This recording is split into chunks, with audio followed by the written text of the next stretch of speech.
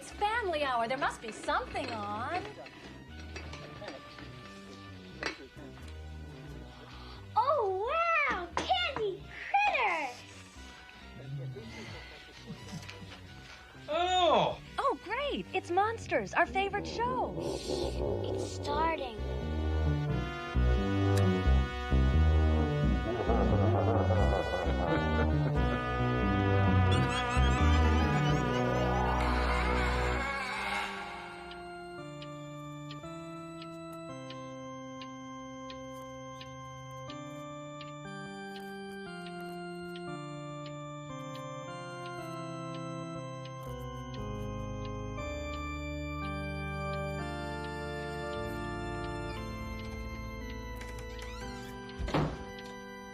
Burke, I think she's worse. Good God, what did you expect? Dragged from a hospital bed in the middle of the night, exposed to every stinking, filth-infested alley in the foulest part of town. And for what, of all things? A faith healer. Shh! Mason, the man who owns this house made his fortune by feeding off of human misery and ignorance. How could you even think of bringing her here? You may be right, but I saw the look in my wife's face before she died. Now I see the same look in my daughter's face. She's all I have left. And you can't save her, can you? If science can't save her, then she is in the hands of God. Oh, that's not good enough for me. Is this the house of the Fever Man? My name is Mason. Timothy Mason. It's my daughter, you see. Please, I've got to see him. She's dying. You must pie first.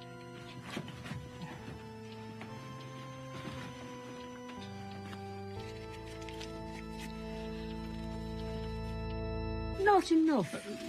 James? No, Mason. Not for this. Not 1 cent. Damn you. No, wait. My wedding ring. That's gold. Not enough. Wait, please. That's silver. Solid silver.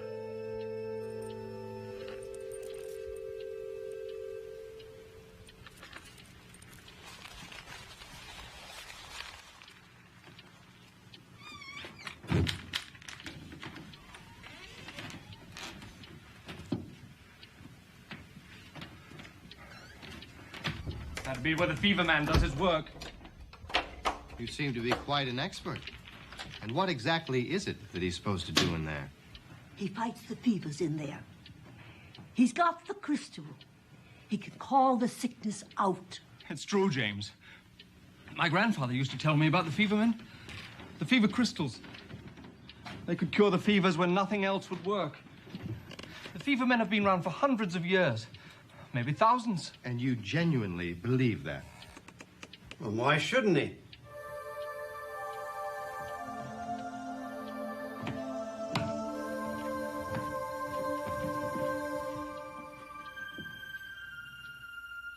Are you the Fever Man? It's my daughter.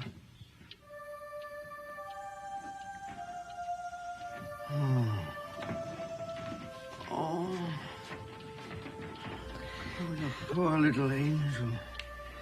Well, let's see what we've got here, shall we?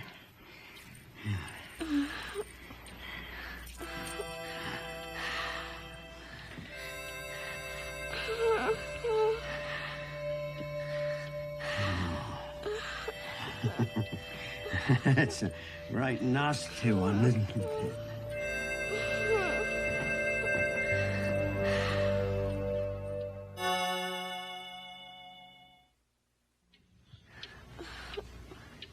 Timothy, she belongs in a hospital. Timothy, you take that little lamb from here now, and you might as well go straight to the undertaker's. You are one of the most despicable things I have ever set eyes on. Despicable. And what does that mean? It means something low, like dirt. Excuse me, have we met before? No. The name is Burke. Dr. Burke. The name is Boyle. Mr. Boyle. You must be quite a keen observer, Doctor. Most people get to know me quite a bit before they reach that conclusion. James, that's enough. Mason! Please. Should I take her inside? By all means.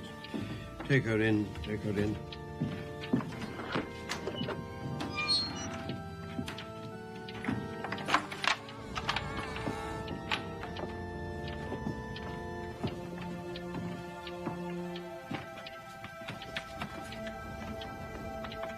Vox Clementis in deserto.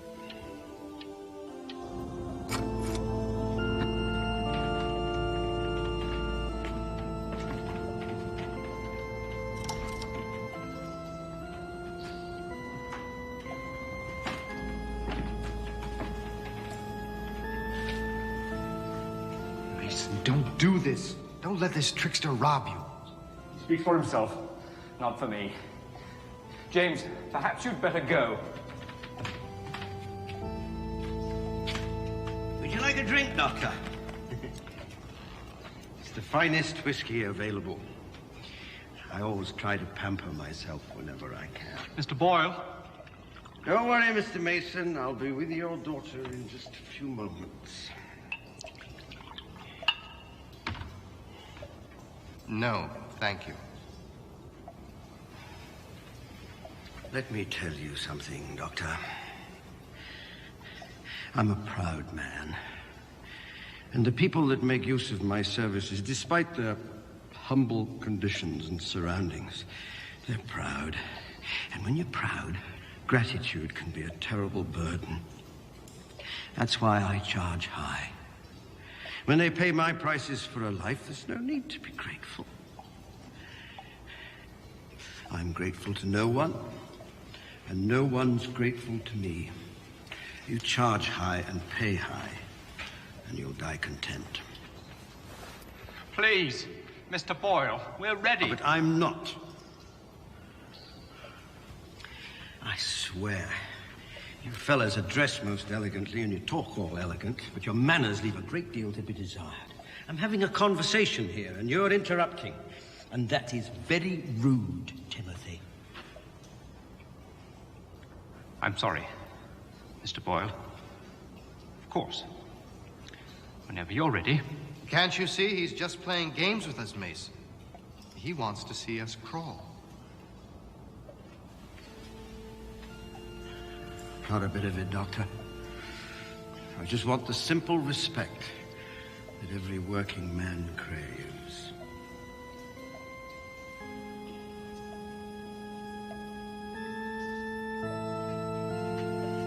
I think I'm ready now, Timothy.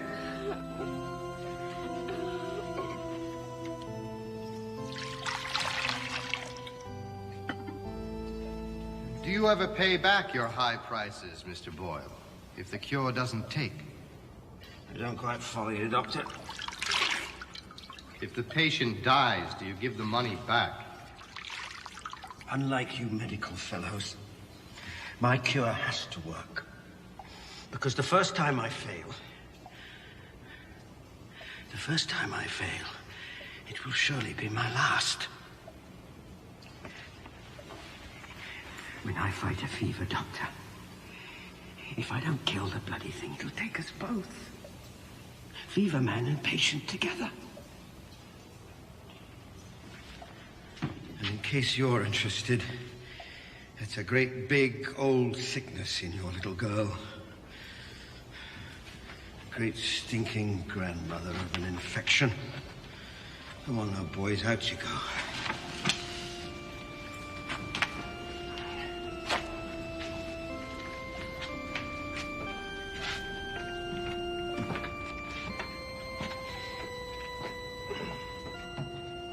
Since you raised the question, Doctor,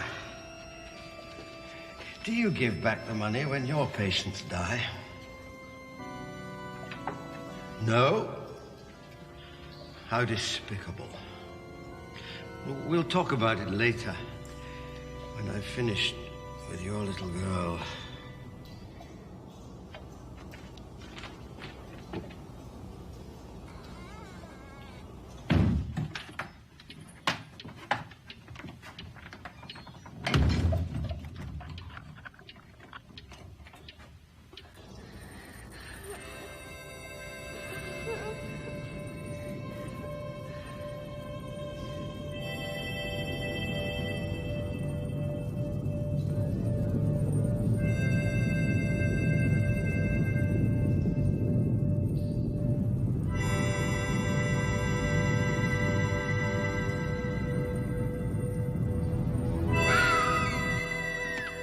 Mason, for the love of God, put a stop to this.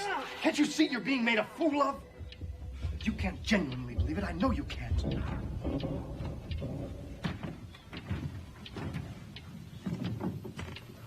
No. I believe in it because I have to. Because it's my daughter's only hope. My only hope. Mason, don't you see? Men like Boyle make their fortunes off that kind of hope. He's not in the business of curing the sick. His stock in trade is pleasing lies. You there.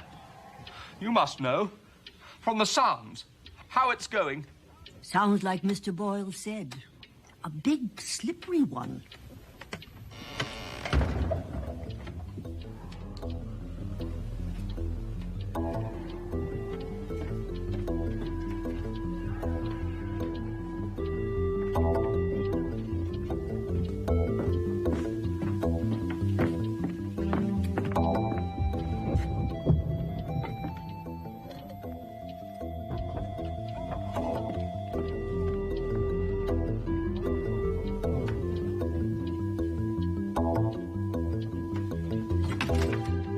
James!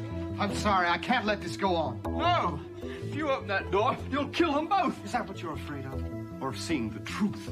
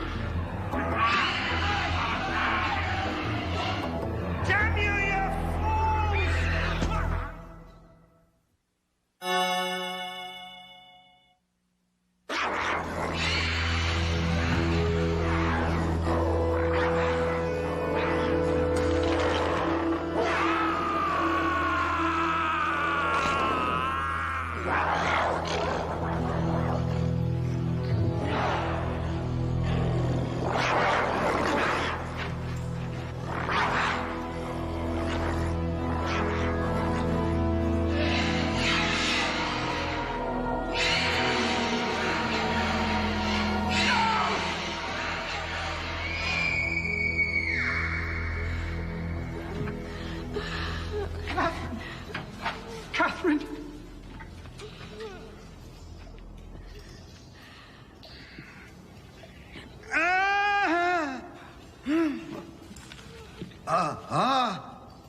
Mr. Boyle, my daughter.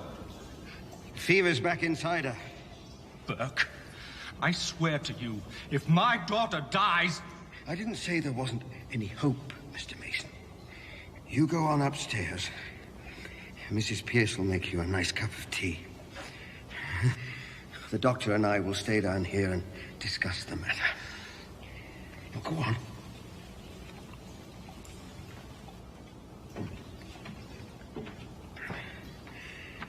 Now, Doctor, let's speak plainly, one man to another. I'm dying, and so is she, and you are to blame. How could I? It's a simple fact. Now, you're full of brave talk, but are you really prepared to make good your mistake? Make good? How? It's impossible! Me? Fight that thing? That horror? Wait. Guns. I'm disappointed in you, Doctor. You're a hypocritical hypocrite. It's all very well to devote your life to healing, but it all appears in a different light when you have to put your life on the line, doesn't it? If I don't, she'll die. Yes. I suppose I owe it to you. When I'm done with you, you won't have to worry about owing me anything. Just remember what I said. Charge high and pay high, and you'll die content. What do you want me to do? Pick it up.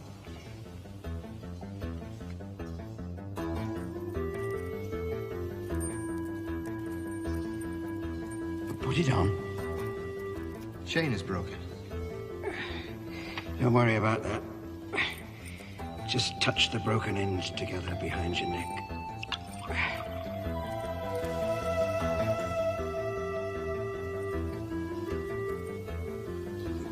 Yeah, have a drink. No, I don't. Take it. It'll calm you down and maybe loosen you up a bit.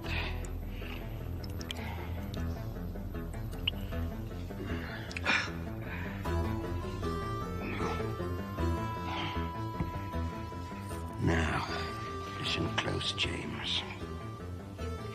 Fevers are big and strong, but they're stupid and awkward. They know how to attack, but they're no good at defending themselves. Remember that. And remember that this one's got a wounded arm. All right? All right. Now go over and kneel by her side.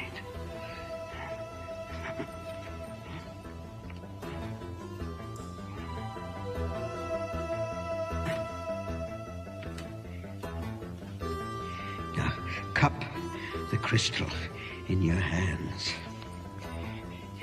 It vibrates, doesn't it? Like it's moving. Can you feel it? Good. It does that when a sickness is close. The more you feel it, the bigger the sickness. Now, move your hand slowly down to her legs. That's it. And back up to the head. Now, very gently, touch her between the eyes.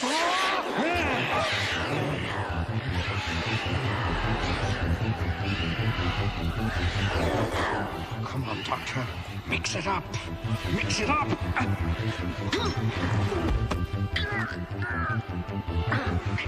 With your feet.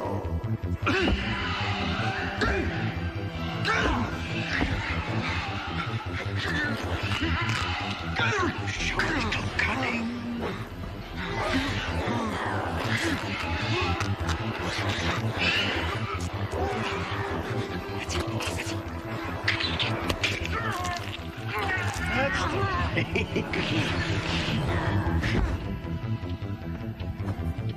That's the You got it. You got it. Pin it down.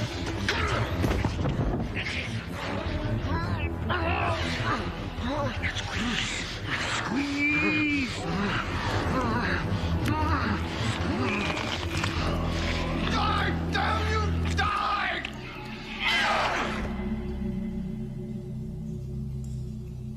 There. That wasn't so bad, was it?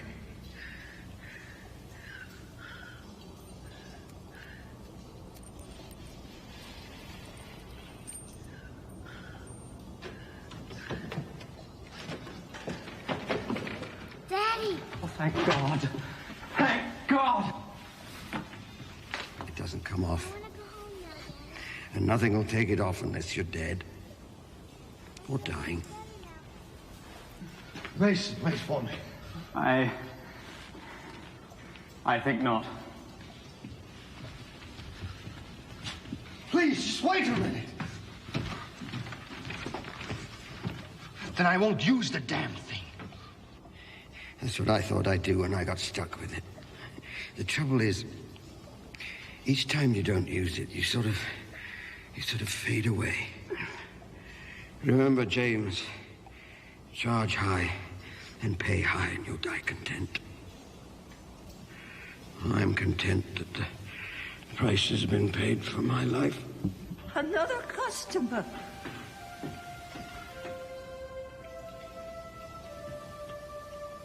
Now then, you just get this down. And I'll handle the rest. I always have.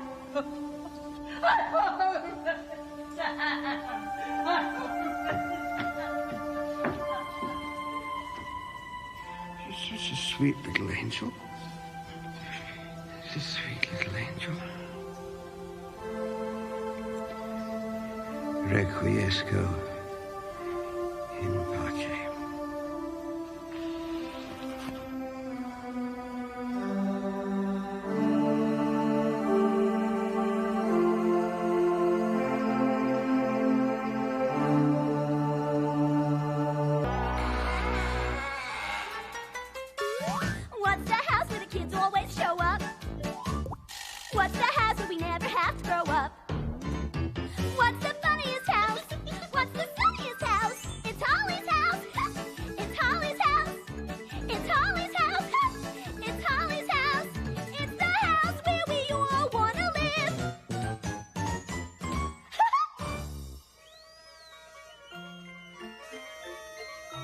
It's my birthday.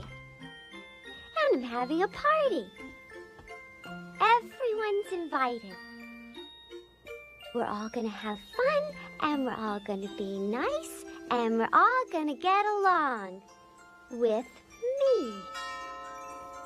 Who's the first one here? It's Early Bird. Happy birthday, Holly. Come in, Early Bird. Golly, what did you bring me? Cake for your party. Oh, chocolate. My special favorite. Look what it says. Happy birthday. Get it? Get it? Cue the bell. Golly, who could that be? Special delivery. Is somebody having a birthday? It's Mike the mailman. Come in, Mr. Mike. All for you, Holly. Is this it? Holly, maybe Mr. Mike would like a nice piece of birthday cake. Chocolate. Get away from that cake, Mr. Mike. Oh, come on, guys. It's hot in this suit. Catherine, in the script, where does it say, get away from the cake, Mr. Mike? Can we save the comedy? Cardboard Head is supposed to give me a piece of cake. Catherine, we blocked for camera in an hour. Okay. Let's take it from Bird's Line.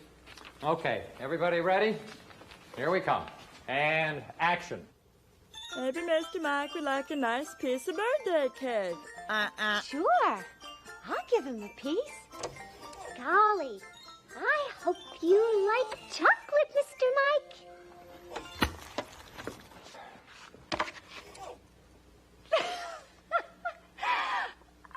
Mike. Catherine, are you nuts? Sorry. Holly got carried away.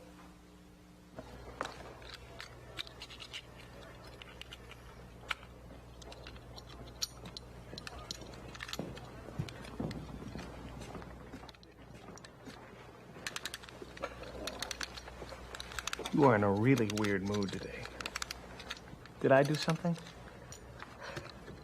You might say that. I'm pregnant, Lenny.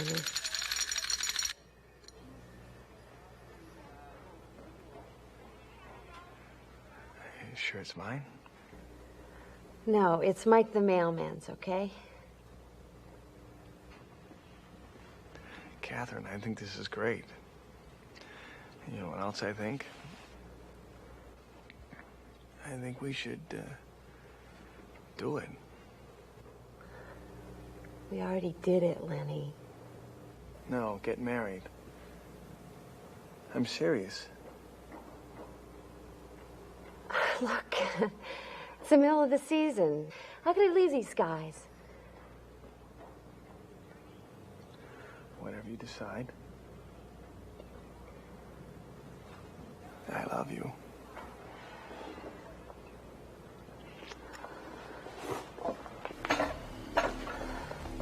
You talk to her, kid. Careful, she's charging. You'd like a little baby sister, wouldn't you? Oh. Catherine. Catherine. Thank you.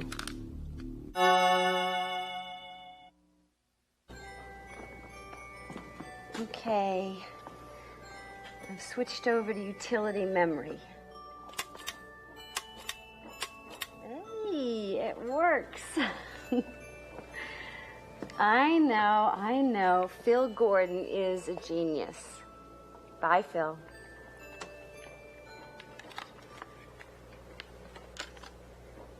I had a talk with Lenny. You know what I think? I think you should have it. I'm not saying marry the mailman. Just have the kid. What do you know about kids? I got grandkids. You don't get them from robots. What do I do? Leave the show? You've been on it 4 years. It's a long time in a doll's house. Me, I do 3.5 years. That's Chinese water torture. You gotta live, Catherine. You gotta change some diapers. You gotta pay for the braces. You gotta wait up half the night wondering where the hell they are and what they're doing. And you've got a 7 o'clock call that morning. And you've gotta know how it feels when they don't phone on Mother's Day. Neil, are you actually asking me to grow up? It's a pain in the ass, but I highly recommend it.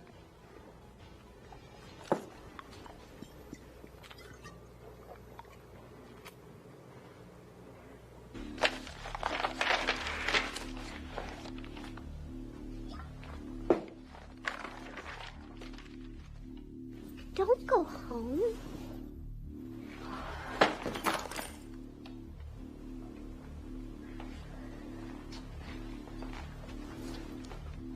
Catherine, this is home.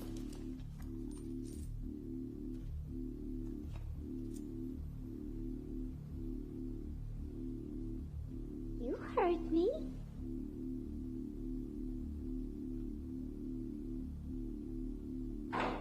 In here. I just want you to look at it. Okay, I'll take a look.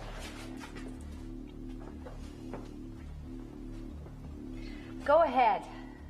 You got something to say, say it. Kathy, I know what you need. What you need is a quiet, relaxing dinner with an understanding duck. Scarlet Ibis. Well, I play it as a duck. Holly doesn't want me to have a baby. Hey, she'll get over it. You know how robots are.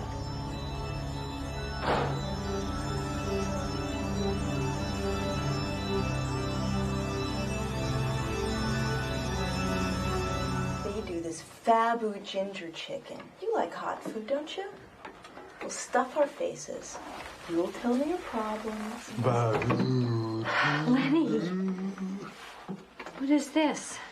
Club getaway. We have Neil's beach house for the weekend. I figure if I get you alone, I can be very convincing. I might need a lot of convincing. Oh.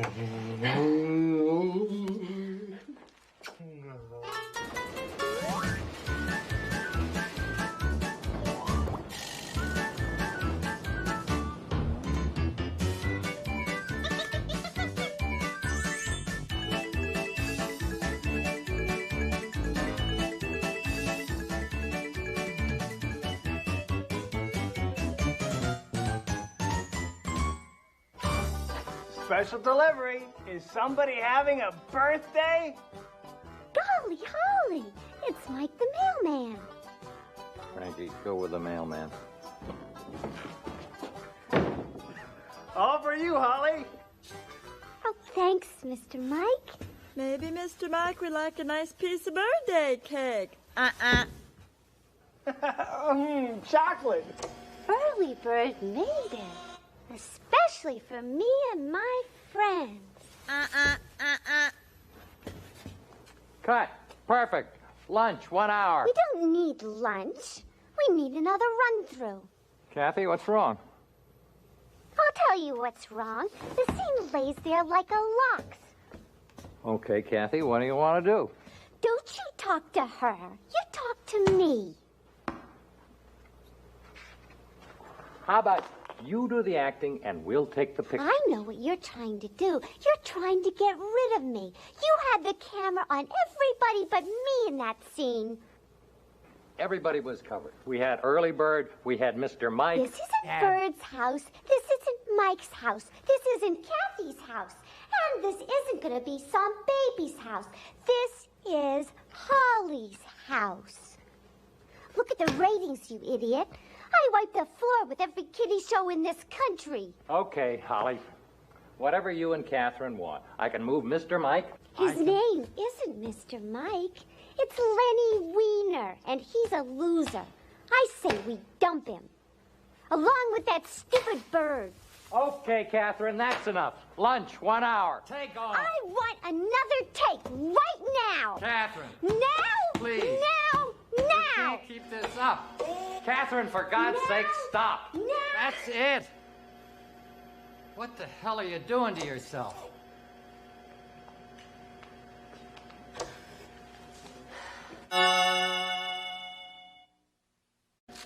My agent's dying to put me in that soap. He's begging me. I don't need this stupid kiddie show. In fact, get somebody else to deliver your Valentines. Can your agent get you a baby? What's that supposed to mean? It means yes. Yes to what? Yes to you and our baby. What about Holly? 4 years is enough. We have 1 more week of taping, and then I am pulling the plug. Let him watch Bozo the Bear. I don't know if I should believe you or not.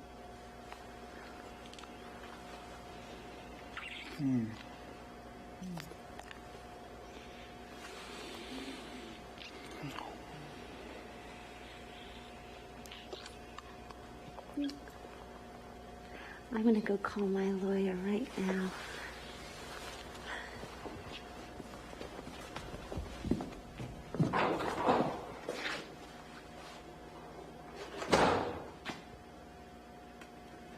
Oh, Holly.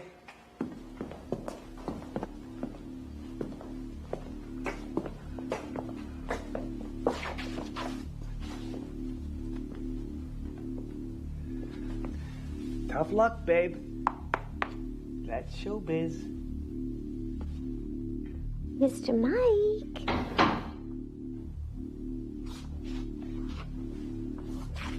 Catherine, we're supposed to be calling our lawyer. Supposed to be cutting out Valentines for tomorrow. Will you help me, please? What about our celebration? This first. Is that my Valentine? How did you guess, Mr. Mike? I'm cutting out your heart right now. Now, Mr. Mike. Now! Who would you? Catherine! Now! Catherine.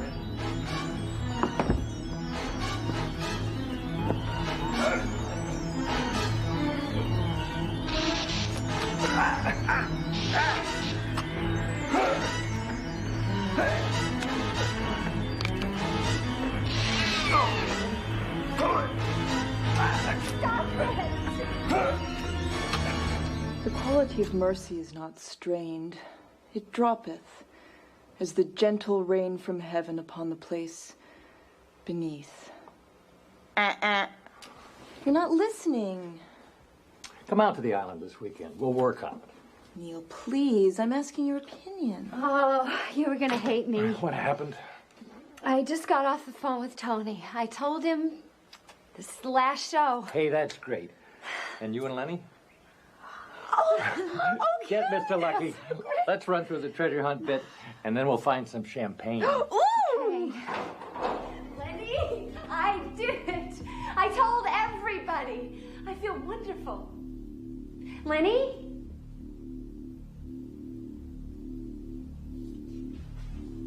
Lenny? Kathy? Are you sad because Mr. Mike's not here? I like Mr. Mike, but I don't like Lenny. Lenny's no fun to play with. I like it better when you and I play all alone. Stay with me, Kathy. No. Live in my house. You're just a... I made you. What about our friends? What are they going to watch? You're not alive. Mommy, don't say that. What's the house where the kids always show up? Stop it! Don't leave me. No. Okay, everybody, we're back in. Shh, Mommy. They're coming.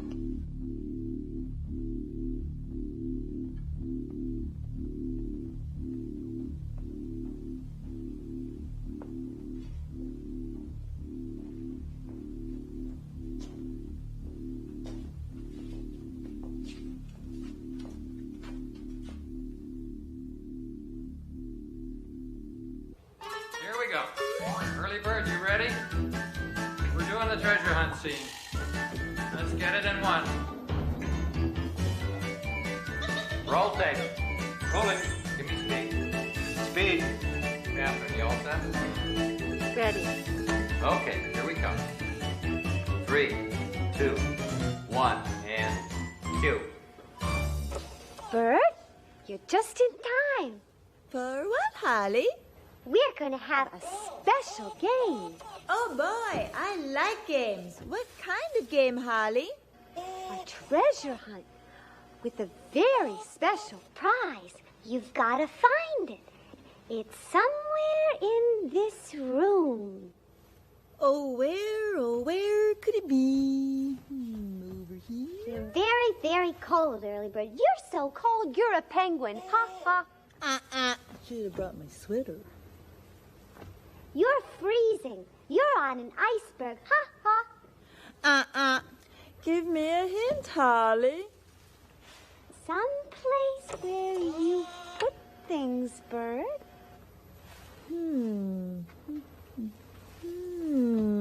Getting warmer.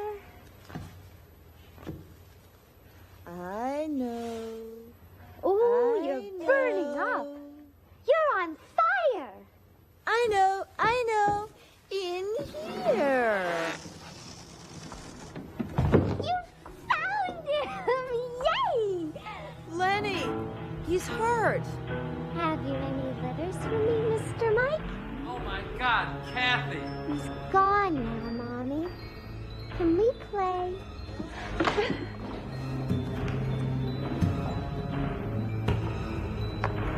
No! Kathy, stop!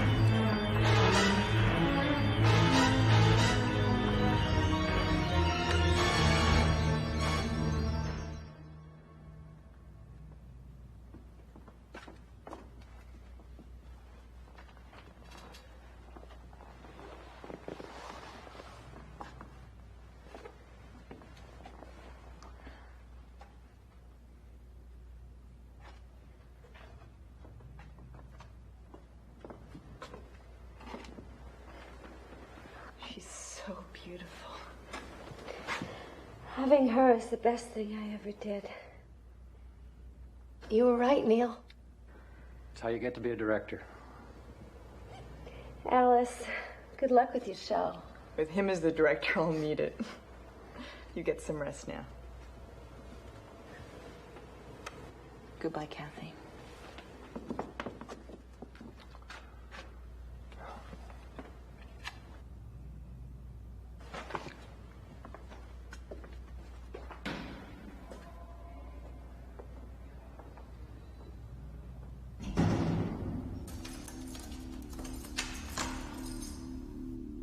Tell me again about this show, Mommy. There was Early Bird, and there was Mike the Mailman, and especially, there was me. It's Holly's house. It's Holly's house. It's the house where we all want to live.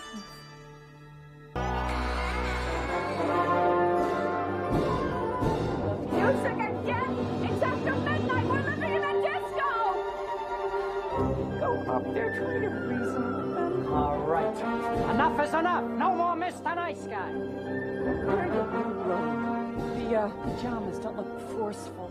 But this book says you should dress aggressively. Wear gray. You don't have a gray robe. Okay, then I'll think.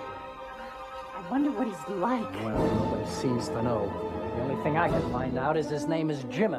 Dr. Homer P. Jimmerman. A doctor, no less. I don't think he's medical. He's some kind of scientist. Just be careful and civil. Remember, they are upstairs neighbors. Remember, neighbors are a horizontal concept. In New York, you don't consider the people upstairs your neighbors. He's a rotten, brutal man. I can handle myself. Yeah! Let me at him.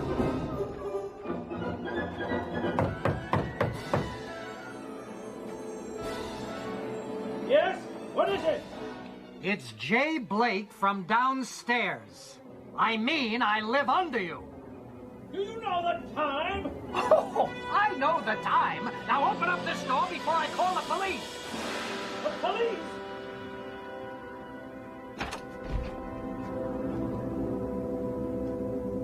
Well, come in.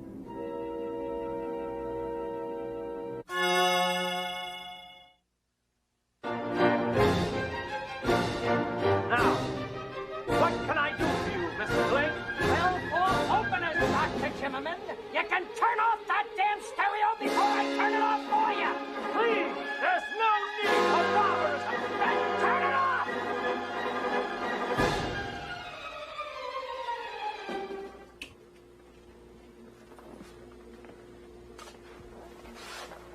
Between you and me, I loathe music in all forms.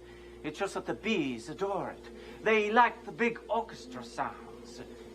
Go explain it. The bees? The bees adore the music. Yes. My little friends. In there.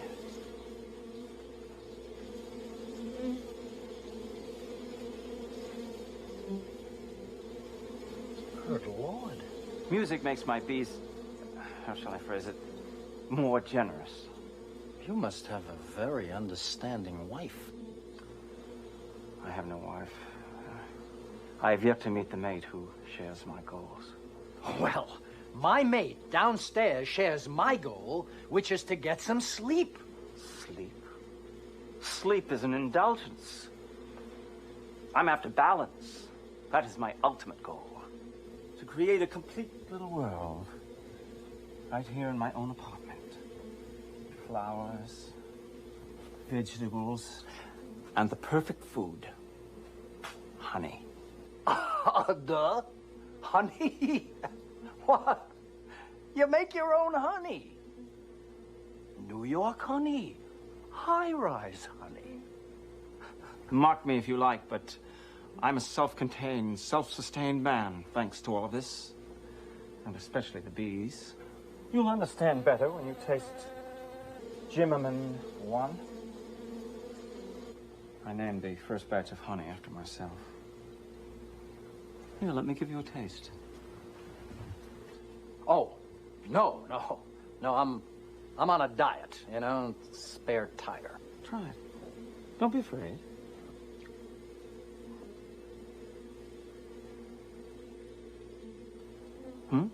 Tell me, do you like it?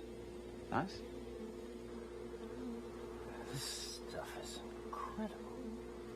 Are you all right? I mean, I never... What I'm trying to say, Dr. Jimmerman, is I didn't bring my wallet with me, so I'll just slip a check under the door. Just tell me how much you want.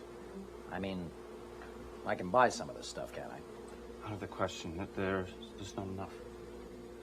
Not enough. Dr. Jimmerman, this building is a co-op, and I happen to have close friends on the board of directors. Oh, they've already got a list of complaints against you, and when I tell them that you've turned this place into a farm, you're gone. They can't put me out. Where would I go? I never go anyplace. I've got this phobia. Calm down. Calm down. You don't have to go anywhere, now that we're partners. Partners? Yes. You will deliver 1 jar of this stuff every evening. Just leave it under the door. And I'm going to take some of this right now for my wife. There won't be enough, not without... Hold! turn on the music. Yes, turn it on loud. Go ahead, bust my eardrums. I'm talking full power. Congratulations! You certainly made them bend to your will. Believe what I have to tell you. So just taste this. Taste what? Glue? It's all right. It's only honey. From Dr. Jimmerman's bees. He makes it upstairs in the apartment. He keeps bees upstairs? Taste this. No. Taste it.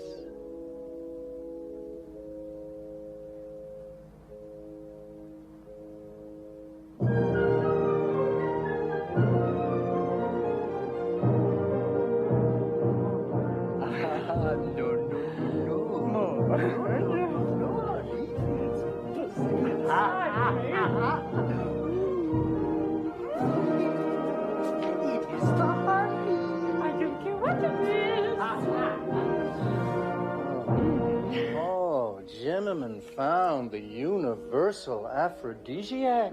He stumbled onto bliss. No more talk. Have some honey. Honey bunny. Slither down here, you panther in pajamas. Glaze me, my baby. Go away. It's me, partner. I have something nice for you. Hey, we haven't talked in a month. Not now. Wait until you count this week's take. Go away. Keep the money.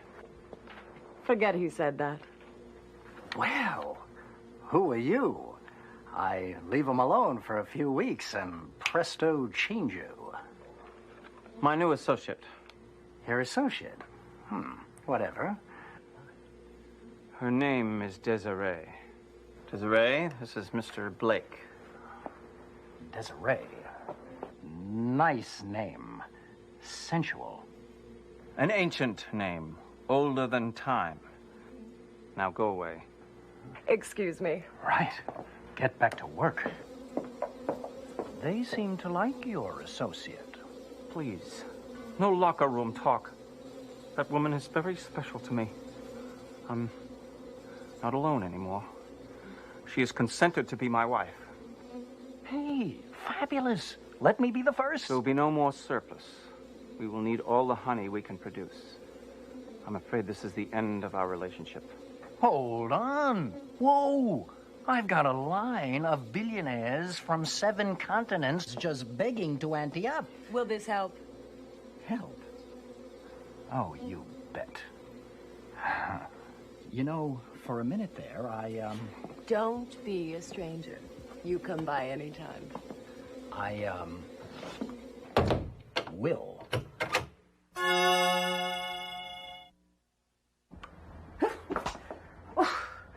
They're coming in from the terrace through the air conditioning system. They're crawling under the doors. Well, bees will be bees. Not funny. You're not allergic. Hey, I think that you're overreacting. A bug spray can the size of a bomb? Try to get it through your head that every dead bee is that much less profit. I get so angry sometime. Emerald, when the Jimmermans show up, don't criticize. And absolutely shut up about that spray can. If they notice it, say that it's a fire extinguisher. No, say that it's art. They're not the Jimmermans yet. They're not married.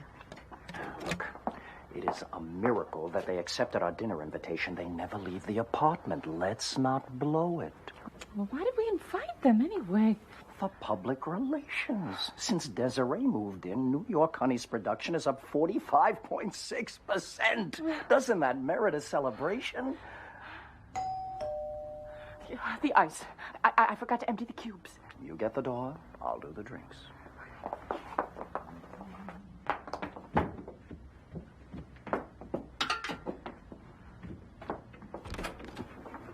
Hello, Emerald. Am I early? No. Early, no. Exactly on time, to the second. Where is... Oh, I'm mortified. He tried to come, he sincerely did, but he can't leave his home. Why does genius have to be so quirky? Man. The things us girls have to put up with. Oh. Come on in. Oh, what a lovely home. For you. Whoa. Desiree, you look marvelous. But where's my partner? Oh, you know him. He's a workaholic. I'm going to put this into water. In water? You put that in champagne. That's some flower. I do hope you like it, Jay. It whispered your name to me. I have 1.5 tons of chicken cordon bleu. I'm going to fix up a plate and take it up to him. Oh, that's so sweet of you, but I can do it myself. No, no. You're our honored guest. Sit down. Have a libation. Be comfortable.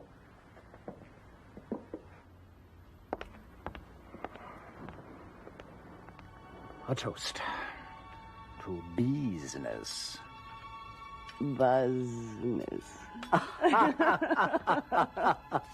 Did I miss a good joke? No, a bad joke. You had to be there. Oh, I have a little surprise for you. It's the new batch of honey. Open your mouth and close your eyes. Good. Nice and warm. It's the orchids. Their nectar is so potent. Very good. Oh, Desiree, I love saying your name. It's so moist. You look radiant tonight. The first time I saw you, Jay, there's a tiny golden fleck of honey on your lower lip. No, stop. Emerald? Emerald? No. Jimmerman, he's totally devoted to you. He is obsessed. And let's face it, Jimmerman is New York, honey, and that is one boat I will not rock. Not even for love? Supreme, consuming love? Yes. Even if I wanted to jeopardize my finances, which I don't, they would kill me. I told them there was no more New York honey. It seems we have a problem. There's plenty more if you want seconds. I've forgotten how delicious food can be. But I wouldn't want to send you downstairs to disturb the lovers. Meaning exactly what? She never looks at me the way she looks at him. You can't imagine. Dr. Jimmerman, I think this place is getting to you. I built this paradise for her. For her. Paradise? Look around you. Beauty, nourishment.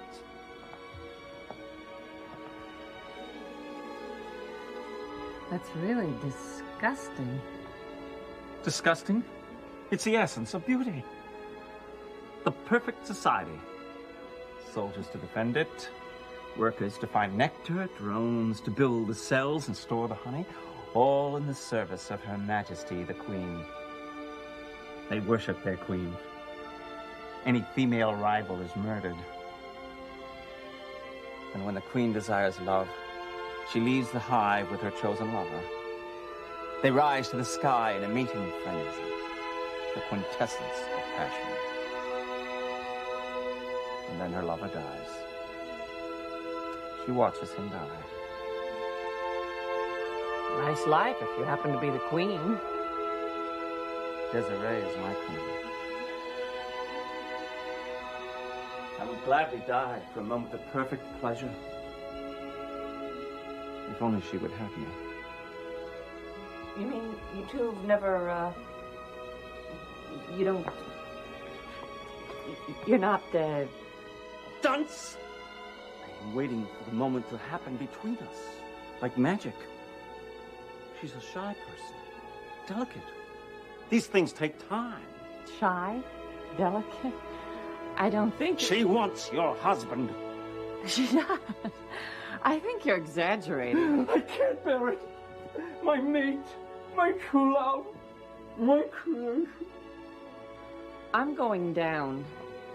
I think you're imagining things. And you're upsetting the insects. Insects? You dare to call them insects?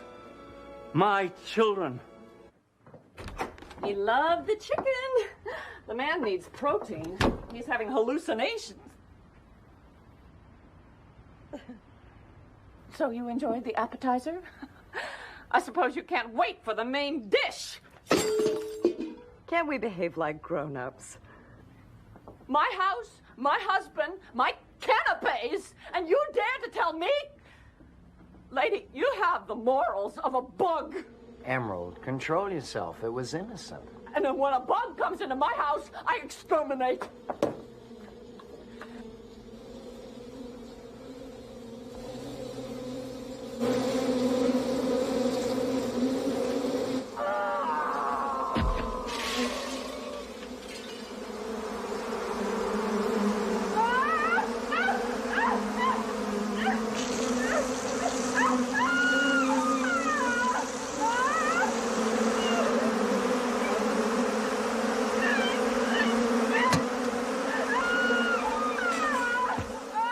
Talk to her.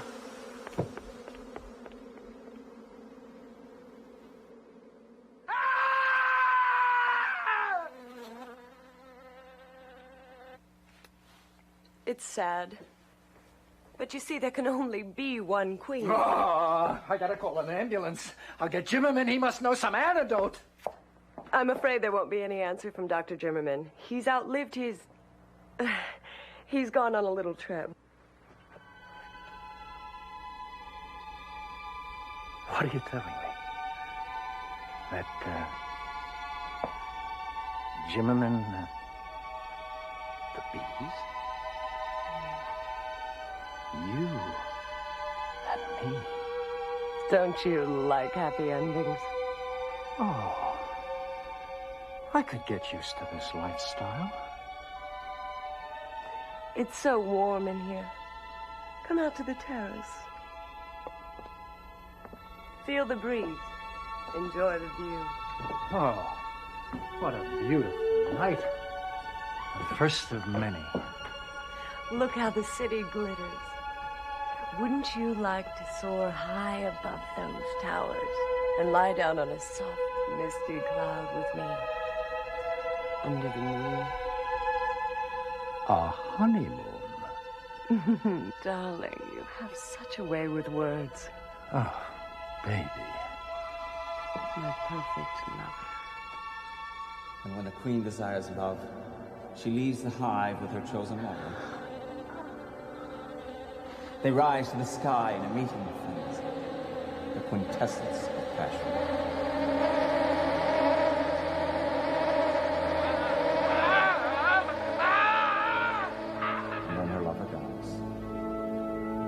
She watches him die.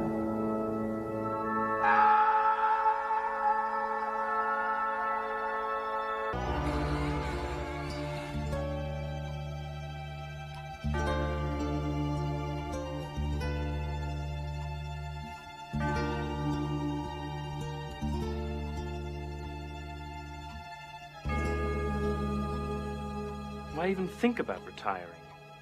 Boredom. Where are you going this time? Well, first Egypt. My friend Hawkins has unearthed a new pharaoh, and then, my boy, I am off to Vienna to meet with this marvelous, marvelous old lecher. He induces highly strung young ladies to publicize their naughty dreams. Sigmund Freud? And he calls it a science. I can hardly wait. But it's nothing compared with vampire hunting. You're the scourge of the undead.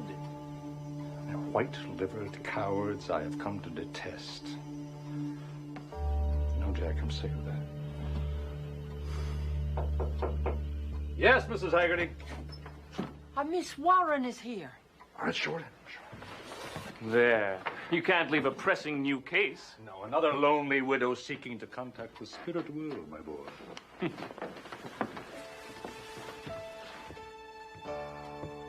Mr. Chariot.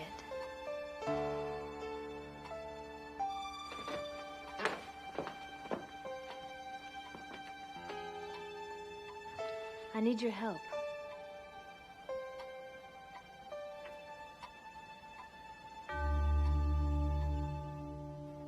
I think I impose, Mr. Chariot.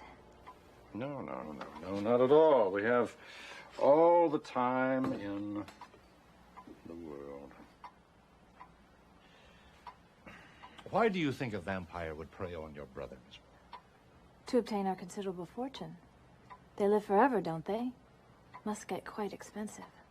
Oh, yes, quite. And your brother, you say, is chained? He cannot bear the daylight, and he never comes to church. How does he feel about these? They make him quite nervous.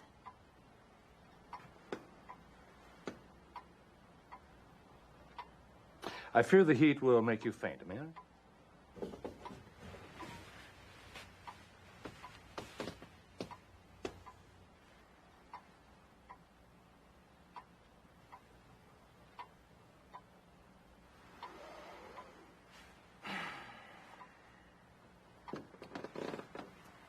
What can I do for you, Miss Warren?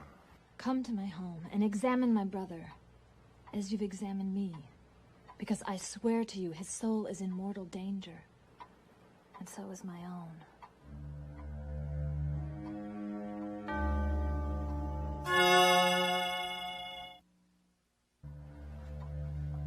There's no one else with your skill and reputation.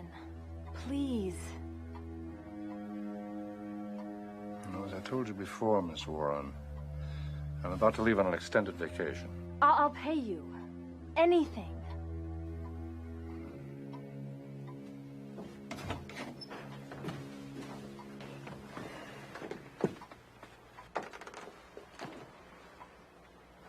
I understand.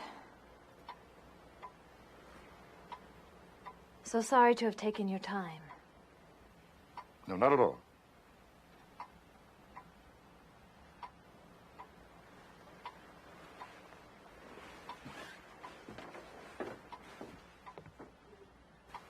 Ah! Could it be? Could it be? Could it be? Won't you help her? I ain't taken with her, Jack. No, I don't blame you. I don't blame you at all. No, she is quite something. This isn't a joke. You have to call her back. My dear Jack, I wouldn't touch your problem with a 10-foot pole. It is far too dangerous for me. It's not the vampire who's the coward after all, is it?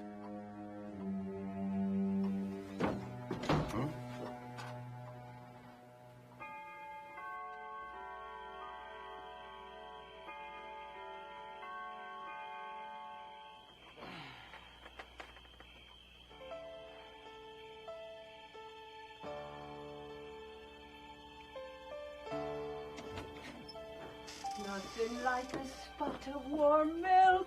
Make you feel sleepy as a newborn pup. Thank you, Mrs. Haggerty.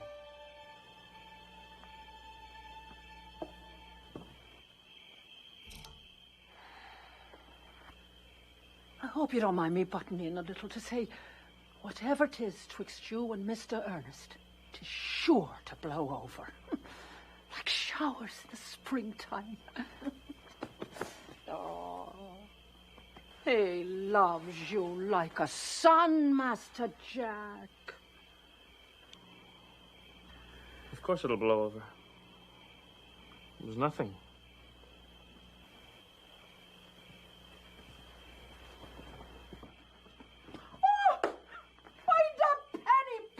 up. All the day you'll have good luck. You keep it.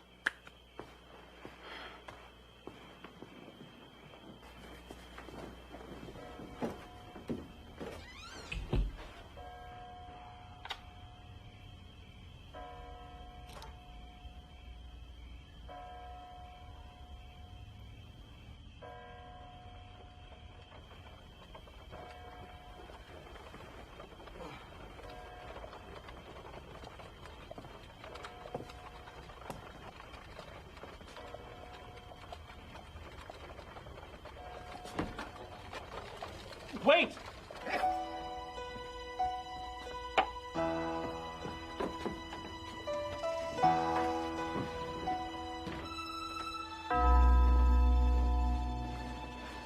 Tonight. I know it's tonight. Please, calm yourself.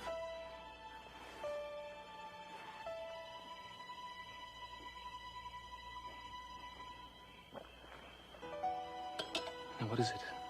Gerald, my brother, he sent the servants away. He's locked himself in the basement. And these voices, terrible voices. I saw him dragging in a coffin, and I thought I heard a bat. And the voices, terrible voices. I'll call my uncle. No. He doesn't believe me. He'll force you to stay, and I thought I saw in your eyes that you'd help me.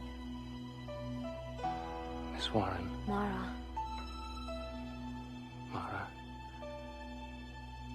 I'll do whatever I can.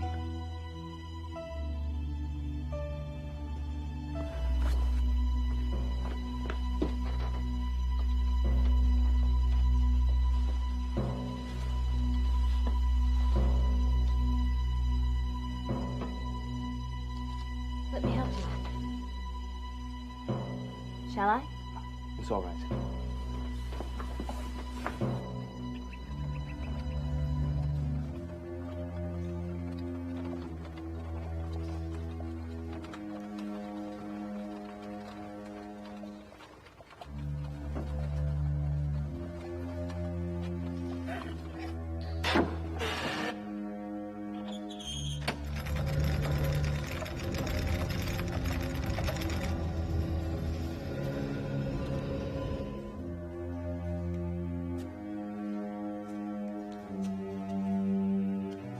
Bonsoir.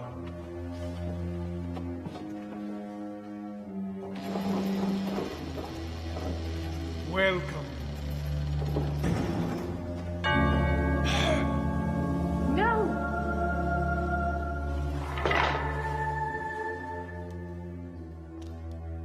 Well done, my love.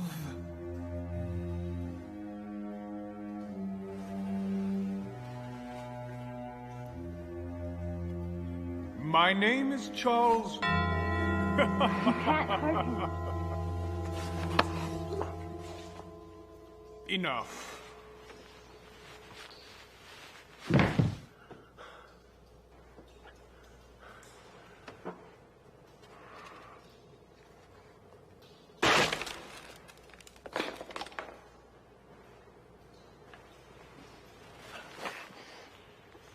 As I was about to say, my name is Charles Poole. I'm an old friend of Ernest Chariot's.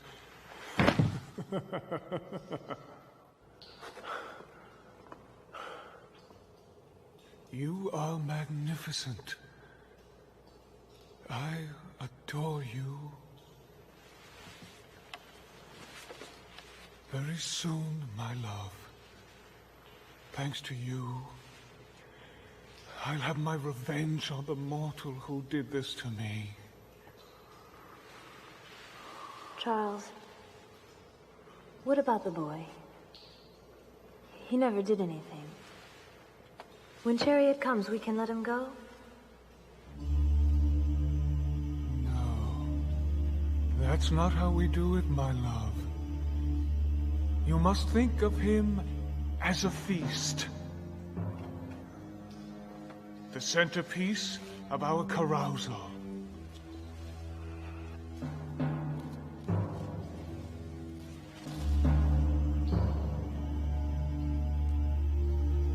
Don't, Charles. You don't understand, but you will. Trust me. One small service more, and I will give you every gift that I own. You'll be immortal like me. Then you'll know the truth, that we are divinity to them. Our beauty ravishes their hearts. And in the moment that they die, they love us.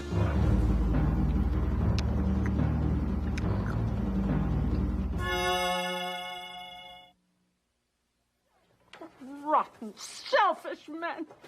They leave first thing in the morning, and I don't know when they're coming back, and they don't tell me where they go. Scaring me off silly. Mrs. Haggerty, I already have a mother. She lives in Cambridge. Mrs. Haggerty, what did that suit of armor ever do to you? Oh, Mr. Ernest, where have you been? I have been in Lowell working in a cotton mill. It wreaks havoc on the hands. Been investigating our wonderful Miss Warren, and as I suspected, she is not quite the sophisticated young lady she appears to be, but I think I'm onto her game. But Mr. Jack's not with you? No, Mr. Jack is not with me. Why isn't he here? Speak quickly. Gone? How long? 2 days. All right, Mrs. Haggerty, now quietly, and easily. There is a constable on the corner. He's headed towards Beacon Hill. I want you to run and catch him and bring him here. Now, Mrs. Haggerty.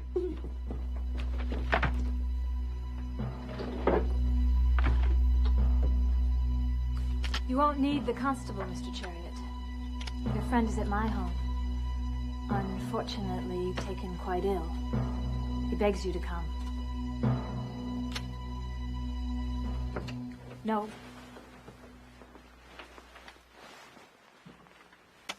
Not the gun either.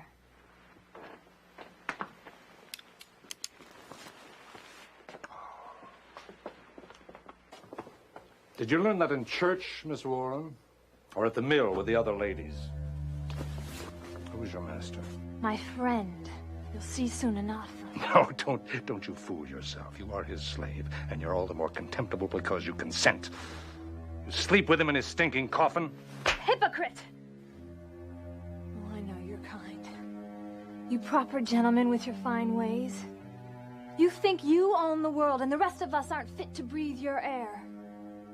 Well, Charles Poole is a finer gentleman than you. And what you did to him, you deserve everything you get.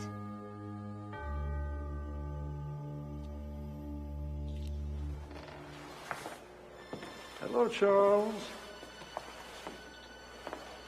No game of hide and seek?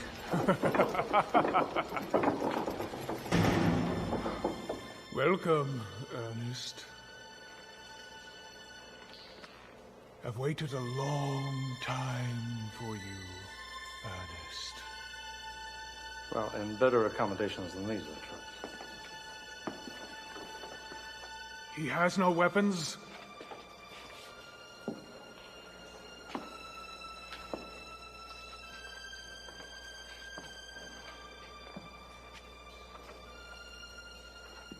Ernest, think about how I'm going to kill you.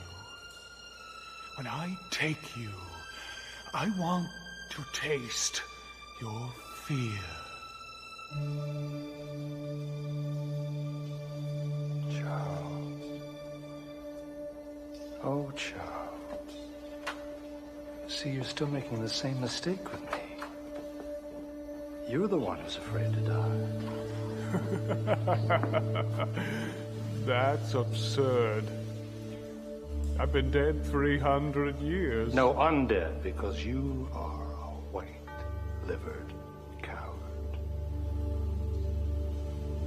Don't bait me, Chariot. Bait you, you crawl into a putrid box every morning to hide from death. I've always hated your sermonizing. All right, then end it, but let Jack Avery go. Not possible, my friend. Come on, come on. Come on, Charles. This isn't sporting.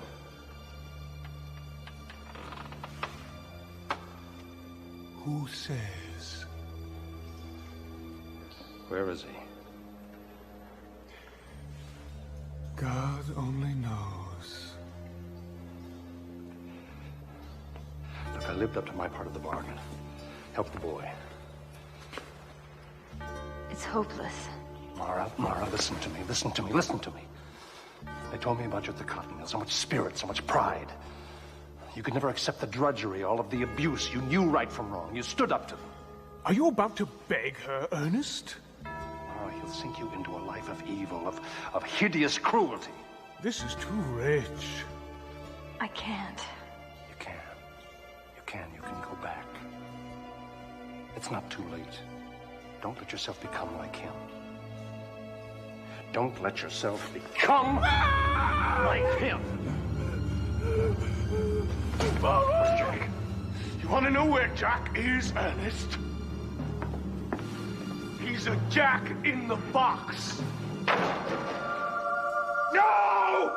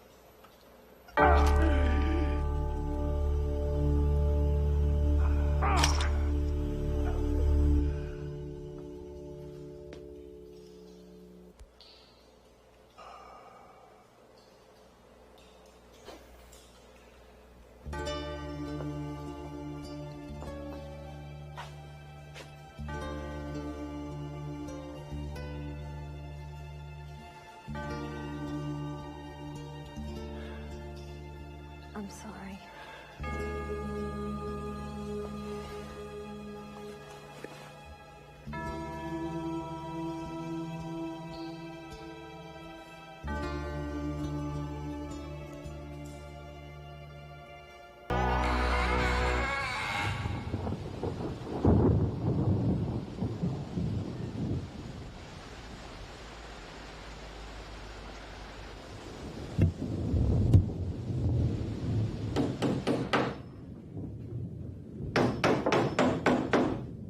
All done.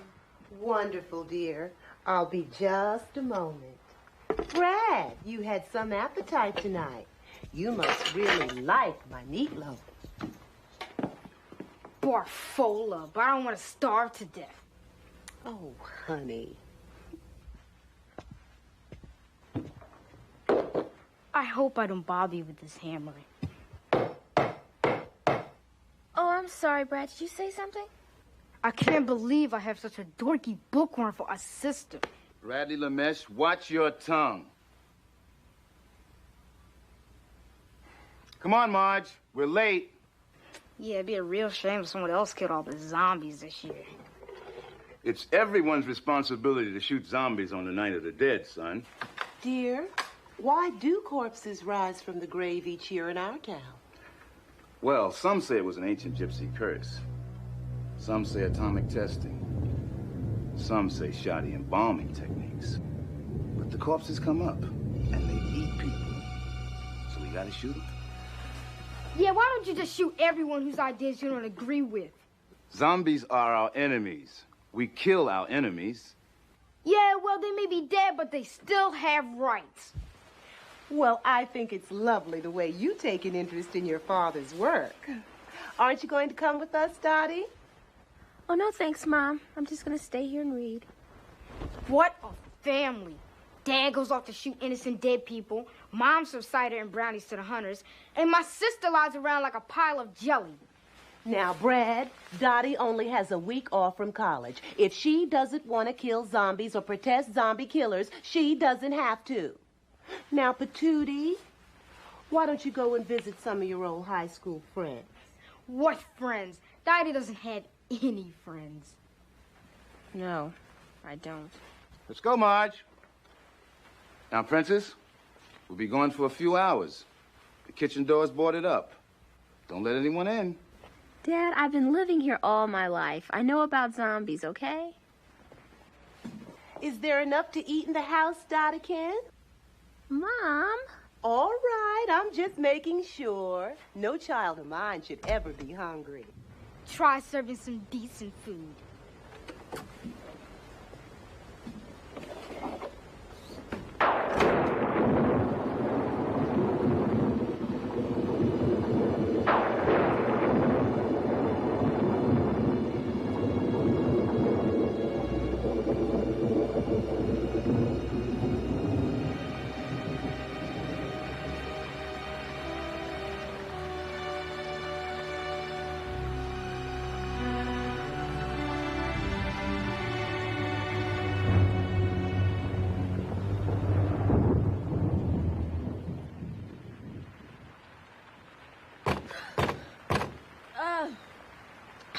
Who is it? Paul. Paul? Paul Nichols. From Bay North High. French class.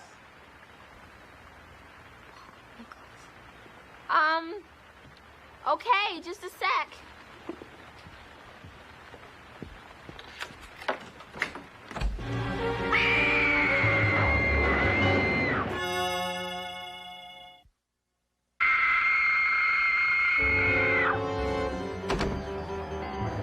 Dottie?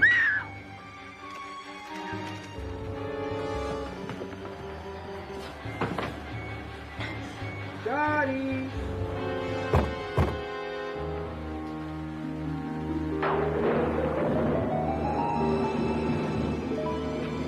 Dottie?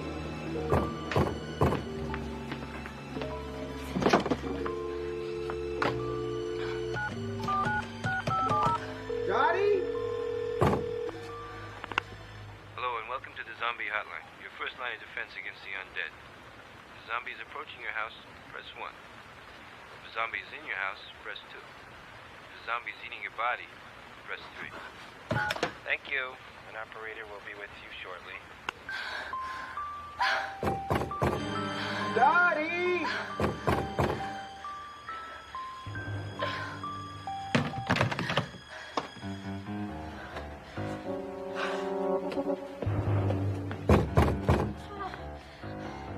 Yes?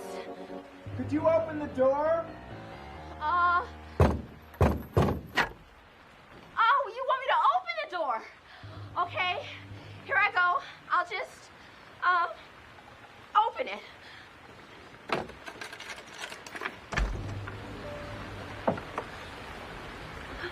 Can I come in?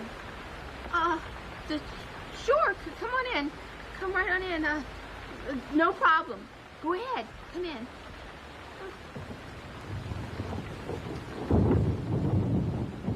Aren't you going to shut the door?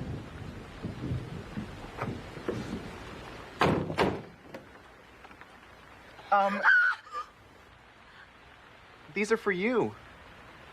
Oh, thank you. How lovely. Flowers. Thanks so much. Nice seeing you. Would you mind if I sit down? Sure. Absolutely. Have a seat. Would you like something to drink? Oh, gosh. Oh, golly. You know, there is nothing in the house. Say, I've got a great idea. Why don't I go out and get something? Yeah, I'll go out. I'll get some drinks, and you stay here. Okay? Okay.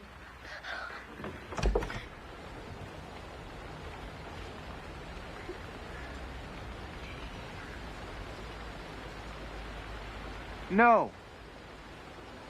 No. No, it's not polite. Maybe we should just sit down.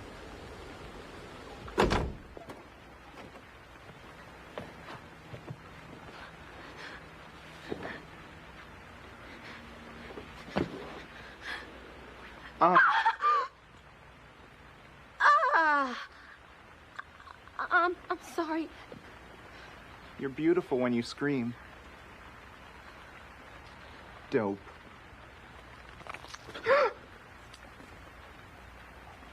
Paul? Why are you here?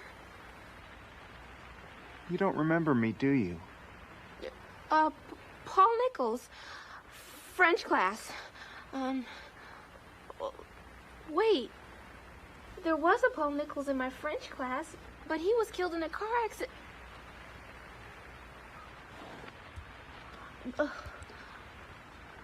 I remember you. The funny guy. Yeah. I said a few things. Madame Capozzi always used to yell at me. She sure did. She picked on you like crazy. But you were funny. Oh. Oh, you were. You did that imitation of her. Oh, that wasn't any good. Oh, it was. Beth Minor and I were in hysterics. Oh, could you do it? Oh. Oh, come on. Please?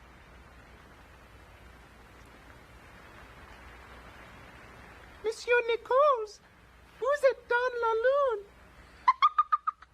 Monsieur Nichols, vous êtes dans la lune. That's incredible. That is her. I never thought you liked it. Why not? Because you're so smart. Well, I did. I thought you were funny. Thank you.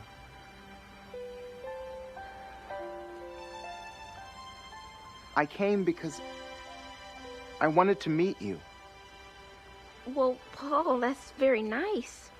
But why didn't you say anything before? Because I was too shy. But now that I have a second chance, I'm gonna do what I couldn't before. Today is the first day of the rest of my death. I wish I could be like you. You do? I'm in my first semester at college, and everything's horrible. I don't talk to anybody, and nobody talks to me. I'm so lonely. You? Lonely? But you're beautiful. Yeah, right. You are. You are to me.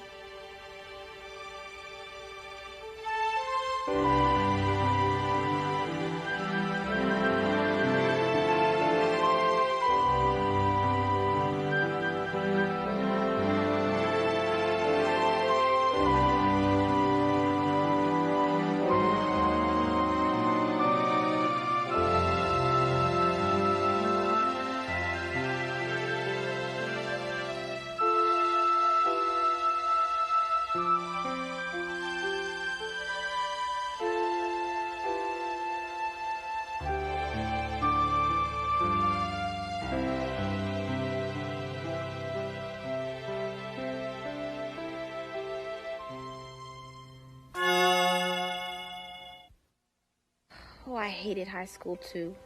I didn't mind the classes, but doing any of the activities scared me out of my mind. Tell me about it. Every time you try to get a good attitude going. This year I'm not going to be a dork. So you come back from vacation and you're feeling great because you're really different and soon everyone's going to see it. And you walk into class and some guy says, "Hi, dork." Oh, Paul. Sweetie. Paul.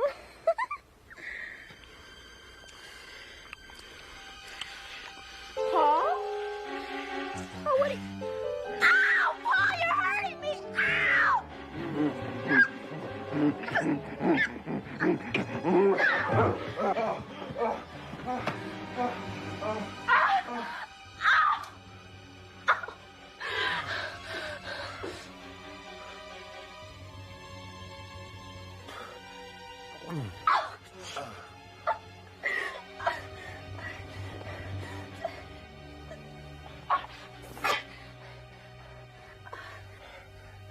Sorry.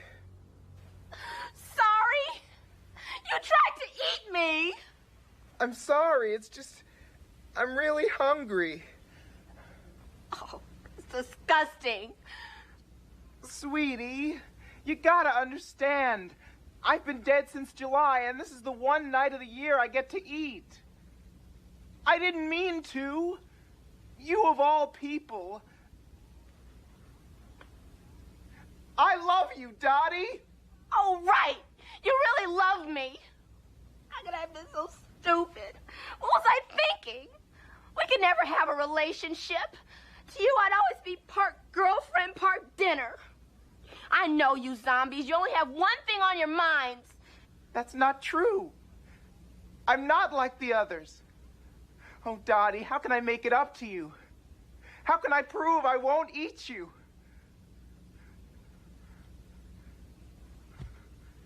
Keep away! Oh, my God. Dottie, will you marry me? You don't want my hand in marriage. You wanted a sandwich. How can you say that? I made a mistake. I went too far. Please, don't take away the only good thing I've ever had. I'm sorry, Paul. I really am. But no. No, I won't marry you. Is it because I'm dead? No. It's just that we're in different places right now.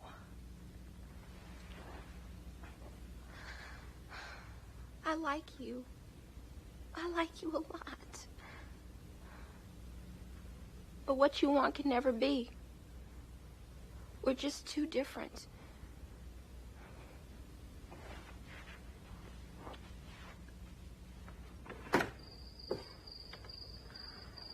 I think you better go.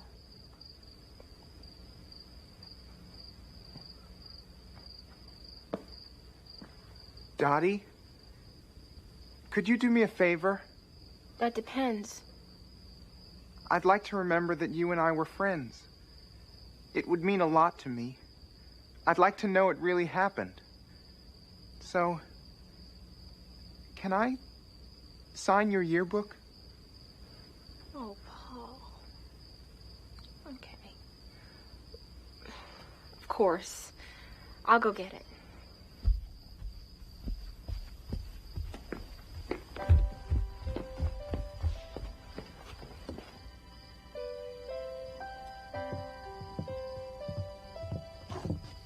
This?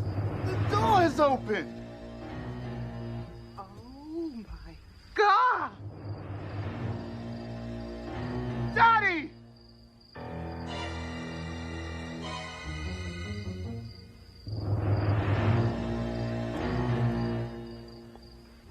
You zombie bastard! Dad! Princess! She's alive! Stay back! I've got him! No! Don't!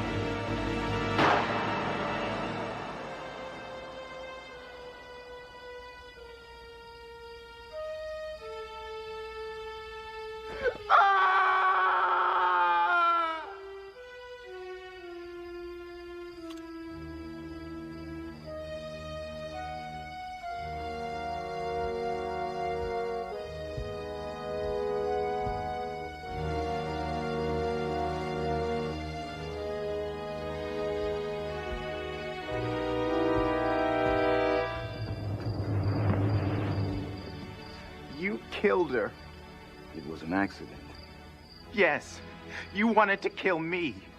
I thought you'd eaten my daughter. I loved your daughter. You loved her? I've made a terrible mistake. And it's all due to my fanatical hatred of your kind. Where is it written that humans and zombies must be enemies? We too have been guilty of irrational fear and hatred. Perhaps one day, in the future, zombies and livers will be at peace. Livers?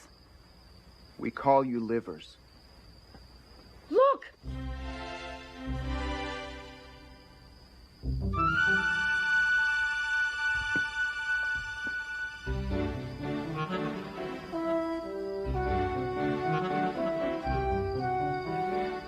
Daddy, kid! It's not morning yet. It's still the night of the dead. Sweetie! Paul!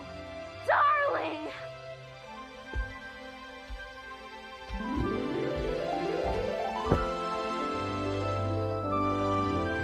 Oh, gross, they're in love!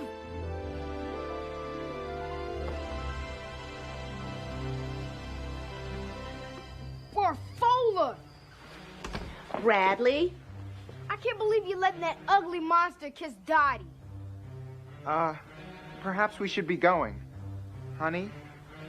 I thought you liked zombies. Just because they have rights doesn't mean I like them. They're stupid, ugly, slimy, gross, Barfola monsters. You know, son, monsters aren't just things that look ugly. Monsters can be people who act ugly, who think ugly. That's really great philosophy, Dad. That's Barfola philosophy. Well, okay. Very nice meeting you, Mr. and Mrs. Lamesh.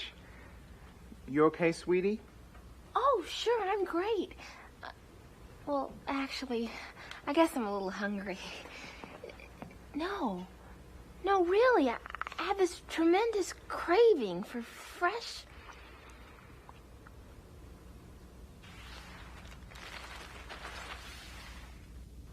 meat. Come on, sweetie. We don't want to wear out our welcome. Paul, don't be silly. Yeah, get out. I never want to see your ugly faces again. Bradley, that's your sister. Doddikins, I've never let you leave this house hungry, and I'm not about to start now. We'll just raid the refrigerator. Thanks, Mom and Dad. Aren't they wonderful? Great. Don't kill him. Give him a banquet. Just realize there's no meat left in the house. No problem. We'll kill the neighbors. Yeah, we'll kill the neighbors and feed them to the zombies. Please, don't trouble yourselves. We'll eat out. Marge, isn't there something you could rustle up for these kids? You know, dear, now that you mention it, I think there is some fresh meat in the house. No, there isn't. It's all gone. And the zombies will stop unless we kill the neighbors. Because that's what zombies need, the human flesh.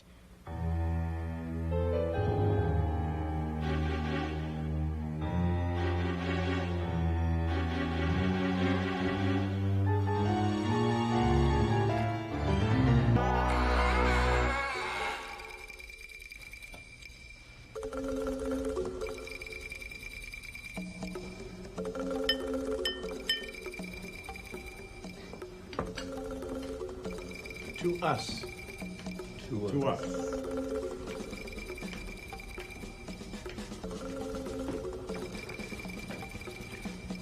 Thank you all so very much for coming down.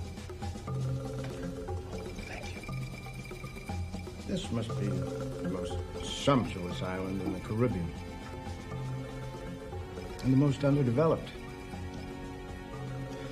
I think I'll build a condo village. Or a shopping mall.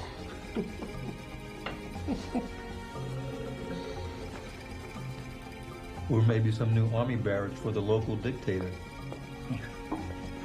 Seems to me like he's going to need them. Nonsense. The guerrilla forces are only impressive to the American news broadcasters. Oh, politics, politics. Is there more wine? Allow me.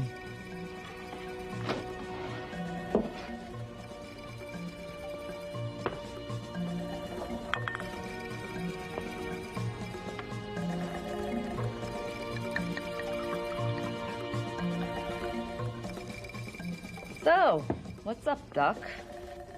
I beg your pardon? Are we back for some high-tech checkup? Do you feel you need such a thing? Well, not me. Your operation saved my smoky, eternally hypnotic singing voice, to quote one of my more recent reviews. Oh, I'm so glad. Joe? The knee's fine. You did a great job. Great. JJ?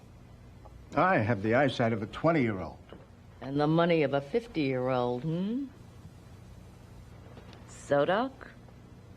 You're down here to be given the opportunity to invest in a miracle.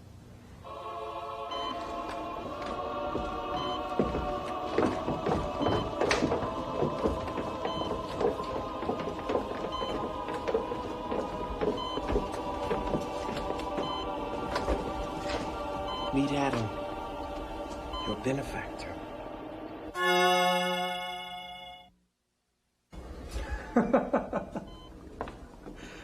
Did he leave us something? His wonderful body. Adam has no right knee. You have it, Joe. And his eyes? Gone. Remember your cornea transplants, JJ? And the bandages on his throat. My new vocal cords? Yours were rotting from smoke and bourbon. But our operations were years apart. This guy isn't even cold yet. That's the miracle. Adam is 3 years dead. And every night, I put 1 ounce of my serum into this vat. And that tiny little bit keeps his body as fresh as it was at the moment of his death. And I will keep him fresh until every cell has been used. And when you use up that beaker of the potion? I refill it, my dear.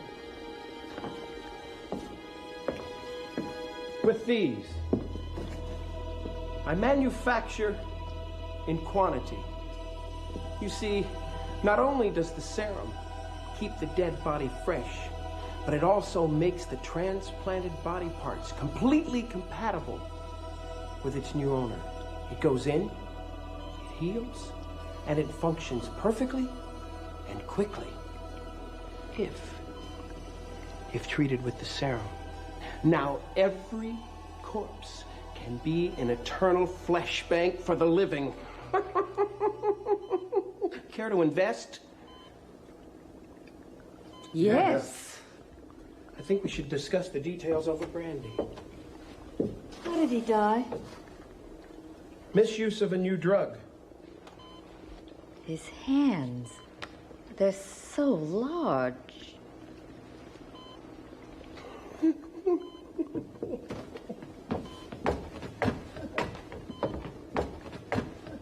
So, we have a dead man in common. But this man here isn't dead.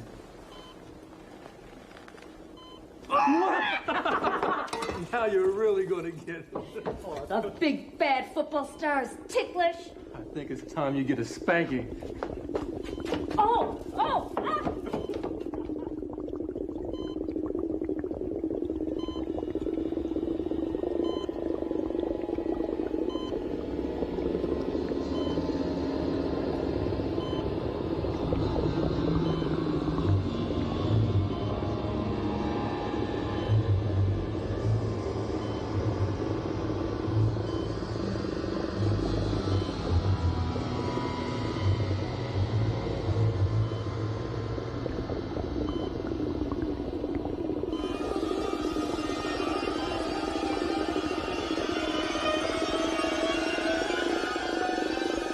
This is more fun than real estate.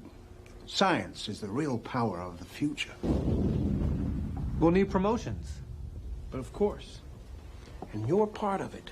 Everybody knows how you broke all the old records this last season. Wait till you tell them you were running on a transplanted knee. You know, it's strange like, but this new knee, the right one, it's twice as strong as the one I had before. The serum, it heals and it strengthens. Tell me, Doctor, does anyone else know the recipe to this little miracle? Absolutely not. I did it all. Alone. The formula's locked away where only I can get it.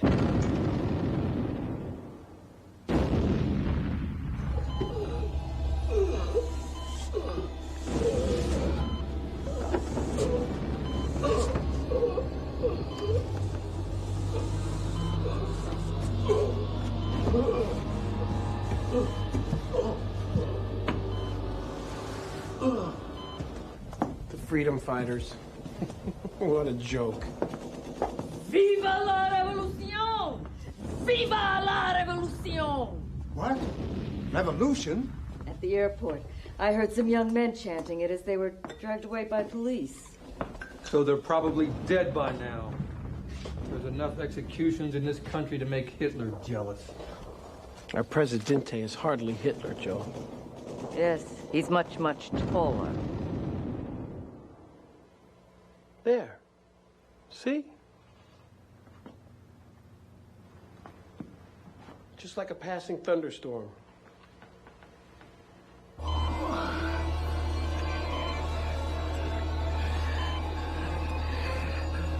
So Joe can play ball for a long, long time, right? Yeah, you can just keep replacing any parts I break. Well, it really isn't quite that simple, Regina. Oh, skin is an organ, isn't it, Doctor? Yes. So it can be replaced. All of it. My neck, my underarms, my breasts, even my almost perfect hips. Well, we're dealing with a new discovery here, and we don't know all the ramifications. You know, Doctor, the sight out of my right eye has never been quite as clear as the left. I have to deal with those awful contacts. Maybe a new benefactor will come along soon? One with 20/20 vision? New lungs for smokers. Now wait just a minute.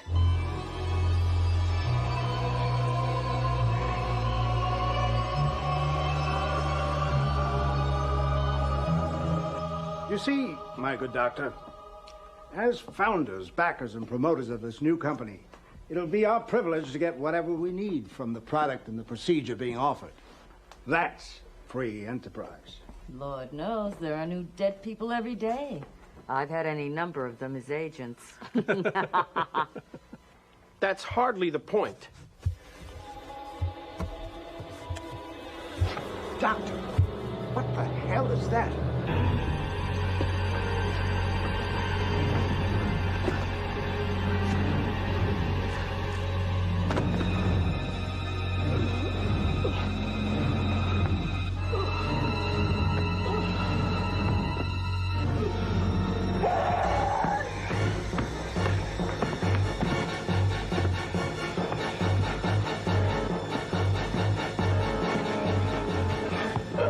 Why is he after us? Why was he after me? Okay, cool down. Drugs are a powerful thing and they can cause freaky side effects. And if this serum is powerful enough to keep this guy from rotting, it's probably strong enough to cause this here death crawl. Yes. Corpses used to sit straight up at funerals 100 years ago, before they embalmed them. Yes. Yes. Right. Come on, Doc, give me a hand. Right. Okay, pals, back to the morgue.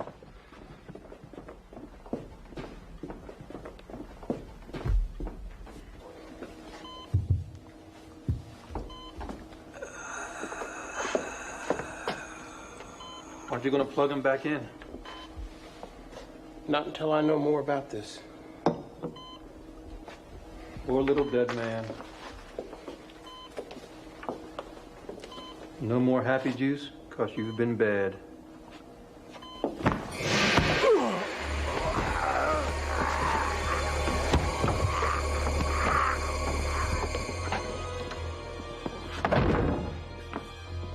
What's happening? Yes, what? Adam. He attacked. Killed Joe. The serum has heightened his senses. It's as if he can see.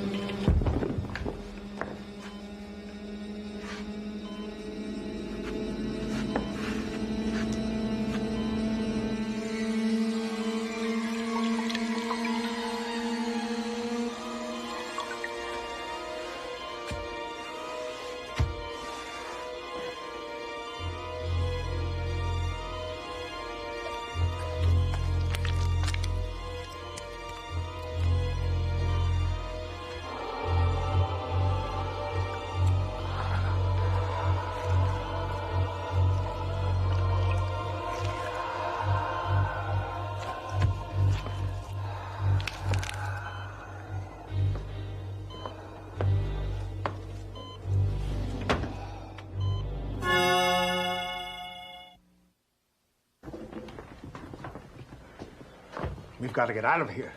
I've got to get out of here. I'm not going and leaving Adam unattended. Right. That corpse is our investment now. We can't have it roaming around and giving us bad press. We have to control that thing. You control it. I'm leaving it. Don't! He may have found his way up the main stairs. He could be in the hall. On his belly? Good evening, zombie watchers.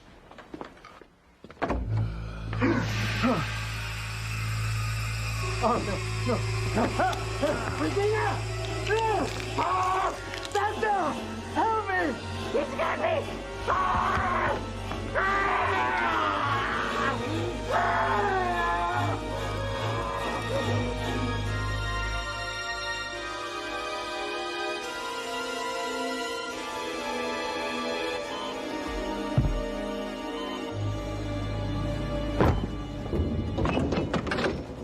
That battling again. Forget about that battle. We've got a war of our own. You sure these doors will keep them out? These doors were built to stop cannonballs. I don't think that a spasm corpse will get in.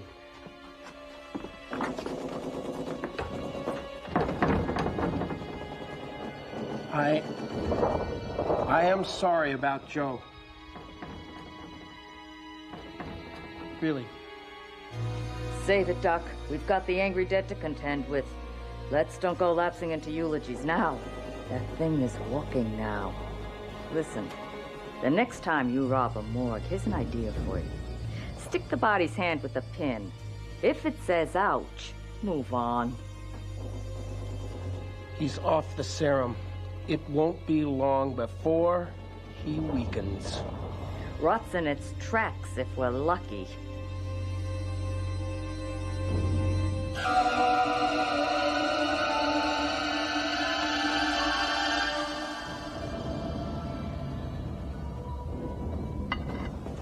Gorillas are restless, Doctor. They've been restless for years. Tell me, how do they execute all those political prisoners here? Various ways. I don't know. I read something about that. Haven't they been using lethal injections lately? What in the world does that matter? It matters because a dead man is walking around in this house. Was Adam executed? Unfortunately, yes. And I was a witness. You watched him die? The state requires witnesses. Of course, but why ask a doctor to? You gave him the lethal injection, didn't you? You're this government's execution doctor, aren't you? He was a convicted murderer. A freedom fighter, yes. Viva la revolution. So, you're Dr. Kilgood. Oh, please. Save your questionable witticisms for those late-night parties in New York. So, you execute the government's enemies in exchange for fresh young specimens. You're very clever, Doctor. You're also what is known as a ghoul.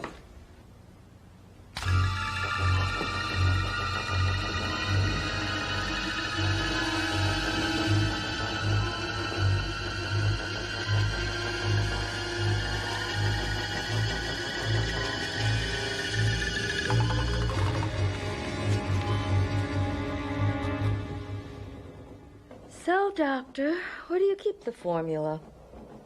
What? I think we should be equal owners now that we have to play cover-up for those 2 murders tonight. I hardly think that this is the time or the place for bribery, my dear. Oh, that's your safe, isn't it?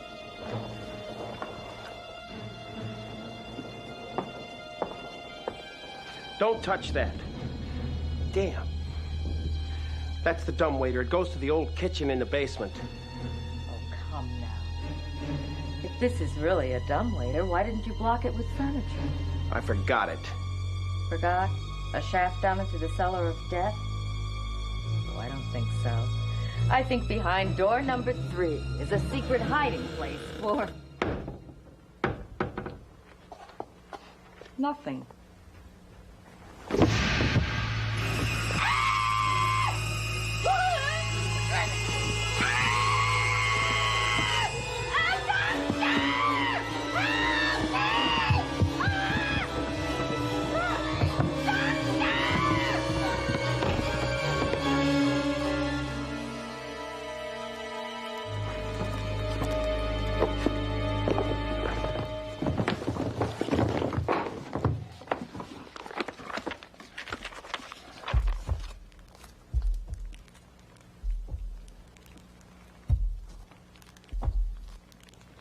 Outside. He's on the roof.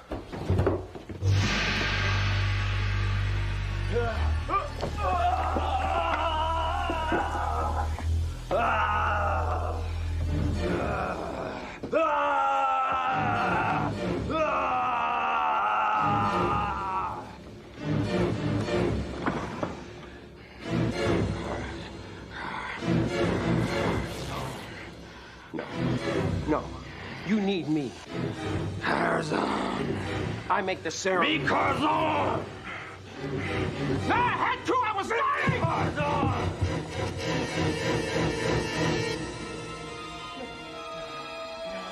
Please. You need me. I make the serum. I make the serum!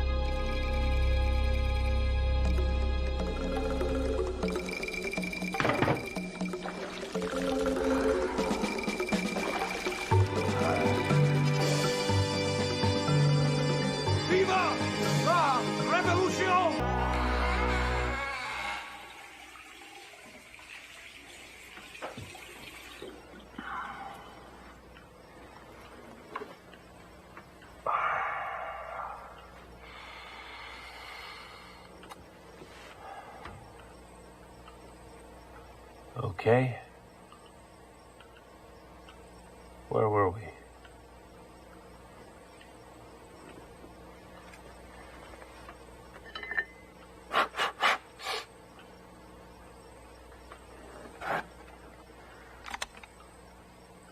October 25th. I moved in here about a week ago. Until now, I've had no real assurance this was his house.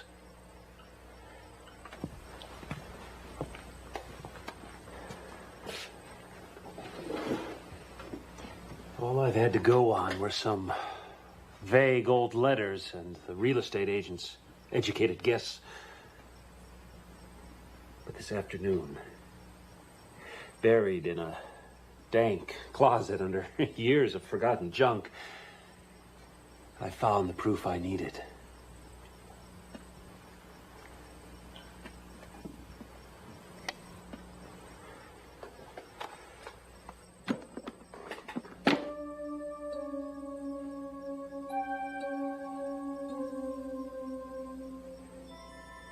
It's like someone put the box there for me to find. I am now convinced that I've found his private Hollywood retreat. The sanctuary where he secretly worked on his most memorable characters. I'm about to embark on a journey which will lead me to the source of his genius. A journey into the mind of the great, the immortal.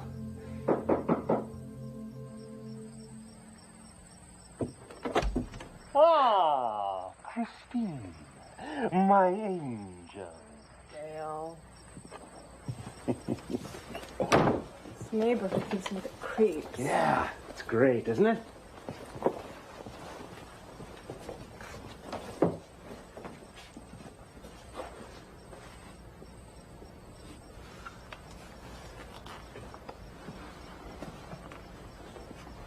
I can't believe you'd rather live in a dump like this instead of... Instead of your place.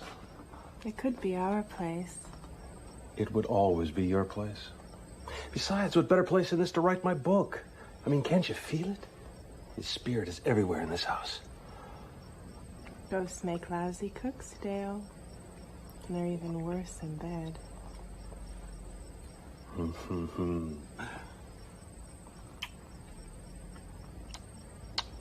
Is a ghost gonna be able to compete with that? I almost forgot. Oh, wait till you see it.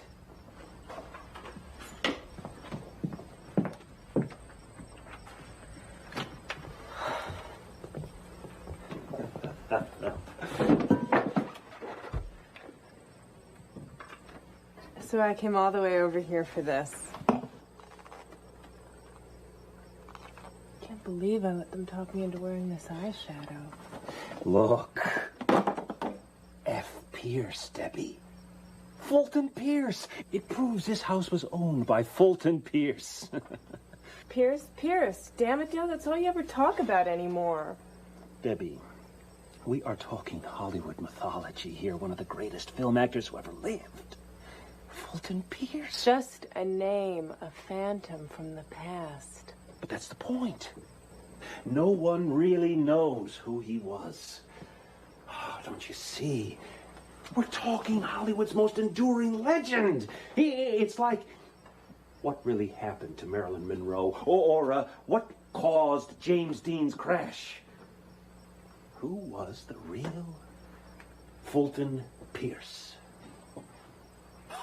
I gotta go. What? There's a reception down at the Biltmore for the new marketing director of New York Woman. My agent wants me to make an appearance. I thought maybe you'd spend the night. Are you kidding? Not in this house. I feel like there's someone always staring at us. Debbie, please, I need you. You're my inspiration. Honey, with my inspiration, you can't even finish your PhD thesis. What makes you think you're going to write a book?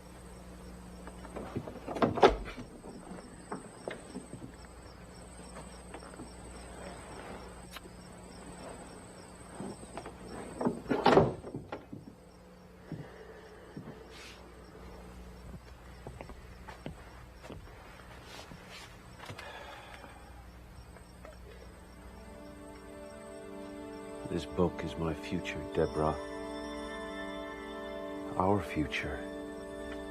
And Fulton Pierce is going to help me write it.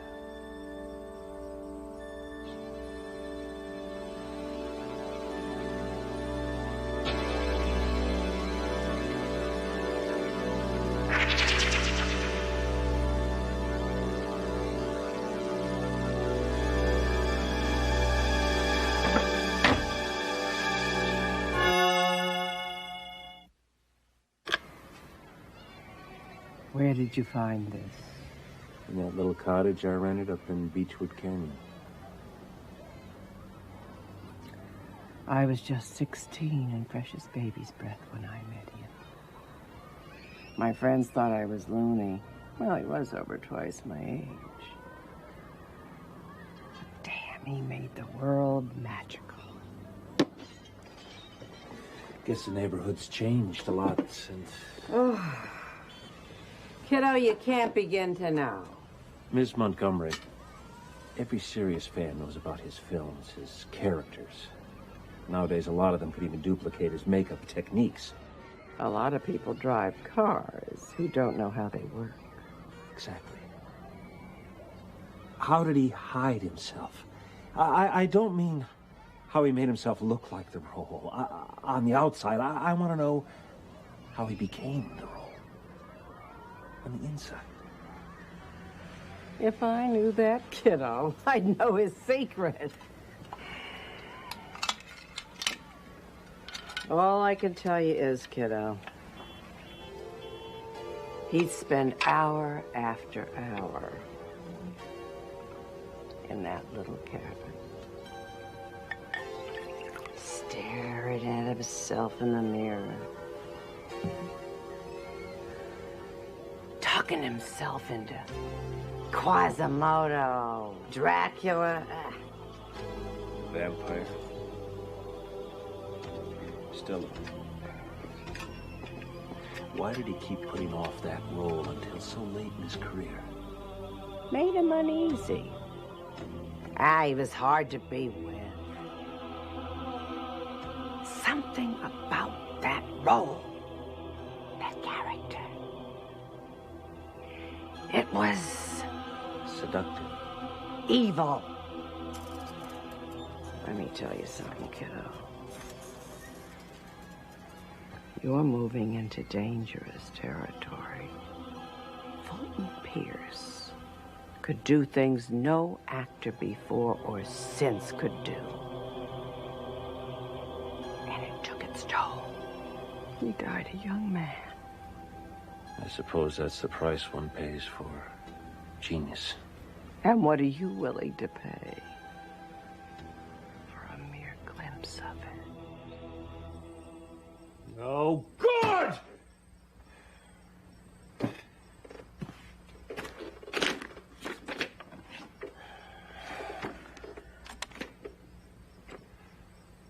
I just can't get started. All my ideas sound contrived, superficial. I mean, how do you describe magic?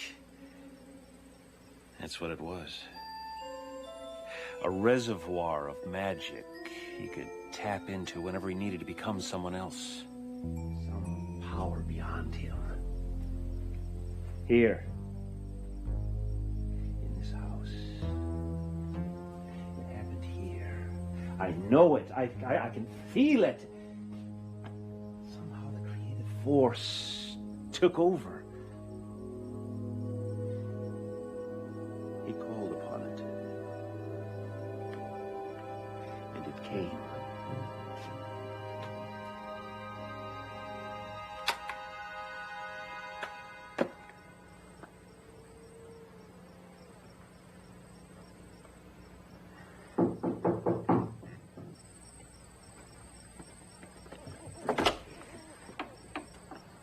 Debbie. Well, at least you remember my name. I wasn't expecting to see you. Don't let your enthusiasm get to me. I didn't mean that. What about tonight's dinner? I forgot. Debbie. You gotta understand, I've been so wrapped up with the Pierce book right now, I just can't think of anything else. Well, I see you're getting a lot done. I'm, still in the research phase.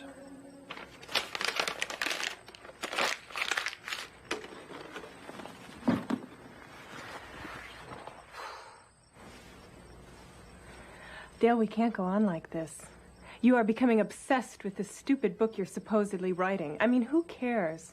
I'm not trying to write a bestseller, damn it. I'm trying to get respect. Respect. And when I get finished... If you get finished.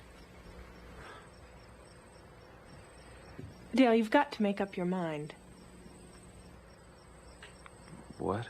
Fulton Pierce or me? No. What did you say just before that? Make up your mind. Make up your mind. That's it. Make up your mind. That's the key.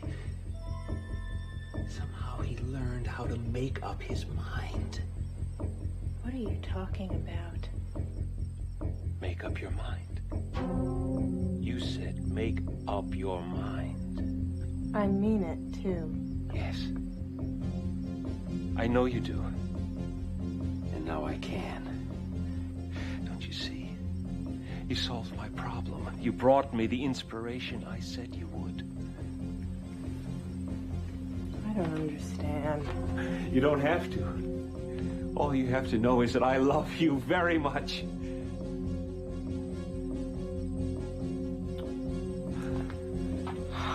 Dale, all I ever wanted was to be with you. been so lonely. Everything's gonna be fine. I'm gonna finish this book. And we're gonna be together.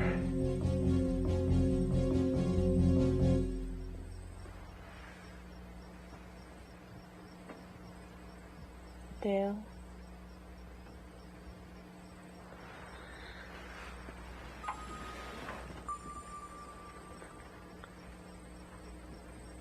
Dale?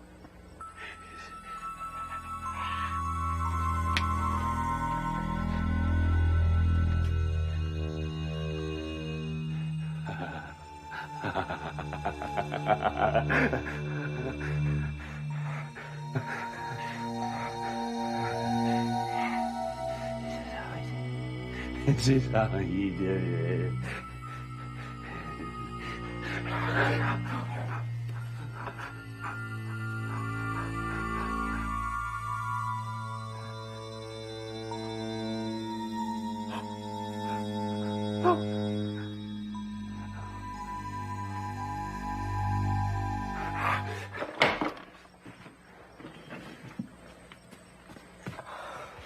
Oh my God, Dale.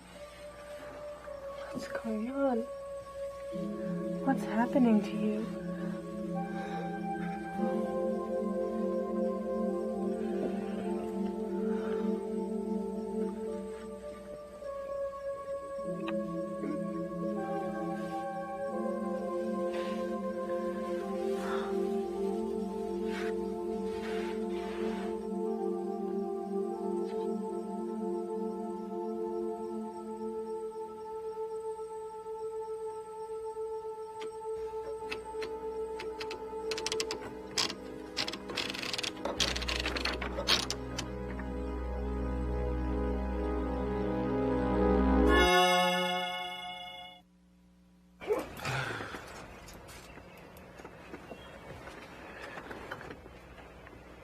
How you feeling?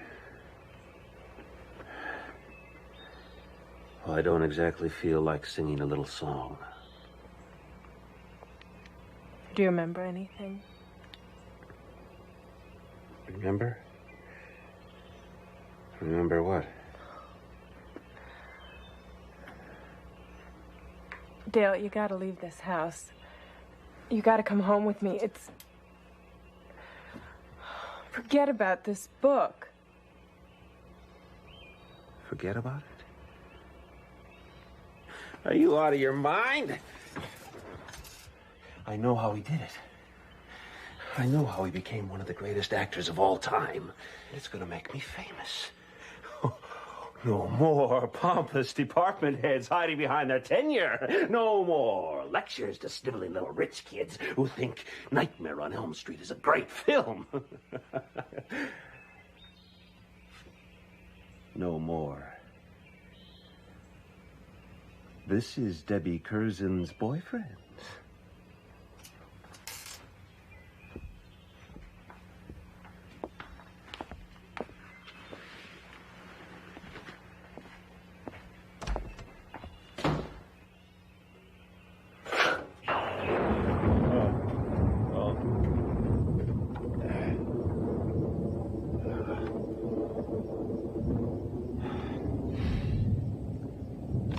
Let's see. We were discussing the soul of an actor. Yeah, that's right, okay. Is it only the trained professional who can shed his personality in favor for another's? Pierce certainly understood the emotional chaos involved. And he was able to master it.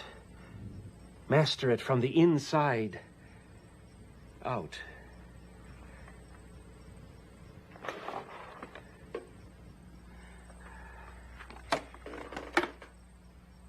But what if we all have that capability within us?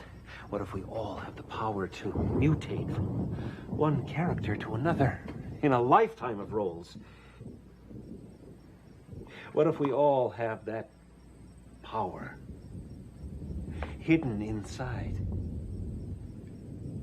Would we have the will to control it?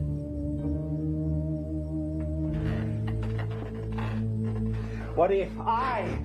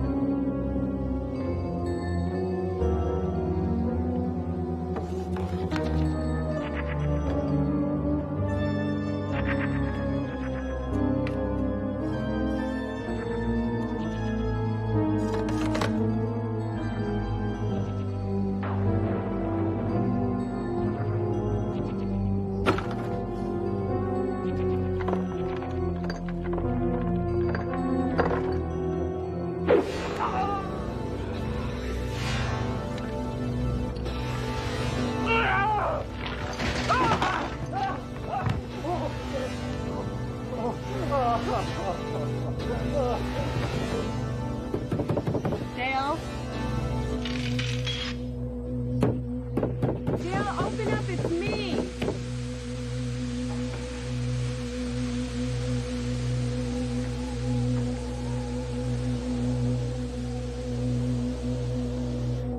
Dale, let me in.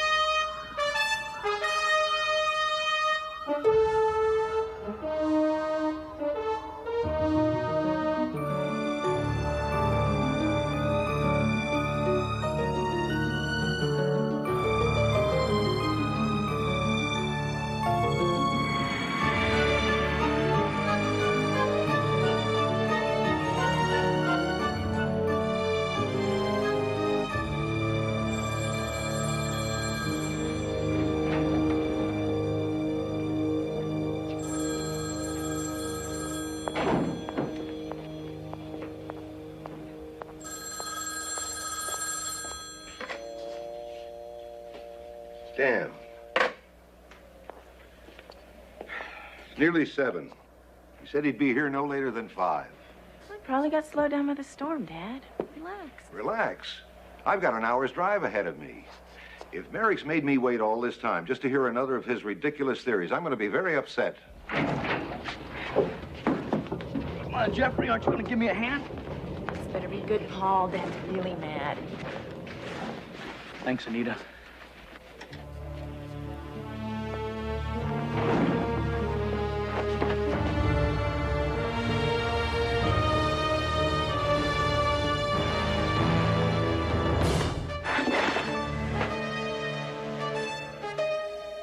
All right, Merrick, what is it this time? Defying to the age, Jeffrey. This thing is big. It's bigger than atomic power or penicillin. This thing is going to rewrite history. You'll forgive me if I reserve judgment on that. All right, look, I was on a dig a couple of days ago outside of Reno.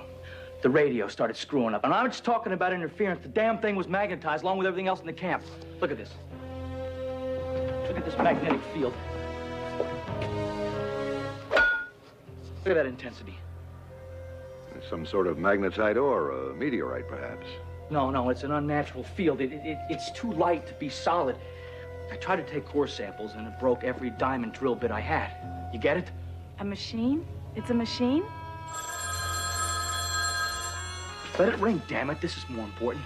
This thing was found in sedimentary rock, dating back to late Cenozoic. What's ever in here is 65 million years old. Impossible. You mean like some sort of alien artifact? Or evidence of an intelligent life back then. Technically as advanced as we are now. I expected something outrageous from you, Merrick, but this time you've outdone yourself. Come on, we don't know what's in here. We have no explanation. Let's open the damn thing. Let's use the laser drill. Come on, it's not going to do your tenure any harm. Oh, come on, Dad. All right. It seems the easiest way to prove you wrong.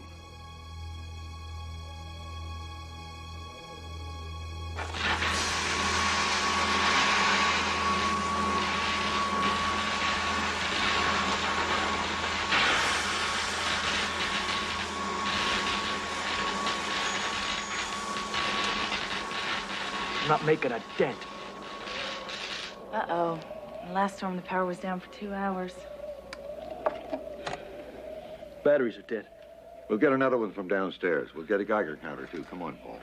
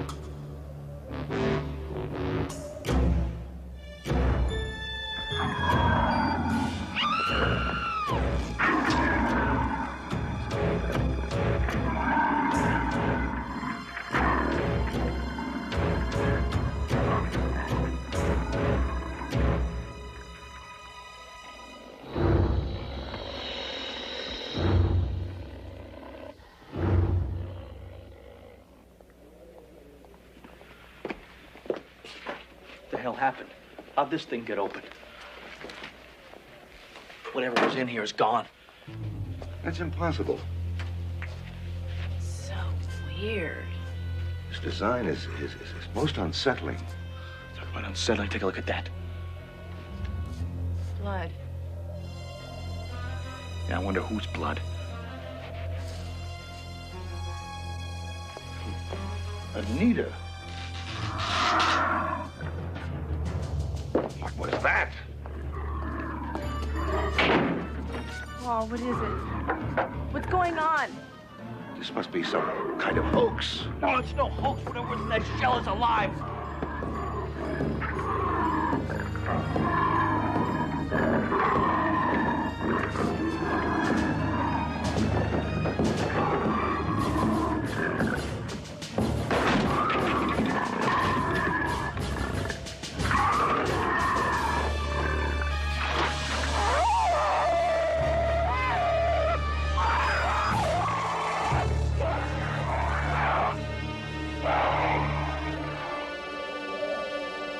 What was it?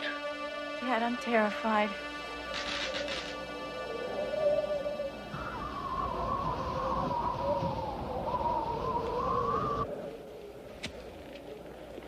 Come on, let's get the hell out of here. Are you out of your mind with that thing lurking around out there?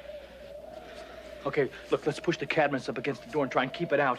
Lisa, get the lantern. Are you crazy? That's not going to stop it. You got a better idea? Come on.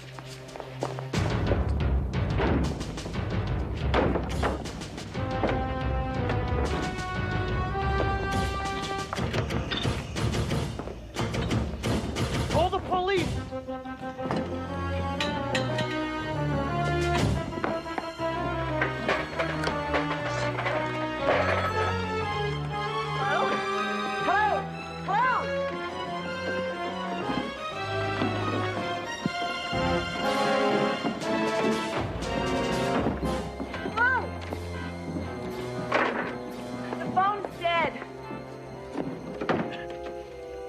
Great, now what are we gonna do? You're responsible for this creature being free, Mary. You better think of something. All right, Jeffrey, you can blame me later, but let's figure out what we're up against. Now, this thing dates back to when the dinosaurs died out. So? So what if it's an intelligent race that evolved from dinosaur origins, you know, like some sort of pre-human civilization before whatever disaster happened? You're saying that this is some sort of a time capsule?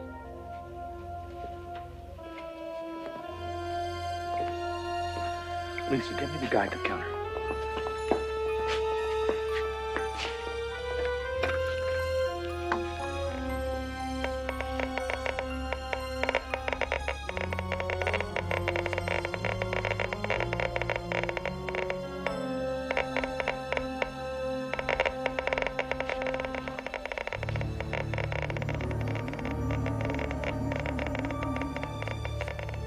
right, Lisa. This thing had a wake-up call set millions of years ago. It's probably an isotope with a long half-life decay. But if it built this capsule, then it must be intelligent.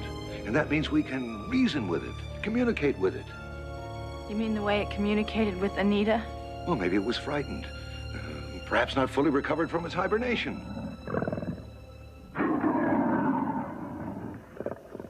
It's back. What are you doing? I'm gonna go get some more acid, some kind of a weapon to fight this thing. No. Listen, we're scientists. We're not little creatures hiding from a thunder lizard. We've got to overcome our instincts. Well, my instincts are pretty good right now.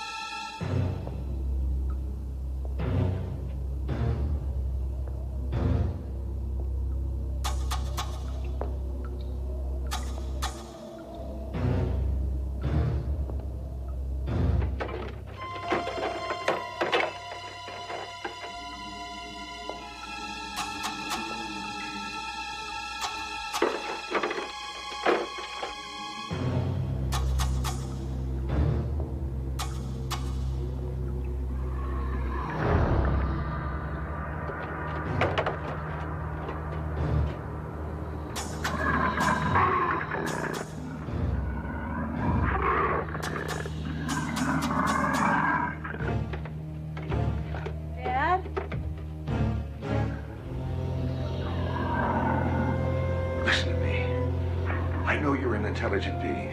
You must recognize me as one also. We won't hurt you. We mean no harm. Wait.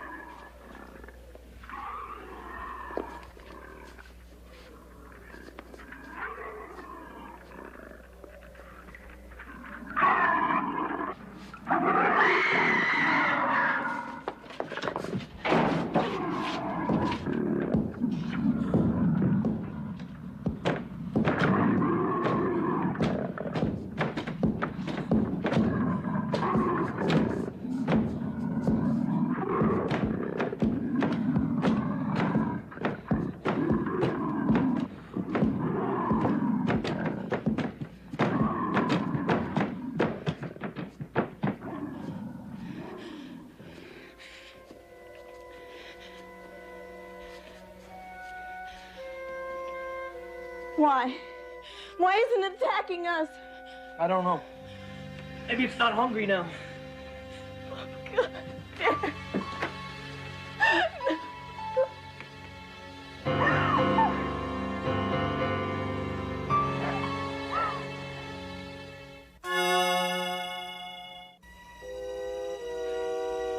Just understand its origins, you know, then we could deal with this thing. Dad tried to deal with it and he's dead. You said this thing dates back from when the dinosaurs died. Well, what killed them?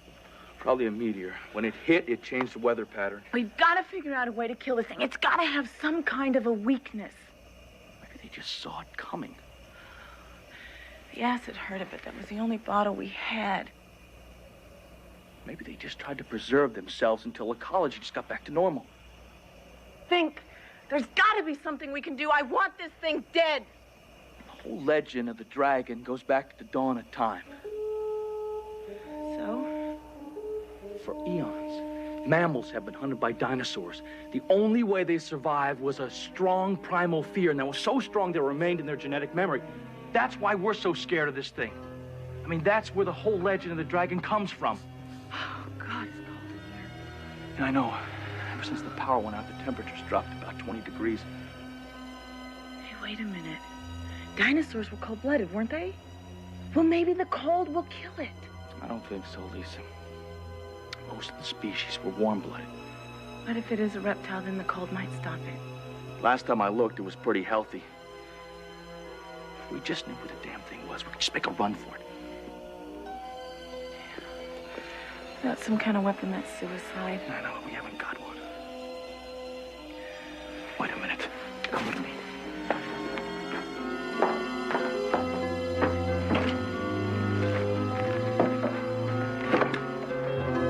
Let's go. Which way? This way.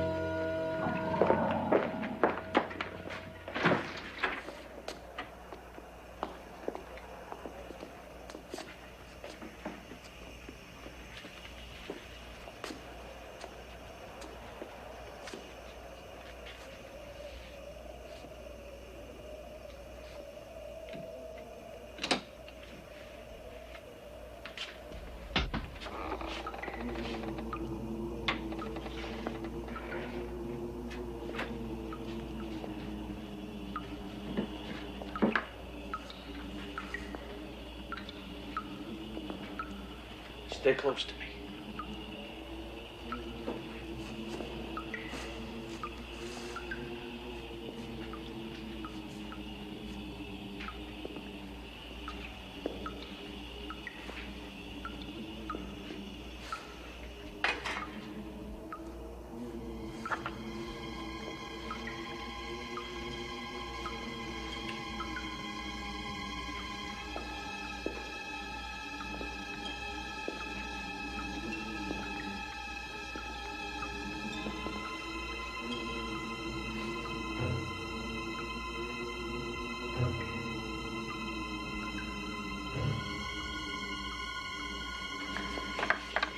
What is it? What is it? I thought I saw something.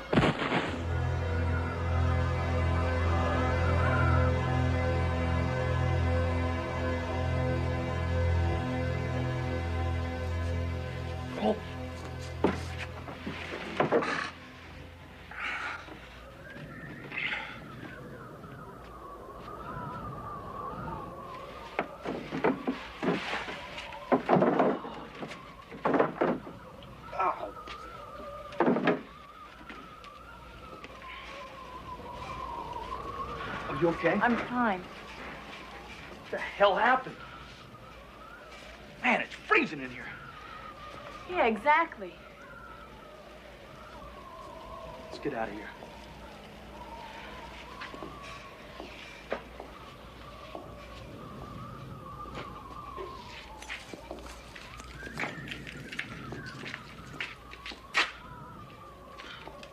I'll call the police.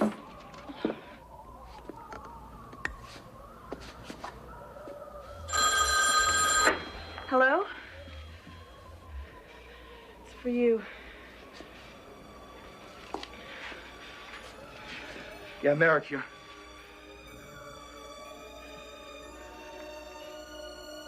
Oh, my God. What's wrong? You're right. That capsule was set at a specific time, and it wasn't the only one. 397 more at last count. All of them buried outside of Reno, and all of them hungry.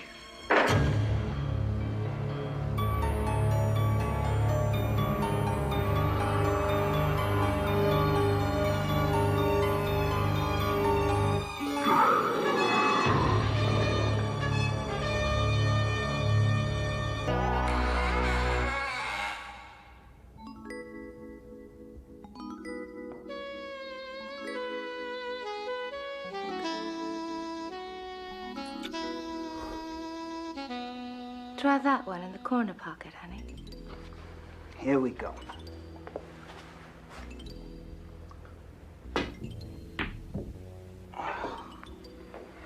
You're too distracting. I could have made that any other day in the week. Here you go. You're beautiful. Too beautiful. Set up another one, sweetie. Sure. There's one born every minute.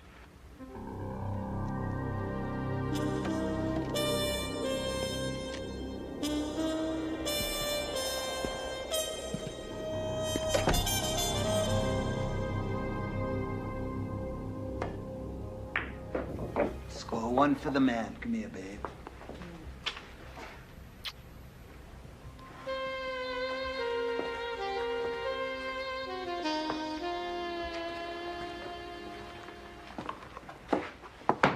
Draft. Coming right up, sir.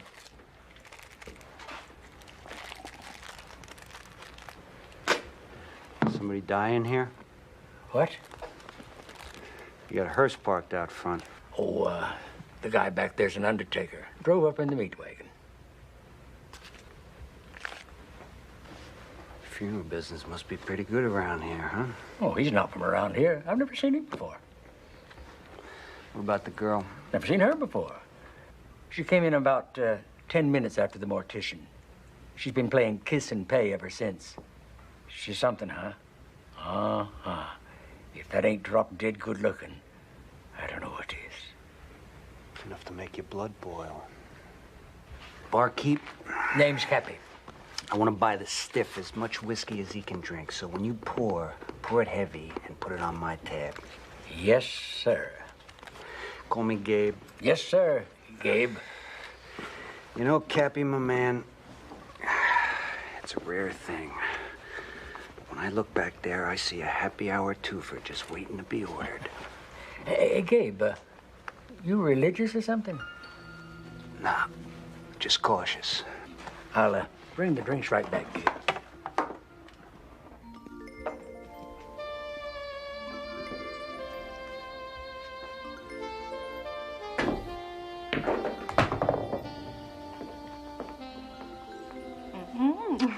It's beautiful. I love it. Another game, babe? What do you say? I'll rack 'em up.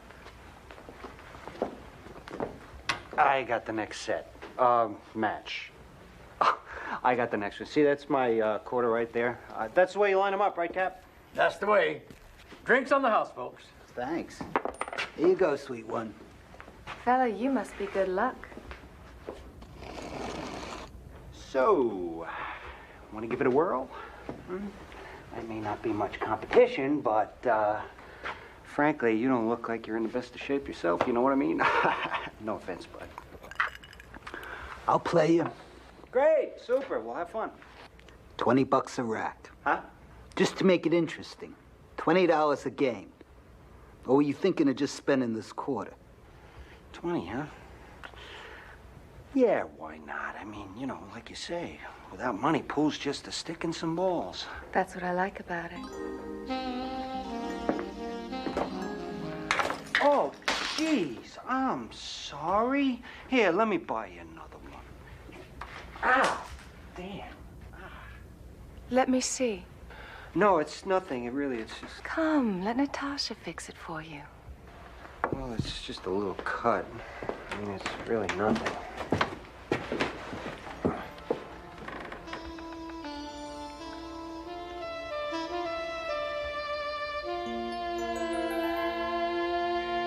You're very sweet. Like clover blossom, honey.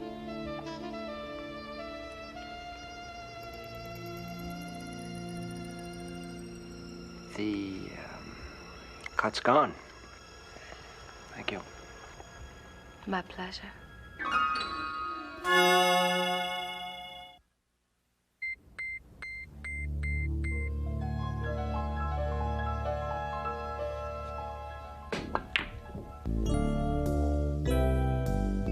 Damn, I almost had it. There's no such thing as almost in pool. It's 2 games to none, that's $40. If I had made that last ball, I would have won that game. Yeah, but you didn't. So let's have the 40. All right, here's your 40. Want to go again? Not for $20 a game. For, say, 100, I could find the time. $100 a game? What are you, a hustler? No, I'm just an undertaker. You got the $100? If not, I suggest you take a hike, because I got other things I want to do. Yeah, I got the 100. Why stop there? Why not play for 200? Unless you can't afford 200.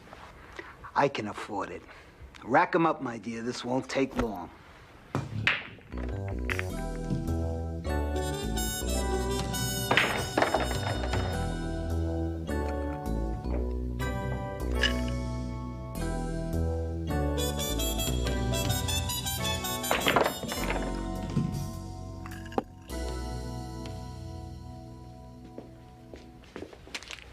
Another?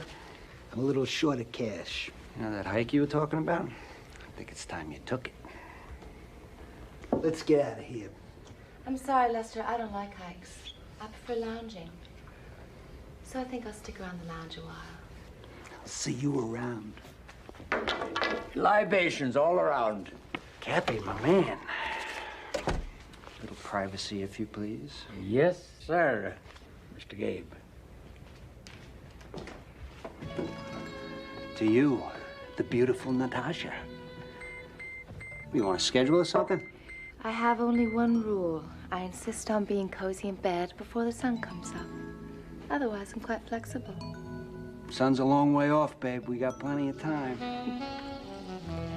Mister, you're a charmer. But I should be mad at you, you know. Yeah, why's that? You stole my mark. Oh, yeah. You had quite a score going before I showed up. Sorry.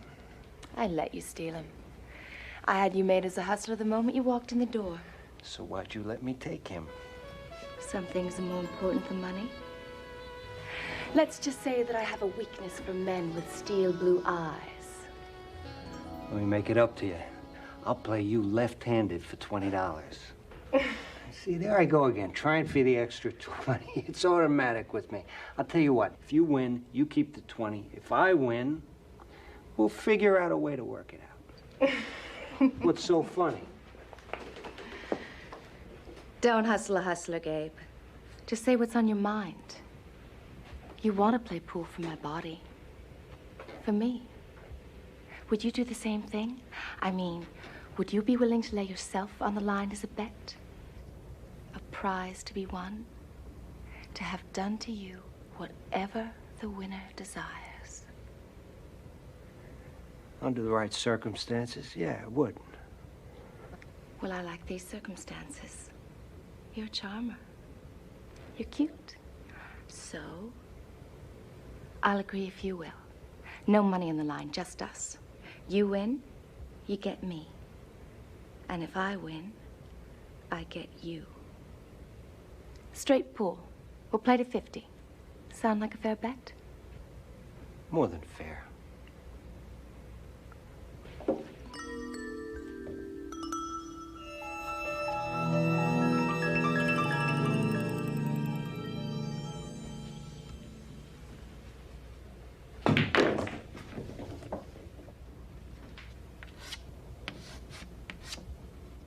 You were holding back. You're even better than you let on. Well, yeah, I figure it, babe. A hustler can't really complain about being hustled. I'm glad you feel that way. Rack 'em up, sweetie.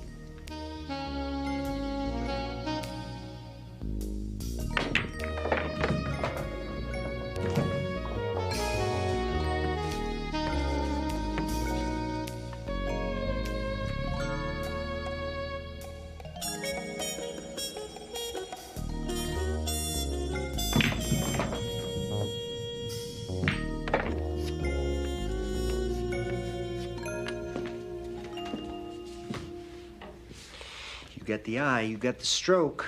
Where'd you learn? Bar here, pool hall there. Where you from? Where are you from, Gabe? I'm from Allentown, PA. Have been there? Might have been. I've been all over. Ever been to a little bar named Pinky's? Nice little pool table in the back, right outside Allentown. I really wouldn't remember. Well, you'd remember Pinky's. Curiosity killed the cat, Gabe. Why so many questions? I heard a story about something that happened at Pinky's about a month ago. A beautiful woman came in to play pool. Guy she played against disappeared. Everybody in town thought he ran off with her. Except his family. They think different. And what do they think happened to this man? Something bad. Something truly evil. Well, that sounds frightening, Gabe. But how could a woman just make a man disappear if that's not exactly what this man wanted? Doesn't that seem odd to you? Seems unusual.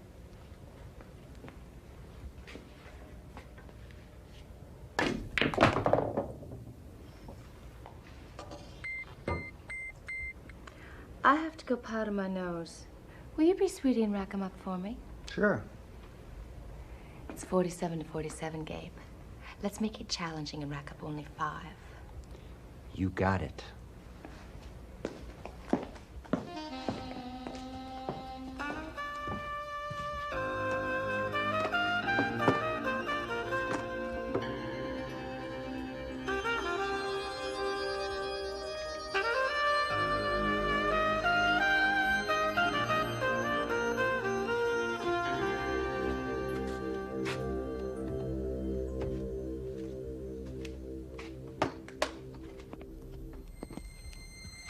Can I get you a...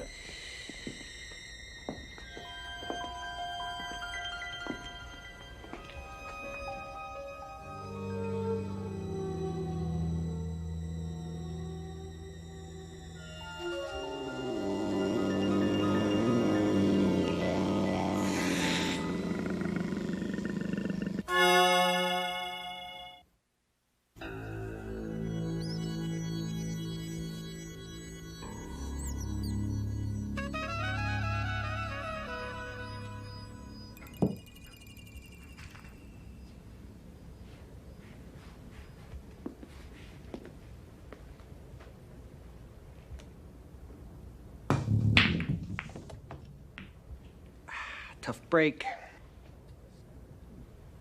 9 ball in that pocket, 13 over there. No way. Can't be done. That's what I used to think until my brother taught me how to do it. Smart guy, my brother. Shoot the shot, Gabe. His name was Bobby. But then again, you know what happened to Bobby. How's that? How would I know about your brother? I was telling you about him before, don't you remember?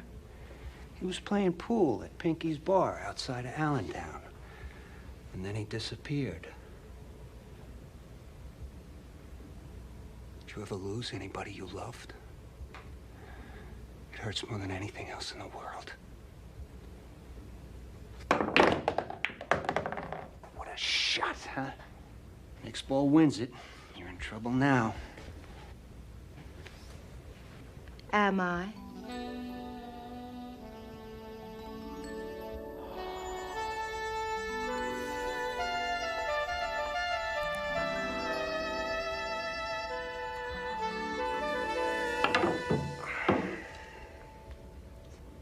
Tough one.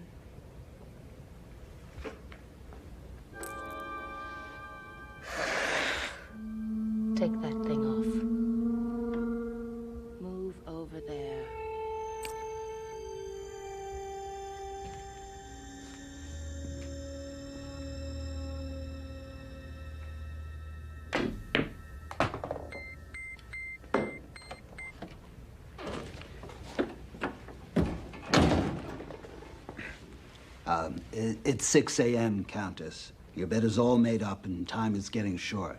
We're almost finished, Lester. A moment more. Yes, Countess.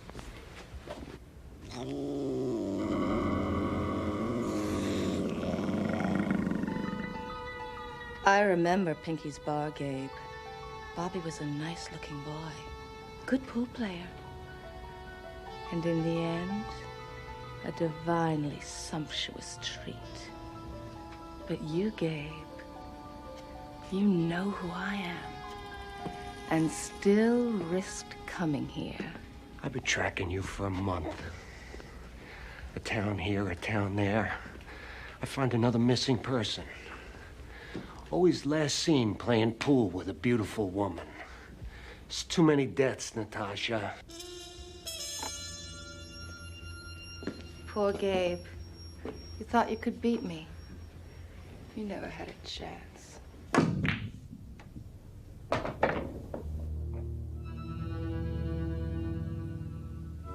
Game's over. 50 points even. Time to pay the bet, Gabe.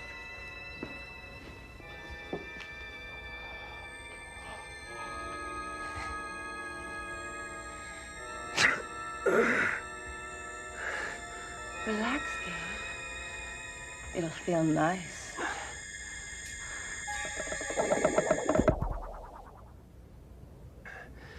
$49. It's my shot. Countess, it's late. I'm aware of the time. The game's not over.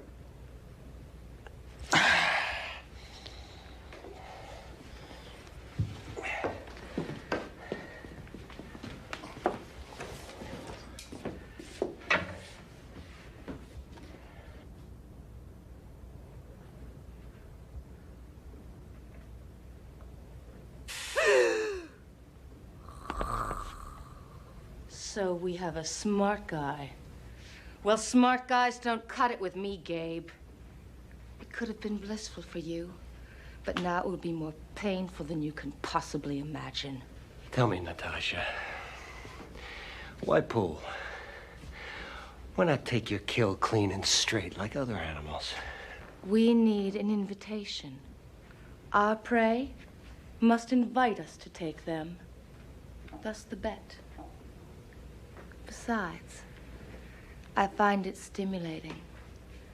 The panic a Mark feels the moment he realizes just what it is he's lost. It drives me crazy. Yeah, like a shark with the smell of blood in the water. Well, I still got the 8-ball right here. You won't make the shot, Gabe. Not even with your super dandy pool cue. This game was over before it began.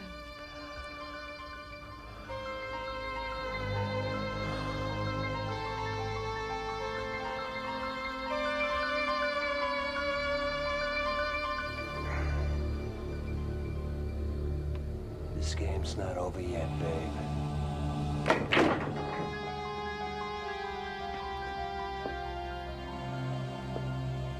You're good, Gabe. You're the best I've ever seen. 50 points. It's over. I'm yours, Gabe. Have you ever made love to a vampire? Time to pay the bet, Natasha. This one's for Bobby.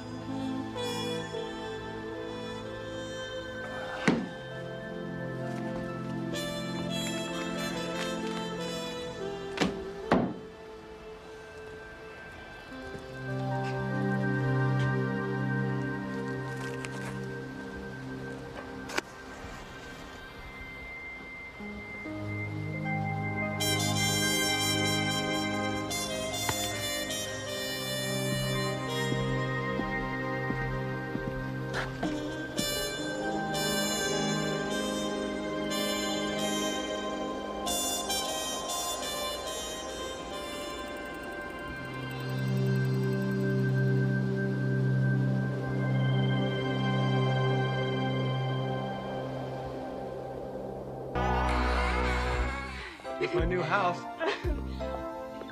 Beautiful. I'm so excited. So I tell the girls at work that I went out with Miles Magnus. Do you think they've heard of me? Oh, everybody who likes horror knows you. You've got to be about one of the biggest selling writers in the world. Well, the Bible still outsells me.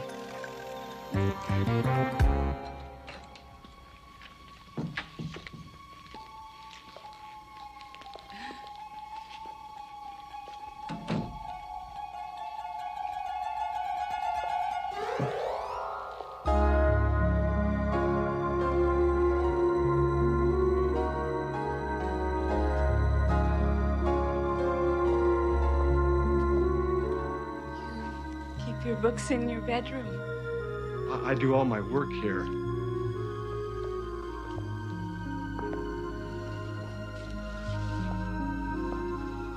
Like Proust, Beg your pardon? French writer, Marcel Proust. He used to write in bed.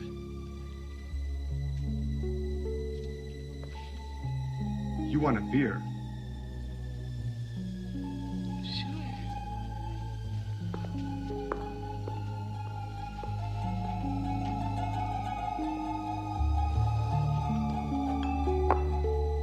I didn't know you wrote Curse of the Mutilated.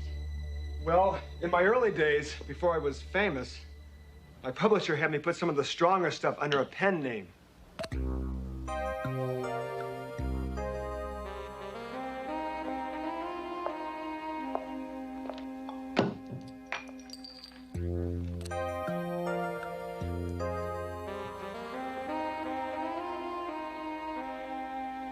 Come over here.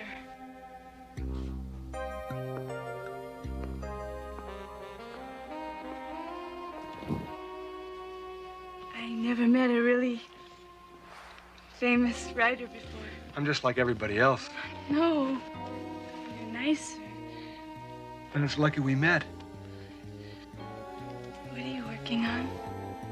Oh, just the usual thing, I guess.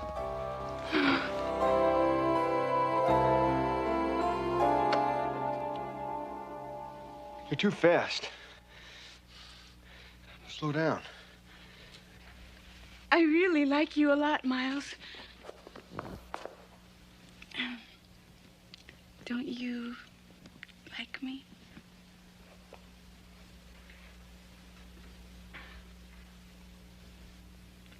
I think you're incredibly beautiful and wonderful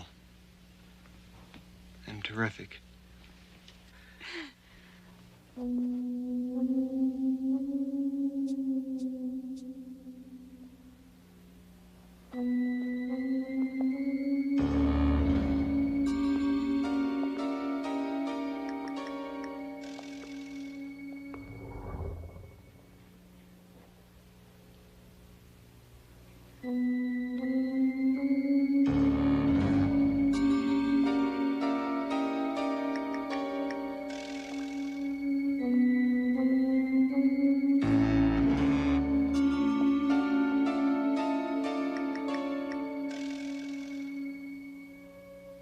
Why do you like me?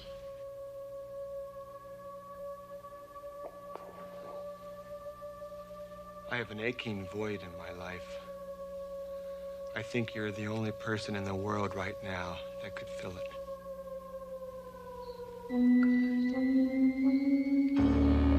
God, I love the way you talk. Nobody ever talked to me that way before. Now the guys back home, they would just say things like, "Let's fool around. Hurry up, I ain't got all night."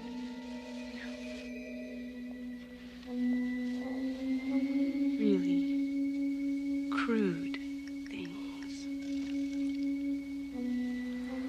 I would never talk to you that way, Barbara. You mean too much to me. I respect you too much.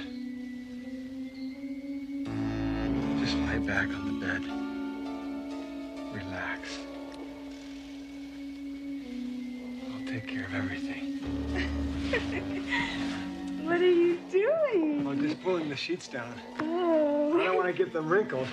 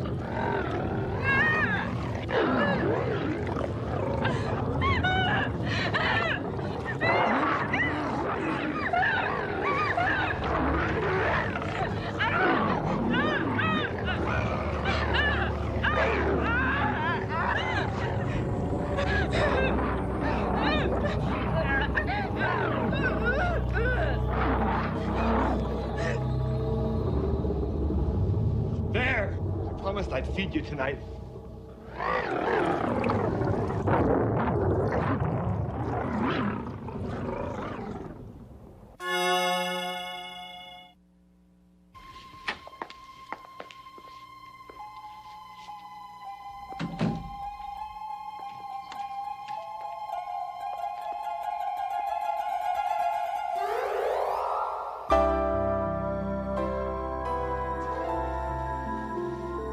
Nice place. Now, where are these 200 books? Over there.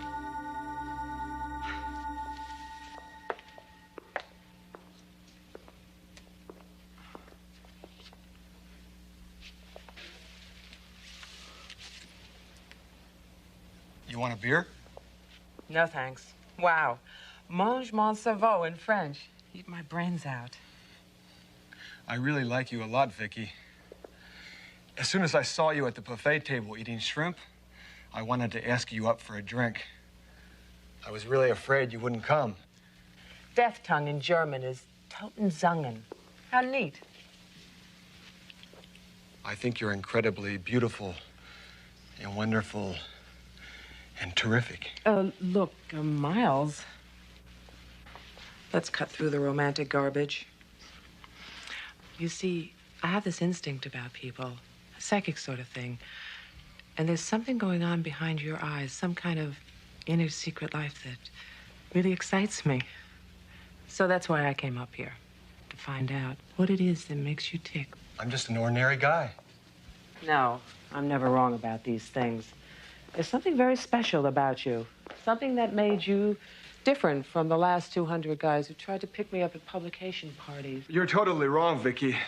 I'm just like everybody else. The soundless scream is like an ice pick in my skull, the unfulfilled desire breaking over my head like a tidal wave of blood. Give me that. No, wait, this is good. How many times have I tried to run away, but always the master calls me back to offer another sacrifice at his cruel altar? I'll bet there's more than just one page. Uh-huh. Ooh. Scribble, scribble, scribble. You can't see it. It's personal. Oh, come on. Don't be shy. I'm a writer, too.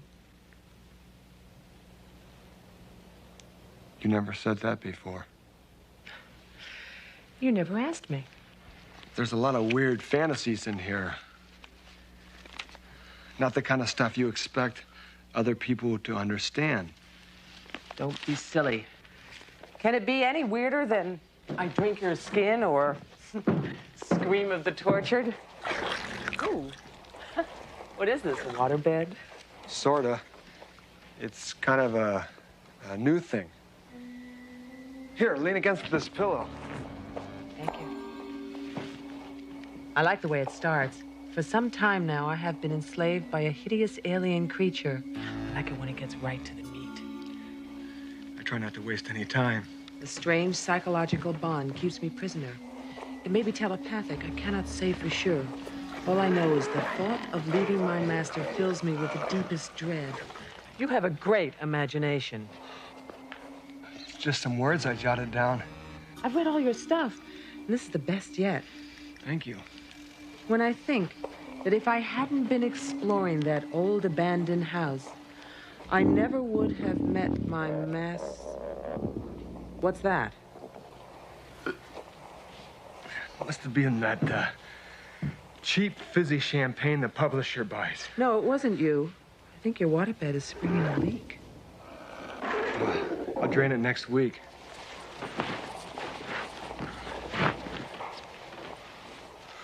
My pajamas or something. These pajamas must be real cozy. Cold nights.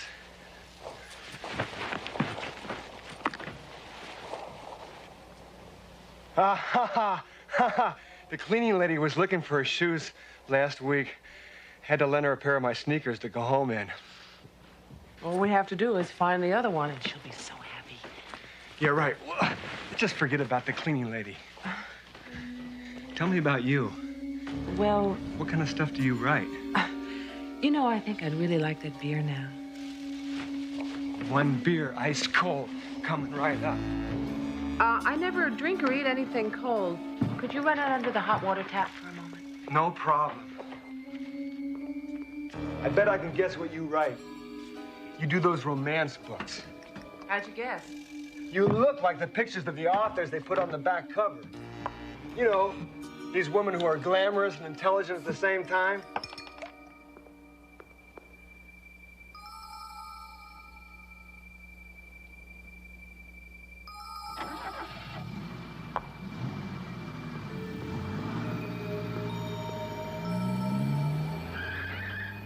Vicky!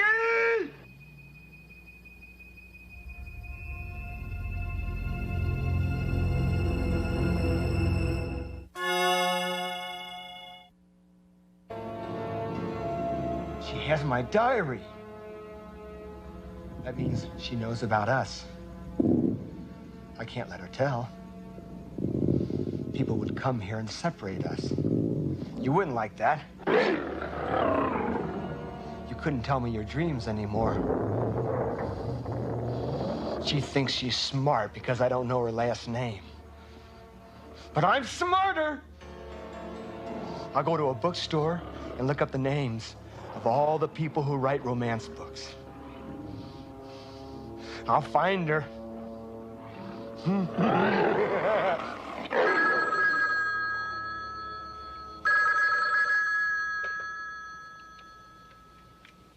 Hello? Miles, it's me, Vicky. I've got to see you. You took something that belongs to me. The manuscript. It's fascinating. That's what I want to see you about. I'm at 55 Atwell Place, apartment 3. I'll be waiting.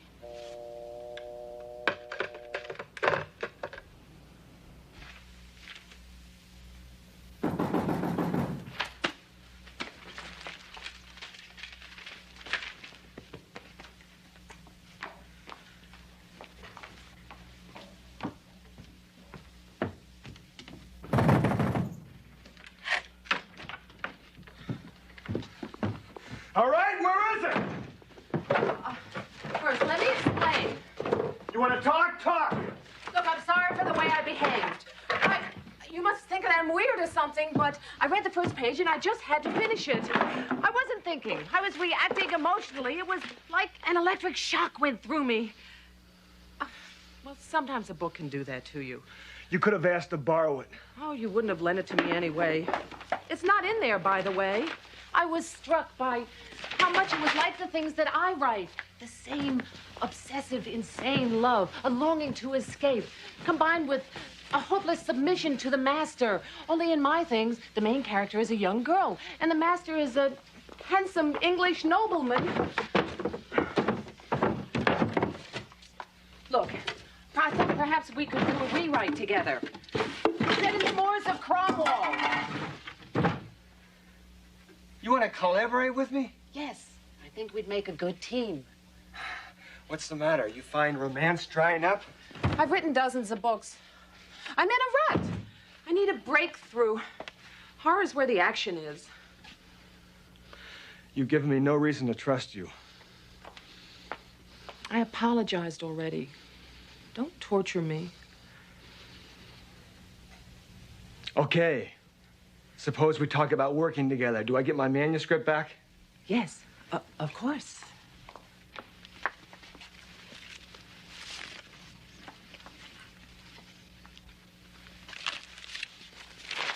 I was curious about your hero.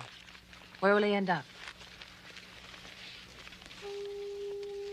I don't know. The story isn't finished. Doesn't he ever try and get away? Why can't he just walk out on his master? You don't understand. He's tried 1,000 times. But he needs the master. But maybe he could find another relationship. A different kind. Different how? Like with an equal, not a master. I don't think it would work out. But how does he know it won't work out if he doesn't try and make it work out?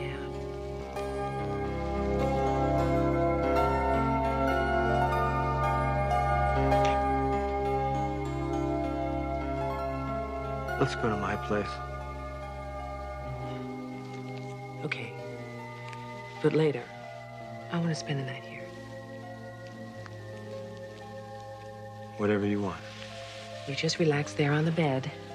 I'll be back in a minute.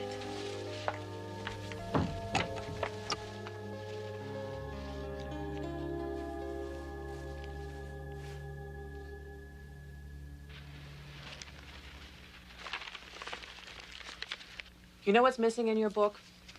Your character never runs into anyone else who has a master like his own. Because there's only one master. But isn't that odd? If there's one of them, there's bound to be others.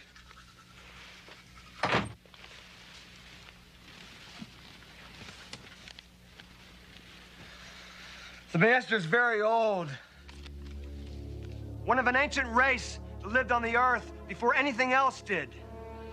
The master remembers the dinosaurs and the Ice Age.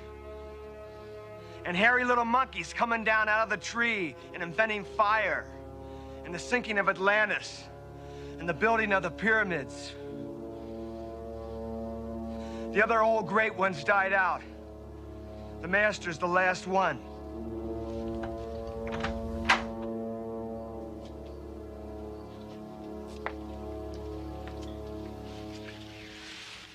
Oh. And how does your hero know this? Because the master tells him. At night when they're alone together, in his dreams. And maybe the master lies. The master never lies. Everything he says is true, because he is the truth. If he could lie, he would not be the master. And I mean, the hero would not serve him.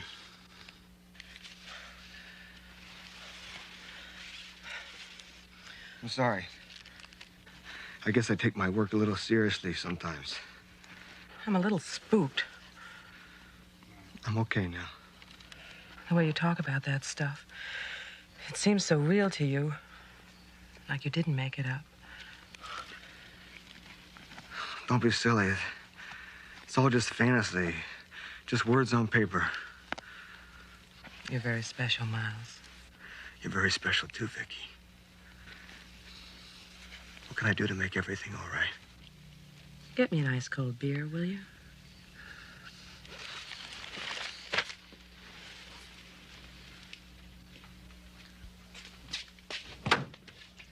You want it out of a can or in a glass? Out of the can. Get one for yourself, too.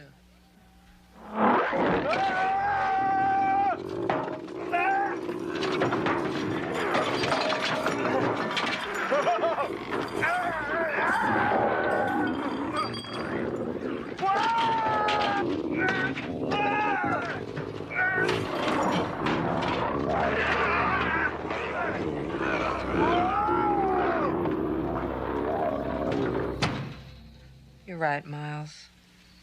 Probably wouldn't have worked out.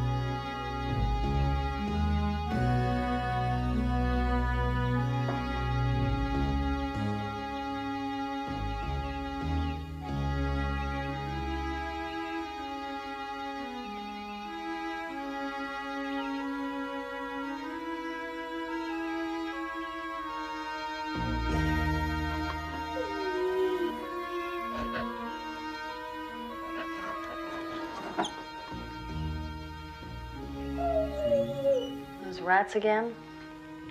Forget it. You'll never catch one. Not until you go on a diet.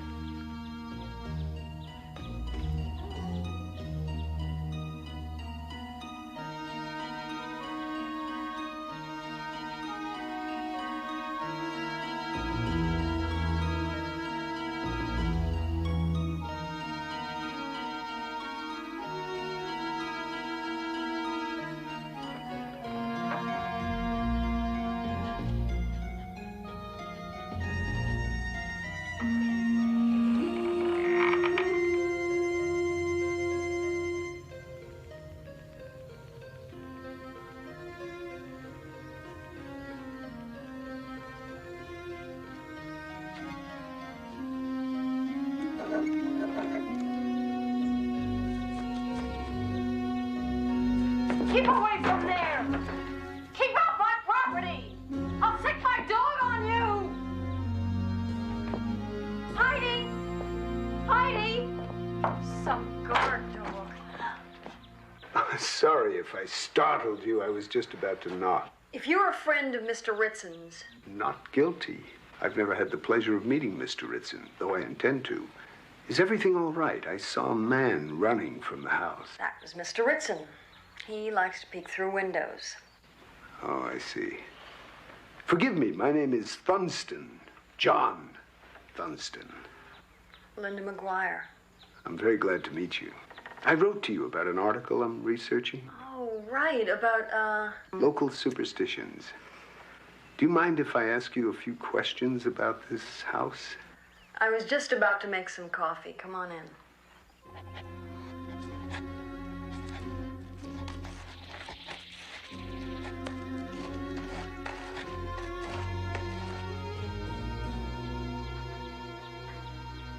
It's not my usual style at all.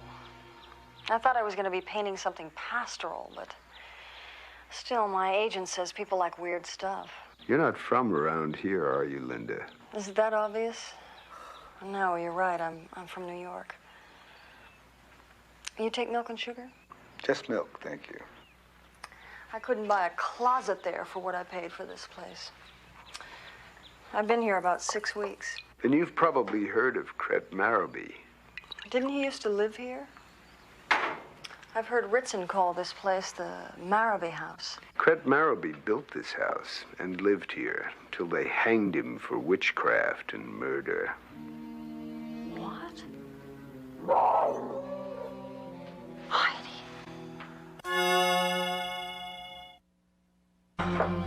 God, I hope she's all right. She must be here. Maybe this way. Heidi! Here, girl! Where are you? I could swear that sound came from down here. Maybe it wasn't her at all. Maybe it was a wild dog outside. A coyote, even. I hope you're right. I have a bad feeling. Linda, was this all covered over when you moved in? Yeah, I wanted to make this a gallery. I got someone from town to come in and take a look. Called himself a damp specialist. And he started by breaking up the old floor? He said that's where the damp was coming from. Next day he called in sick and never came back.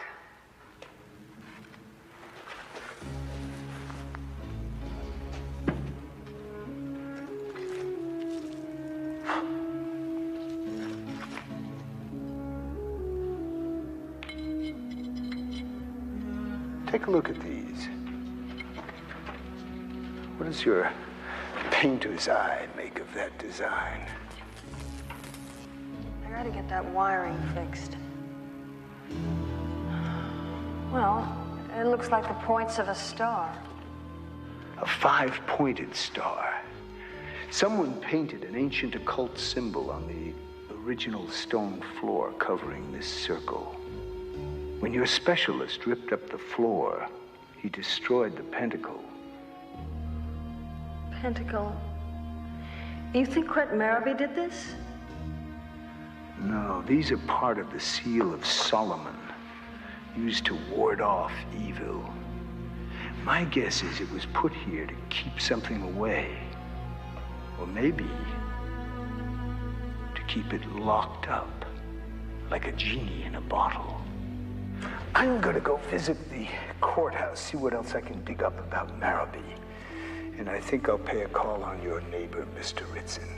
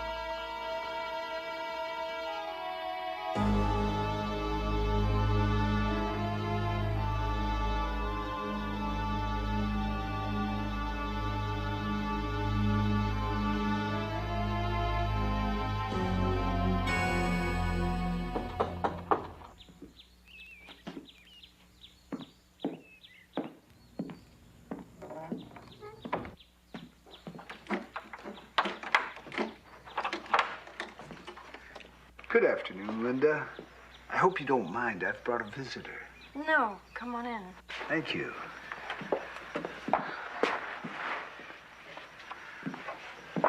Mr. Ritson has kindly offered to share his knowledge of Cret Marraby with us. I said maybe I would. See there? Just like I told you. Witchcraft. Easy now, Mr. Ritson. Miss McGuire is a painter, a sensitive artist. That doesn't make her a witch. Thank you. I don't see what you're doing here anyhow. Stirring things up, rousing them. You don't belong here and you never will. I don't have to listen to this. I think what Mr. Ritson is trying to tell you, Linda, is that he's concerned about you. You see, he knows things about this house other folks don't. Isn't that right, Mr. Ritson? I know things. And being a gentleman, naturally, he's worried about you living here alone. That's why he's been keeping a neighborly eye on you. Right, Mr. Ritson? I reckon. Mr. Ritson, can I get you a drink? I've got some bourbon over here you might like.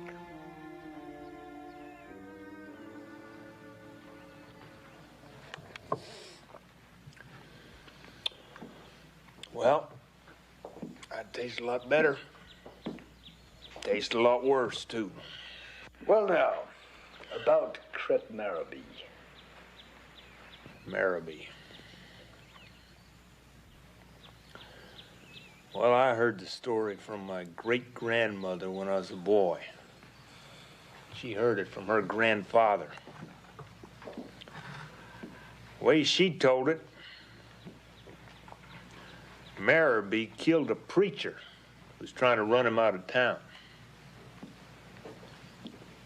The preacher died of a stab right through the heart. Then, right here, right in this house,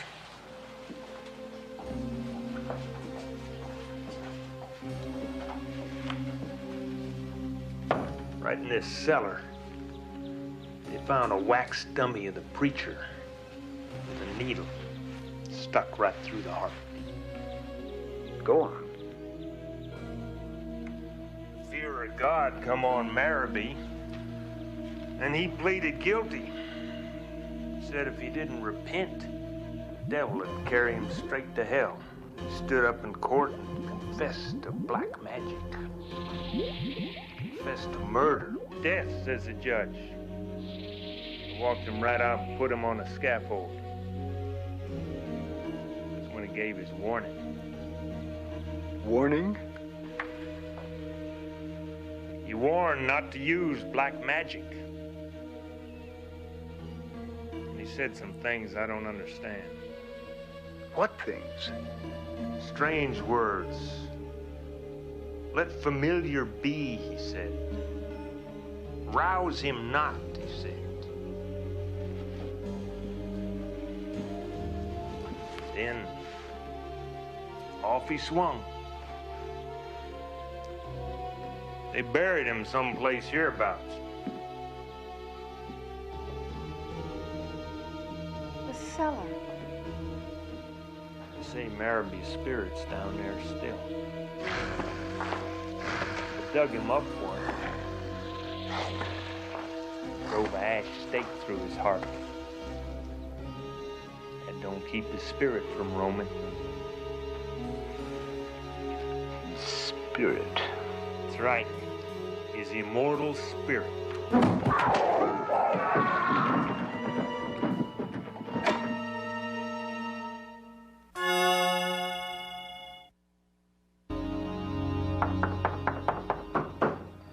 It's me, Funston. Thank God.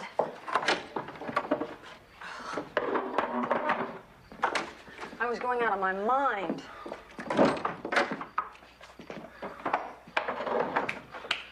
He's gone.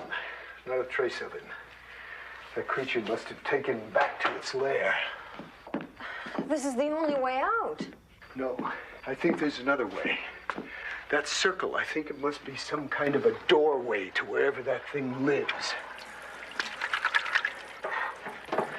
It's gone now, but it'll be back when it gets hungry again. Probably at midnight. That's the time strange things waken. I never thought I'd feel sorry for Mr. Ritson. There was nothing we could do. Do you think Heidi, that creature? I'm sorry. This is so insane. What am I gonna do? Is there somewhere you can go? Linda, listen to me. Something has drawn me to this house for a purpose. I can't explain it exactly. All I know is that I must finish this face to face, and I will do it. You're going after it? Tonight. You don't even have a weapon. I have a weapon. Oh, a sword. You're going after that monster with a sword. This is no ordinary sword. This blade is pure silver. Evil hates silver. It is beautiful. What's this writing mean? I never was any good at Latin. Sic perient inamici tui, Domine. So perish all thine enemies, O Lord. I'd still feel a lot happier with a machine gun. Believe me, bullets would have no effect on whatever is down there. Linda, you should leave this house until it's over. This is my house now, not Cret Marabee's.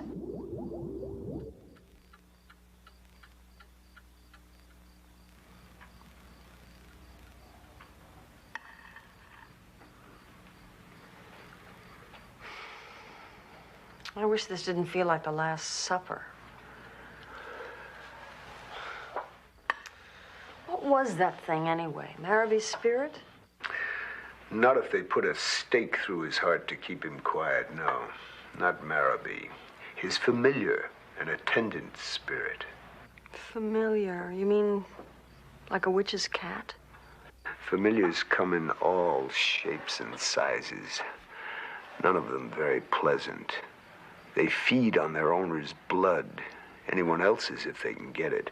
When they hung Marabee, his familiar stayed here, hidden, hungry, waiting its chance. I thought that thing looked a little physical for a spirit.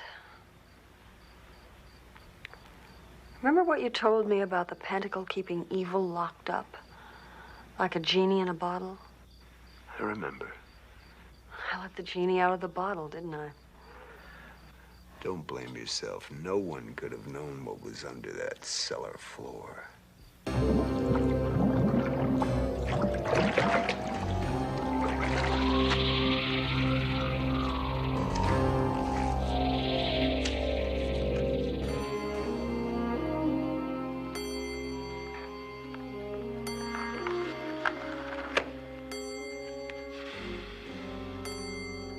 It's time.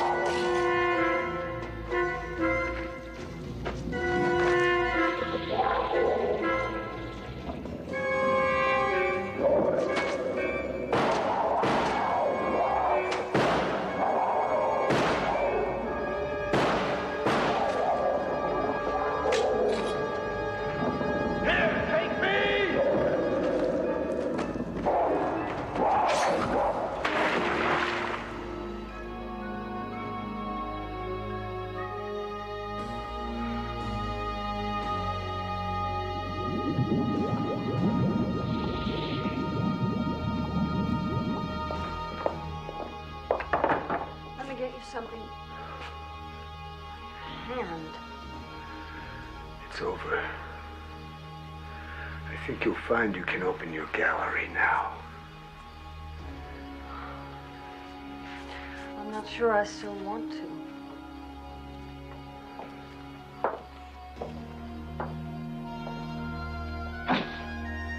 You were right.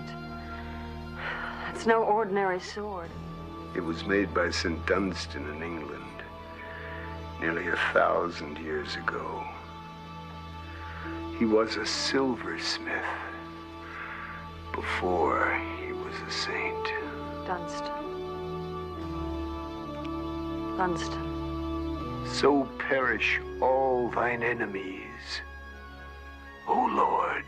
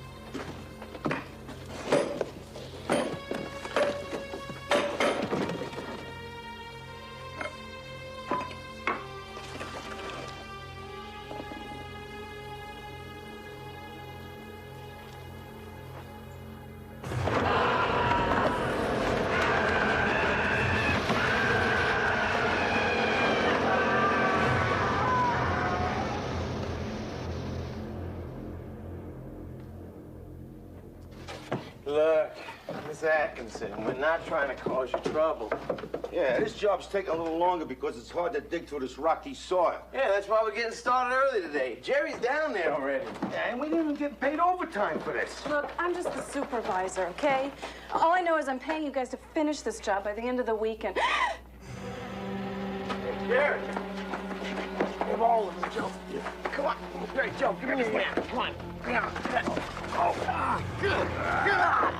What the hell happened to him? It looks like he was burned to death. But what did it? What could have burned his face like that?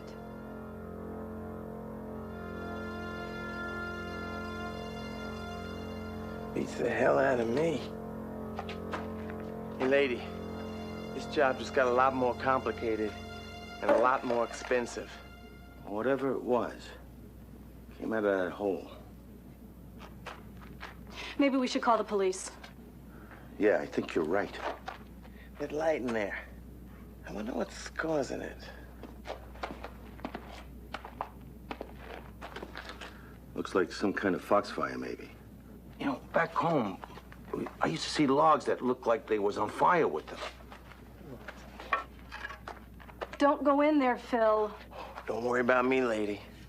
I can handle myself.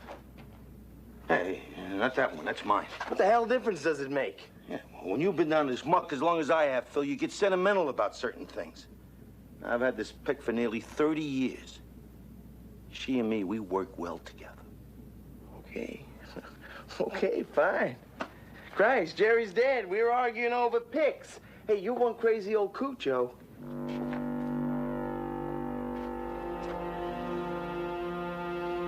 He's got something in his hand.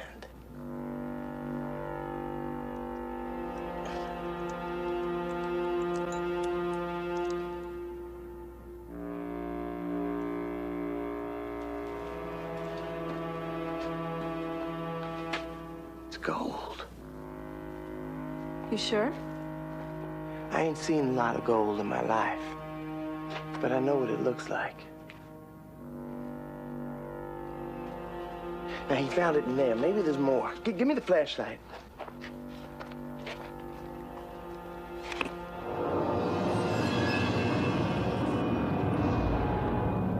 What do you see? Something glittering. Looks like another coin. Yeah. I'm gonna check it out. No, don't. Look, why not? Joe, there could be a fortune in there. Are you forgetting that whatever killed Jerry's probably in there, too? No, I ain't forgetting. But as long as I got old Betsy here, I ain't too worried either. You're crazy to crawl through that hole till we know for sure what's in there. Look, I already know for sure one thing that's already in there, old man. Gold. And that's the only reason I need to check it out. Now, you two telling me you ain't interested in buried treasure?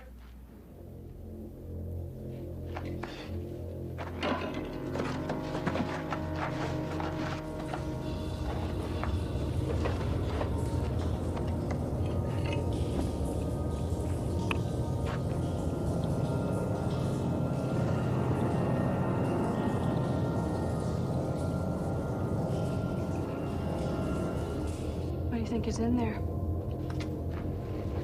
Gold. Something that burns a man to death. It's crazy.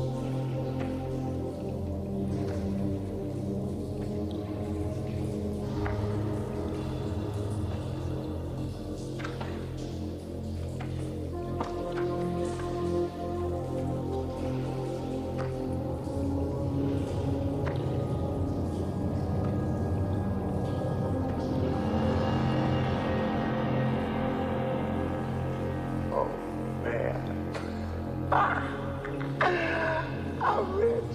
I'm rich.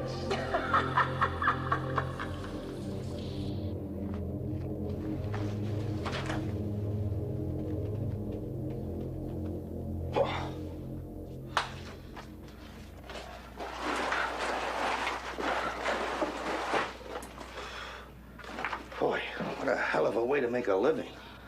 You've been doing this a long time, haven't you? Going on nearly 30 years. I probably dug halfway across this country if you put it all together. Yeah. Sometimes I feel the same way. Only instead of digging through rock, I dig through paperwork. Tons of it. My name's Sherry, by the way. You know, people weren't meant to work underground. They belong in the sunlight, fresh air. You know, there are other things better suited for caves. Like what? My grandmother was from the old country. You know, I remember the old legends and stories she used to tell me about elves and fairies. And trolls. Trolls. That's a myth. A fairy tale. If you say so.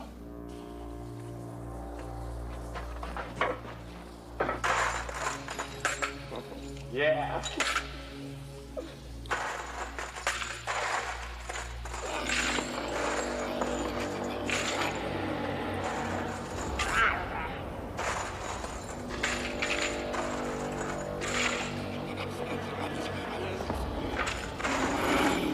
Who's there?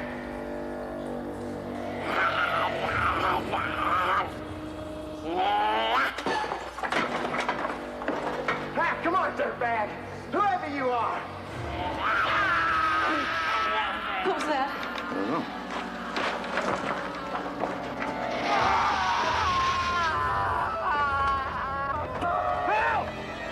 Oh, my God. What are you doing? I gotta try to help him.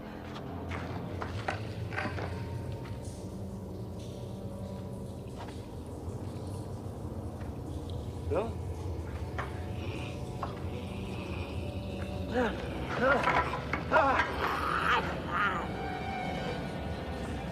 Phil? Phil?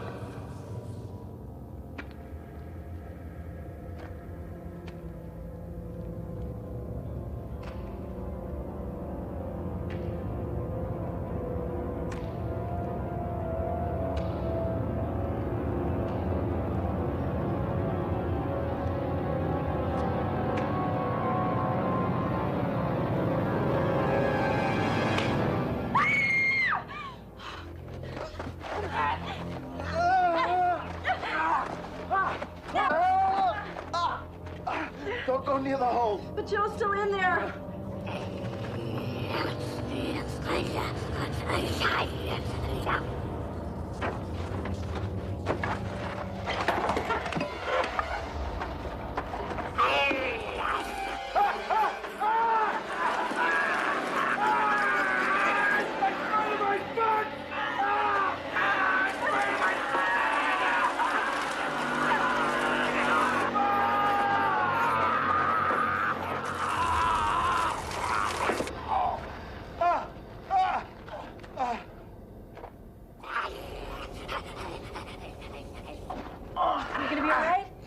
Yeah. I think we better get out of here. Now, listen, I was right. There is treasure in there, look. I'm telling you, it could be ours. All of it. You're nuts. You can't get that with that troll guarding it. Troll? You trying to tell me that thing's a troll in there? Damn straight it is. Burnt your arm, didn't it? According to legend, a troll's blood is boiling hot. A troll hoards treasure underground. It uses it to lure people into its lair. So? It's okay, what if it is a troll? There's gotta be something trolls are afraid of. There is. Sunlight. And iron can kill him. No, that ain't gonna work, Joe. I used mine on the bastard, didn't even feel it. But your pick's new. It's made out of steel. I told you I've had this nearly 30 years. It's good, solid iron. That's great. Then let's go get the gold. Come on, Joe. You want to die with a pick in your hand or a champagne glass? You've been down in this muck for 30 years. Did you take it out of here? You want to be the boss's errand girl your whole life? Having to come down here and tell us to work harder because he doesn't want to get his shoes dirty? No way. Well, then, you stick with me. You can open up your own business.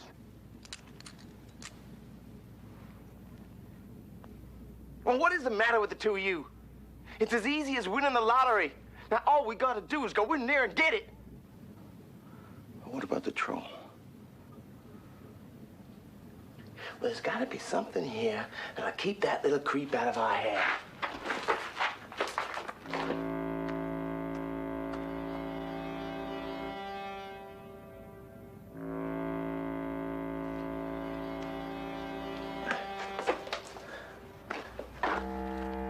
Wait till he gets an eyeful of this.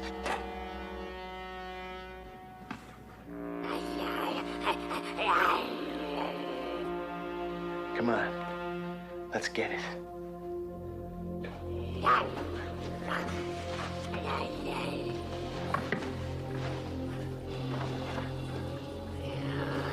It worked. Come on. Come on, it's all right. Yeah, get up. Come on. All right. Careful now. It's up here.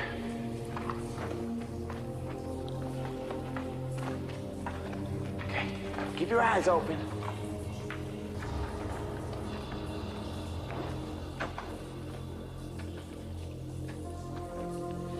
It's right up here. Come on. Take a look at that. Huh? What'd I tell you? Yes, take that.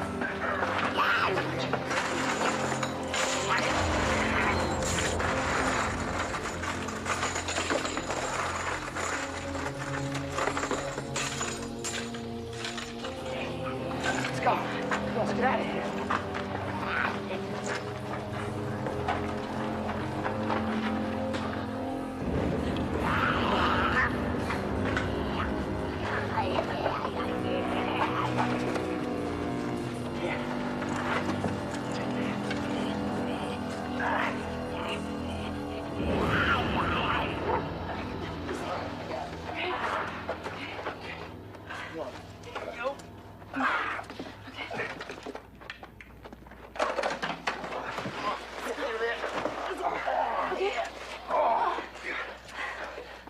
We did it. What'd I tell you? We're rich. I can't believe it. We pulled it off. Yeah, well, I'm just glad we got out of there alive. Come on, hurry up. Let's get this up the stairs. What's that? David, move back.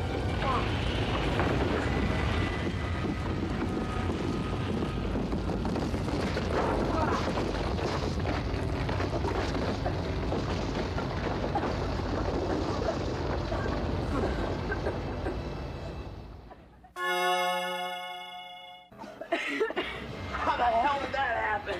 How the hell do you think it happened? The troll! It's trapped us! You're crazy. How could one little critter cause a cave-in like that? You still don't get it, do you? This is his turf. He can do anything he wants down here. We better block up that hole with something. Help me! Come on.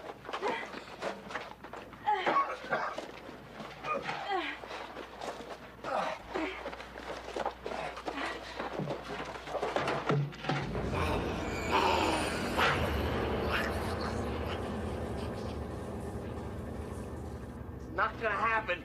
I'm not gonna let that little mother cheat me out of this treasure. Forget the treasure. We're lucky we get out of here alive. No way I'm forgetting it. Not after all I've gone through to get it. Argue about it when you get out of here. Hey, lady, one... Phil, you got us into this. Now get us out of it. I gotta catch my breath.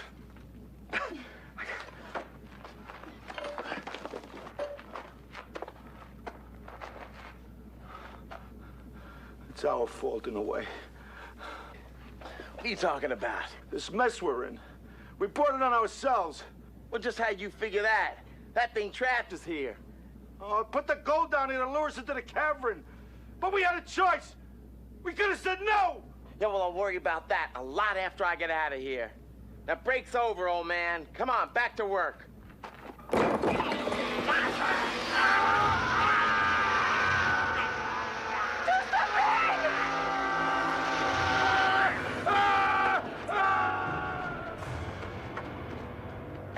Joe, come on. Come on, you're gonna be okay.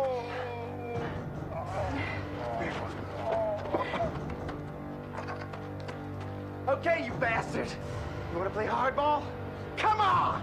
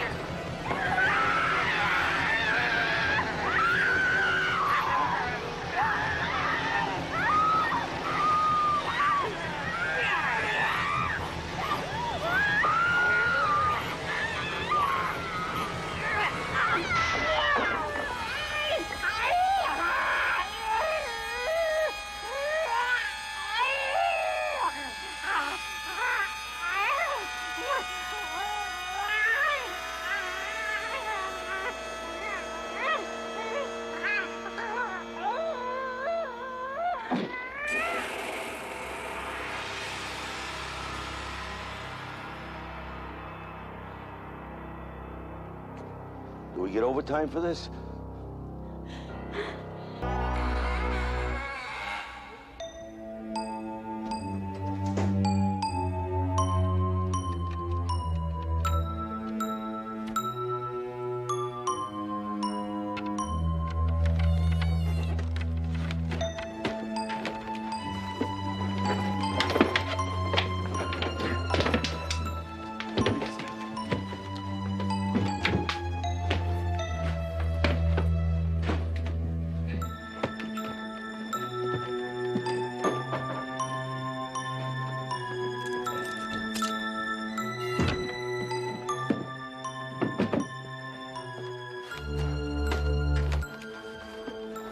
The basement of the library's not so bad.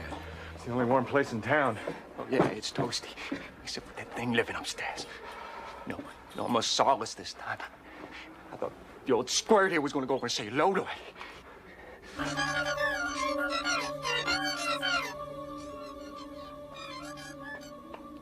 Glim's talking again. He's up in the reading room. Got one weird kid there. Where did she get such a cutesy name for that monster anyway? That thing is the reason that her mother's... Carl.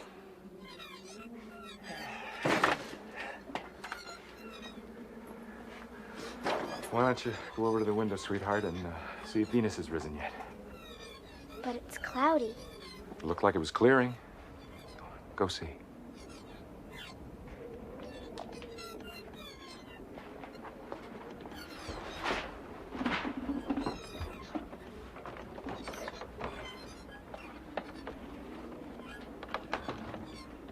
Daddy, it's starting to snow.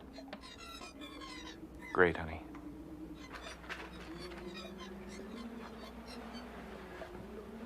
Hey, look. She doesn't know about her mother yet. Besides, I told you not to mention anything. I don't know what you told me, Mr. High School teacher. And let me tell you something. Her mother's dead as my father. And that's just something she's gonna have to get used to. Pretty tough, aren't you? That's right. I'm tough. I was raised that way. My father.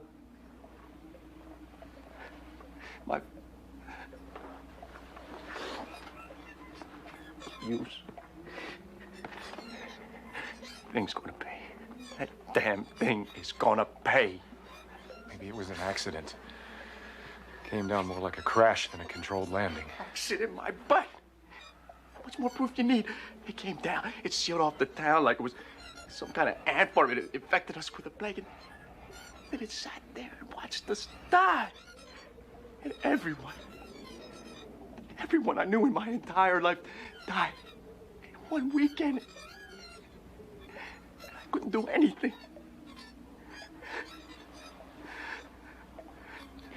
I wish I could figure out what it was saying. I think we got a chance, huh?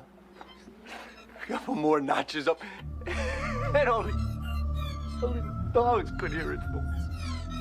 Continuing ship's log for Scout 426 Cube 3. 4th local cycle since landfall. I'm learning much about these primitive aliens. Have hooked up power source to local library. Pursuing research into their writings and examining their dead.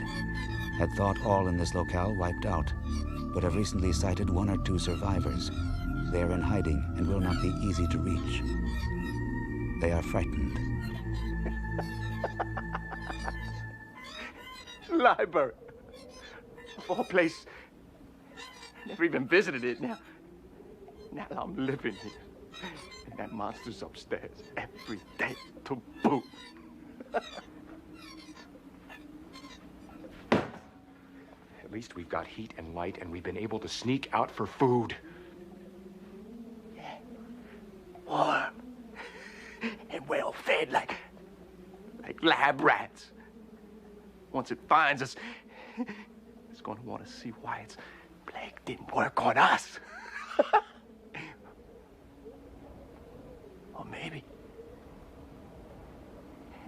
it just wants to eat us.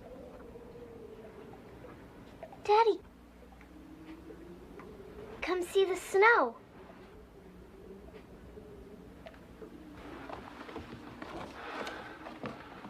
It's beautiful, darling.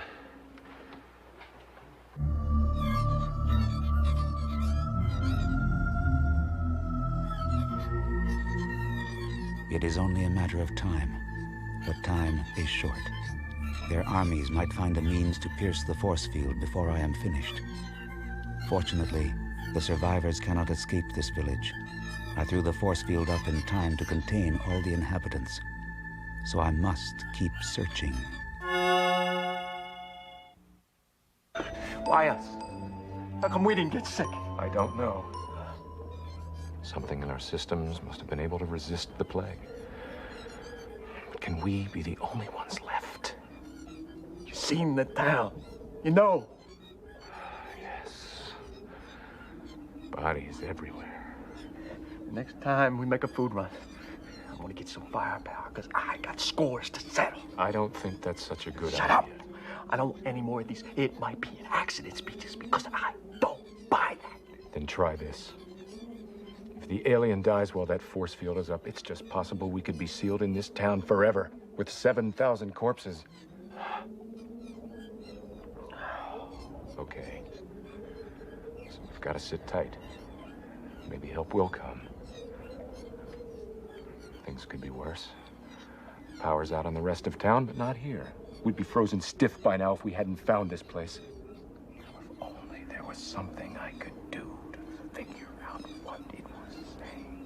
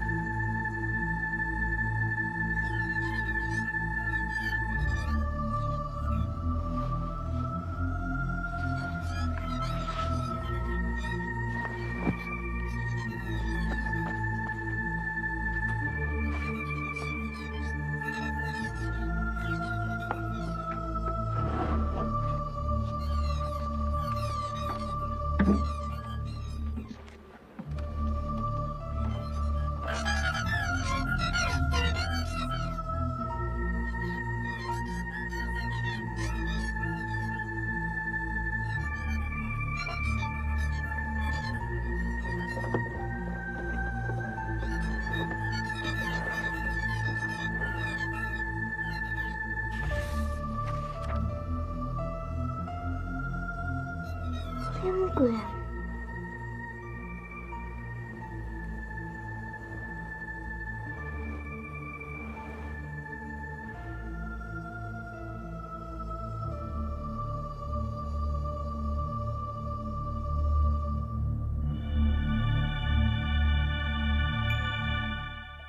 It's gone.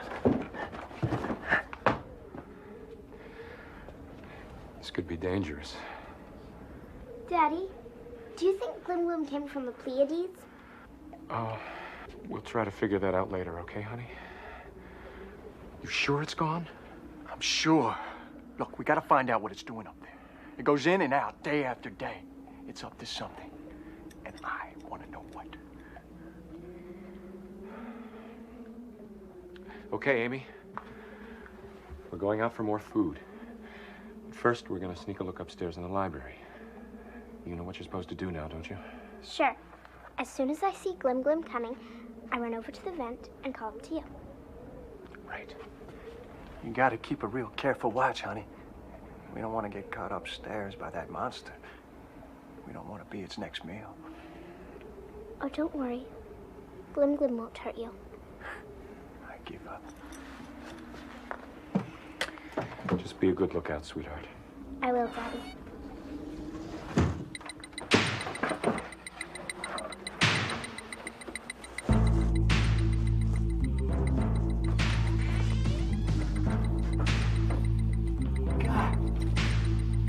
This place looks like a cyclone hit it. It's reading.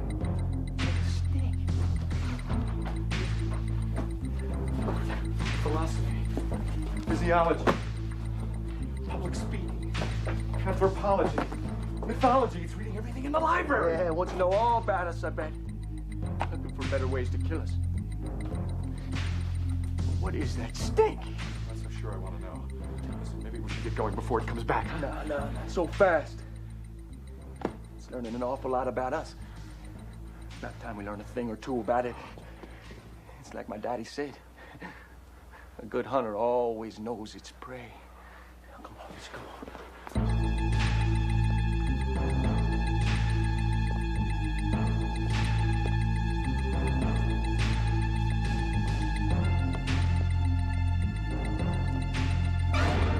Good morning, Carl.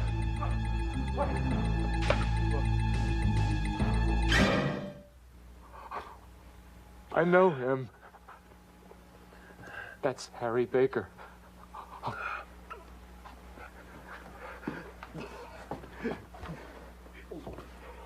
It gets worse. Looks like my garage after me and my dad dressed a couple of bucks.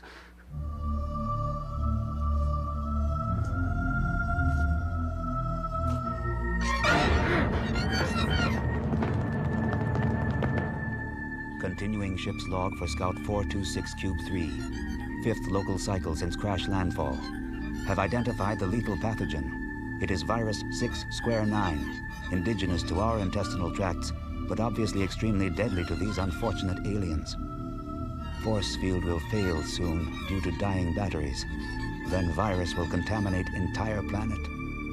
Made contact late last cycle with a surviving native. A young female who does not fear me. Must pursue that contact, but cannot bring my voice down to levels she can understand. Must find other way. What took you so long?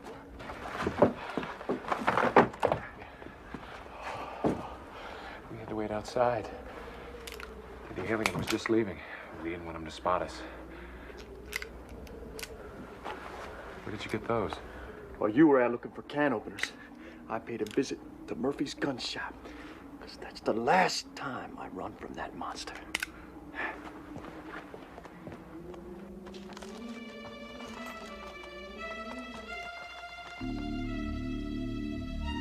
Continuing ship's log for Scout 426 Cube 3. Night of 5th local cycle since crash landfall. Trying to find way to overcome the survivor's fear. Is of the utmost importance that they learn to trust me.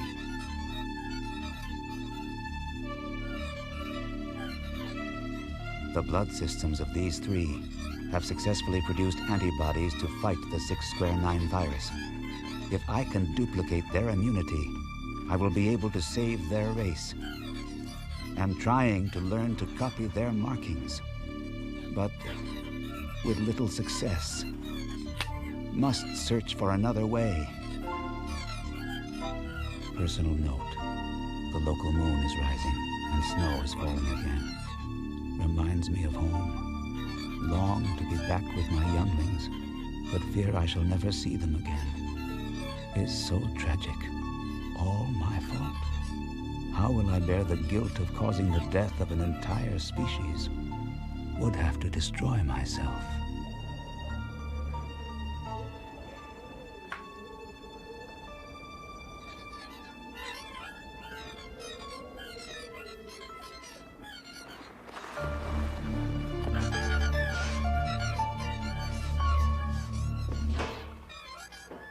Hi.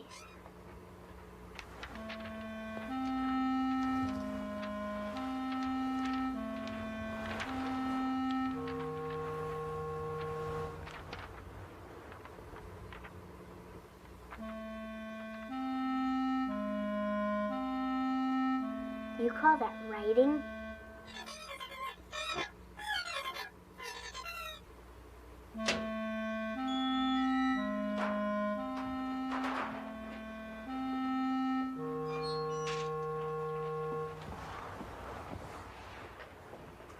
Here, I'll show you.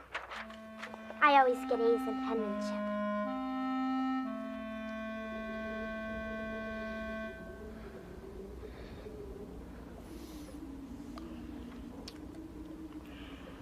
Hey, this is working great. You keep pointing and I'll keep writing. Okay. So far we've got that you're from Orion, that the sickness was an accident, and you need our help to make a medicine to save everybody else. But what can we do? B-L-O-O.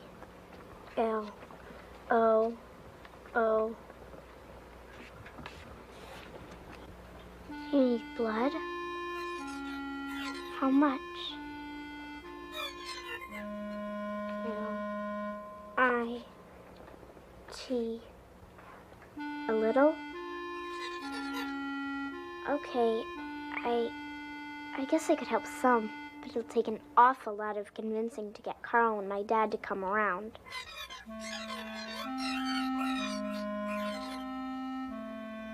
Friend.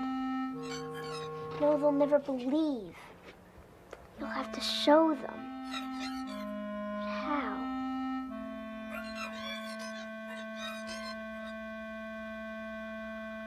Hey, I know.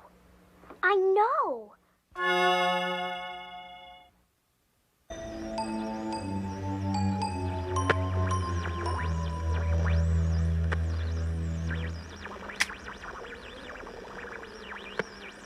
What do you suppose he's been up to all day?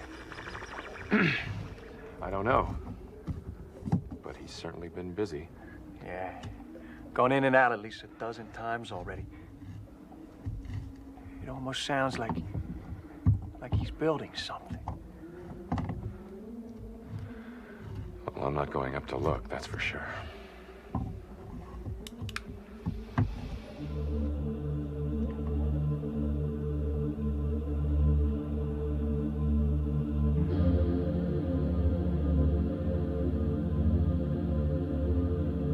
Awesome. They gotta know you're a friend when they see that.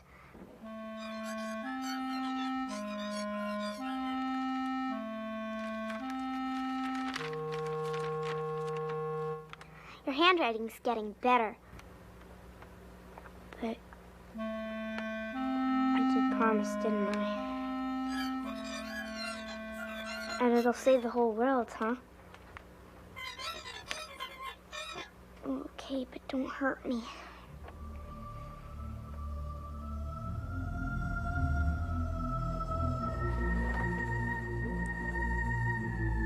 Ouch!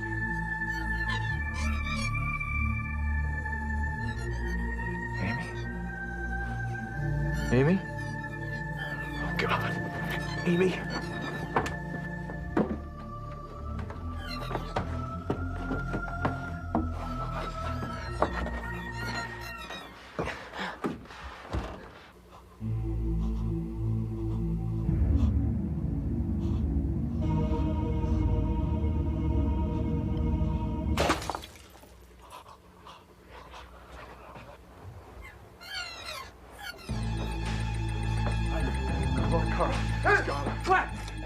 That monster. Oh, it's got Amy. Throw that ugly bastard away. You still think this was an accident, huh? Give me a gun. Come on, I gotta go after her. Come on. Carl, it's not bad. Carl, it's doing something to her now. Oh, God. Come on, go.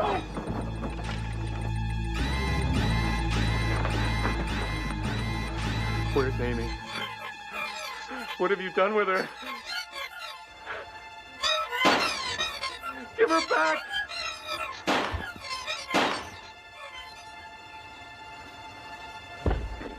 Amy!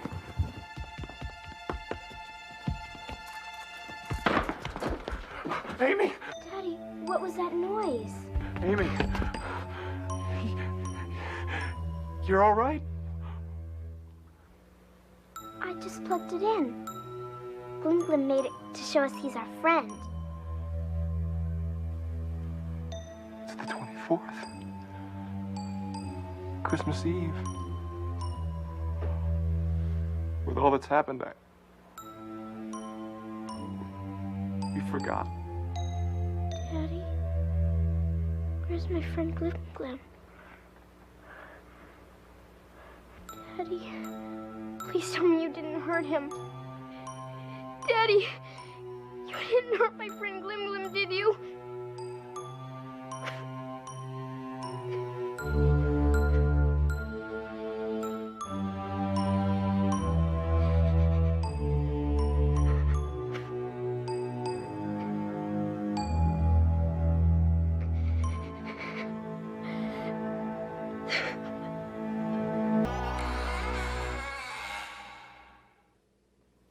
Oh, of course, there's nothing to it.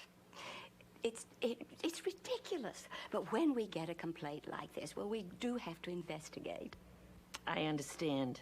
Some people like to stick their noses in where they don't belong, trying to make trouble. They have no respect for family. Have another. Oh, thank you. Cindy, wipe your feet. Come say hello. I said, wipe your feet.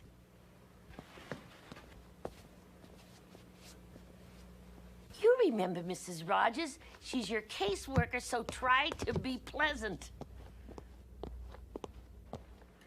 Hello, Mrs. Rogers. Hello, Sandy. Cindy, have you come to take me away? Now. It's natural for a foster child to fear rejection. No, Candy, I'm not here to take you away, so don't worry about that. You're a lucky girl to have a home here with the Ellers. It's a good, stable environment. But Cindy, Mrs. Rogers needs more coffee. No, thank you. Really, I don't want... Don't just stand there.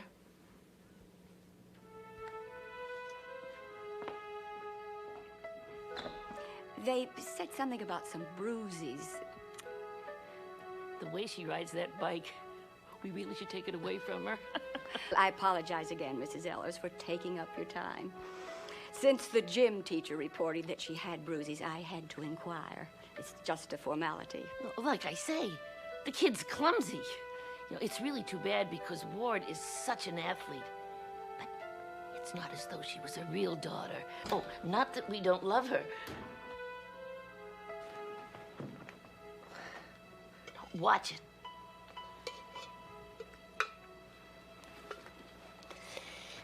We do the best we can. We give and give. That's the kind of people we are. So, I hear you like to ride your bike. I can't. Why can't you? Well, it's broken. Cindy, why don't you show Mrs. Rogers your pet? We even let her keep a rat. Oh, listen to that thunder. Rosie isn't a rat, she's a hamster. Just show it to Mrs. Rogers. I can't. You said she had to stay in for 2 days this time. You said if I took her out, you would... Forget what I said. Just go get it.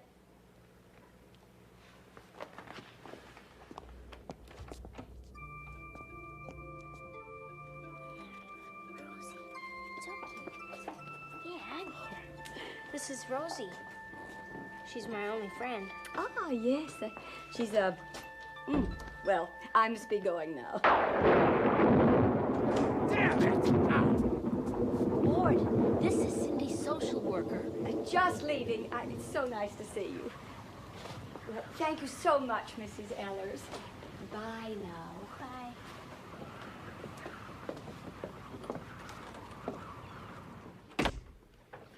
The hell did she want? What do you think? One of the teachers complained. You and your bad temper. What are you gonna do? You gonna wag that tongue of yours all night long? Greg, what, don't you think I gotta get dinner ready before we lose the power completely? Hey! I don't suppose anybody around here heard the weather report. The old man will get when he gets home. What's the matter with this snow? Right around here, nothing is ever right. Nothing. Nothing. Nothing.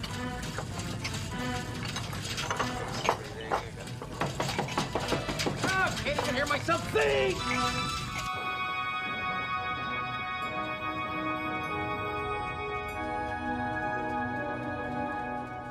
What the hell's the matter with everybody around here?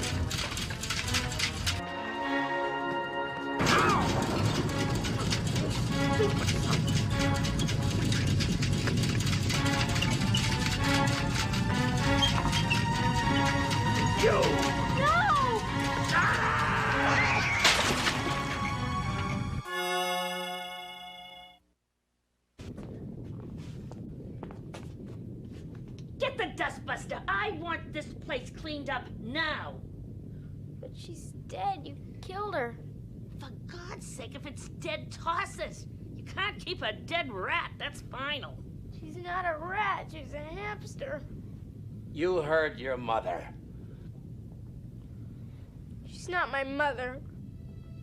What? You're not my parents. What did you say? I hate you. What did you say? No! I hate you!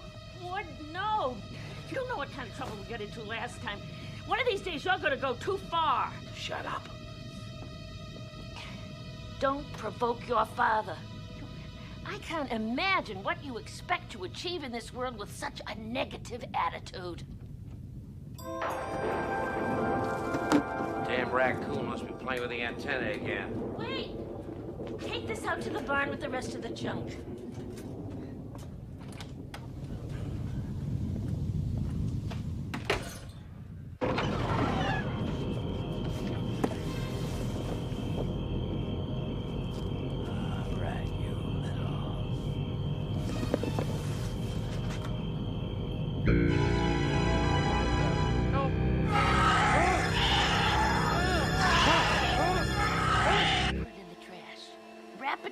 So the garbage man won't notice.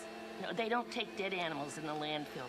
I remember when I tried to give him that stupid cat Fluffy after Ward ran over it in the Land Rover. I swear, Ward told me that when we were getting a foster kid, it would be like having a live-in maid. Joe, come out to the barn. My blood pressure when I... Ward? What does he want? It's rotten out. Joe, get out here. Well, what do you want? Joe. You, wash the broccoli. When I get back, I want food on this table. If the dinner's cold, it's not going to be my fault. Oh, Rosie. Please don't die. I'll protect you from them next time. I promise. Just don't leave me alone. They're so mean.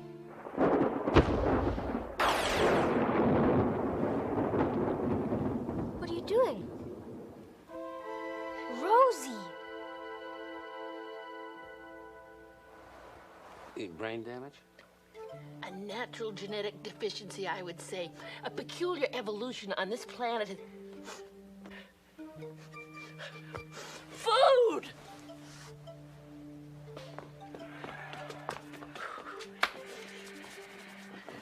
I thought she was dead. Yes, only temporary. Where can I put her? You threw her cage away. She was caged? Why? You should let her run around free. Okay, Rosie. Go hide, quick.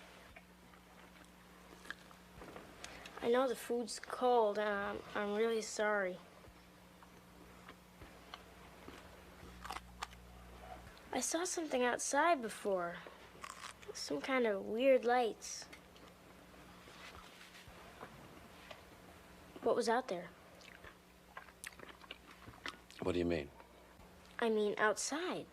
There are peculiar meteorological patterns here, much like those in Epidemus. Wouldn't you say so, Ward?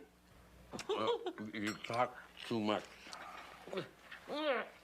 Are you guys feeling okay? Terrific. Terrific. What? Look at this. Well, I washed it really well. Are there any more? I don't know. I'll check the garden.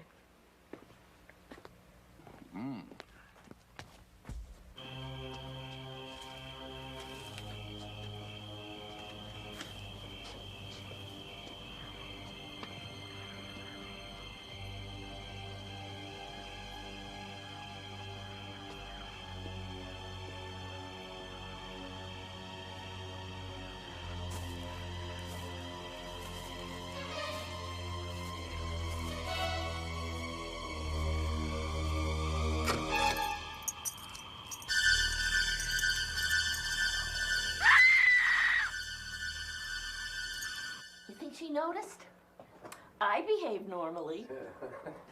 You always have to talk, don't you, huh? You always say nothing. That's the safest way.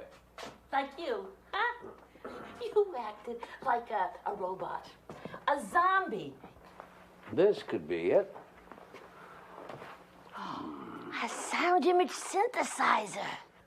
Sure, this is their internet communicator. Well, go ahead. You like to play with that thing. Nullify it. Aliens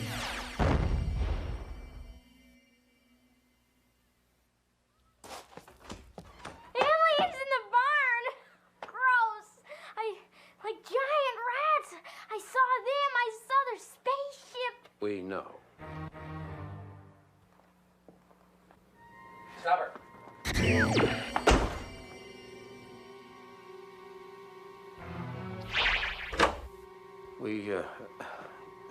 We can't let you go.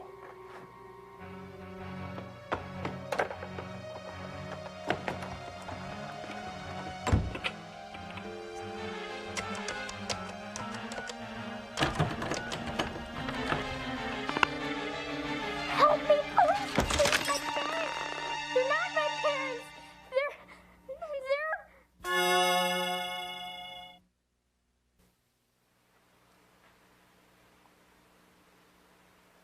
Feeling better?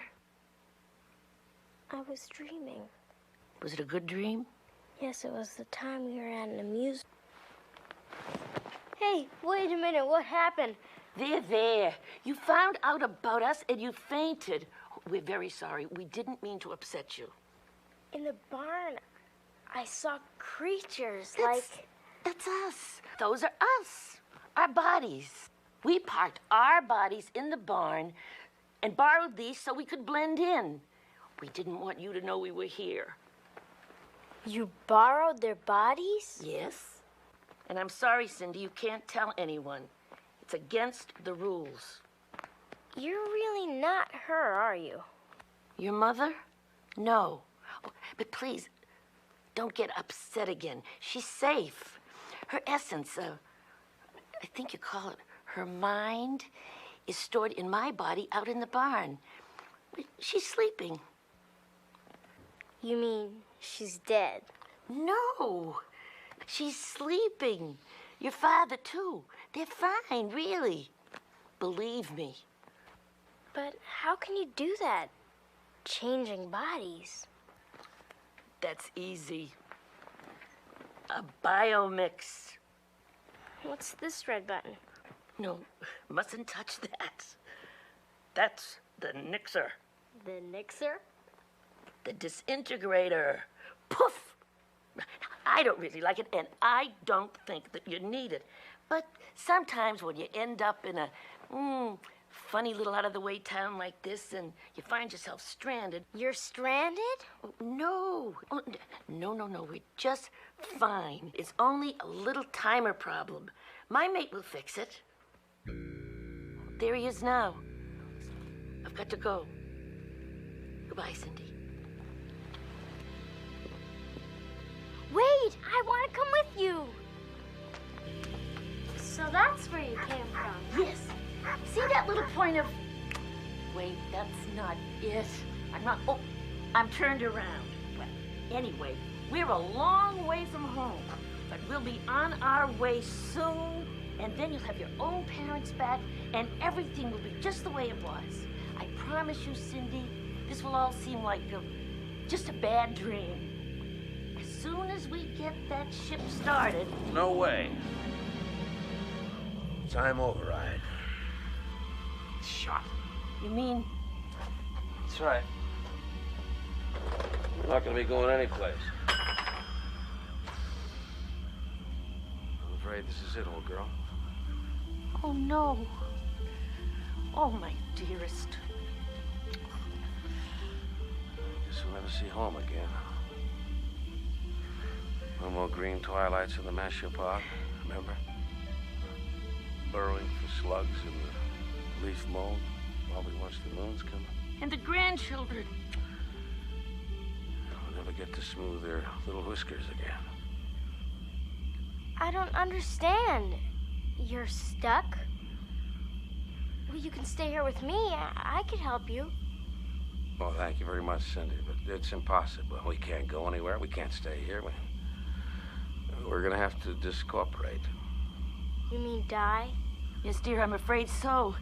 You see, our real bodies can't survive long in this atmosphere. It's too dry.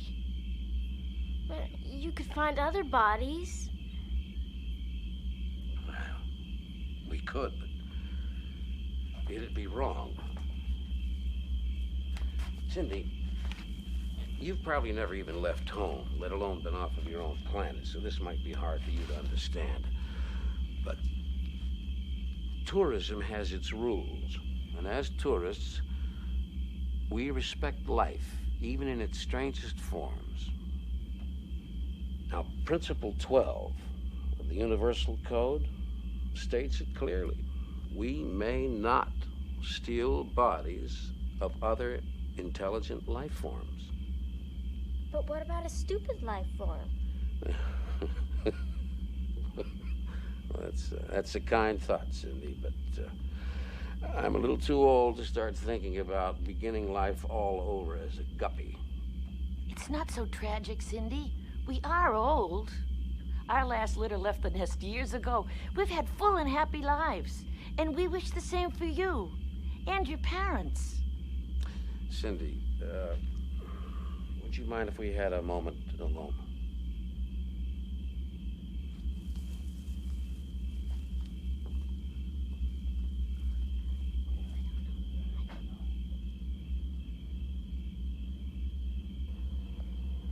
My parents.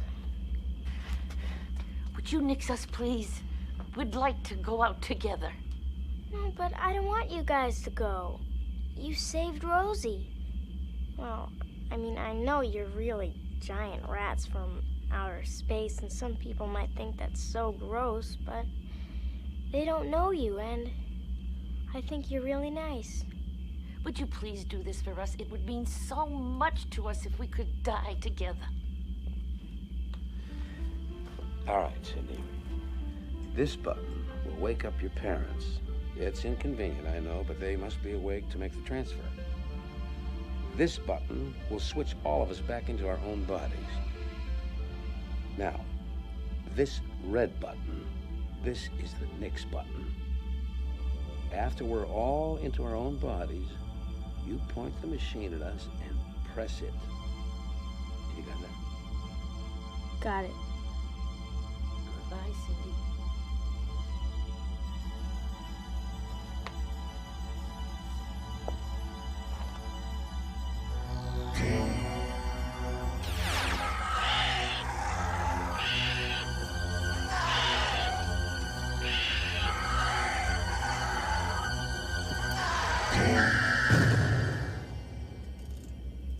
Oh, dear.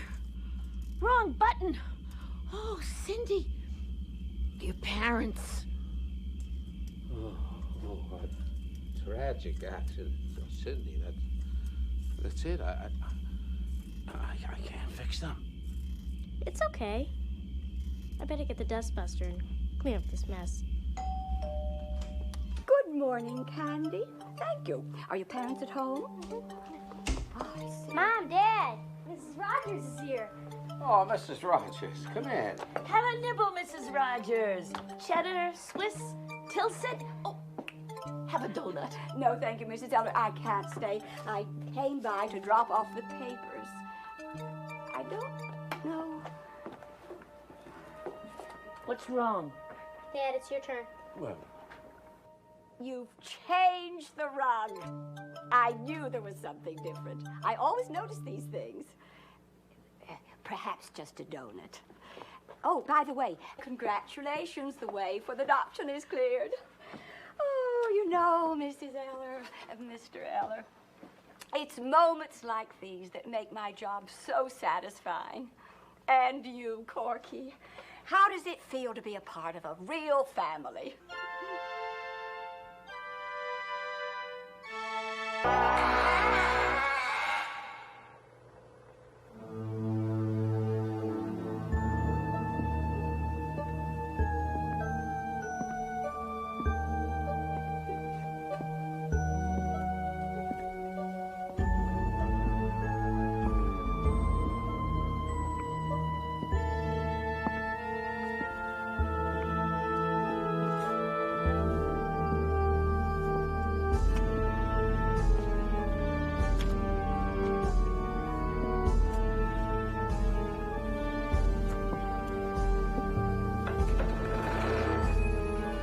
The soil taste today?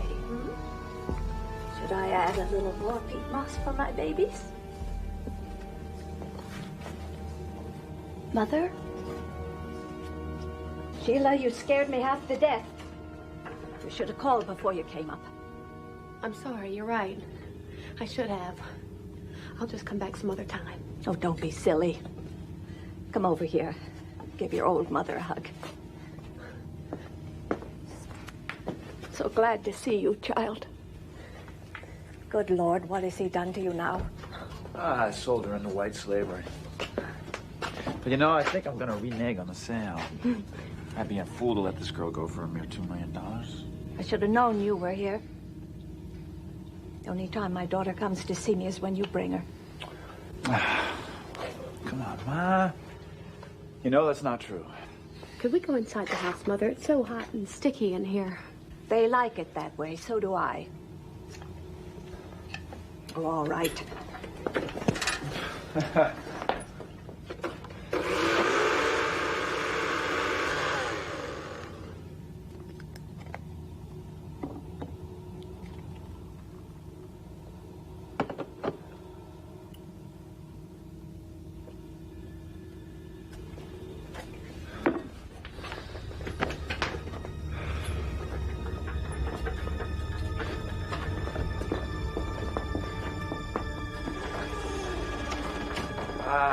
Bought you cake.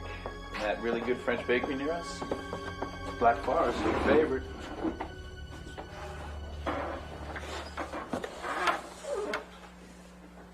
I've decided I'm on a diet. Mother, please. Nelson just wants to be part of the family. Right. I mean, family is the most important thing in the world to me. I mean, even if we don't always see eye to eye, I never forget that. I mean, we should come up more often. Just say what you came to say, Nelson. Well, we've had a little emergency recently, and it's hit us pretty hard. How much do you want? Well, we're 8,000 in the red, but 5,000 would take care of us for now. The answer's no. What? You heard me. I'm through paying for your gambling and your womanizing. You'll not get one more penny from me. Ma, I don't think that you completely understand the problem. I understand perfectly. Sheila and I discussed it, and she agreed that I should ask you for a loan. Yes, that's right. We both agreed. Given the circumstances, I will have to disregard my daughter's wishes. Well, how do you think your daughter's gonna feel when her own mother abandons her like this? She's a smart girl. She knows why I'm doing it. But if you don't help us, we'll have to move out of the condo. We'll have to get a cheap apartment in some bad neighborhood somewhere. I mean, Sheila's gonna have to walk down unsafe streets every night. There's nothing more unsafe than her addiction to you. Mother. Hush, child. Are you forgetting that I'm Sheila's husband? If I'm not happy, chances are she's not going to be happy. In fact, I can guarantee that.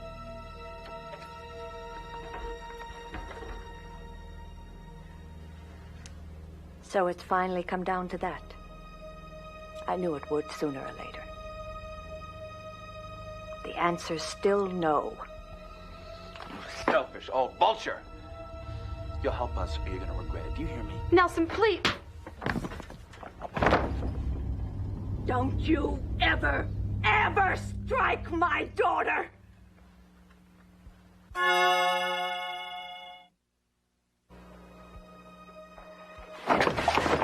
You got out of your wheelchair. You picked him up. How did you do that? It's the enzymes in the pulp. The pulp. From the melons. I found they contain an enzyme which super energizes the human muscle tissue. One glass of melon juice will charge up even an old bird like me.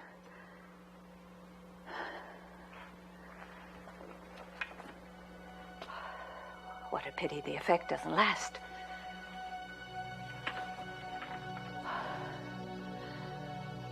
I'm not used to exerting myself to this extent. Run to the hothouse and get me another glass of juice.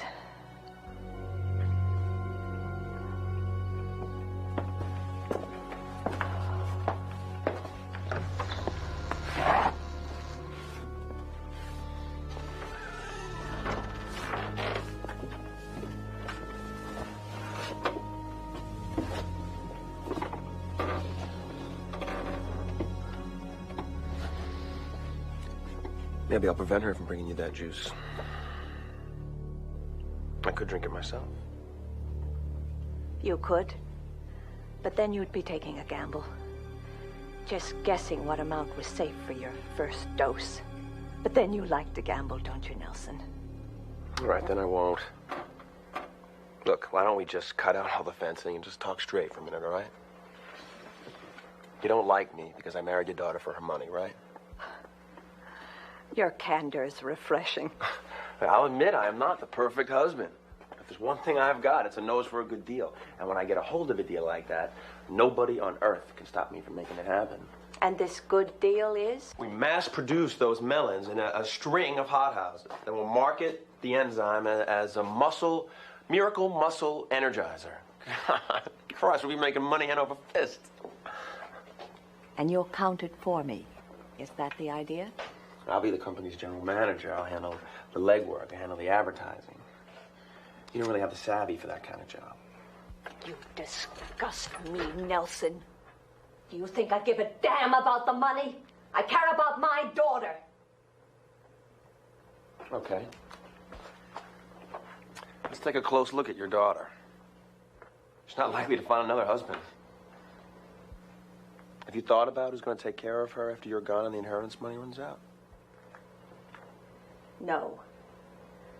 But I certainly wouldn't trust you in that role. I'm not asking you to. We can set up the company so a large chunk of the stock is in Sheila's name, not mine. You'd be giving your daughter a safety net for her old age. Thank you, dear.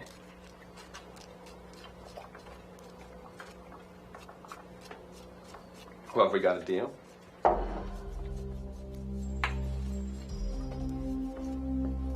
I'd sooner sign a pact with the devil than to go into business with you.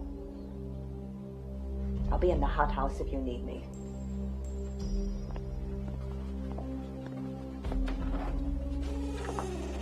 What are you and Mother talking about? I offered to help her set up a company to market that enzyme. Let me hear what she said. Not that I blame her, considering the way I treated the two of you. I'm sorry. I lost my head. I didn't want to hurt you. I know you didn't mean to. I just want everything to be perfect. Your mother doesn't understand that. And she's never really accepted me. She will. She just needs time to get to know you. Things will work out. I know they will.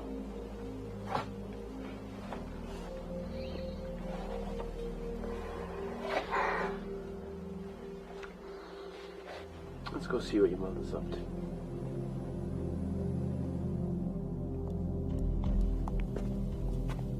Never satisfied.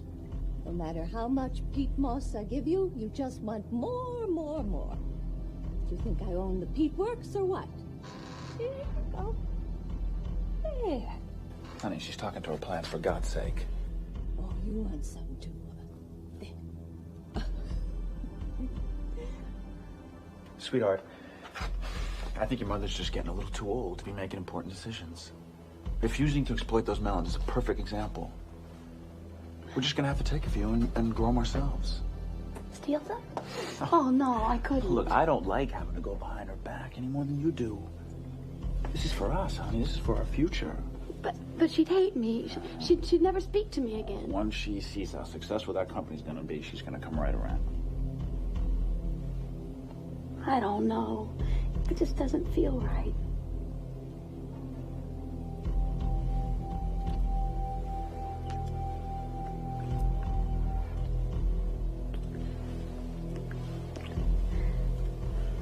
I think we should sleep on it.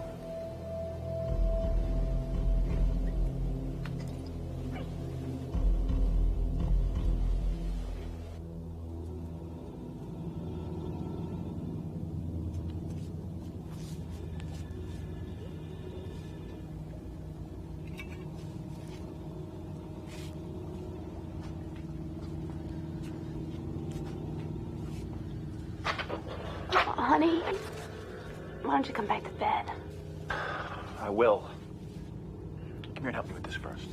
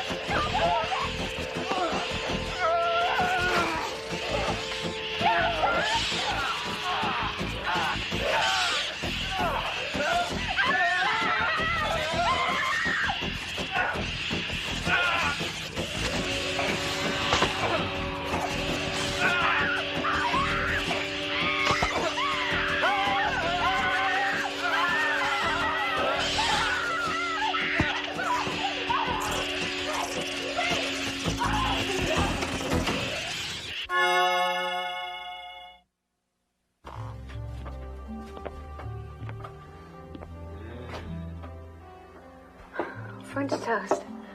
Oh, Mother, you shouldn't have gone to the trouble. Nonsense. There's no trouble. Boy, it looks really wonderful now.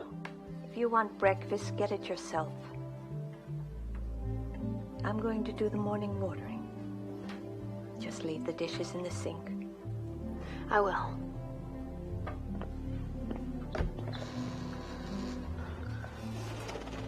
You gotta pick her brains about those worms. Ask her some indirect questions. I can't. She'll know we were in there last night. She'll guess why. I just can't do it. You know, if we can market that enzyme, we'll be able to do all the things we planned. We can get that little house in the country you like. Be a great place to raise a family. We don't have to wait anymore. And your mother would love grandchildren. You know she would. I guess I could talk to her.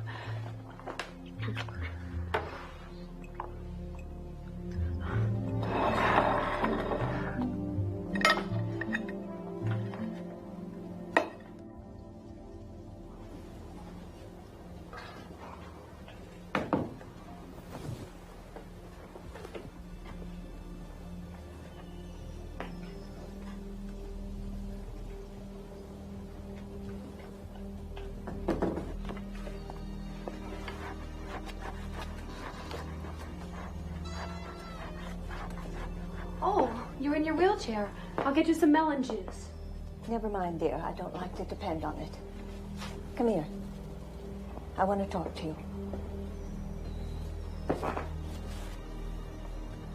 When you were born, your father and I were already middle-aged, tenured at the university, set in our ways. Bugs and plants were all we ever cared about. We didn't know how to be parents, so we simply ignored you. It's in the past. Let's just forget about it. I don't want to forget it. I want to make amends and be a good mother to you. I'm going to start right now by trusting you.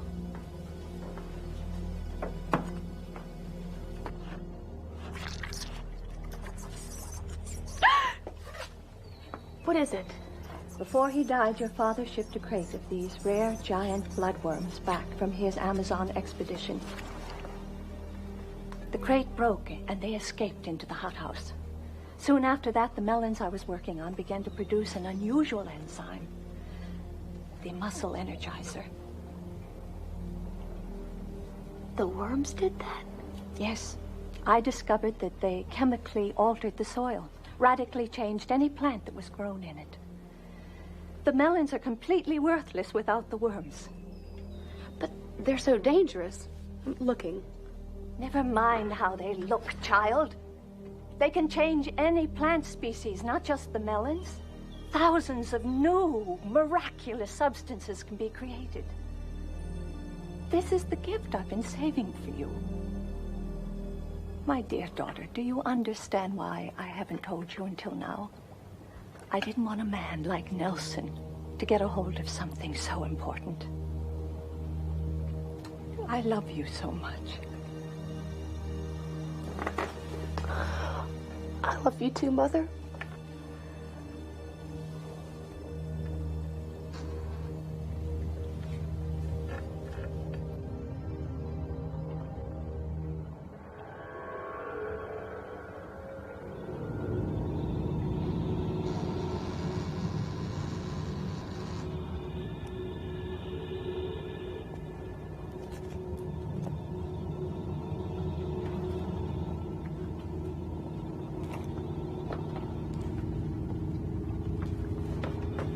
Please, I really don't think we should go through with this. Will you just shut up and dig?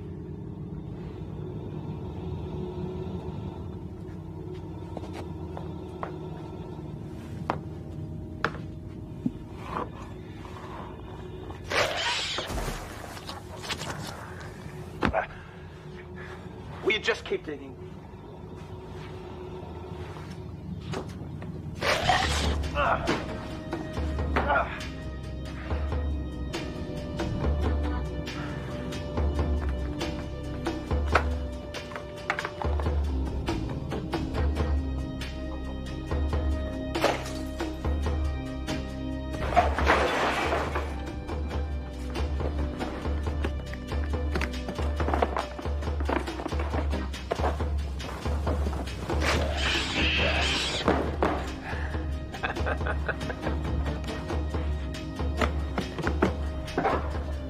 go.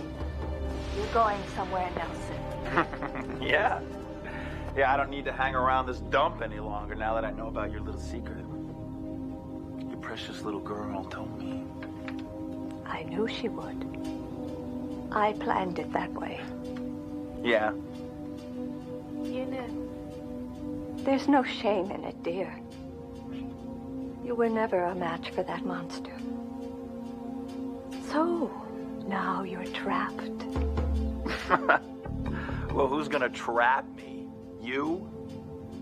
I've drunk some of that juice now. Get out of my way or I'll rip you in half. Leave her alone, Nelson. Sorry, love. But I don't need you anymore now that I have a breeding pair of these worms. You bastard. You used me. Saying that you loved me. Lying through your teeth. You're not stealing worms, you idiot. You're taking her children. Her children. Don't ever mess with the mother instinct.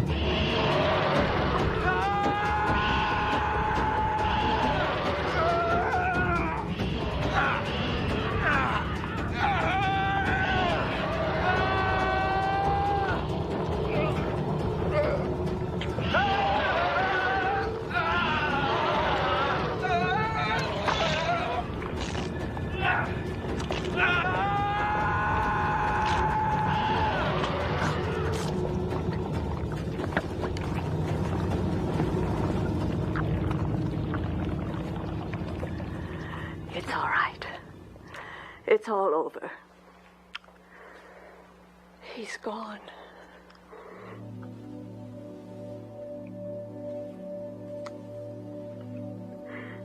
I'm okay now, Mother.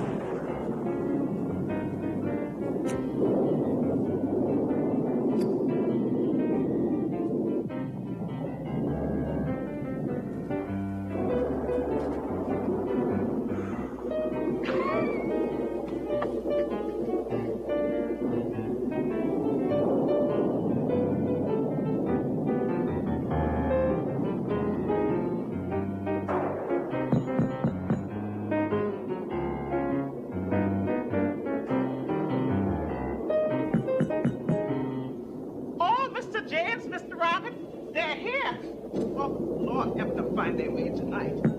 I'm coming, hold your ponies.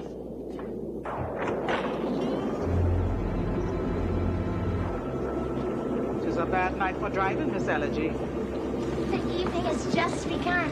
Velma, this is Dr. Blackman. We both drove up at the same time. I was wondering if you'd come, Doctor. I know it's a bit out of your way. Well, I don't normally make house calls, but I'm such a big fan of theirs. Oh, that's nice. Mr. James? Mr. Robert, Miss Elegy is here with the doctor. They're moping again. But not to worry. You know, Mr. Robert was not too pleased about your coming. But Mr. James will bring him around in a bit. Now, can I get a cup of tea for the two of you? Yeah, sure. Well, I can see where your relationship with the Selfs must be just a little bit out of the ordinary. Well, I was with them before they were in show business, and I really want you to understand that. I know that. I'm not just some groupie. God knows, when you get to be as famous as they are, everybody wants a piece of you. And yet, they gave it all up. Why? Well, Robert was never really happy on the road. He couldn't adjust to it as well as James, and after a while, he just couldn't take it. They couldn't work together. God knows they couldn't work separately, so they came home. Doctor, I swear to you, I love both of them dearly, but I'm on my last legs. I have rights and feelings, too. I may be just some lady who works behind a desk somewhere, but I'm not going to be anybody's emotional punching bag. They're sulking. To be more precise, Robert is. Oh, sure. Robert this, Robert that. Why don't the both of you go back out and soak your heads? Despite appearances to the contrary, there is at least one person in this room with a proper sense of comportment. Comportment? What does that mean? Why do you always use words I don't understand? I hate it when you do that. If I tried to communicate using words that you understood, the only thing I could talk to would be Coco the chimp. Just stop it, can't you? Tell him to stop it! Mr. Self. Mr. Self. I'm here to help you. Let me into your lives. Let's work together on this thing. Let's work through this thing. What do you say, guys? Drop dead and rot. You hear that, Doctor? You know, you probably think we're a sophisticated act. A supper club act. Well, you know what my brother's idea of funny is? Vulgar noises. You know what I have to say about that? Open war. Robert, I know how angry you are. If I ever meant anything to you, please, just try and call it a truce just for tonight. Please, will you try? I will if James will. James. Well, I already said I will. So, come on out.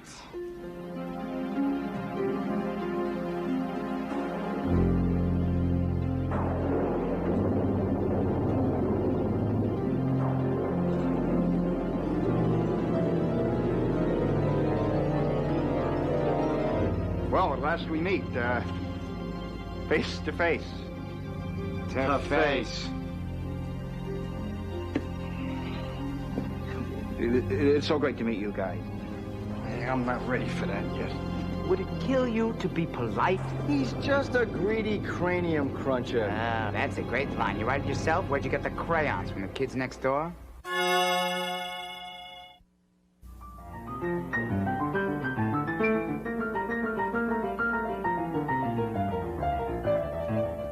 That's great. That's just... Which one is in control now? Neither. They're both working together. It's the only way they ever do anything good.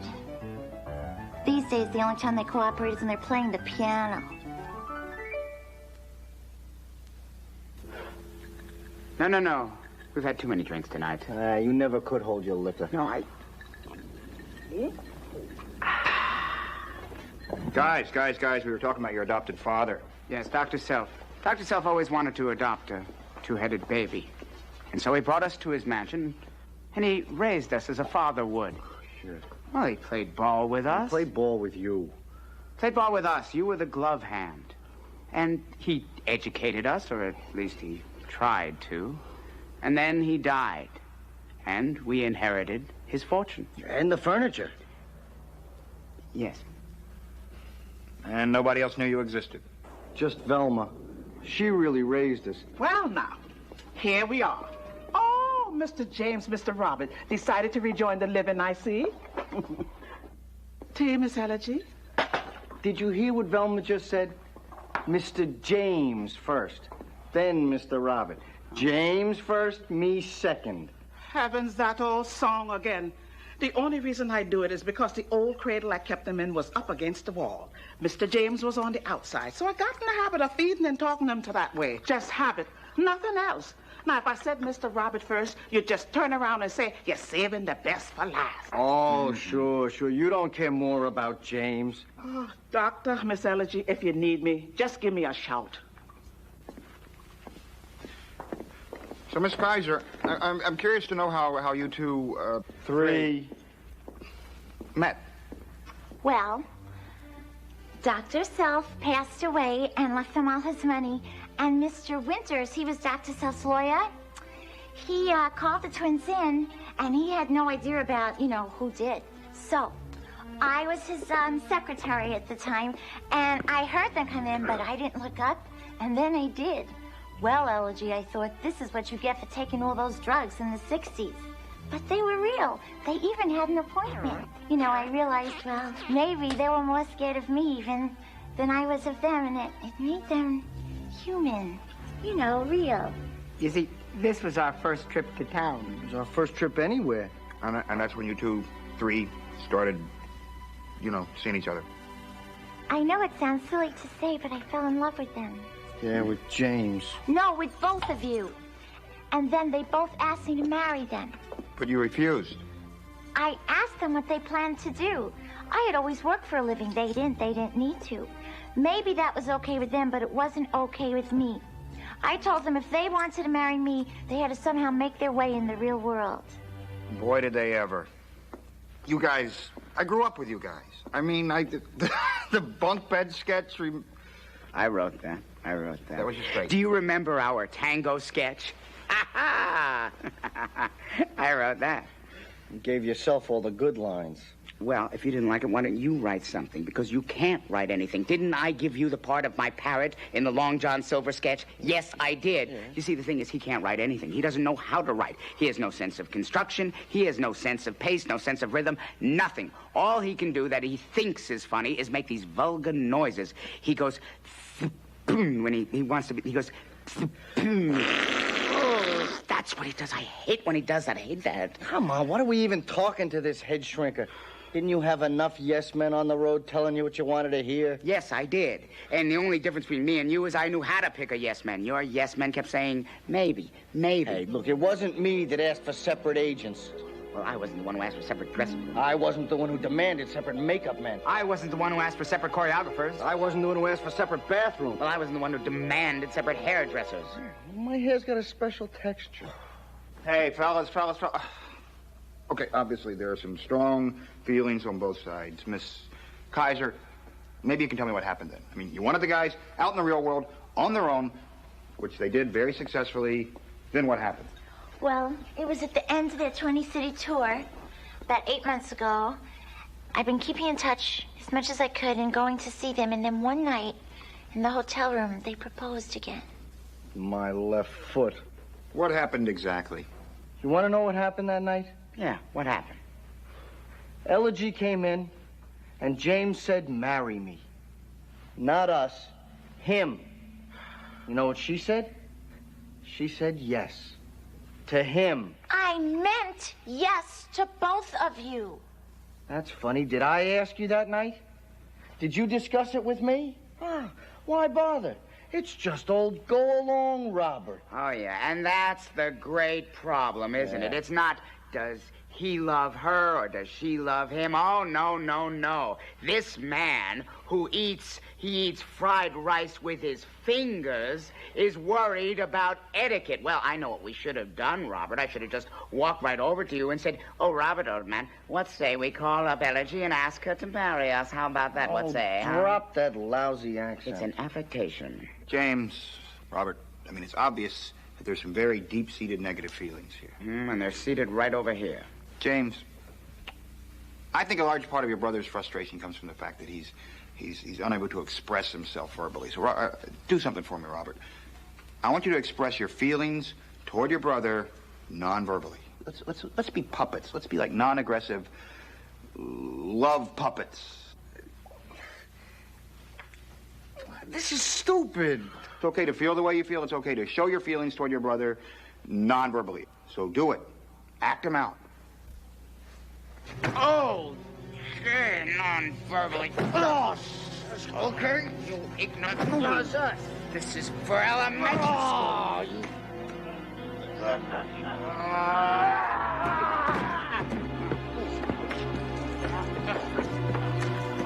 This is good. We're working. Yeah, this is very productive. We're working through this, aren't we? Yeah. That's enough. Okay. No. This is a very good thing they're doing here. Oh. Let's just hold. Get over here! I'll kill you, you son of a... Don't say anything about our mother. I've had it. Oh! It's done. I'm leaving. Elegy, no.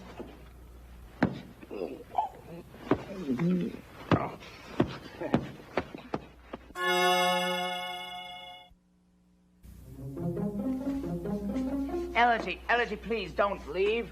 We can work it out. You know we can. The three of us, like the old days, we can work it out. This is between the two of you. Until you settle with your own selves, there's no place here for me. Robert, tell Elegy to stay. Well, you're the one who talks so good. What do you need me for? Please, Elegy. Please stay. Yeah, that was good. Shut up. Robert, And James, I will always love you. Goodbye. Elsie, please don't go. Now you are. You're a spoiler, that's what you are. You see someone else's life working and you have to wreck it because you can't make your own life work. Well, I want you to know that I am fed up with you. I am not going to let you turn my life into a shambles. Yeah, what are you going to do about it, big shot? Want to play rough, huh? Guys, what's the point of this, huh? Are you trying to kill yourselves? Is that it? No, just one of us.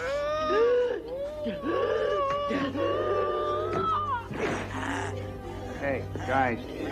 What's wrong? That's what I expected. Now you've gone and done it. Oh, come, you two. You must let go. They're suffocating. You got two brains controlling one set of lungs. They got to work together just to breathe. They get all excited and worked up fighting one another. And this is what happens. Mr. James, Mr. Robert, please, let go.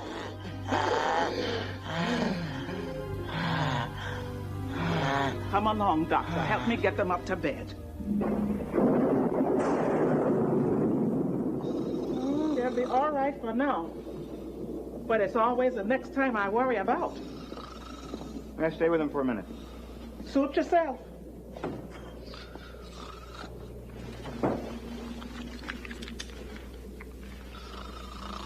Possible book title. He's not much, but he's all I have. Baby.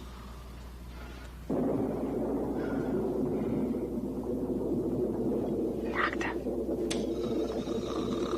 I've got a metaphysical question for you. What would happen if one of us should suddenly die? Well, given our past experience with Siamese twins, I wouldn't hold out much hope for the remaining entity. Is that what you were thinking? Ah, who am I kidding? We're both thinking about it all the time. James, listen, if we work together, I know that we can find an answer. I mean, I am fascinated by the fact that the two people could be so closely linked together and have such ineffective communication. Well, don't wake him up. You're not going to start playing those games with him again, are you? I mean, that love puppet thing was a disaster. James, listen. You're going to have to face the fact that no matter what your brother thinks, no matter what he feels, you're going to have to live with it, okay? Yes, I know, but... Oh, are you talking behind my back? No, we're talking, well, really behind your side. Oh, is this the answer to our problem, huh? Another paid stooge? Another gargoyle groupie who just wants a piece of us? You have to believe that I'm somebody who sincerely wants to help you, but in order to do that, you have to trust me completely, okay? When you're like us, the world is full of people who want to use you, who want a piece of you. Yeah, but don't you think I'm sick of it, too? That's why Elegy was so special to me. You see, even he doesn't understand. You don't know what it's like to be second best in your own body. But that's what it all boils down to, does it? It's always the same thing. I can't help it if I was the smartest, if I was the cleverest, if I was the cutest. The cutest? Well, okay. Well, you were the cutest. But I mean, you act as if it was all my fault. Look, I don't like this situation either. Sometimes I wish we'd never been born. You want to end it? End it. You've killed off everything else that's near and dear to me, so you end it, because if you don't, I will. Because I cannot endure it anymore. Stop biting your fingernails. Have your lawyer call my lawyer. That's my line, and you know it. It's from the Christmas special of 1986, the divorce sketch. James, Robert, please, not again. Jesus, I ought to kill you. Yeah, you and what arm? Oh, that's also my line from the Easter special of 1987. Gentlemen, I think you need more help than I can give you here tonight. Come back to Boston with me, okay? We'll work together, daily basis. Free of charge. Free of charge? Let's work through these destructive neuroses together, okay? It'll be good for you. It'll be good for me. Good for you? Well, yeah, the publicity. I am convinced that there's a book in this. Probably a bestseller. Paperback? Hardback? He's more two-faced than we are. Now that is a good line. Thanks. You're welcome.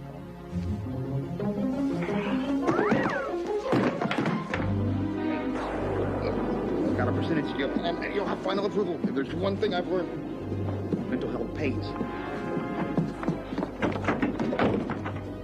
I can see you're angry. That's very good. That's very good. You're transferring your anger to a father figure. That's good. Come to Papa. Come to Papa. Ah! Oh, yeah. Ah! Oh, yes. Oh, boy. We are making some progress here. That's great. That's good.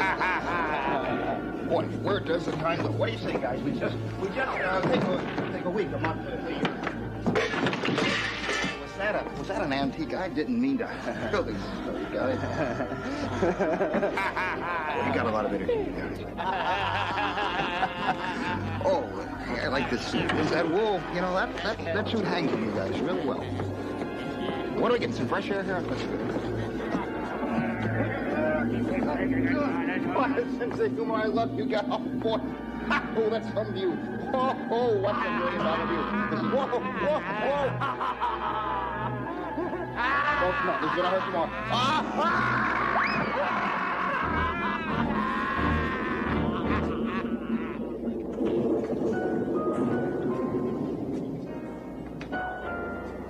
I swear, I suppose you boys are happy now.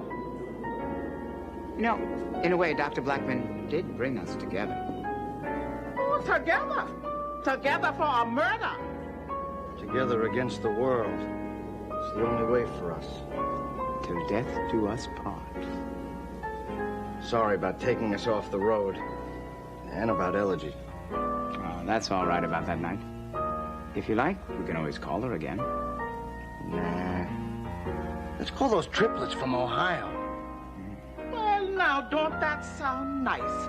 I suppose you two just forgot we got a dead doctor outside? Don't you think it might arouse a little idle curiosity? What are the police going to say? The police will be fine. They don't throw celebrities in jails. Oh. Yeah, only normal people.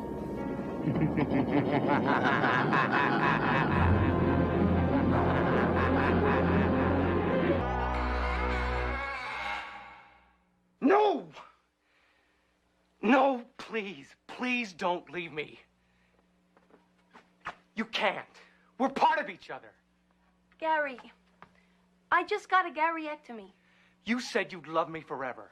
Well, it was 6 months. I was off a little. And the show? You'd walk off the hottest musical on Broadway? Nobody cares about Broadway anymore. I want it happy, and the only TV I can get is Circus of the Stars. I want to be a movie actress. I want to express the complex and tormented and the genuinely deep emotions I have inside me. I want to do accents. Susie, I love you, but you will never make it as an actress. You're a dancer, like me. When we're out there, our bodies blend perfectly. It's like we're one person. We could be an immortal dance team. Every immortal dance team has been completely forgotten. I won't let you break the contract. Just because you have approval over cast changes doesn't mean you can wreck my career. I won't let you wreck it.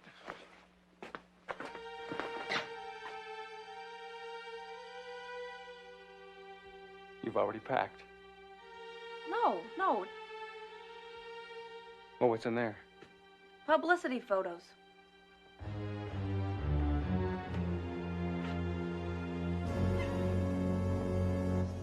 And a few clothes.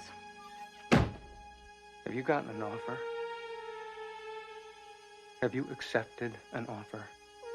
Do you honestly believe I'm that tawdry? Susie, all I want is for you and I to dance together forever. You'll come to your senses. You'll forget about Hollywood, but even if you don't, I'll never let you go.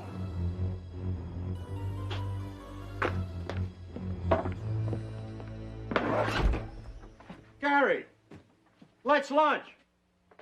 Is that a deal memo in your pocket, or you're just glad to see me? Both. I got you pay or play and a green-lighted, no-brainer at Warner's. At 50 domestic, you get first look, housekeeping on the lot. If there's a sequel, you score 2 points on the back end. Oh, you're talking my language. Yeah. Soon as this thing sails, you are a player. But they want feedback tomorrow. Well, tell him yes. Now, listen, I'm agenting this whole package. I mean, I can't promise you will not deliver. That jerk's got to release you. Sam, please. I love Gary dearly. And yet, Our souls never quite intertwined. Well, I hear you've been twining the stage manager. Have you been talking to the horn section? That's it. I'll tell Gary everything. I'll show him the videotapes. Suze, can I give you a little advice? Take off your screw-you shoes. It just makes things worse. You catch more flies with honey. Oh, a proverb. I was hoping you'd recite a proverb. The guy loves you, remember? Pull out all the stops. Nice him up the wazoo. Oh, forget it. It's hopeless. Gary'll never let me go. Not as long as he's alive. I gotta go. It's an hour curtain. I know, but I got work to do. I'm gonna make me some honey.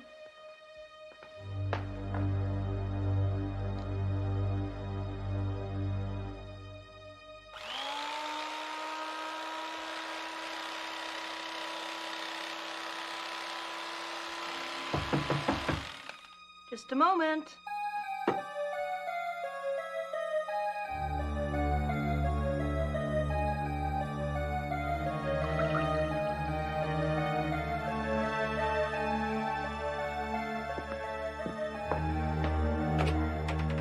Darling, I'm sorry. Please, have a drink.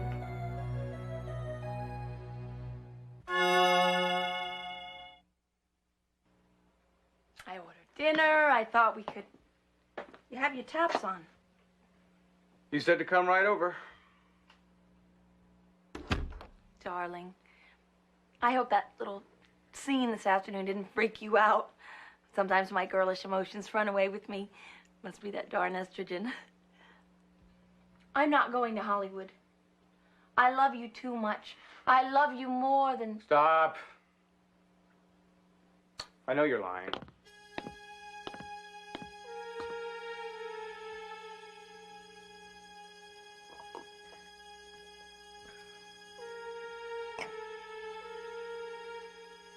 I've decided that I don't want to be some lunatic, jealous lover. If you have to go to Hollywood, go. What? I was so angry with you today that I just lost control. You see, it's when I think that you're plotting behind my back, trying to get rid of me. That's when I feel that I could kill you. What is it? What's wrong? Nothing. Nothing. This is just what I wanted. And I honestly don't think you'll live to regret it. Something is wrong. Hey, we should celebrate. I mean, this is incredible what you're doing for me. Why don't we have one last dance before you go, before I go, before we part? But I really don't feel as though I might be able to dance.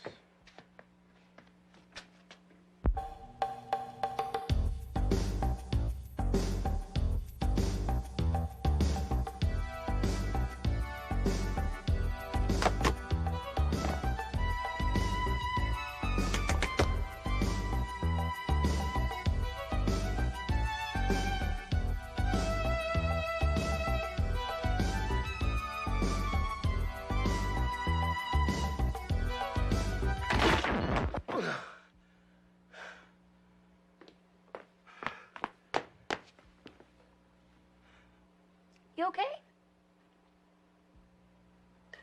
Poison. You poisoned me. You know, you probably have one of those 24-hour bugs. Tomorrow you won't feel a thing. I'm dying. Gary, so melodramatic.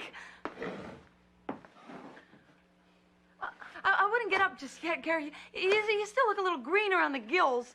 All I want is for you and I to dance together forever. Oh, isn't that a lovely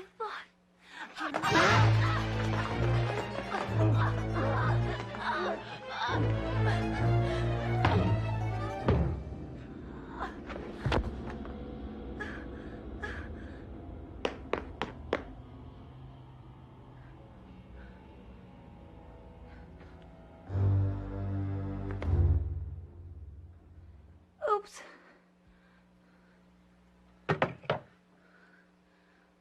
It's gonna be tough to sell this as natural causes. crap. There goes my career. Wait. It's an acting challenge. A courtroom scene. Your Honor, he came at me. He tried to choke me. Luckily, he tripped and fell on a blunt object. Oh, and then he got up. Luckily, I had a poison drink in my hand, so I forced open his mouth.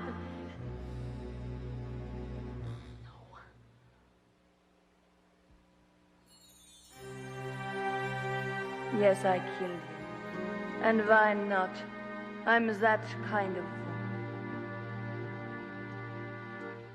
Yeah, I like that. It's a good image for me. Because I might have to do time. Maybe 5 years. Oh, God, that's 15 in actress years. I gotta hide the body.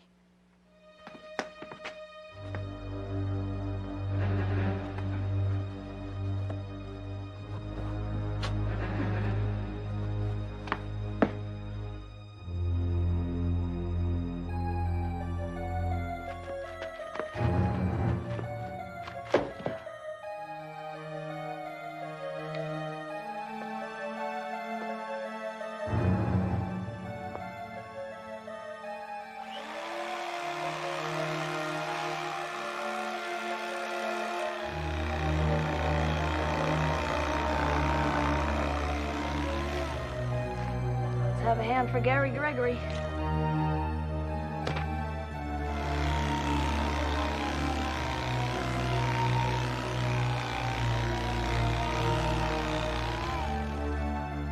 Just let me out of that contract cost you an arm and a leg, huh?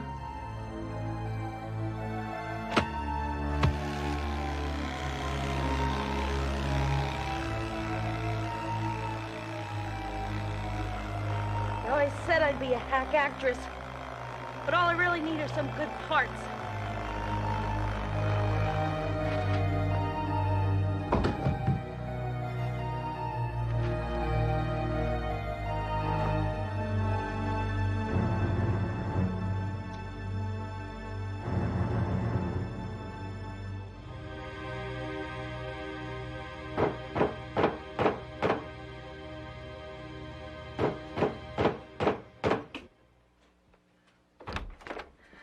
What the hell's happened? Why'd you call me at 3 in the morning? It's Gary. I was nice to him, like you said, but he didn't want to break up. He was completely torn apart. It was horrible. Cut to the chase, babe. He got really mad. He tried to attack me, and then he was gone. What do you mean gone? I think he quit show business. And all because of me. Suze, don't take this the wrong way, but you really are a lousy actress. You blew it, right? You got him mad, and now he won't speak to you? No, I don't think he will. But if you'd seen him, you'd know it was serious. I don't think he'll ever dance again. Sam, if Gary disappears, they'll have to close the show. Well, technically, yeah, but Gary Gregory's not going to quit show business. He died first. Listen, honey, I got to be at CBS in 4 hours for a power coffee. Now, you grab some Z's. I'll schmooze his agent tomorrow. I guess it was rough, huh? I never saw a man go to pieces like that. Well, he'll pull himself together. I don't think so.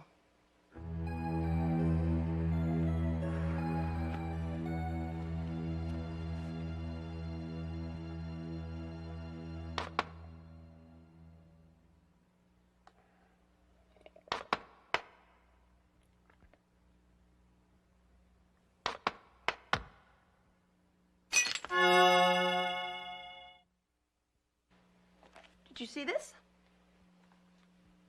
Oscar nominations. What does that street woman want? Why doesn't she just have that statuette permanently implanted in her hot little hands?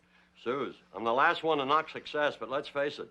Your thesping in Graveyard Slasher 3 does not keep Meryl up at night. Graveyard Slasher 3 was a totally honest portrayal of a contemporary woman's relationship with a zombie. You spent half of it naked. What was that? Probably the pipes. It sounded like... moron! What? You low-budget slime ball. You booked me the same room I used to live in. Hey, kiddo, with the per diem you're getting, it was either this room or a bucket of fried chicken. Anyway, I thought it was sentimental. Sentimental? It was in this very room, exactly 1 year ago today, give or take a couple of months, that Gary Gregory and I parted. Okay, sorry. You know, they officially closed the investigation. I don't pay attention to such matters. Did they ever find him? No. But, you know, it's been a year and change, so I guess that's it. You said a mouthful there, Sam. If you don't mind, interviews tomorrow on Wake Up New York, Lunchtime New York, and Eat Dinner New York. Okay. Just try to live through the night, and tomorrow I'll get you the finest medium price suite in New York. I would have preferred the fried chicken.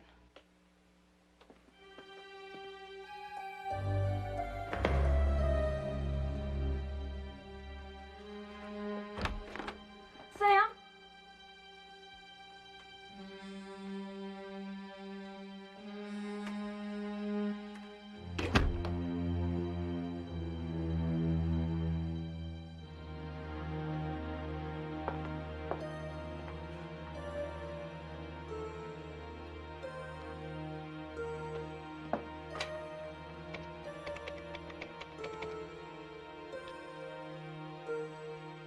Brad, dear. Susie St. Clair. Want to come over and play? Yes, I know what time it is. Surely your wife's asleep. Jerk.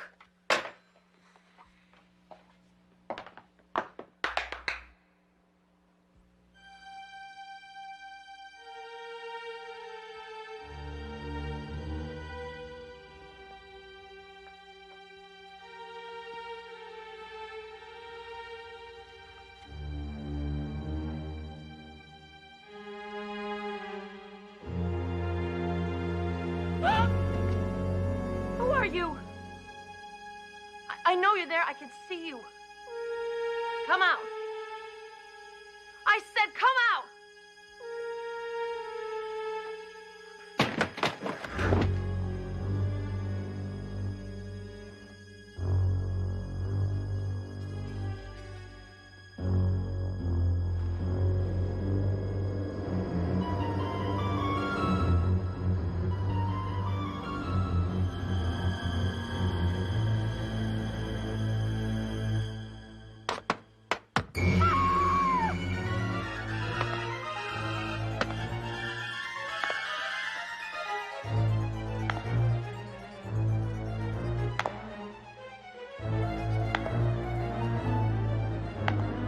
No.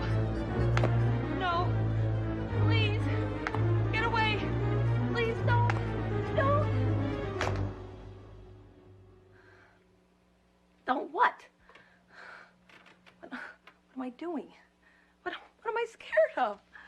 It's a leg. Ow! Oh! Oh! You're Gary's leg, aren't you? You know, what's done is done. I mean, we gotta go on. We gotta keep living. I know you're kind of probably at loose ends. I mean, a leg alone in New York, what are you gonna do, right? And I was thinking that Sam could maybe get you some work. He could book you into the carnival, you freak!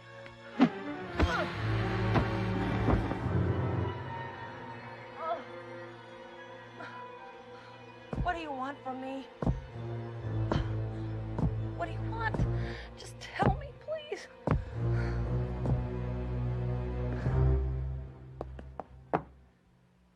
You want to dance with me? There's not enough of you. I mean, you just need a little more if we're gonna dance. You just need a little more.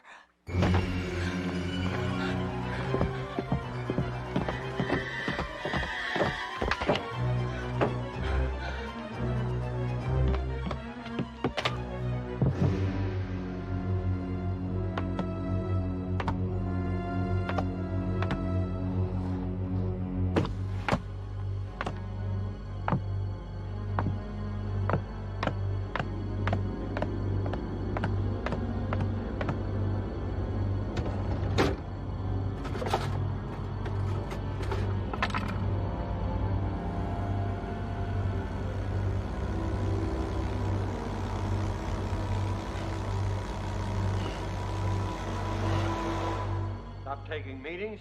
You won't answer my faxes. You don't even read coverage. Suze, I gotta tell you, your career is going right in the toilet. That recluse bit worked for Garbo. On you, it doesn't fit. What's the idea? You think it's gonna hike your price? I'm not interested in movies, Sam. Well, the feeling is getting mutual. I've changed, Sam. I realize now how deeply he cared for me. Who? Gary. Gary Gregory? If it weren't for him, I wouldn't be where I am today. Suze, I'm not sure that that's something to crow about. The reason I came here is, well, I'm not sure I'm the right agent for you anymore. Are you coming tonight? That cockamamie show of yours, that tribute to Gary Gregory, I thought you never wanted to dance again. I can't help myself. This whole thing is becoming bizarro. I mean, no one even remembers the guy. I guess I'm keeping his memory alive. All right. Give me a couple of comps. It's only $6. Hey, you're going to be late. I don't want to go. I don't want to dance. Please stop me. Don't make me go. What's the matter with you? You turning psycho on me? You don't want to do this stupid show? Don't do it. Let's get back to Hollywood. We'll call the theater and I'll cancel it. No. No. I have to do it. I have to dance. No, I don't. I don't want to dance. I hate dancing. I love to dance. I live to dance. No. All I want is to dance. All I want is to dance together forever.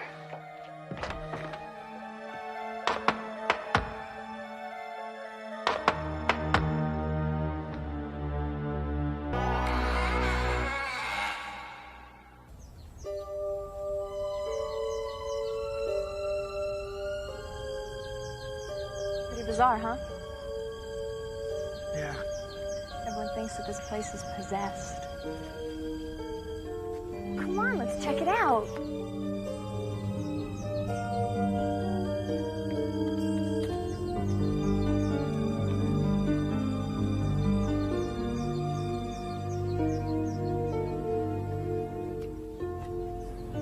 See? It's exactly where Matthew left it the last time. So you sure your friends won't mind me coming along tonight? Of course not. It'll be fun. Beverly takes some getting used to, but Matthew thinks you're kind of cool. Well, he doesn't really know me, does he? Well, whose fault is that, Mr. Distant? Paul the Dreamer. That's what they call you, you know. Who? All the girls. I think they think you're mental or something. I think it's part of your appeal.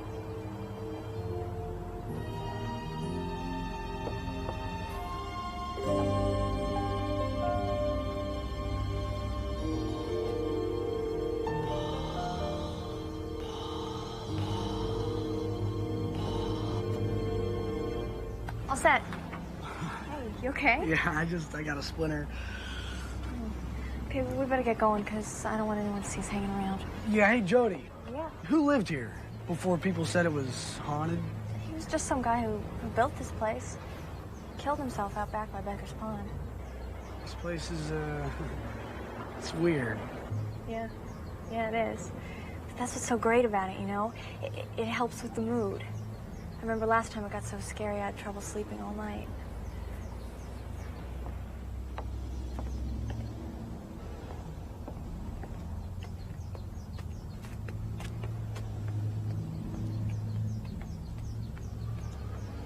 Paul, come on, we're gonna be late.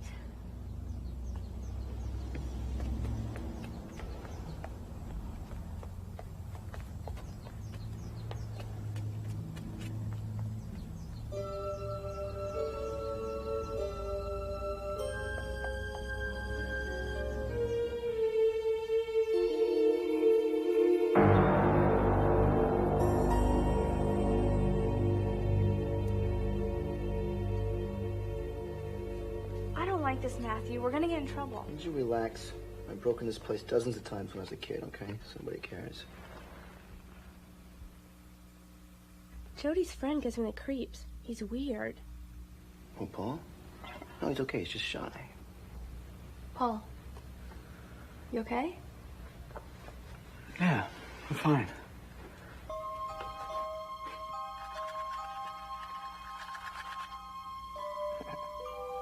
Okay. This is how it works. First guy lights a match. Starts telling a story. When the match burns down, he stops. And the next person in line continues where he left off. Okay, I don't know the story. Well, there is no story. We make it up as we go along.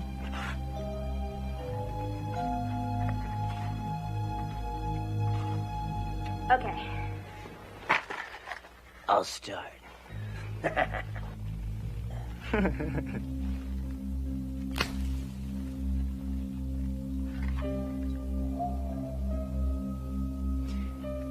It's been 50 years now. 50 years since he threw himself into Becker's Pond. Taking his own life. Ending his misery forever. His name. Herbert Waverly.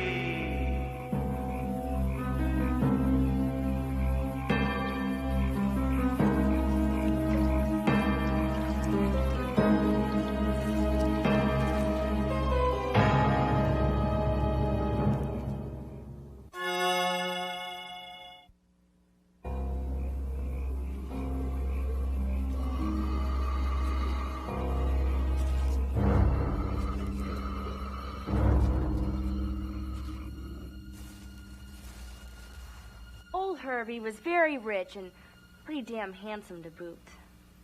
He could have almost any woman he wanted. Except the one woman he wanted, he couldn't have. What are you doing? This is supposed to be scary. It's my turn, I'll say what I want. She lived on the other side of town, the wife of a prominent politician and gentleman farmer. Her name was Ethel. Ethel Schwartz.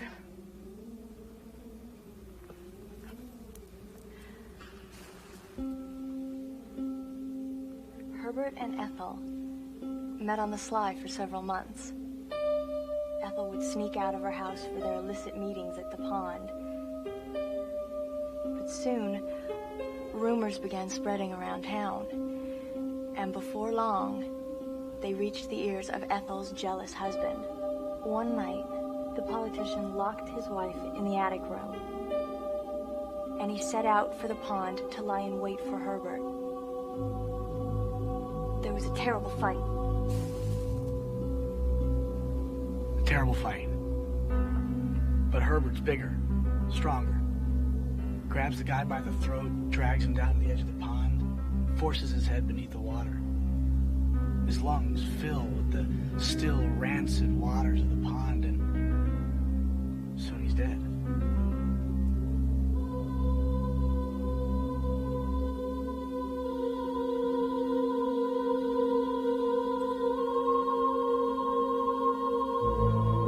Rain is already beginning to fall as Herbert hastily buries the body in a shallow grave, hops on his horse, and gallops off. Claim his beloved. Now the rain is coming down in torrents as Herbert pushes onward, onward, onward, and at last he sees the home of his lover in the distance. It's dark, except for the light in the attic room. He sees her form in the window. Under the gable, she stares out into the black night. He tugs on the reins and he drags his horse around and he digs his heels into her side, and suddenly there's a bolt of lightning and a crash of thunder.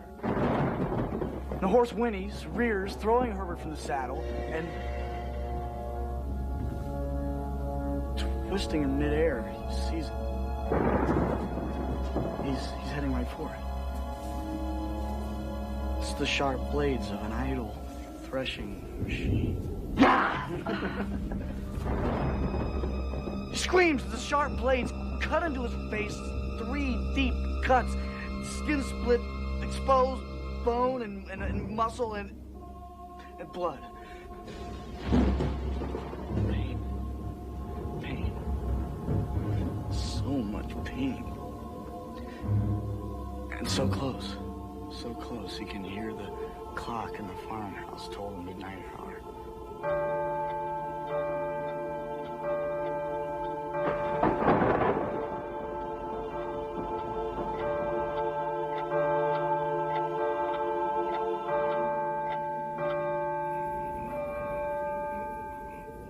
Okay, who's the wise guy? Who set the clock? I didn't do it. Well, someone screwed around with it. That clock was stopped. Well, maybe it was mass hypnosis or something. The hands were nowhere near 12. I noticed that when we came in. Okay, so maybe the spring was wound, or the thunder shook it loose.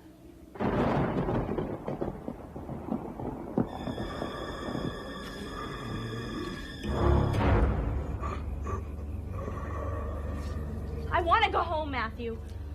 Come on, it's just starting to get good. I don't care. I want to go. Okay. But first, we'll vote. Jody. Paul. We started it. Guess we should finish it.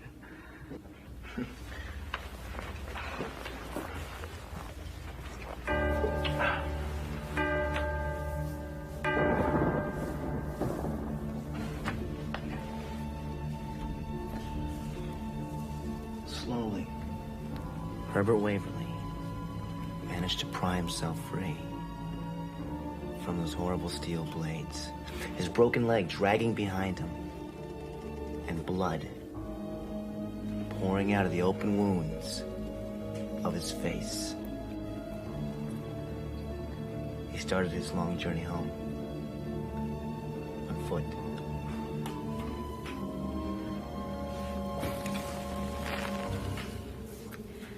Herbert walked home. Here. Collapsed in the doorway. Near death.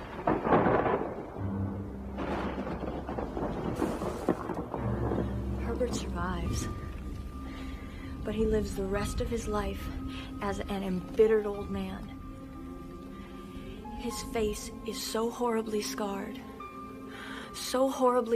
and twisted, that no one can bear to look at him without turning away in horror. Even his beloved Ethel can't bear to look at him. Each day he grew meaner, angrier. His disposition kept his wounds from healing properly, and he just became more and more disfigured.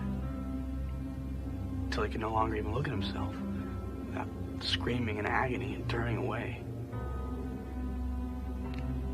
He had all the mirrors in the house torn from their walls and stored in an upstairs bedroom that he never entered. Finally, in despair, crazed with the loneliness, filled his pockets with stones, threw himself into Becker's Pond. His body died, but his hate lived on. And it's nights like these that Herbert Waverly crawls out of the muck of Becker's Pond and returns home, following the blood left behind on that rainy, rainy Friday night.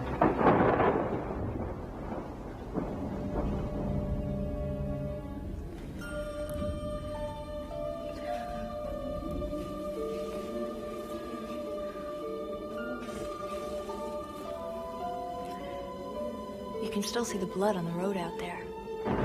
When the pavement's wet and the moonlight hits it just right. People say to stay away from Becker's Pond on nights like these.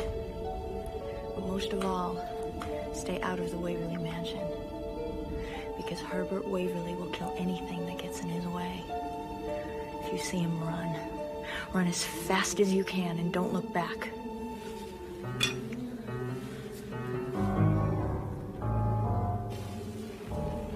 Don't look back. Don't look into his eyes. So much pain. So much hatred. One look drained the very soul from your body.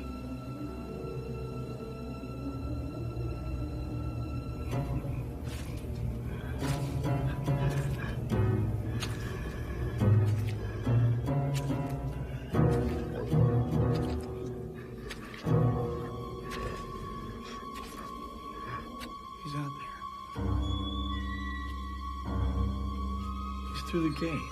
He's dragging himself up the sidewalk. He's at the door.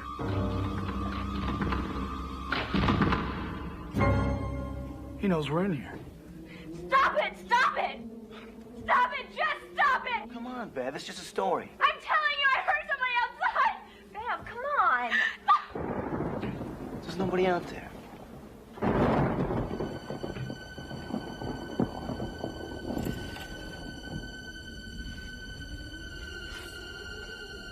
Nobody out there.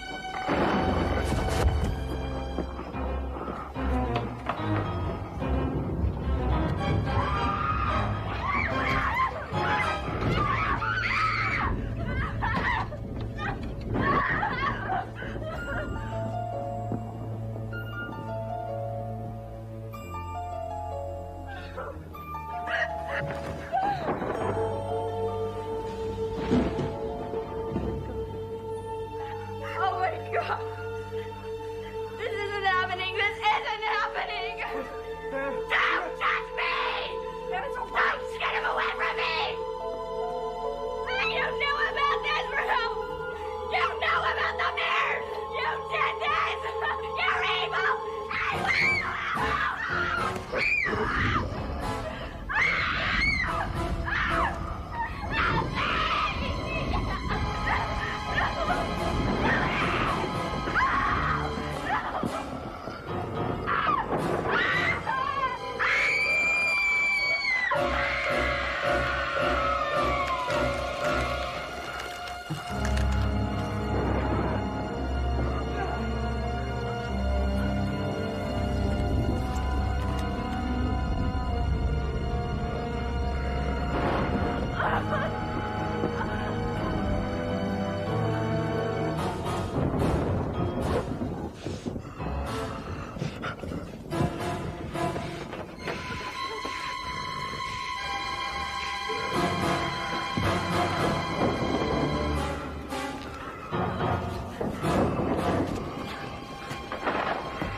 Get the door! Get the door! Paul, help me with this!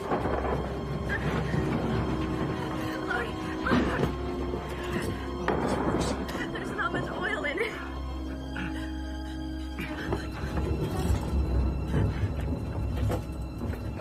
The mirror, the mirror.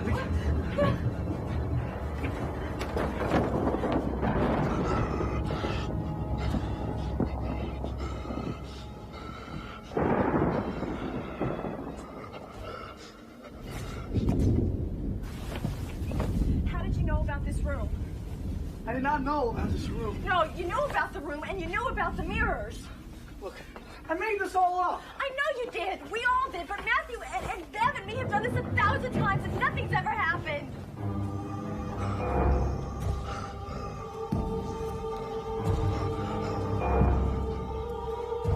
God, don't you see that it's something in you? We made it up, but you brought him here. You can send him away. We have got to finish the story.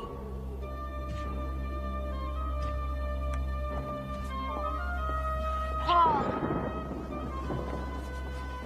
Paul! Damn it! We've got to finish this story. The storm outside grows wilder, more fierce. his last two victims.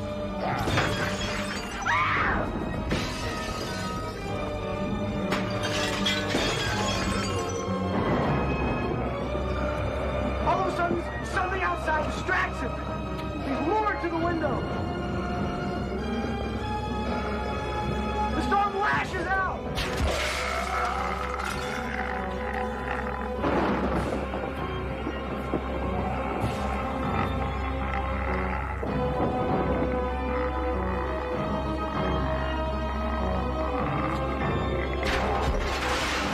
The sun is rising in the east, chasing away the rain, burning off the clouds. It is daylight, and Herbert must return to the pond.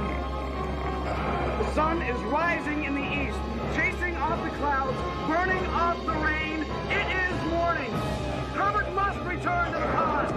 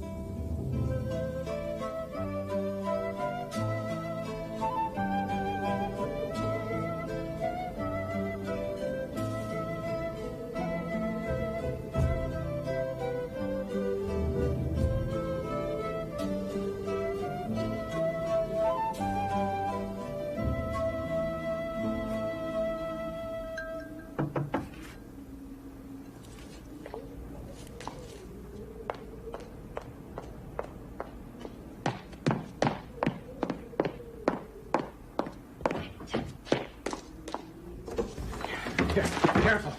Tom, I'm leaving. Take me to the airport. I saw a lizard today. A Gila monster tried to get in. Yeah, well, he was probably just looking for water, like everyone else around here. Oh, honey, to the great drought of '89, thank you. I mean it, Tom. I won't take another minute of this desert air. Honey, we're going. We're going. First thing in the morning. As soon as the shippers come for this stuff. You are not going to believe it. You know, the lost tribe, the vanished ones, well, I found them. I walked straight into the mother lode. This stuff is prehistoric. Everything you sell is prehistoric. No, I mean prehistoric. Honey, these people lived hundreds, thousands of years ago. And then the whole tribe just disappeared, without a trace. What they left behind were incredibly advanced stone cities. Empty. Except for this stuff. Hey, you see the pattern here? Huh? You see where it's chipped and worn? That's not my work this time, Vanessa. This is the genuine article. Honey, this is just the loose change. Listen. Tom, I stand. You aren't paying any attention to my needs. Look at this.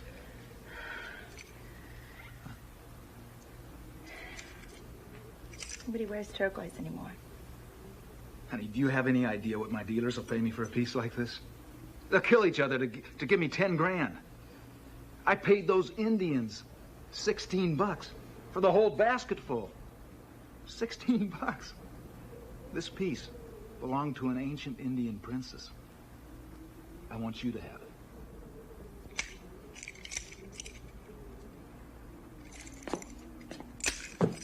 Has it ever occurred to you that once in a while, just once, I might like something that hasn't been used?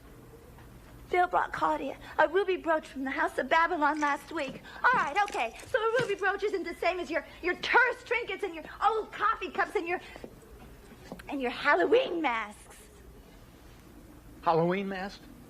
Vanessa, I'll have you know that this is the only one of its kind in existence. So maybe not the only one. and Claudia vacation in the Hamptons. They got a condo in the south of France. They travel. Where do we go? Oh, go off to the desert or some other tragedy-torn place. If there's a hurricane, if there's a flood, a famine, or a fire, Tom and Vanessa Solo are there. Why can't you do something respectable like Bill? Like Bill? Vanessa, he's on trial for insider trading. He's a criminal. He's a white-collar criminal. Oh, great. It's so tasteless. So maybe life hasn't been all that glamorous. Maybe I have missed the gold ring now and again. And you're right. We are here in the middle of the desert. But I want you to listen, Vanessa. And listen close. I think I hear our ship coming in.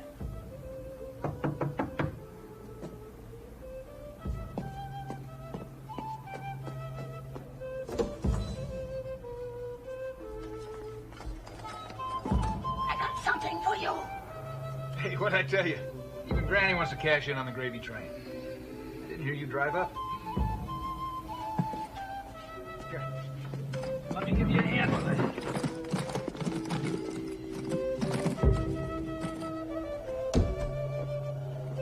It is Masao, god of death.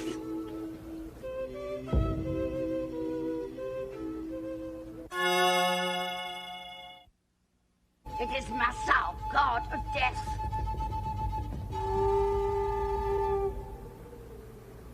Oh, I don't know. There's not much of a market for gods of death these days. I don't think I can use it.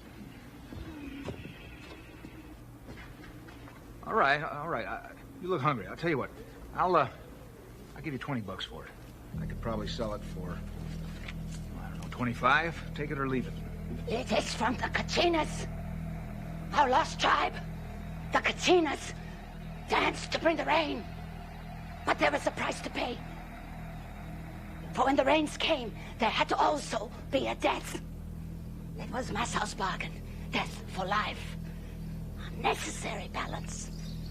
Going once. Buy a lot of nachos for $20. Thousands of years ago, on this very ground, my people lived and prospered from horizon to horizon. A sea of grass. Trees with fruit. And then this. Greed. Property. And then the rain stopped coming. For 23 years, it did not rain. We all became Kachinas. Thousands dancing for the rain.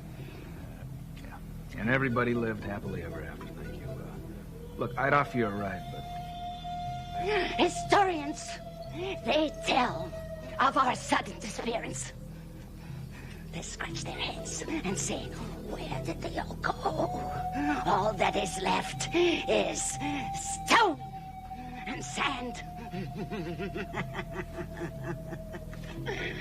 Masao knows. Wherever Masao walks, nothing remains but stone and dust.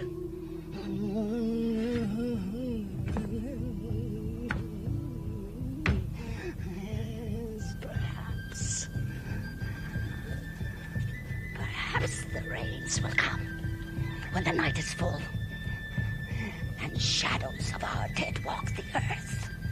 Yes, perhaps Masao will come again.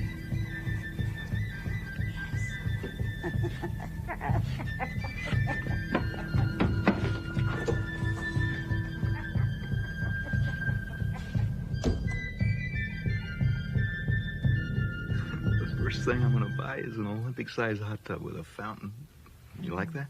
I love that. And then we'll sail to Jamaica or some tropical island where the economy's collapsing.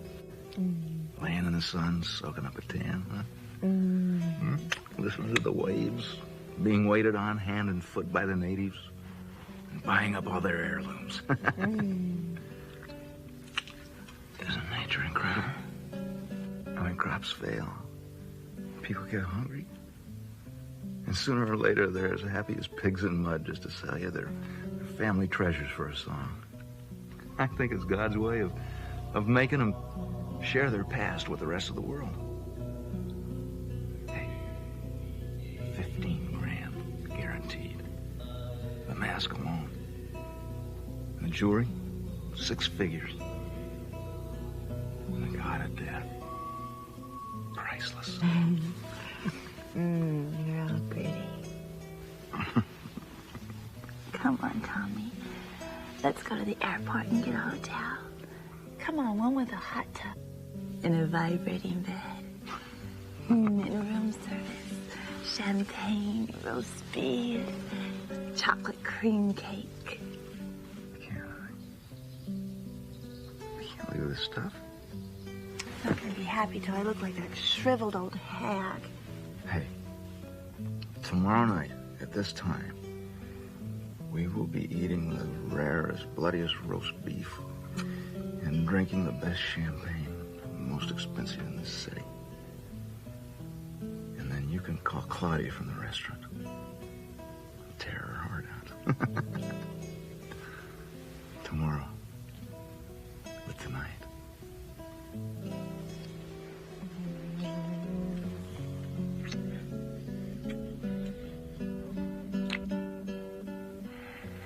That woman gave me the creeps. That's John.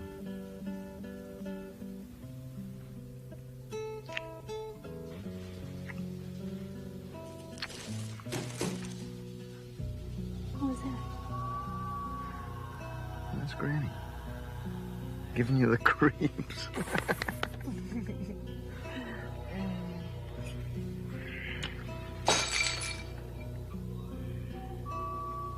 Tom. All right. I'll go have a look.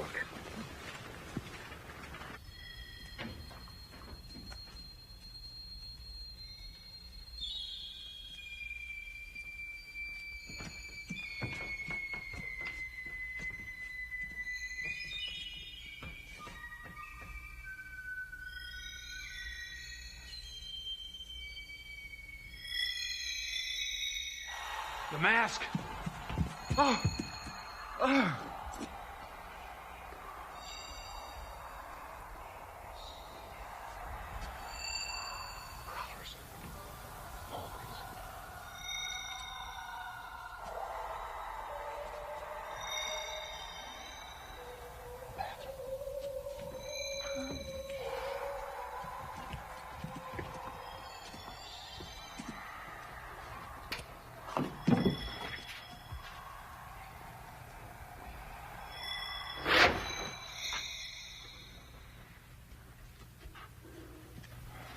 Tom, look. What are you doing? Look. Honey, don't do look. that.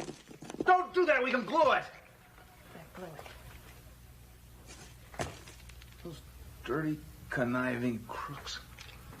I'm going after him. Tom, stop.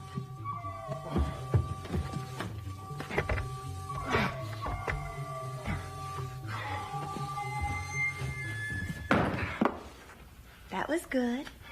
15,000. 15,000 bucks, honey. 15,000 bucks. I can't believe it. Oh, yeah. The lost tribe. The vanished ones. And I fell for it. Like yesterday's biggest fool. Well, I will have the whole lot of them arrested. Every last one of them. Okay, honey. I know what I'll do.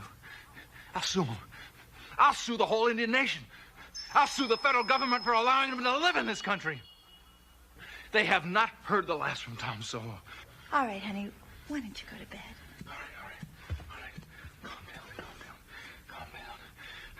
We still have the death god here. We still have the jewelry. I will see those bastards in court. I swear it.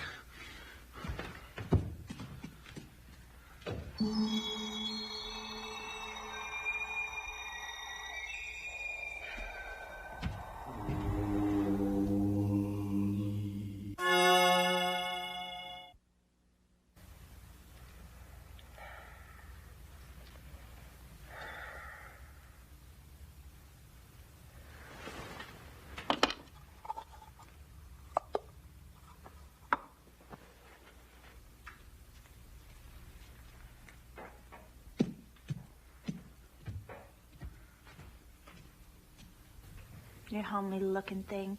I'll be glad when you're not here to watch every move I make.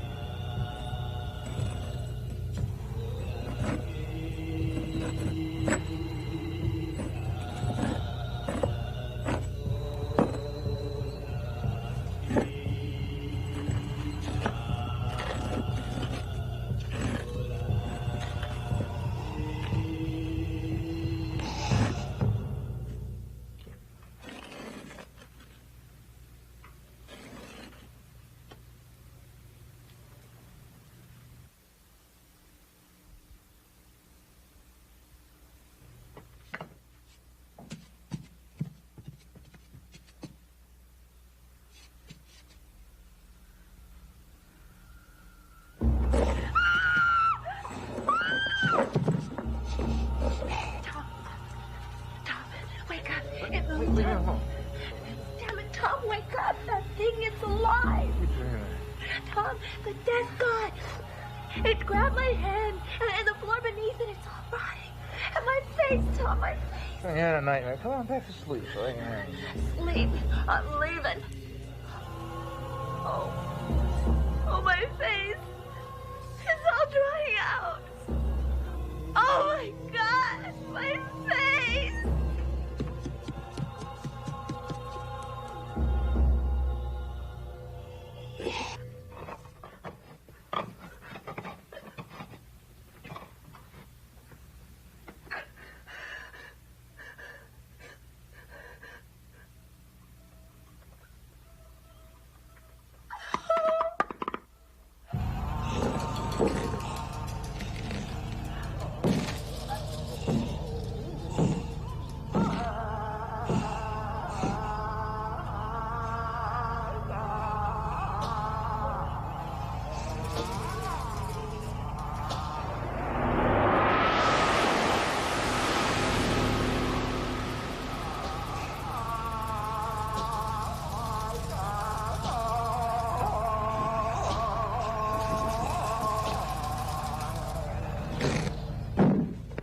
I'm up.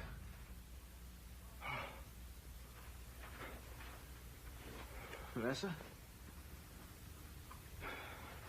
Honey?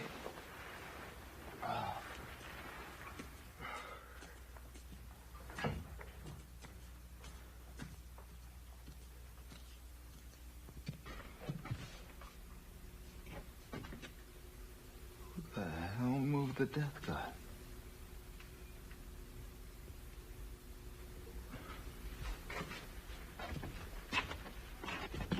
Vanessa? Vanessa, open the door. Open the door, honey. What the hell?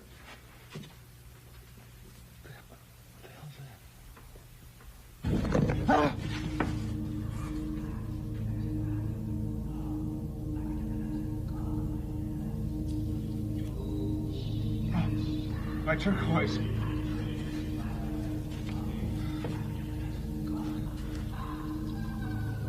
Oh, somebody's gonna pay for this.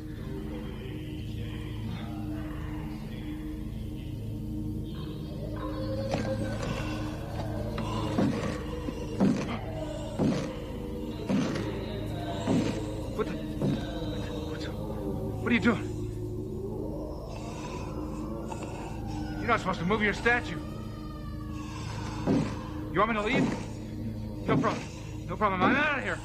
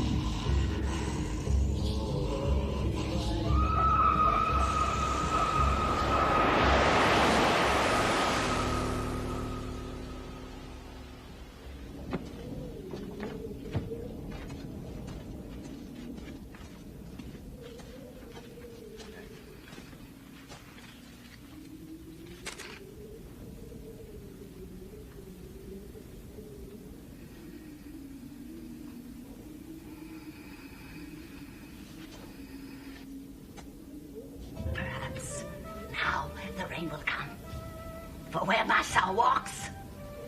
Nothing remains but stone and dust.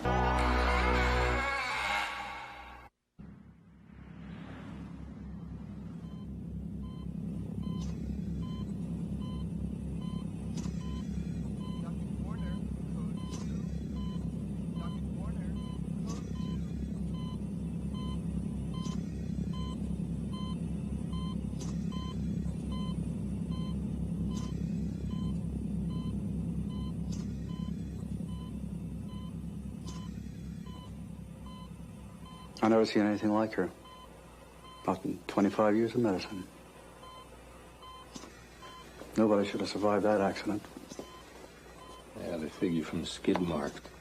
That beautiful Lamborghini was doing about 75 when she hit that truck. I was in the ER when the rescue squad brought her in. We took this X-ray series just in case she lasted the night. It's phenomenal. Perfectly normal.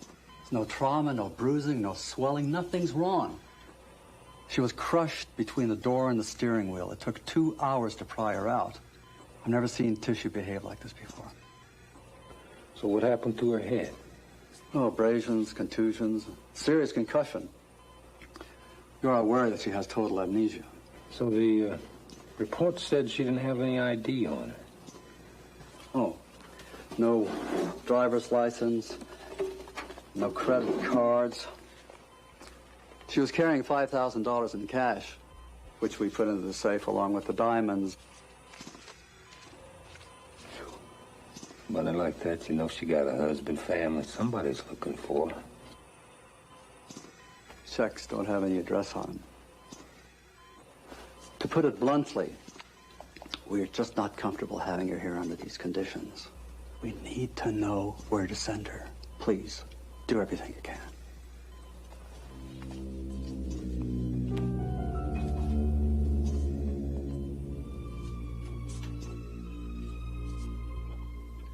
Let me get this straight. You contacted Social Security, IRS, motor vehicle. FBI, Center for Missing Persons, Interpol. She's not just a medical freak. Officially, she doesn't even exist. But her bank must have had an address. Did. Post office box. I need you on this, Sarah. It's going to take a psychic to crack this thing. Is this still an official case? Department wants to drop her. The woman's in a tight spot. She's incredibly rich, Sarah. She wants to pay you. You know I don't take money.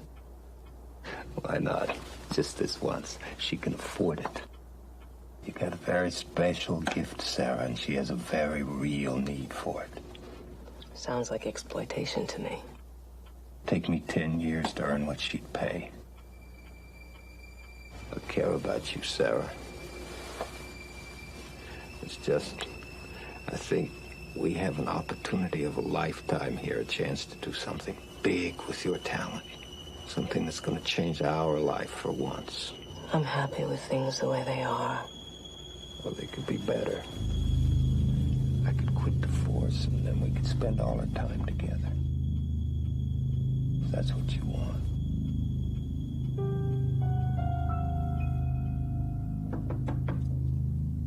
Come in.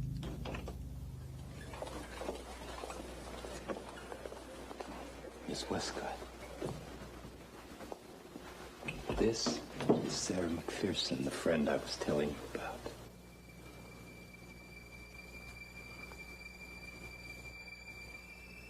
So, you're the psychic. Where do we begin?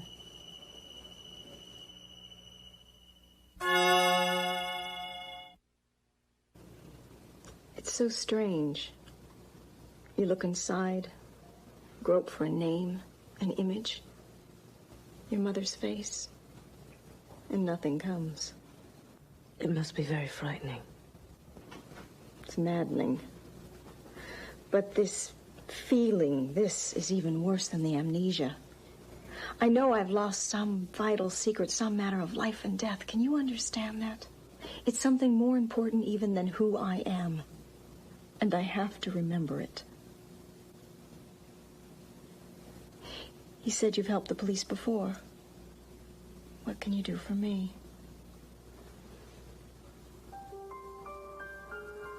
Isn't this how it's done?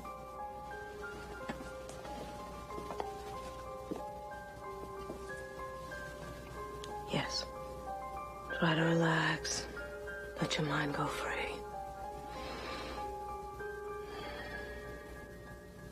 Nothing. Why don't you pick up her wallet?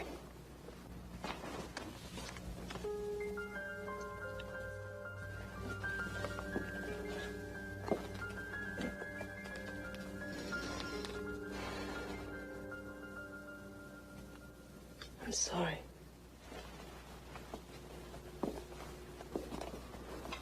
It's not something I can force. It's okay. Just relax.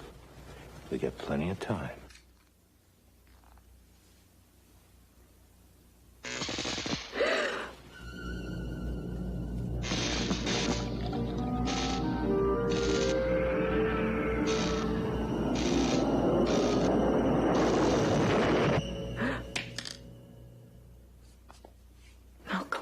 Who? Were you an actress? She was dressed in a costume, like a flapper, with a man, Malcolm. Here. Try again.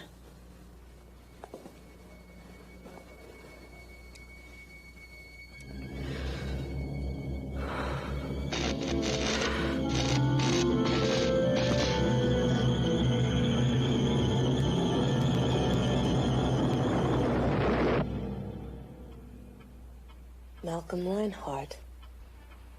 Possible. I know it's crazy, but it's him. He loved her, and she did something horrible to him. He vanished 60 years ago. You got your wires crossed, honey? I didn't. Well, then how do you explain it?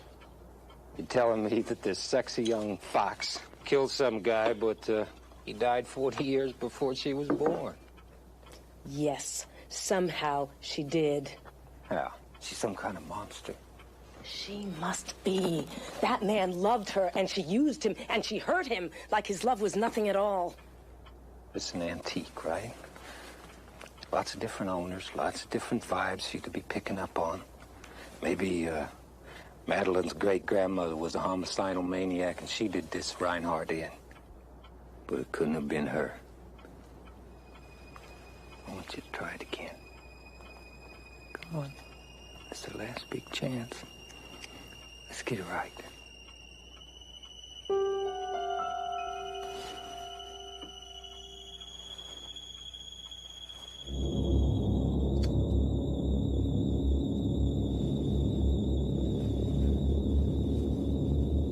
Sarah needs a lot of coaxing to get her stuff to work right, but it always does. I got some good leads from her. No. She's told you things that don't make sense, hasn't she, Richard? And now you don't know what to think. And I'm no closer to being out of here than I was before she came, isn't that right? Takes time. I told you.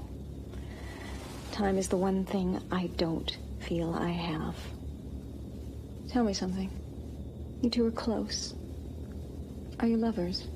We see each other. We're not married. What does that mean? Means we don't have a lifetime commitment. Good. Then we can talk about us. We both know I'm in a deep hole. Right now, you're about the only friend I've got. And you're a policeman. I think you could spot trouble coming my way a lot faster than I could. You want a bodyguard? No. Something more personal. I don't know how long I'll be like this, and I just want to know you'll be around. Partners, Richard. I've got plenty of money, more than one person could spend. And I'll share it with you. I'll share everything with you. Just promise me you'll get me through this. You watch over me and get me out of here. That's all I want. Well.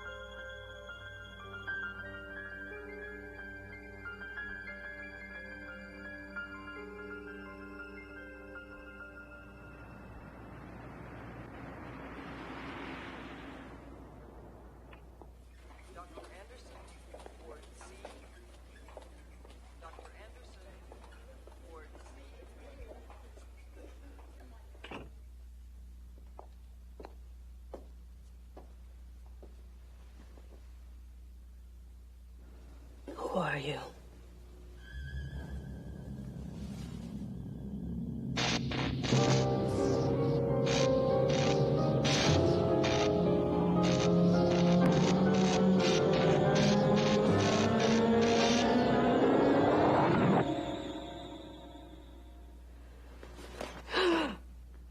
Sarah.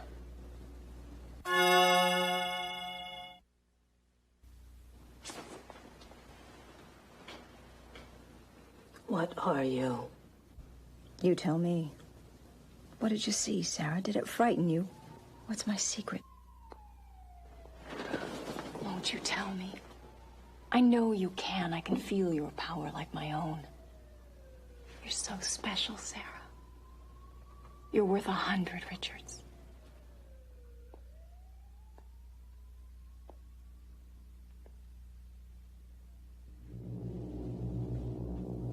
Have it your way. But remember, I wanted us to be close. And Richard's the price I'm willing to pay. Tell me what I need to know and I'll let you keep him. But keep playing this stupid game and he's mine. Who do you think you are? Richard was so easy, Sarah. You deserve much better. He's just using you. Richard isn't like that. There isn't a man alive who would stay with you if he could have me. Look. Now listen to me. In time, with or without your help, I will remember who I am. And whatever it is I do that terrifies you so much, I will get out of here and I will do it again and again and again.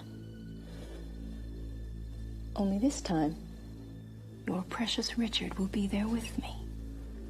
Unless you tell me. Power.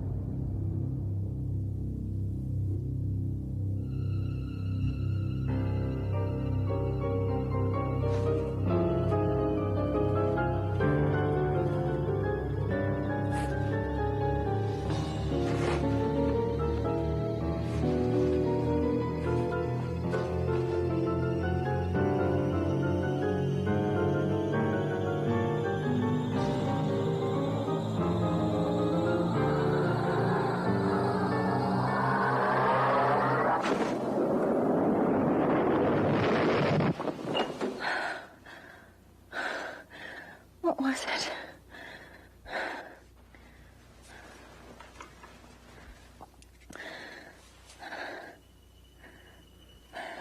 You can go to hell. Sarah, don't. Don't. Sarah, don't.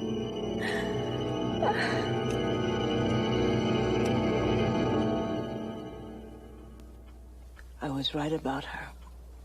She isn't human, not anymore. She's old, Richard. God only knows how old. Centuries. What's she got? A fountain of youth? It's in her hair. What? Like Samson, her power is in her hair. She cuts some of it off, she eats it, and it turns into thread. She spins a cocoon, and then she goes inside until she's young again.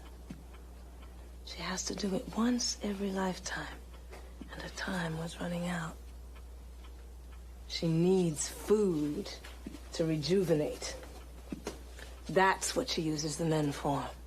She tricks them into loving her, and then she lures them inside with her, and she drains them. Rich men. So she can take their money when she's done. Now you tell me exactly what happened in the hospital, everything. Don't worry. I took care of her. What are you talking about? She won't hurt anyone ever again. Sarah, you talk sense to me. Now, did you hurt Madeline?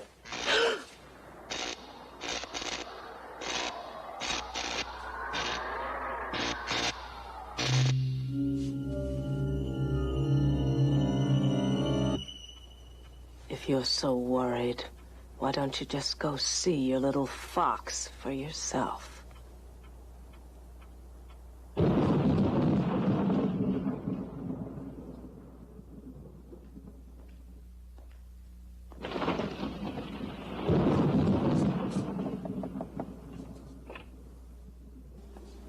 Madeline?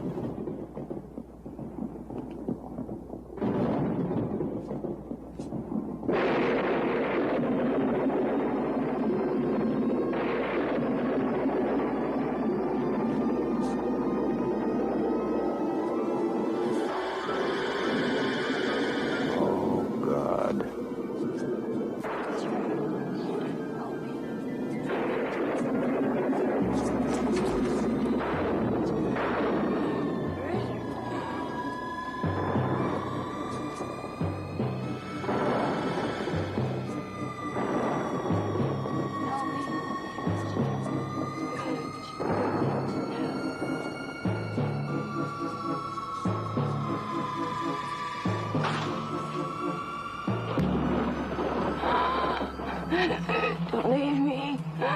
Don't leave me here like this. Help me.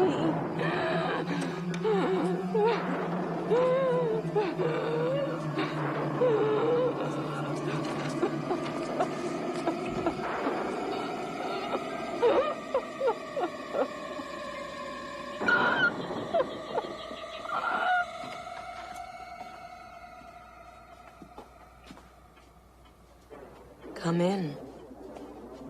You're trembling. It's all right. I never cared about her. It was only the money. Oh, I know that. I did it for us, for both of us. It's all there. I thought about all the things that you said, and I realized that you were right. A chance like this comes once a lifetime. We can't let it slip away. I'm not angry with you, Richard. Really. I'm grateful.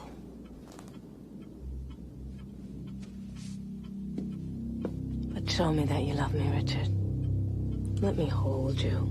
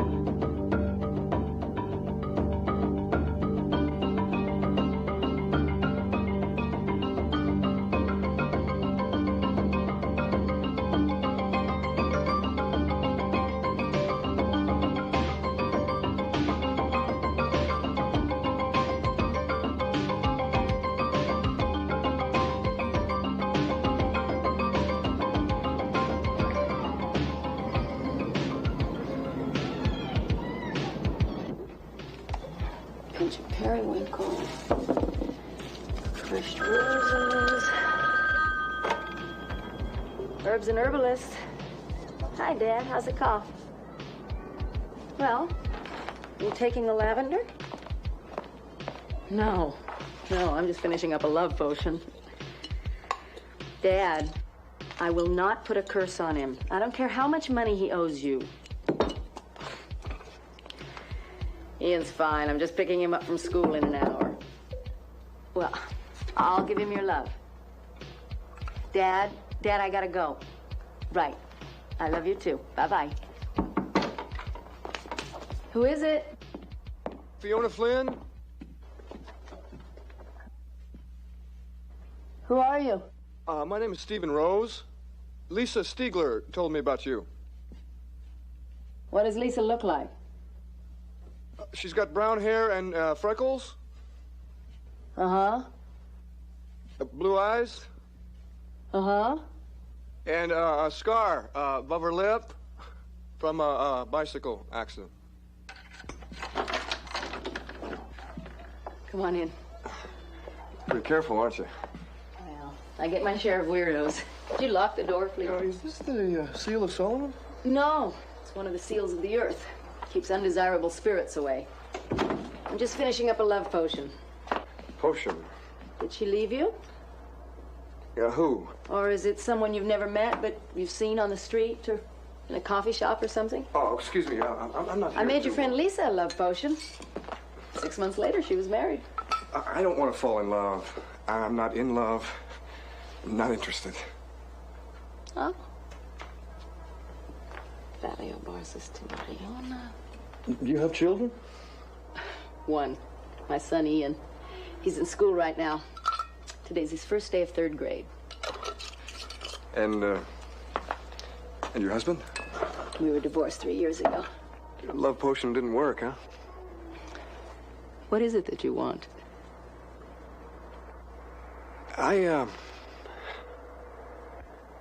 I've got a doppelganger. A double. Maybe everyone does, but mine has manifested itself. I can't help you. You gotta hear me out, please. First few times, it was at Grand Central. I'd be getting off the train. I'd be walking toward the stairs. It would be getting on another train. My double. I'd be staring at myself. He always waits for me to see it. Staring at me. Please, hear me out. Now it's gotten bolder. It goes places that I go. I went into the deli around the corner yesterday. They smiled and said, back so soon. Did you forget something? I hadn't been there in a week. Last night, it was in my apartment. I don't know what to do. I think it's trying to take over my life. I've read that the only way to get rid of a doppelganger is to conjure up a demon. Get out of my house. What? Look, I'm sorry. I don't do doppelgangers. I don't do great magic at all. I do small magic.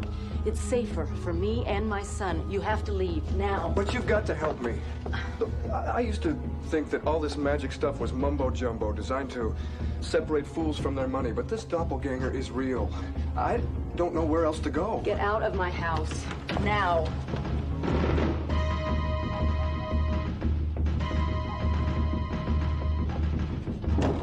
He followed you.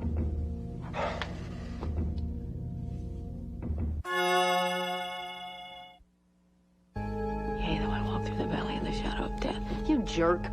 Look, I'm sorry. I didn't know where. I better go. It's too late for that. Seen the seal on my door. It knows all about me. And Ian. Why would he care about your son? You've done something to bring it to you. You'd better figure it out. I didn't do anything. Where are you going? To pick up Ian from school before your doppelganger gets to him. Don't answer the door. Lighten up.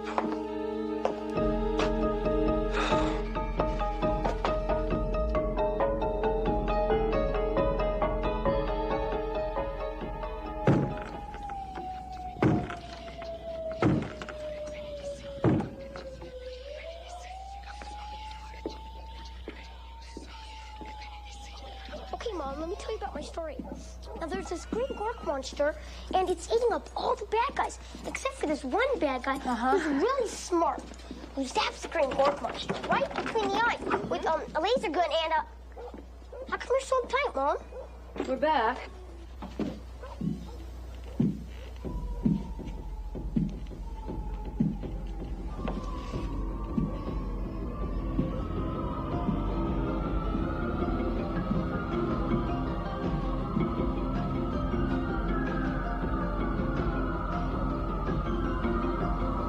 thanks.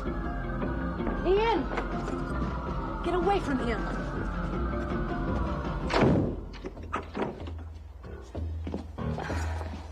Honey, that person you saw in the hallway is someone we don't like. This is Stephen. Hi. I think you better go visit your grandfather. Tonight? Right now. What are you going to do? Commit a mortal sin. What do you mean? Well, it's a mortal sin to conjure up a demon. What's that? A copy of a manuscript by Heber of Siena. He was a 12th century monk. He made contact with demons. Wasn't it the same man? Honey, it's all right. Could you, Oh, okay, sure. Come on over here, pal. Let's see if you have some homework.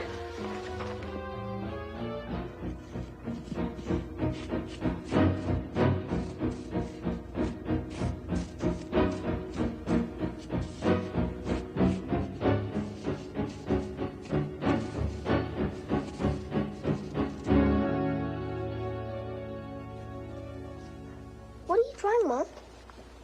a snake? It doesn't look like a snake. Well, I'm not very much of an artist. Did you know Stephen goes to school, too? He does? What are you studying? Medieval history. I'm doing my dissertation on pagan magical practices. You're studying magic? Mm-hmm. Don't do that. I didn't do anything. This is how you manifest your doppelganger. I said a few ancient words. I drew some... You people are a menace. You study ancient practices without really understanding the seriousness of them. You're like high school students making an atom bomb. Wait a minute. I have spent my entire academic career proving that people shouldn't believe in this stuff. You don't have to believe in it. It believes in you. Now help me before it's too late.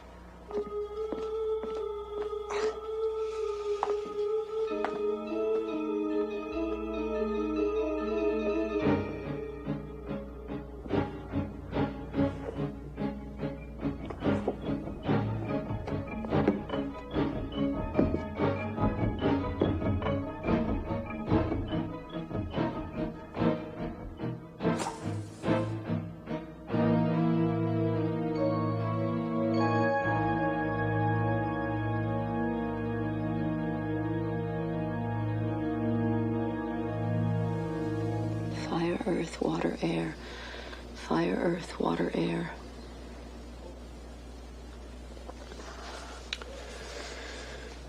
If you commit a mortal sin, don't you burn in hell forever? Unless God thinks you did it for a very good reason. Mine is my child. Your child? You don't get it, do you? Your doppelganger isn't here for you. It wants Ian. They want the children.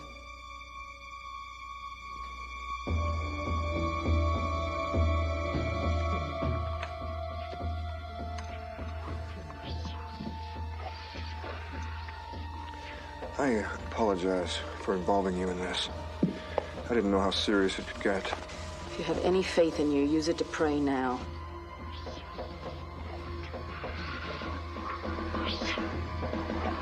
Ian, don't open that door!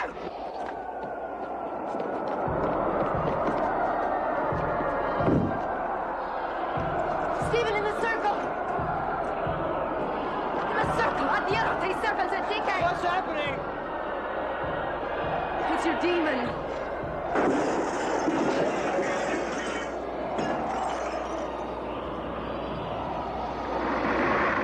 I'm scared. I won't let anything hurt you. It's all right, honey. Do we have everything we need? Everything except that. What do we do now? I'm gonna try and conjure up another demon and get it to expel yours. Hebra says demons change their name according to a pattern every 49 years. Let's hope we get lucky. By thy name I conjure thee, Ablamelech. By thy name I conjure thee, Melech. By thy name I conjure thee, Belfamelech.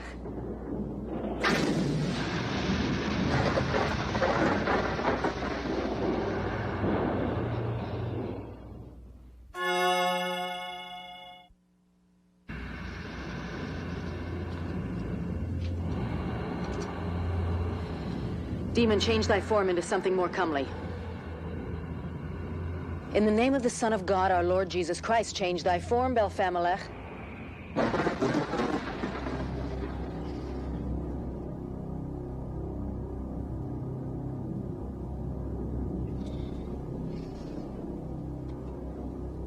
What do you want, woman? An answer to a question. Quit eyeballing me, boy. Booga booga. Be civil, or I'll mention you in my prayers at night. This person is being plagued by one of yours, is that right? Not one of mine. My master's. Answer out loud, Belfamelech, or I'll say a rosary in thy name. Oh, all right, all right. Yeah. One of my master's servants plagues him. Good. Fetch it.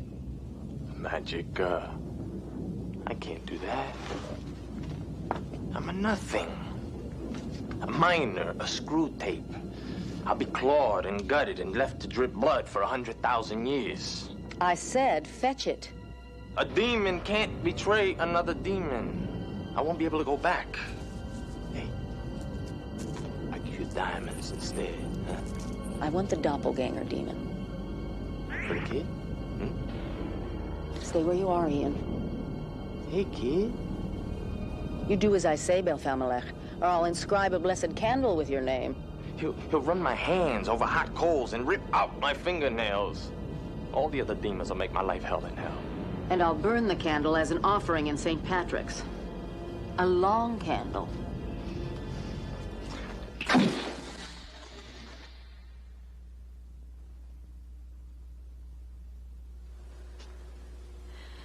We need the canister. I'll get it. No, you can't leave the circle. It'll make us vulnerable.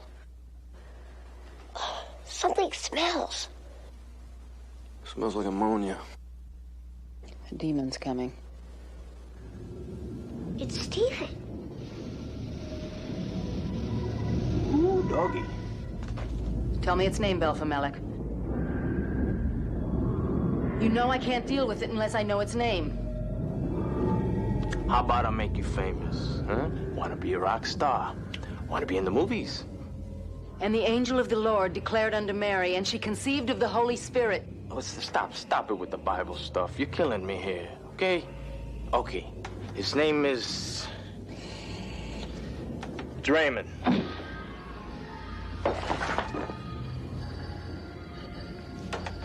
Yeah. What is it?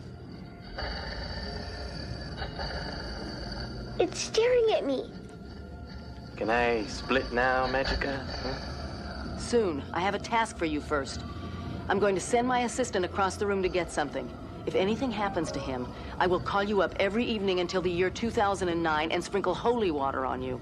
Okay. Go ahead. Send your assistant. Mom, that thing's staring at me.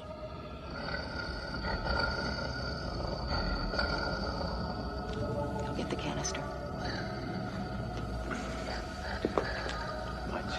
Watch it. We need it.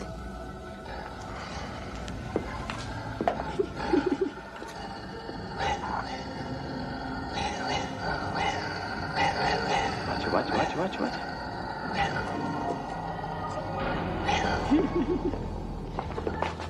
Put the lambskin on him. Mom, make the thing stop staring at me. I'm trying to, honey. You just stay in the circle. Magica, can I go now? I don't want to be here, okay? I don't need this. Not yet. You put Draymond in the canister. In the name of the Father, and the Son, and the Holy Ghost. Draymond! Is it in there? Yes. Pour wax all around the edges. What do you mean? He's not an assistant. He doesn't know anything. It has to be completely sealed.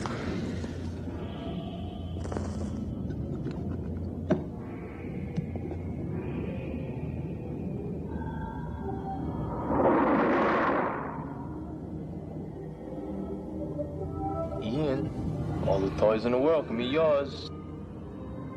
You just come on out. Ian, stay in the circle. Magica, your son stepped out of the circle. No!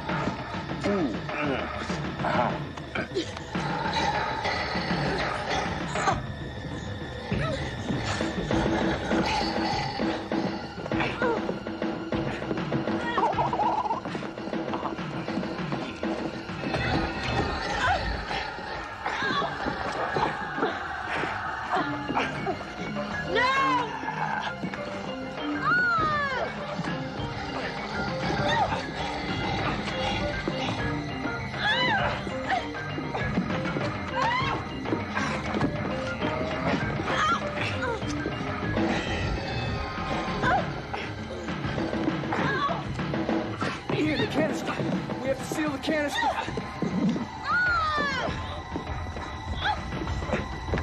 Hey, no.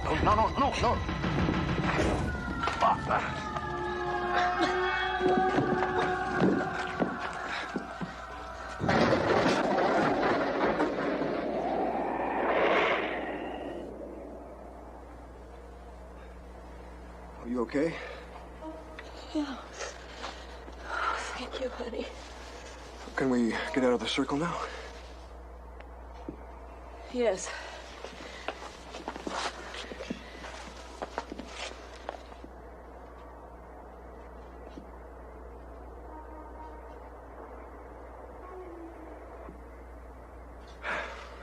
See there?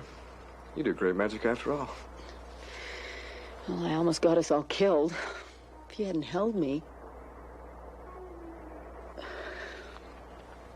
Well, destroying a demon makes up for conjuring one. I guess my heavenly tablet is clean. Can Stephen stay for dinner?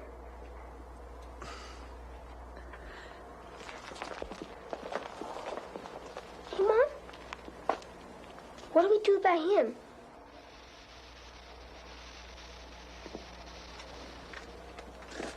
Magic, listen, got no place to go now. Can't go back there. Hey, you need an assistant? Yeah. Need some help around here? Start dinner. Huh?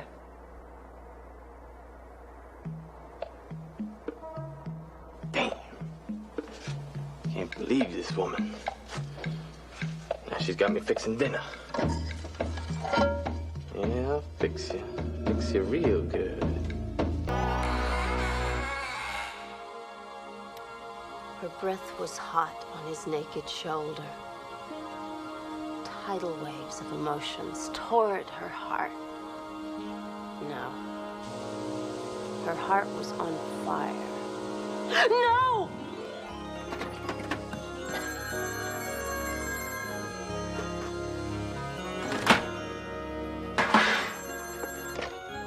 Cookies by Zan. Hello, Mr. Geigerson. Yes, I have a new business. I'm into cookies now. Ryder has to eat. Of course, I know I owe you $154.08. There's a check winging its way to you in some mailman's pouch this very minute. And good morning to you. Think cookies. All I ask is for a bestseller. That's all I ask. Where's your school project? Oh, I forgot it, Mom. Hurry up. You are not leaving this house without your protein drink. 5, 4, 3. Cookies by Zan. Yes? Yes. Yes. Yes. Yes. Yes, of course I like electricity. I've grown quite used to it. What? You're standing right by the switch that cuts off my current. Yes, I see. Well, what if I drop off a check today? Cash? That's what I thought I said. Cash. I'll drop by cash today. Right. Right now. Thank you. Greedy sadist.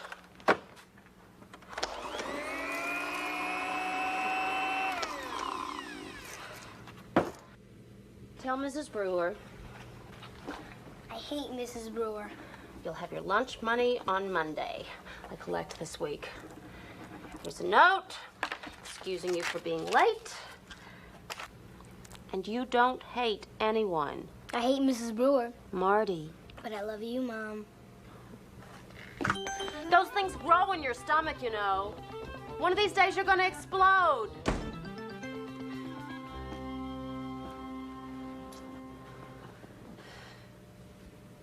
It was high tide in her heart.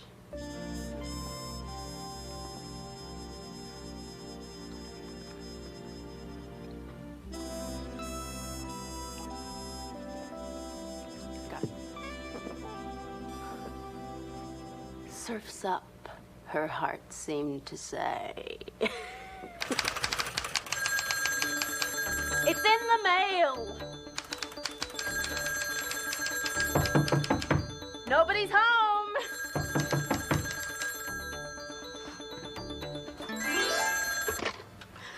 I'm doing the best I can. I don't buy myself clothes. I don't have jewelry, furs. We're vegetarians because I can't afford meat.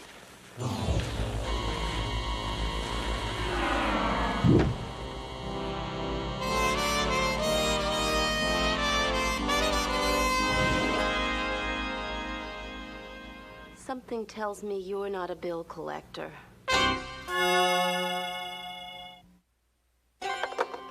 Stay away, or I'll spoon you. You're Xanthippe Bullock Fincher, suburban widow, valiantly trying to make ends meet, who will one day panhandle on Manhattan's Lower East Side. Mother of Martin Bullock Fincher, age 10, who will one day weigh 412 pounds. I will not have a devil in my house. Get out! Oh, so you seem to have a knack of knowing who we are. I don't need you in my life. I have enough problems. Leave me alone! All right. You want my soul? You can have it. But first, I get 3 wishes. Isn't that the way it goes? That's not what I came here for. I want... Martin is not going to weigh 412 pounds.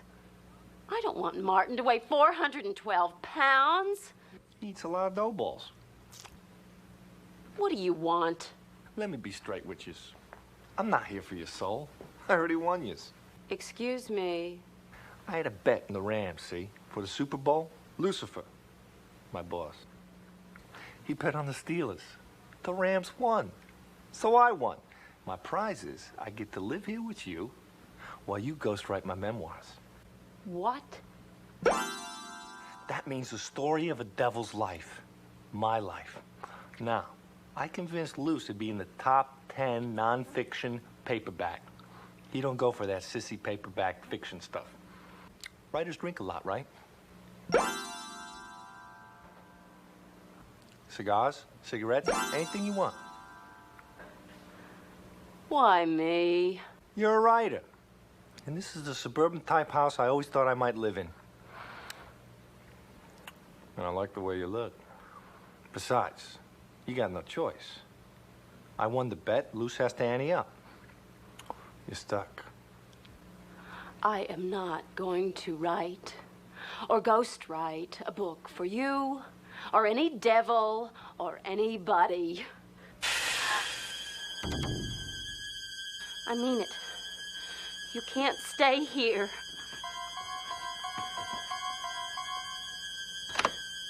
If Lucifer says I can, I can.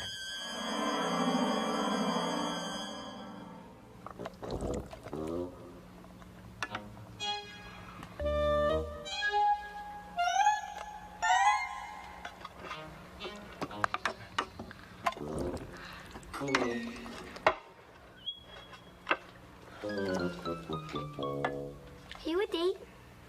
Am I a what? You a date of my mom's. She hasn't had a date since my dad died. Ryan Poznowski says it's healthy for adults to have dates because then they're not so tense. And if they're not tense, they don't get so mad at their kids. Eat your cream peas, Marty. I'm not a date. I'm a devil. Oh. So, Marty, you like the Rams? Ah, they got lucky. Ain't no such thing as luck, kid. Joey Simpson's gonna meet a Playboy bunny next week. Marty doesn't need to know these things. What things? That the world is fixed. The world is not fixed, Marty. Oh. If you're not my mom's date, then why are you here? Your mother's gonna write a book about what it's like to be a devil. No, I'm not. Wouldn't you rather have a steak or something? Can't afford steak. Wow! Red meat makes me mean. I'm not helping you with any book. Do you live in hell? Yeah. Is it stinky and smelly? And do people writhe all the time and groan and moan and cackle? And is it hot? Yeah. Cool. Could you put a hex on my teacher, Miss Brewer? I hate her. Marty, that's enough. No hexes. We'll talk later, my man. Hey, Marty, you want to give me 5? No, he doesn't. Come on, kid, give me 5.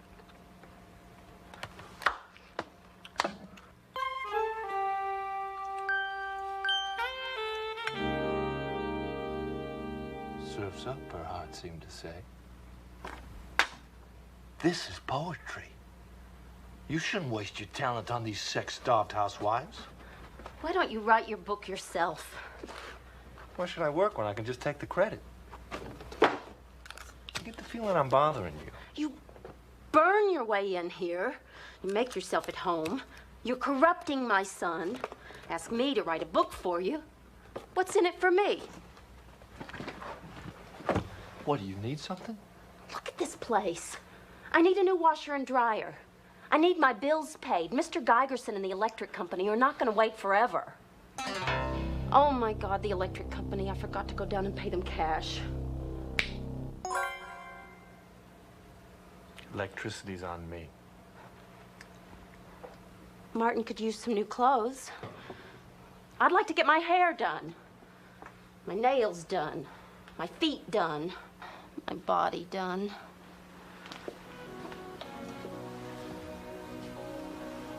Your body is fine. Thank you.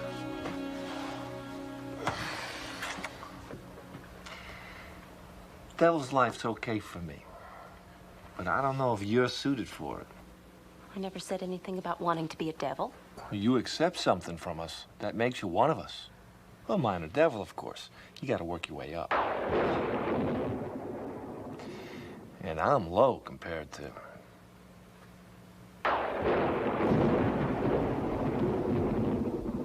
Would you like a glass of champagne?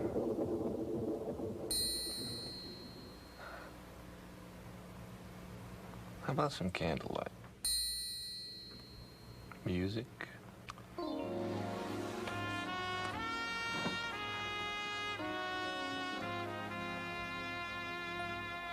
Would you like to dance? I don't know.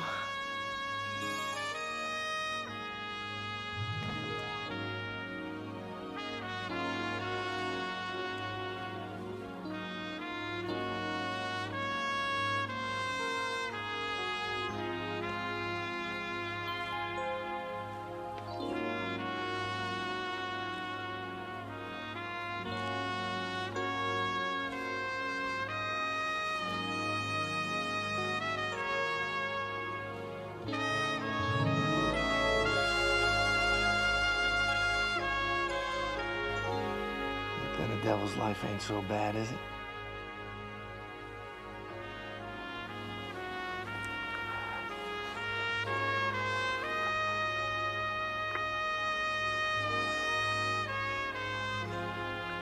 Oh, my God.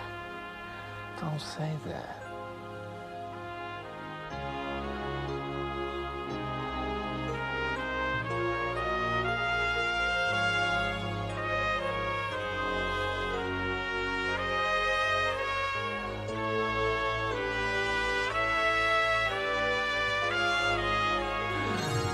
Welcome to Devilhood, Xantippe.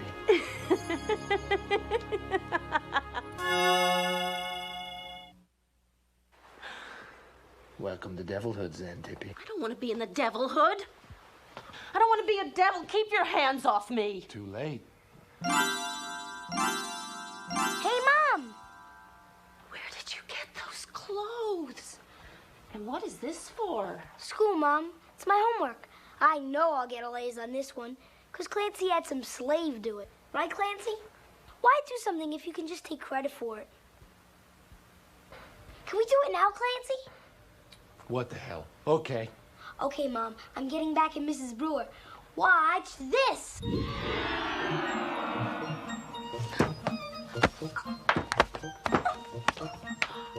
Marty, stop that. Mrs. Brewer is your teacher. She keeps me after school. She makes fun of me. I hate her. Make make her right. I will never punish Marty again. 1,000,000 times!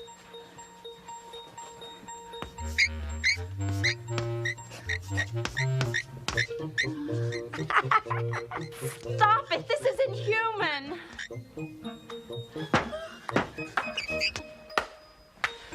You stop this right now! Oh, Mom, you're no fun.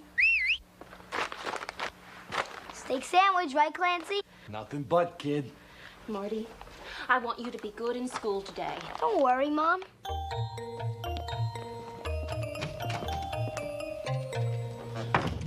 I want my son back. That's not my son.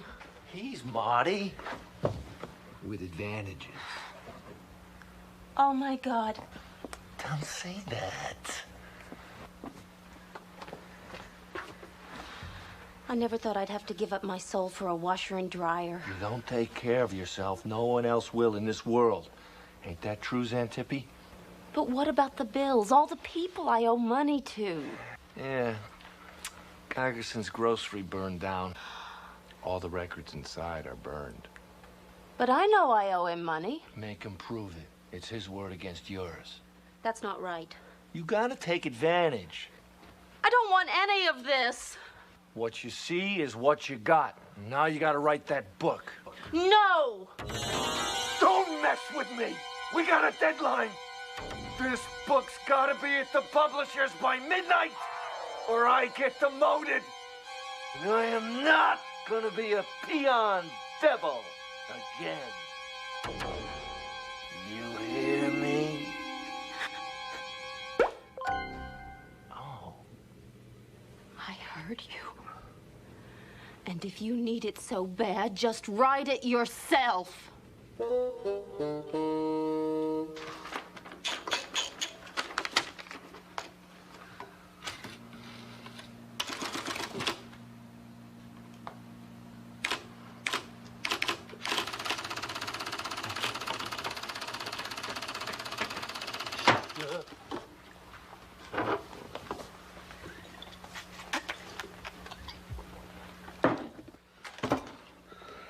If I help you with this book, will you undevil Marty?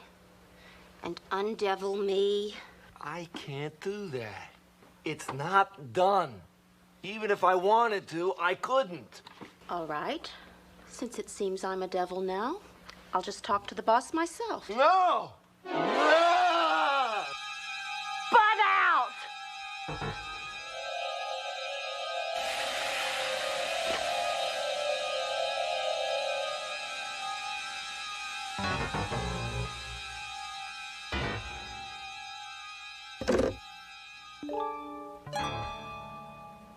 He's not happy.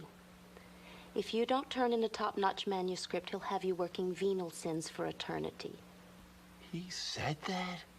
He wants this book to be a bestseller. He wants things accurate. He wants rhythm and pacing. He wants correct spelling. Oh. He wants you to make being a devil exciting, romantic, and glamorous. What am I gonna do? I made a deal with the boss. Let's start at the beginning. How did you become a devil? It was 1921. The year before the National Football League stepped in to ruin the game. The Giants picked me off the streets of New York to play defense. Exhibition game. This Green Bay Packer calls my mother a tot, so I smashed his head in. They kicked me off the team. So I went back to robbing banks, and I got shot. So, now you think I'm a terrible person? Did you go straight to hell? Oh, no. First you gotta go through the showers. See, the she-devils, they rub you all over with porcupine loofahs. Then you go into a vinegar shower. Makes you mean. Do I regret being a devil? It ain't easy.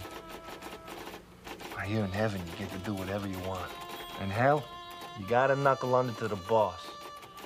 And it's the snitch system. Everyone's always snitching on each other. So you don't get away with trying to change. Besides, a minor devil's never changed into a minor angel. It ain't done. But you'll make sure your boss keeps his bargain with me. I'll give it my best shot.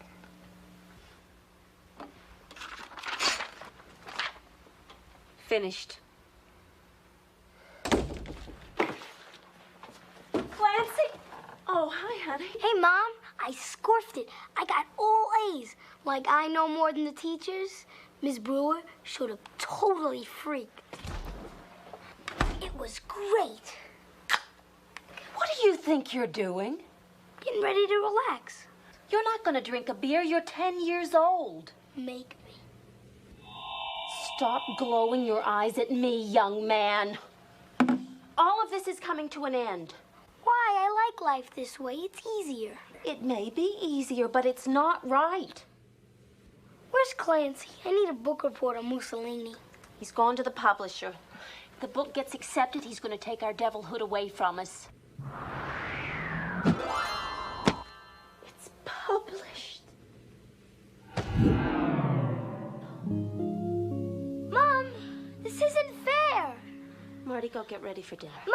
Go now. Wash your face and hands. We're not meant to be devils. Just when things were going good. Marty, now.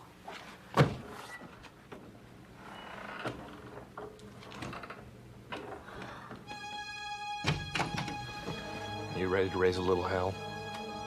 It didn't work.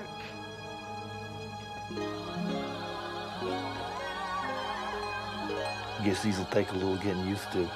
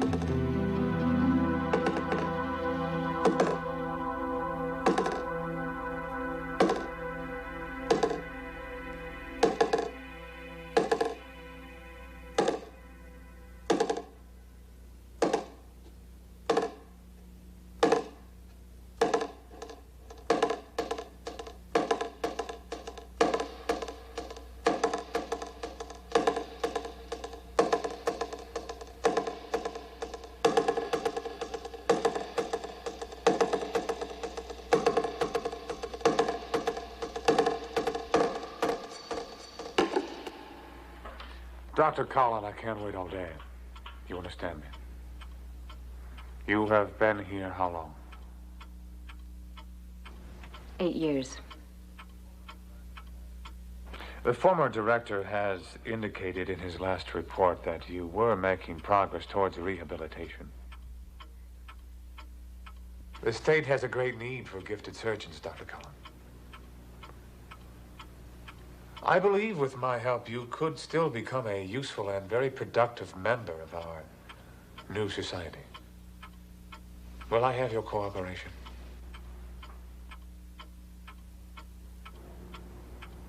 Yes. Good. Very good. How is the new medication working? Fine, thank you. No more hallucinations about your little clay man? No. All right, that's all. You may go. I'll take you back now.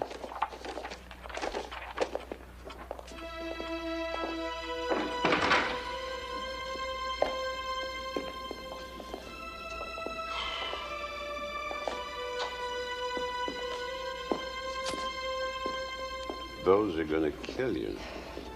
I'm quitting. Too expensive. Black market doesn't even have them anymore.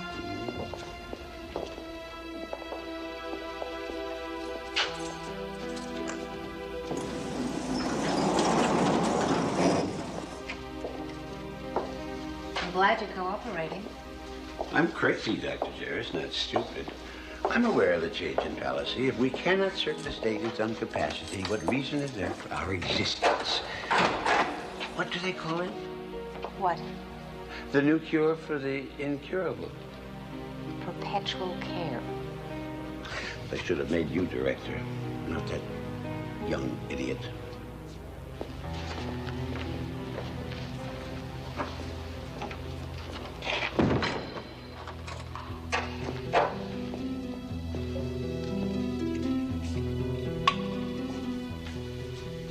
Today's procedure will be one that I pioneered and developed at the Cardiac Institute successfully for the first time over 20 years ago. Observe the detail. It is anatomically perfect. It is not subject to disease or decay, and it cannot be corrupted. Quiet! There will be no talking. Is that understood?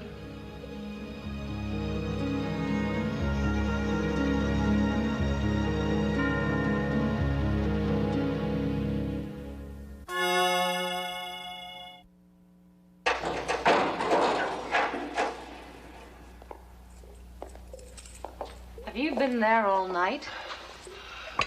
Oh, I must have fallen asleep. I was working late. I brought the anatomy books you wanted. They weren't easy to get. The one on brain structure's been out of print for years. Oh. Oh, thank you. Thank you. I appreciate it. I need these to complete my work. It's important that my sculptures be perfect. I would have thought you already knew everything there was to know. At one time I did. But there wasn't any room up here anymore, and my brain exploded. And they locked me up. You could get out if you wanted to. And do what? Serve them? I have my work here. I want to say I am on the verge of a breakthrough. It's remarkable what you've done. These are so realistic. This one almost looks like...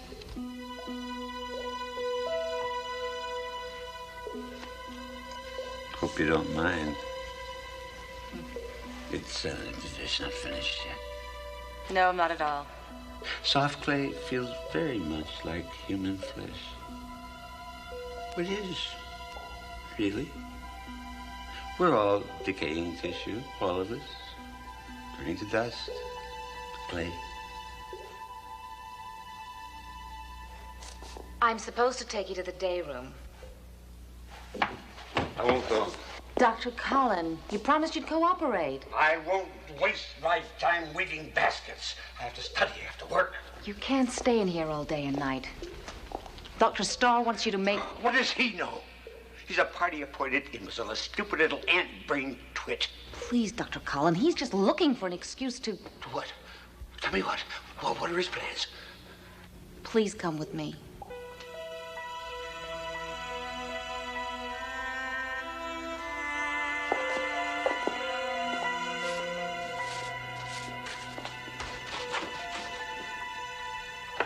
"5:20 p.m.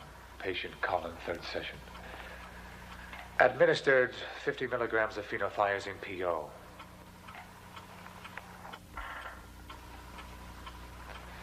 How do you feel?" Sleepy. In our last session, you began to talk about a sensation you were having of coming apart. Oh, yes. Coming apart. Tell me about it. I was working. My arms are becoming numb. They seem to go dead. And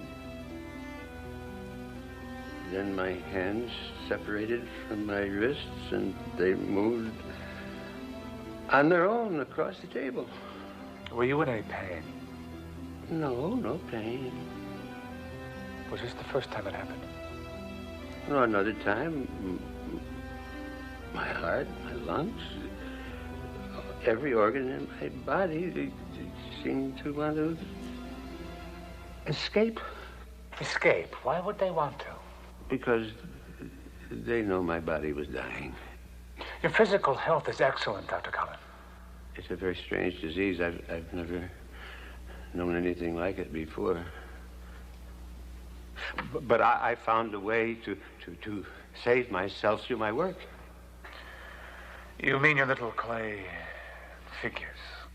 Yeah, I am putting some of myself in every one of them. Before I collapse, I am going to transfer my soul, my intellect, my existence. What will happen to you? Well, my body will dissolve. But I'll live on in them. Don't you see? I will really die, not as we know of it. I live on forever. I have created my own salvation. I have created my destiny. That is, if I have time to finish it. Don't stop me. Please, I beg you, don't stop me. Dr. Cullen, it's all right. Please, please, please. There's nothing to worry about. There's nothing to be afraid of. What is it? What do you see?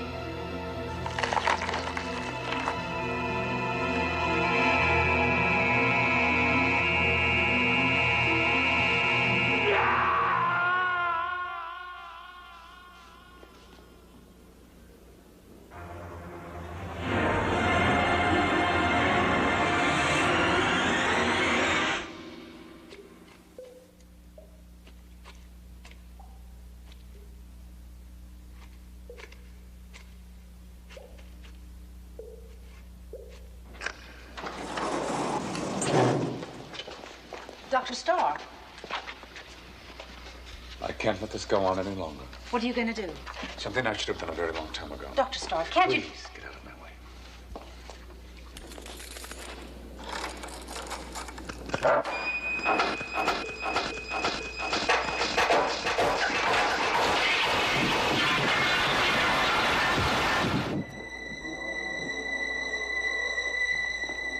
Dr. Cullen? Dr. Cullen, what is this? I was about to implant their brains. I've only been successful with one so far.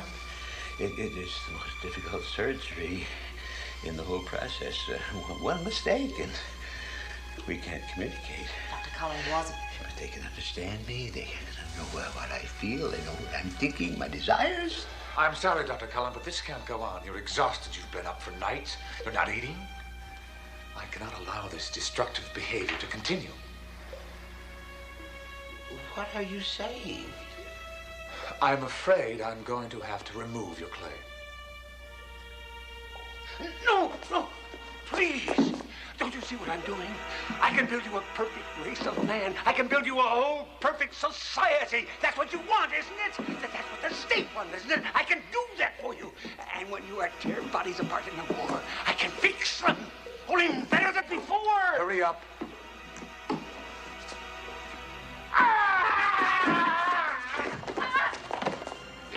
I'll kill you, you bastard! I'll kill you! You should have stopped my work! I'll kill you!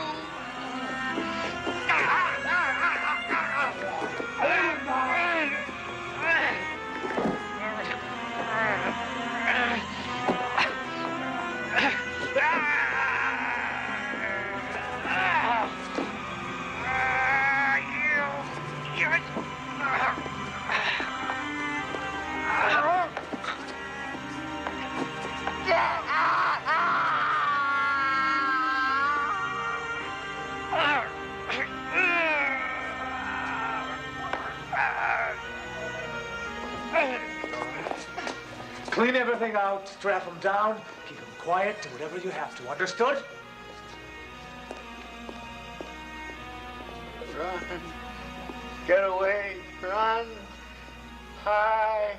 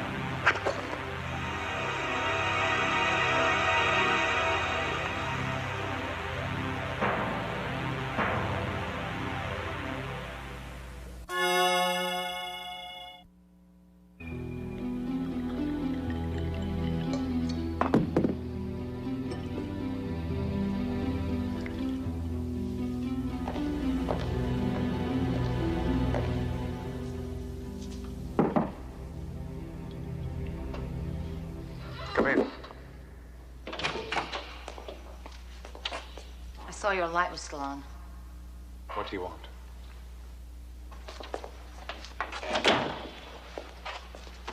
I want to talk to you about Dr. Cullen. There's nothing more to talk about. Vodka. It's imported. No, thank you. He'll be transported in the morning. Please, I know I can help him. You've already tried. He hasn't responded to any treatment. He's a hopeless case. I cannot justify his therapy any longer. Dr. Starr, that man saved hundreds of lives during the war. He's a brilliant surgeon. He was. Look at this.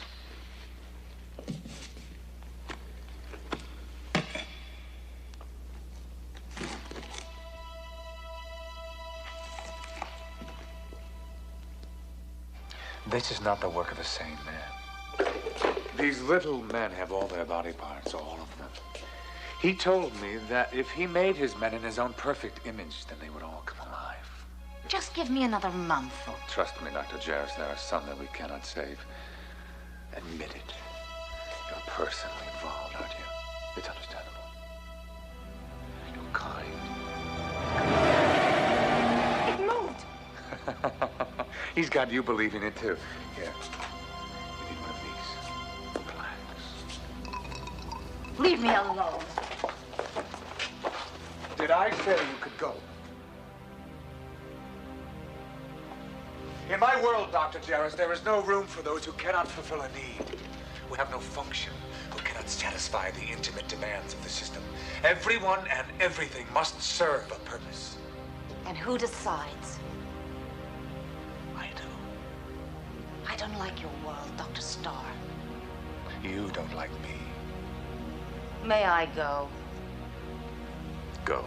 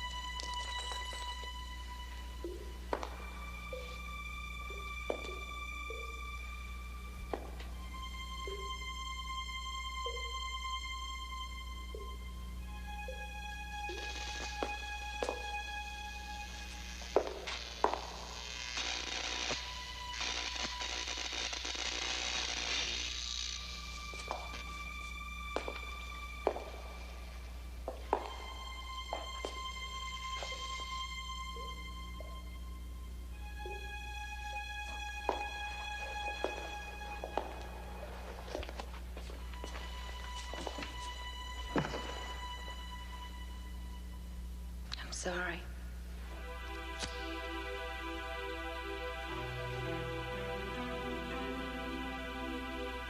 I don't know what else to do.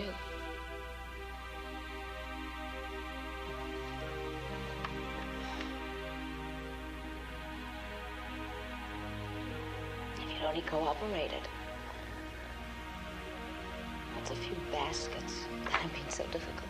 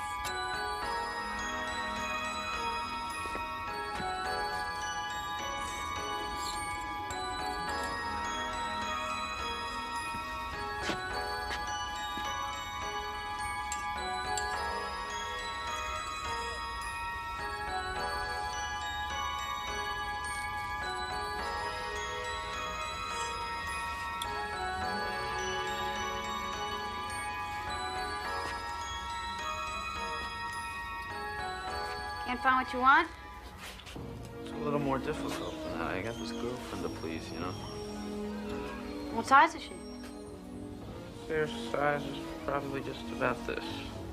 Oh, she's one of those. I'm jealous. Yeah, it may take me a while. She's kind of picky. It's getting late, though. I don't want to keep you open. Well, it's 6 o'clock already. But take your time. You'll know what you want when you see her.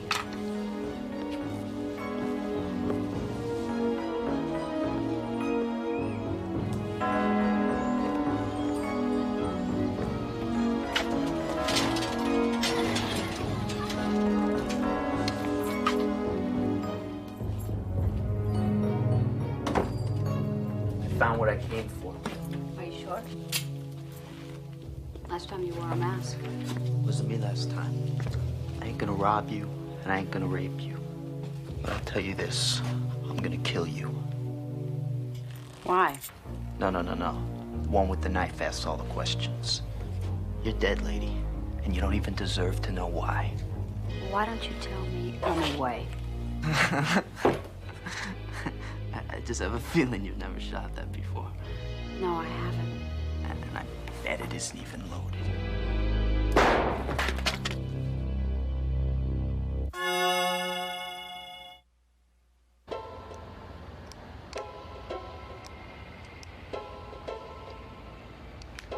So where do you get off coming into my store with a knife, huh? I'm listening.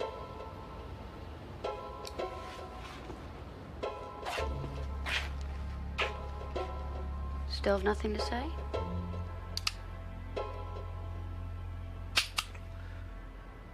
You must have been born under a lucky star. My mother died yesterday.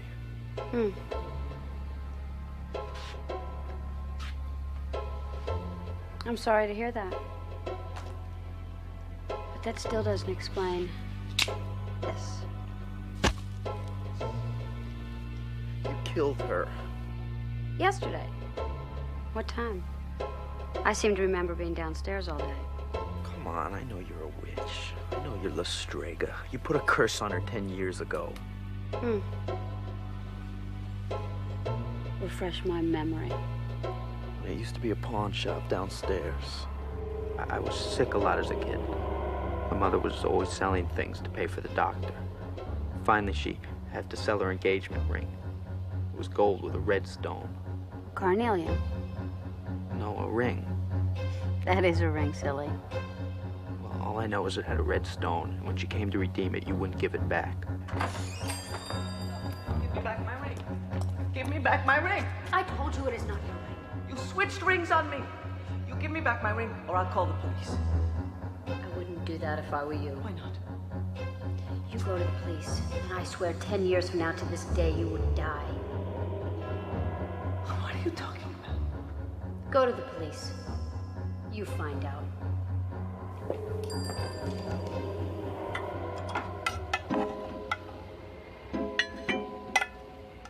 So your mother never went to the police? She never got there. She had a heart attack on the street. They brought her home. She never got out of bed again. She died yesterday. So you're here to avenge your mother's death? And get her ring back so I can bury her with it. The problem is I am not La Strega. La Strega was my mother. And she's as dead as your mother is. I don't believe you for a second. 10 years ago, I was 16. Stop playing with me. You were older downstairs. Now you're young. Well, it's obvious you don't see very clearly. So I hope you listen better. Because in the next 5 minutes, I'll decide whether you live or die. Why 5 minutes? Well, it'll take that long to do the dishes.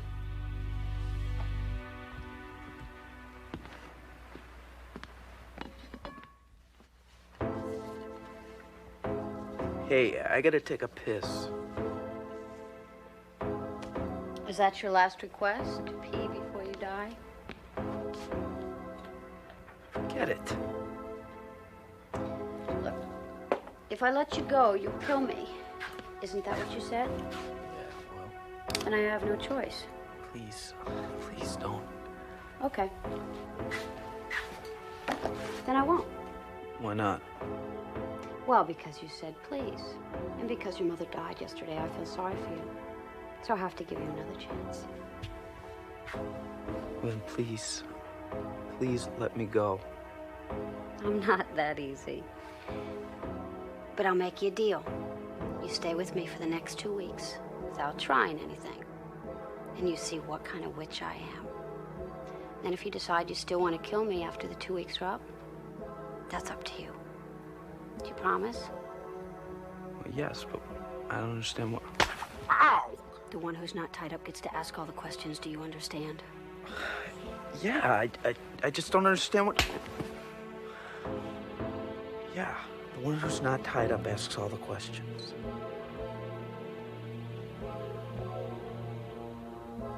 You're learning. You're just an errand boy for your mother. If it's in your fate to kill me, then that's something you have to decide for yourself.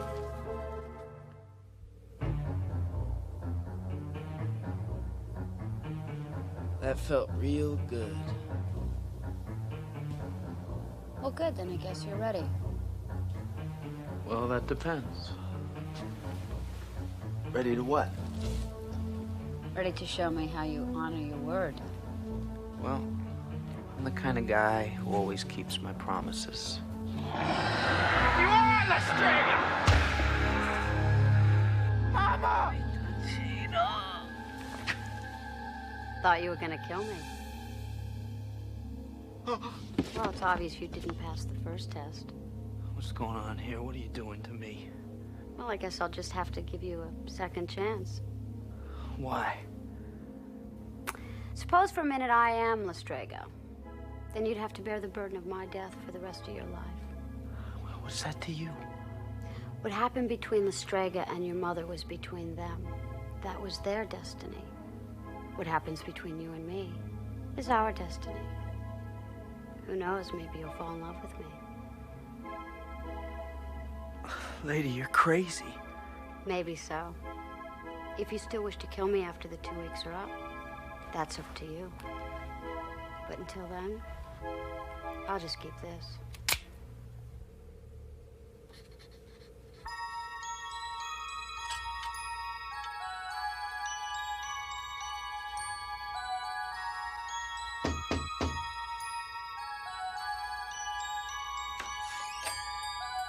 It worked.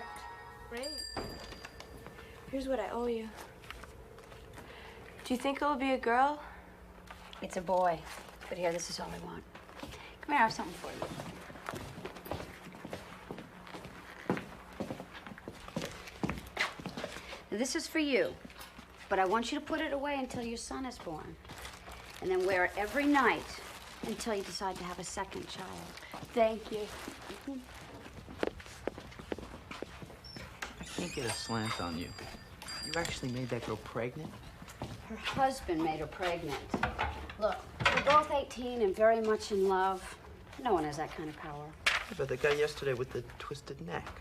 What are you, like the local fairy godmother here? Hardly. He believed that was my power. Now I have something for you. Nice, huh? Got my name written all over it. That's why I thought you'd like it. Wait, that is my... This is 10 years ago. My mother gave it to me. She said the fate of a man is in this belt and to hold on to it until he came for it. Guess that man must be you. Guess so.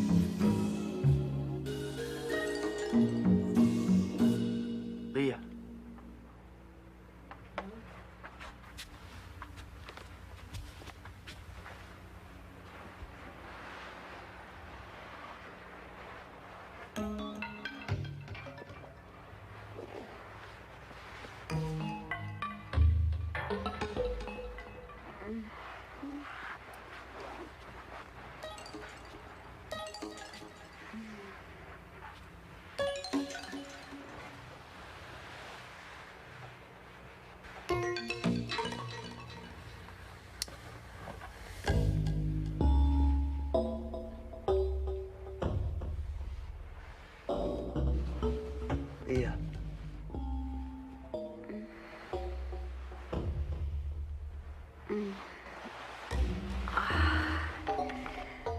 I don't think anyone dreams as much as I do.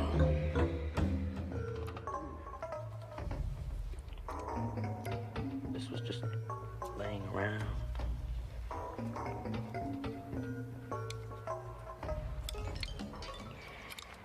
Well, I guess you could have killed me just then, huh? 2 weeks aren't up. I always keep my promises.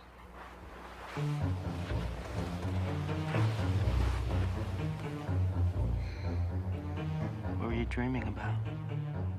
Your mother and her ring. What? My ring, Vittorino. Did you get it? Mama! You never listened to me, even my last wish. You never loved me, Vito. Mama, I do. I love you. Then keep your promise. Get my ring back. Kill that witch. Don't let her trick you. What was that? The sound of my heart cracking. Mama, don't. Mama. Leah.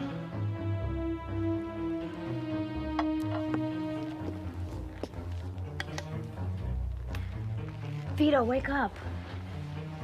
You were having a nightmare. Leah. It's Mama's ring. Give it to me. Why would you think it's your mother's? You've never seen it before. It's hers, I know. It's not hers. But after tomorrow, if you want it, then it's yours.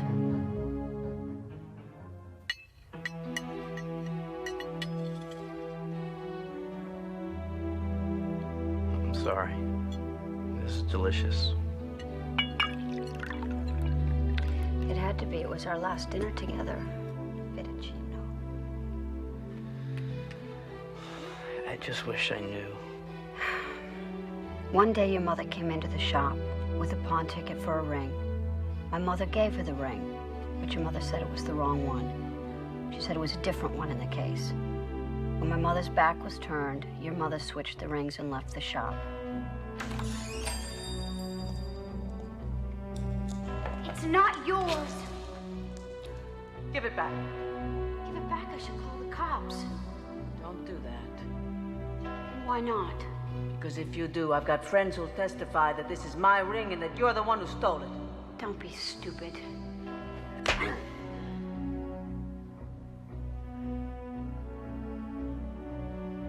What's the matter? You see, you did 10 years from this day. What are you talking about? I see you in pain every day of those 10 years.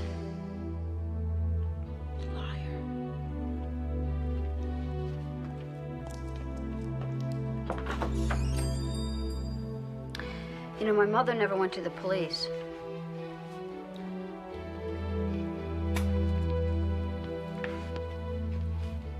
Because the Strega's curse was more powerful.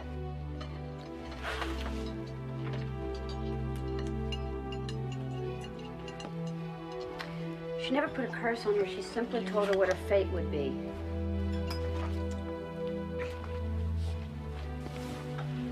Well, did she also tell you what your fate would be? Because tomorrow the 2 weeks are up. Whatever happens tomorrow is our fate, not just mine. What if I killed you? That would make this my last night on Earth. And I don't want to waste it.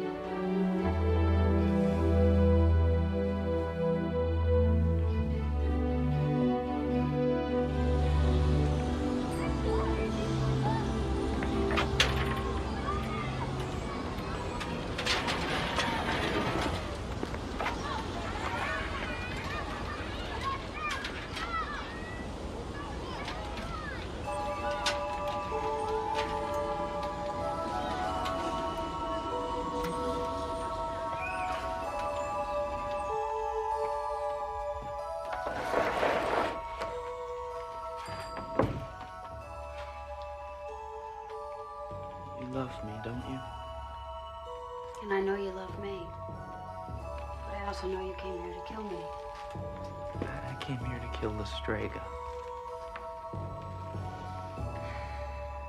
I am the Strega. I know. Trust me.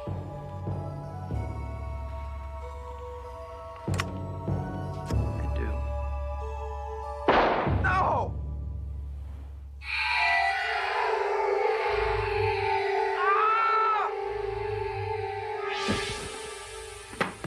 Vittorino. Mama! Why didn't you get my ring, Vittorino? It was my dying wish. You never listen, do you? Vittorino. It was Lestrega's ring! Wasn't it? Wasn't it? It was you who stole it from her. I was alone. Your father was dead. I found another man. We didn't have enough money to start over and take care of you. It was only a ring to La Strega, but to me it was everything. But I really did it for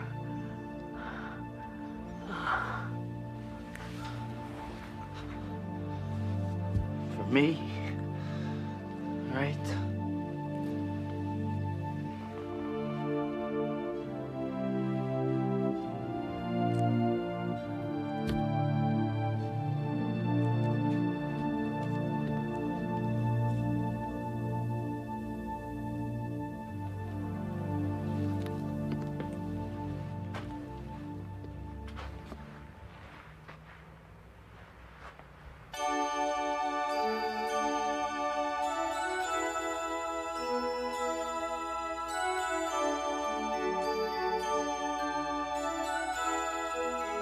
Did I ever tell you that I never go back on a promise?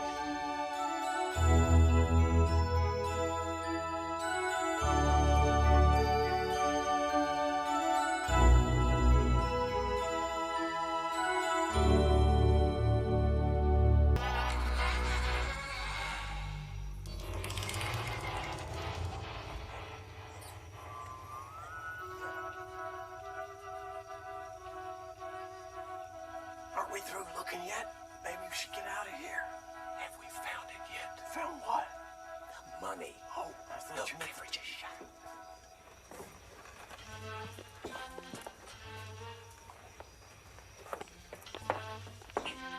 Shoes.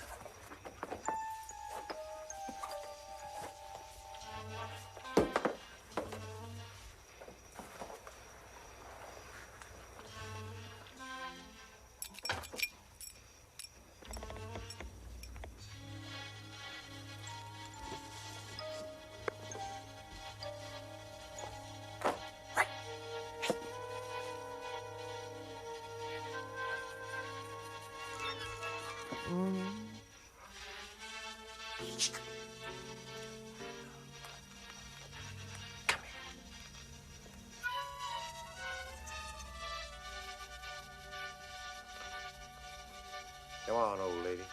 Up and at 'em.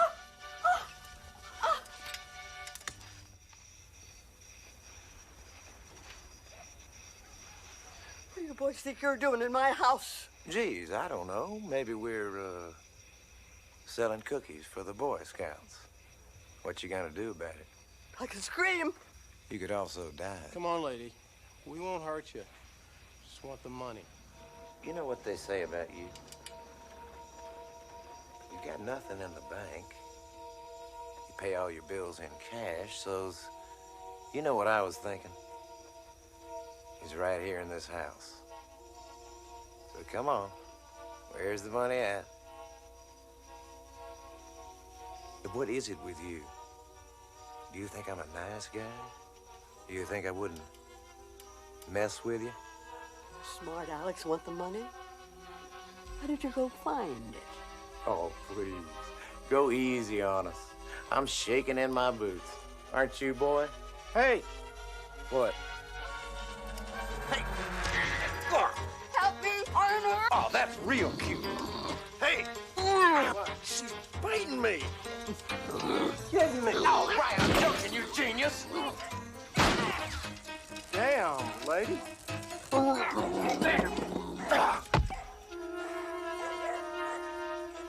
That's how cute I am.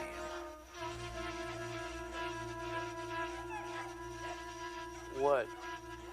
Did you kill her? Nah. I joined her fan club. Oh, Lord.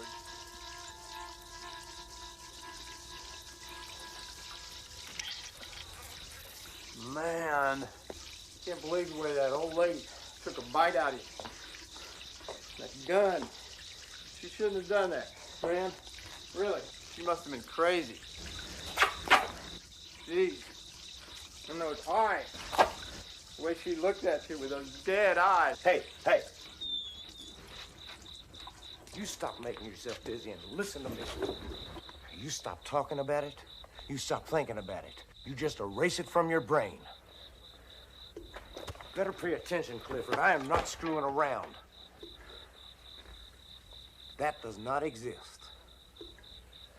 Tonight does not exist. Now, you tell no one, not Mom, not whatever your latest excuse for a girlfriend is. You don't go to church and say it to God. Your mouth shut, period. Clifford, give me a hint. Is any bit of this sinking in? Because if you start shooting off your mouth, I'm going to start shooting something else off, and it won't be your mouth. They won't even find your little toe. Gee, Ray, really makes me feel bad to hear you talk like that. I mean, I'm your brother. Don't you trust me? I mean, we're the same flesh and blood and everything. I trust you. Well, that just goes to show how stupid you really are. You don't trust your brother or your mother or anybody. You trust yourself. You trust number one. And if I can hammer anything into that lame brain of yours, let it be that. Oh. Oh. You know, you ought to take that to the clinic. I once heard on TV that a human bite's more dangerous than a dog bite. It doesn't exist. Look, when guys like us die, they just call the garbage truck. But when some rich old lady dies, they actually try to find out who did it. My blood and our fingerprints are all over that house. All they gotta do is start thinking about us and we are dead meat. So, no clinic, no nothing. Go on back to your place and jump on your girlfriend. We're all fine. We're all happy. And tonight never happened. Get it? Not all that stupid. I know what you're saying. Everything's fine. Right? Right.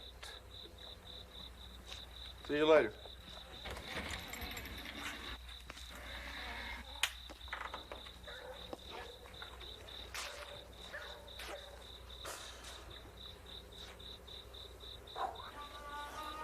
Erase it from your brain. We trust number one. Tonight does not exist. Human bite's more dangerous than dog bite. Dead eyes. We're the same flesh and blood. Say it to God.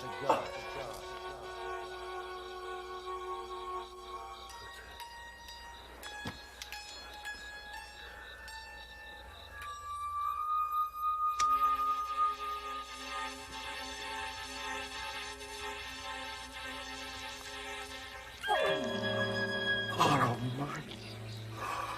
Oh.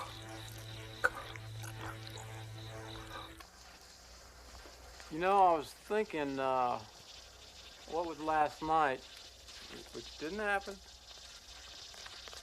Since what didn't happen,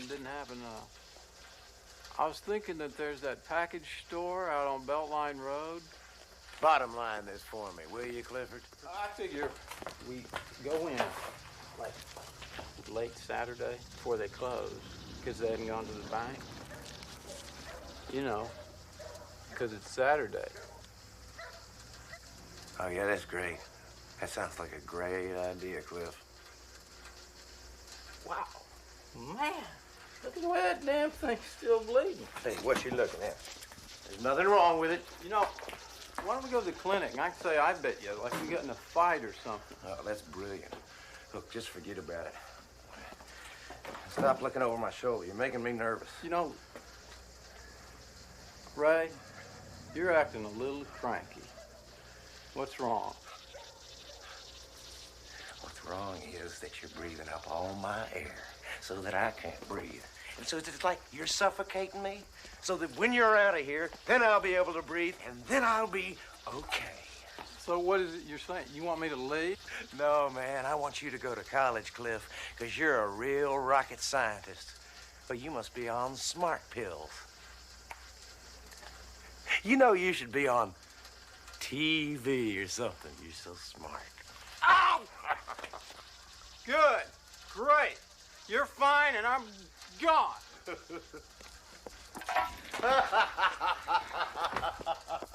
I hope it wasn't anything I said. Oh.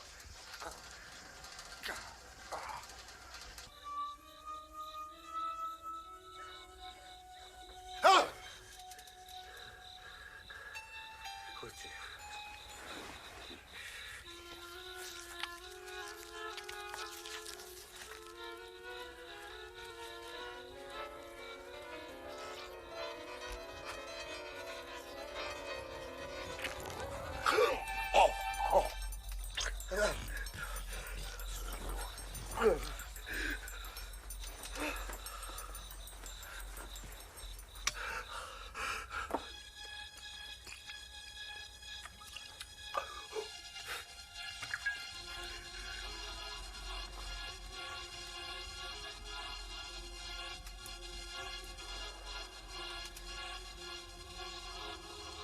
Little Ray.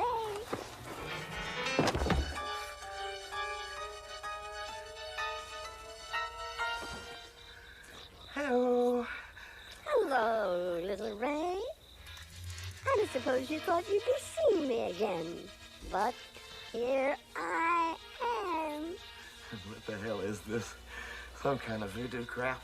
I mean, lots of people kill other people, but you don't get faces popping up on them like some weird kind of zit. What are you, some kind of witch or what? Want to know my secret? Come closer. I can hear just fine. You want to know the secret? It's hate. People talk about the power of love, but it's hate that really makes the world go round. And you've got it in your skin, in your blood. And it's incurable.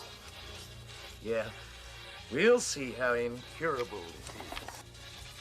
And where's little Ray gonna go? To the doctor? Go ahead.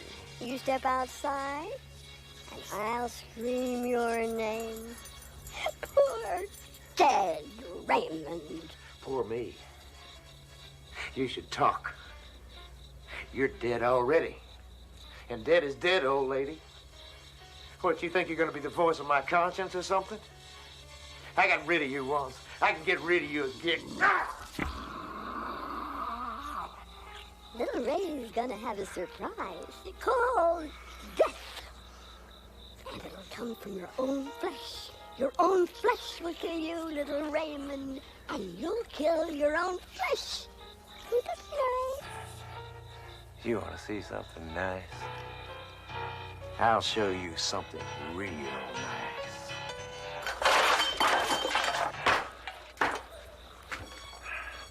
Go on, do it, Raymond.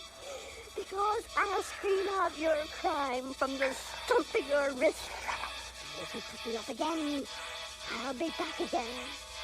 However much you cut, however deep, I'll be with you always. Shut up! Shut up! Shut up! Shut up! Shut up! Just shut up!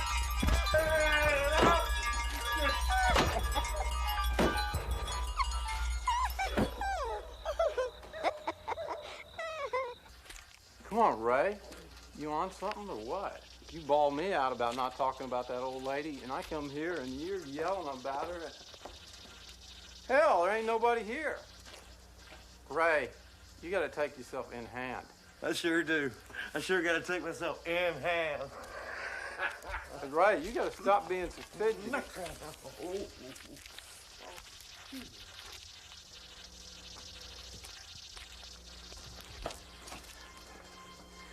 Look at them. Zombies. They're dead. They think they're living, but they're rotting from the inside out. That old lady put the holes in me, but it's the rot inside me that's coming out. And now I can't put it back. Ray, we are not dead. The way I look at it, if we were dead inside, we'd be dead. You know? We wouldn't be. I've been cursed. That old lady bit me, and it was like in one of them Wolfman movies or What, something. an old lady bite you and you turn into another old lady? Ray. Hey, I'm not kidding. I'm not kidding you one bit. She's come back. Well, she must have been some kind of witch or something. That's it, Cliff. I'm cursed. What you mean, cursed? What's the matter? Don't you speak English? It's not a long word, cursed. C-U-R-S-E-D. What, you mean like a real curse? Like you stick a needle in a doll or something? The real prime item. I mean, look. There she is. Right in the middle of my hand, that little old lady's face. Only, you know, smaller. I had to put tape on her to shut her up. Cliff, she's trying to drive me crazy. Yeah, so, okay. I mean, that's not too hard to understand or anything, is it? No. Look, the way I see it, if someone can put a curse on you, and someone else can take it off, right? Sure, makes sense. Well, that's what you gotta do. You gotta find someone to take this curse off. Right. Okay. Where? I mean, where'd I look? How the hell do I know? Look, just find someone. One that takes curses off. That's all. Now look, am I getting through to you or what? Yeah, I understand. It might take a little time on account I really don't know what I'm looking for. That's okay. That's okay. You're gonna come through because you're my little genius. Because you learned from me, from the master, right? Right. Now, Ray, you gotta relax a little bit. We'll get this all straightened out. You want me to relax, and you go find him. Someone to take this curse off. Now, go on. Get the hell out of here.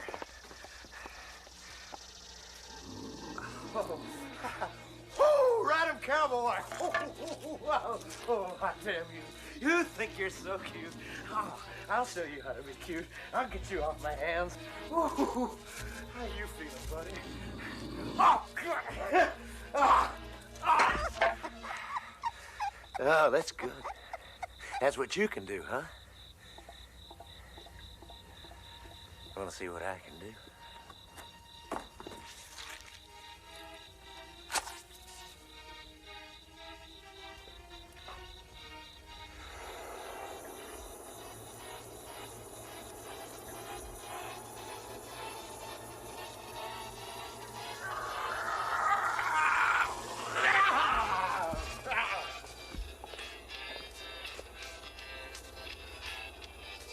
Hey, Ray. What you doing on the floor? Keeping cool. It's cool down here. You should try it. Did you find her? What? Did you find her? Yeah, well, can I turn that? Did you find her? Find who? Who? Who? I tell you, Cliff, you're right up there. Right up there with the geniuses. The witch. Somebody to take this curse off. Yeah, well, no. See, I was looking around, like you said. I started thinking. Oh, that's great. Have you heard the latest? Clifford started thinking. I'm serious. I never thought I'd say it, but you are full of it, Raymond. This stuff about witches and curses. Yeah. It doesn't make much sense. Like I don't know what makes sense and what doesn't. The one time I ask you to do something for me, you gotta start thinking. Torch. What? Should not have let that torch be on like that. Could start a fire. Oh. And I am doing what you told me. What you said. About who to trust. About number one.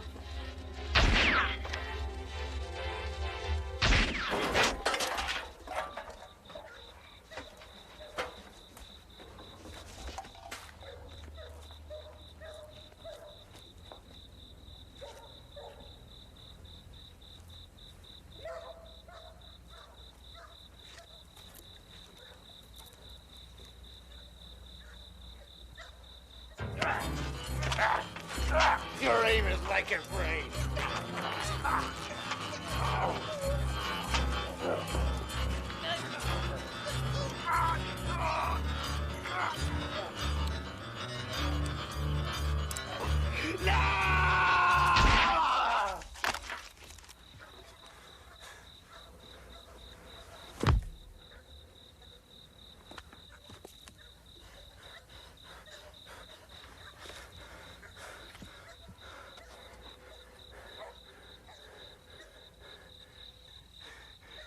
Now who's the genius? Genius?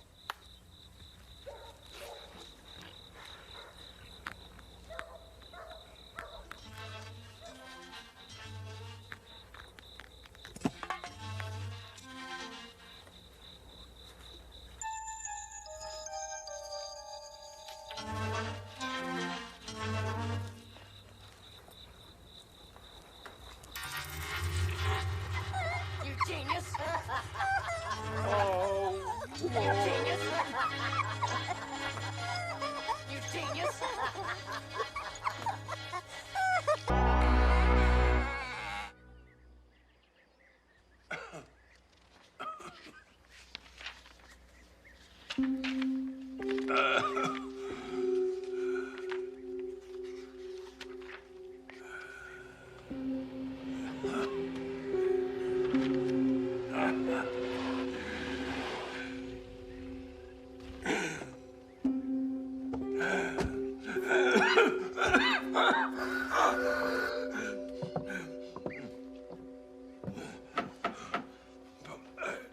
Well, come on in. It's open.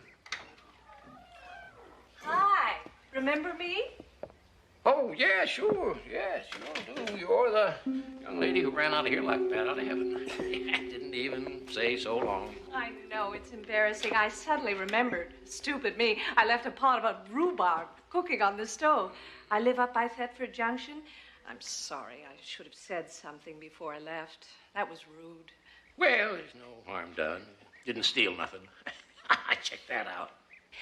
This is my friend Roger. He's an art critic from New York. Right, Roger? Oh, not much of one. Just an article or two. I was so impressed by Vivekananda's work that I dragged Roger Darcy all the way up here. Oh, well, I do. You were at Pocock. Glad to meet you. Yes, sir. No, I'm not one of the artists here. Not an artist at all. No, I'm just manager of this place for about a month. Well, actually, it's more or less like a glorified handyman. You know, if you got down to the dirty truth. You know, up until last week, I didn't even know there was an art gallery here, let alone one so distinguished. Has the Barn Gallery been here long? Oh, I wouldn't know.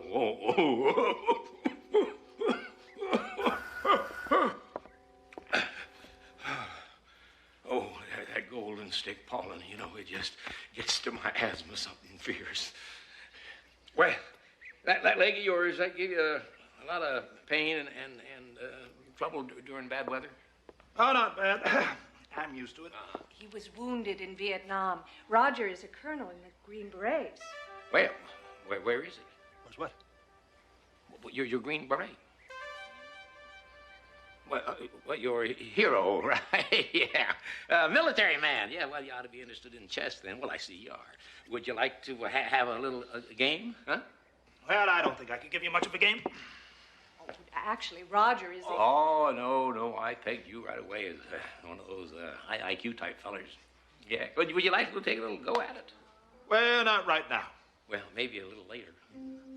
Yeah, I'm always looking for a game. You know, it really stirs me up inside. Mr. Pocock, Roger's driven a long way to see Vivekananda's work. May we look? Well, yeah, sure. I mean, that's what they're here for, I guess. Good Lord. That is horrifying. This, Vivekananda, he's not American, is he? Oh, well, I hope not. No, he's from a place called, Nepal? That's it. That's the one. Yeah. He lost his visa. Had to go back there. Kathmandu. If you say so.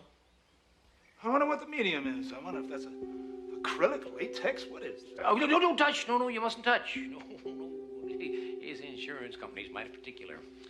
No, it's made out of some food stuff. Hardened yogurt. That's what he told me. Yogurt? Yeah. Well, how do you keep it from decomposing?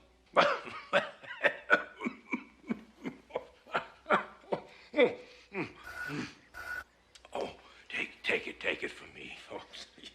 You can't live without breathing. I used to have me a cotton farm up in Maine. I had to let it go. Yeah, everything I grew, I was allergic to. Cotton? Yep. Nope, that's phone. Well, you want to look ahead. You look around. Just take my gas. Come, I want you to see the use of perspective in this portrait. I can certainly use it. It reminds me of a Bruegel I saw last year at the Prado. Art critic. How come you told him I was an art critic? Look, Roger. What? Don't you see? It's a young boy in the portrait. Yesterday, on a hunch, I went to visit my friend Albert at the State Police Barracks. You remember Albert. You met him that time at the... Lucille. Yes, well, his picture was right underneath Penny's in the missing persons file. You're right. It is him. But what about Penny? Roger, sweetheart, this isn't going to be very easy. Look. What? Good Lord. It's Penny. It's my daughter. It is Penny, isn't it? Yeah. I can't stand to see her looking that way. Terrified. Beaten down. Something's happened to her. This Vivekananda creep has done something to her. Should have never let her come up here by herself. Roger, it wasn't your fault. Ding, dang, telephone. Yes. Well, anything I can do for you folks? Yes, Mr. Pocock, that's my daughter, Penny. That's a portrait of my daughter. She's been missing for 8 months, and When did Vivekananda do this painting? That's your daughter? Yes. Oh. Well, that's why you took powder. You wanted to get your friend up here. Yeah. Well, why didn't you tell me about it? Well, What do you think I am? Somebody who makes young girls disappear? I mean, that's not really a very neighborly attitude, is it? Oh, Mr. Pocock, nobody's accusing you of anything. We need your help. Now, when was this portrait done? Well, I don't know. I haven't the faintest idea. You see, I've only been here about 5 weeks. No, wait a minute. There's two big crates out there with the SS Star of Calcutta stenciled on it. That's right. He told me that he painted these things in India. No, that's absurd. Well, would be your daughter just lit out for India. No, that's impossible. She didn't have her passport. Well, show him the flyer. Oh, here. This is a police poster. That's a picture of the young boy in the front room. He's been missing since July. Now they both disappear in the same part of the state at the same time, and they both end up... Well, don't get your bowels in an uproar. Now, remember, these are young people. Young people today. Well, they're feckless. My daughter was not feckless, Mr. Pocock. Something has happened to her. She was supposed to start college in September, and then all of a sudden she was nothing. Well, maybe she met a handsome young feller, fell in love, and ran away with him. Take a look at her face. Huh? Take a look at it. That's not love you see on her face. That's pain. Don't touch it. Don't fear. Wait. Look, Roger. It's Penny's ring. It fell out of the portrait. My God. Look. It's exactly the same as the ring I have on. I'll be dang nabbed. Ain't that something? Listen to me. She would have never taken that ring off. Never. I gave her that ring for her 16th birthday. I remember that ring. It meant a great deal to Penny. Calm down, calm down. That artist friend of yours used that ring in that painting.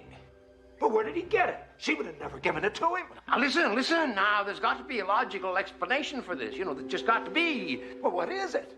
I don't know. No, I'm sorry.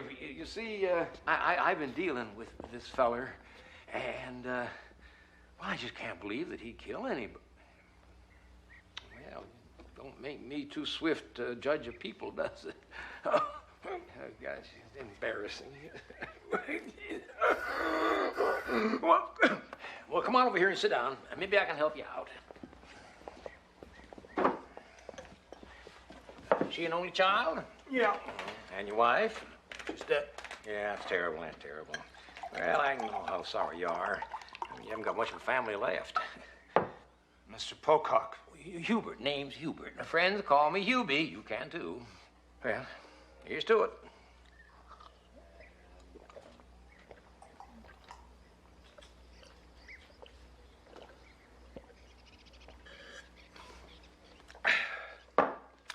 Listen, Mr. Pocock, I have a friend at the state police office. Albert? Lucille. Albert's just a clerk. What's he supposed to do? Call Vivekananda on the phone? Long distance and read him his rights? Nepal. I have to go to Nepal. No, you don't. No, Vivekananda ain't in Nepal. Well, what do you mean? I thought you said he was a... No, I know, but I was fibbing. You see, don't get mad at me now. It's my job.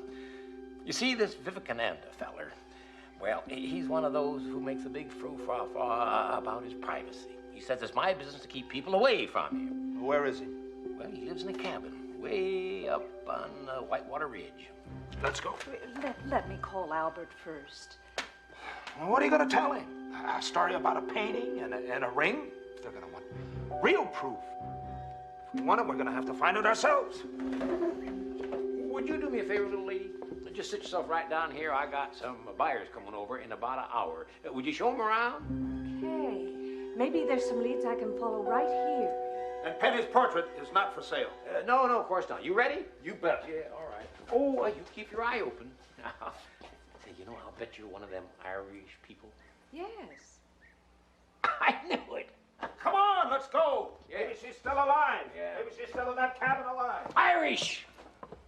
Chinese now. I never did get to see any of those Chinese folk. Well, that's all right. All right, here we go.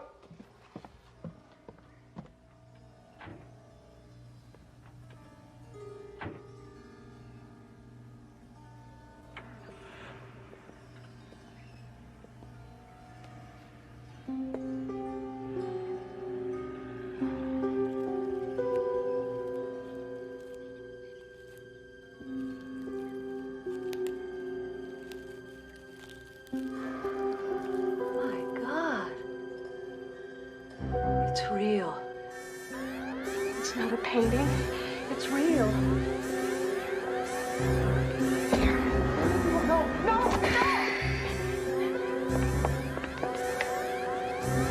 It's dead! What am I going to do now?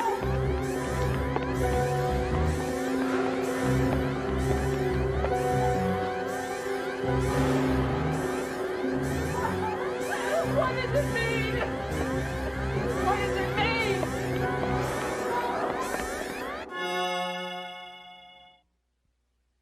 I don't see how you can be sure that's Vivekananda's cabin. From what I could see through the window, it didn't even look like it was occupied. Well, there weren't any paintings, frames. For an artist, it's way too dark up there. All that tree cover. Why, an artist? Why, he'd have cut down some of those trees. Well, I don't know. See, I just used to send him his check all the time up there, and people get real upset, you know, if they don't get the checks. Lucille!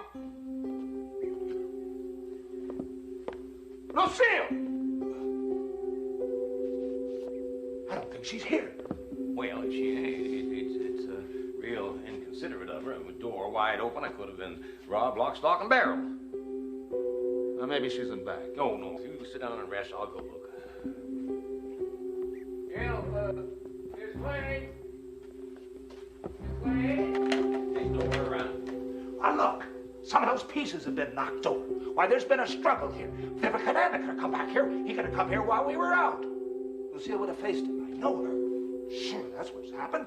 He's done something with her. He's taken her. That's fierce lot of guessing. Well, the wind didn't do that. I'm going to call the state police. Oh, no, Sheriff Coleman's an old friend of mine. No, I'll get him over here and get him up right quick. Yeah. Oh, hello, Orville. Yeah, well, I got me a little bit of a problem over here at the gallery. Well, it may be a bigger problem than that. Yeah. No, worse than that. Foul play may be here. About 20 minutes. That's good. Yeah, well, I'll see you when you get here. Yeah. Well, Orville has got a problem. He's got a truck that's jackknifed out on Route 99. Watermelons all over the road. Oh, damn. Well, you fixed that up real good. Here, how about a quick game, huh? Well, it isn't exactly the right moment for a game. Well, what else are we going to do? I mean, we can pass the time here until Orville shows up or Miss Clay comes back. Well, here, I'll set the clock for 20 minutes. And, would you like to go first with White? Well, I guess I'll start then.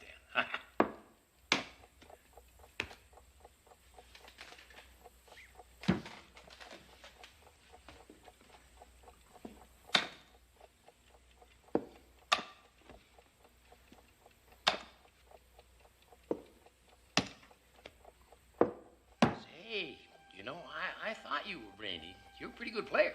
No, I'm not. I'm an international grandmaster. Really? Well, Miss Clay said that you were an art critic. Well, she was lying. Just as you were lying when you said you were Hubert Pocock. Oh, now, what's that? I'm not me. It's simple. Oh, I resign. You have made 7 moves. Now, I haven't lost often, my friend. But I have never lost to a down-east fella from a cotton farm in Maine who just picked up the game by hush. Well, suppose that I told you that I'm a grandmaster, too. I've been playing chess competitively for 25 years now. I know all the grandmasters. It's a small fraternity. No, Mr. Pocock, as my daughter used to say. There's something else. The question is, what? Well, what the ding-dong hell? Let's wait until Orville gets here, and you can ask him who I am. Somehow I don't think Orville is coming. Line's dead. Well, it wasn't dead a minute ago. And I think there's something in the back there you didn't want me to see. Well, don't go off half-cocked. Being suspicious like this won't help your daughter. What is that? Well, I have the faintest idea. I'm no art critic, and I'm not even pretending to be an art critic. Somebody or something was in there. Breathe deep. Deep. Breathe deep. I feel sick. No. Get away from me!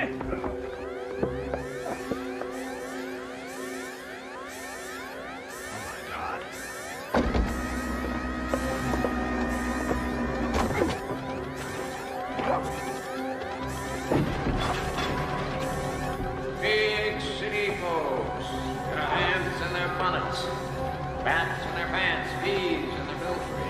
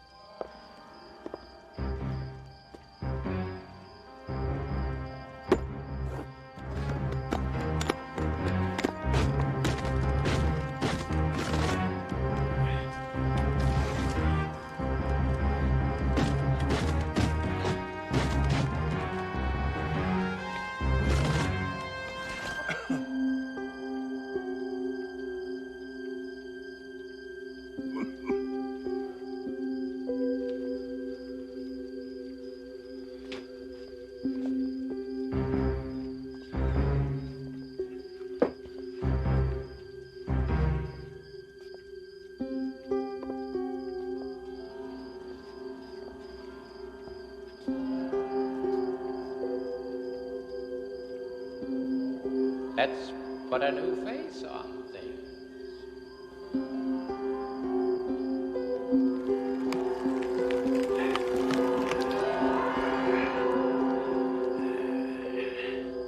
I'm ready for you, Granddad. I'm not some teenage kid you can pick on. You're a hero, right? Yeah. Military man. Father! I'm coming, sweetheart. I'm coming. I'm working on it, sweetheart. Just hold on. Just hold on. It won't be long now. Oh, I'm sorry, baby. I'm sorry. I'm almost there. It's too late for me. Run, Father, it's the gas. Run! Would you like to take a little go at it? Huh? I'm always looking for a game, you know.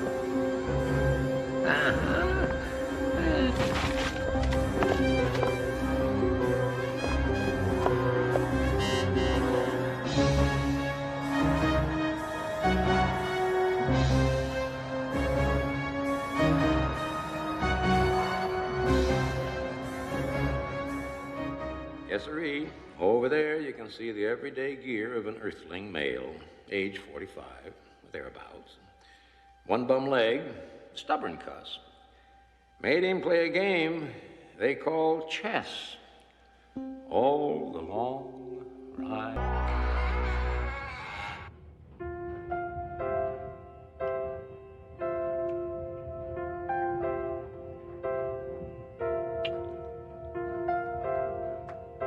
I love you, Nash.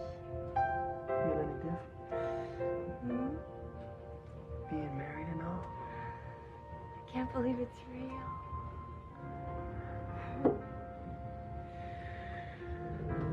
Here we are. This is so exciting. New York sure is different from Lubbock. Basement floor, kitchenware, appliances, honeymoon suites. Okay, now come on. No peeking.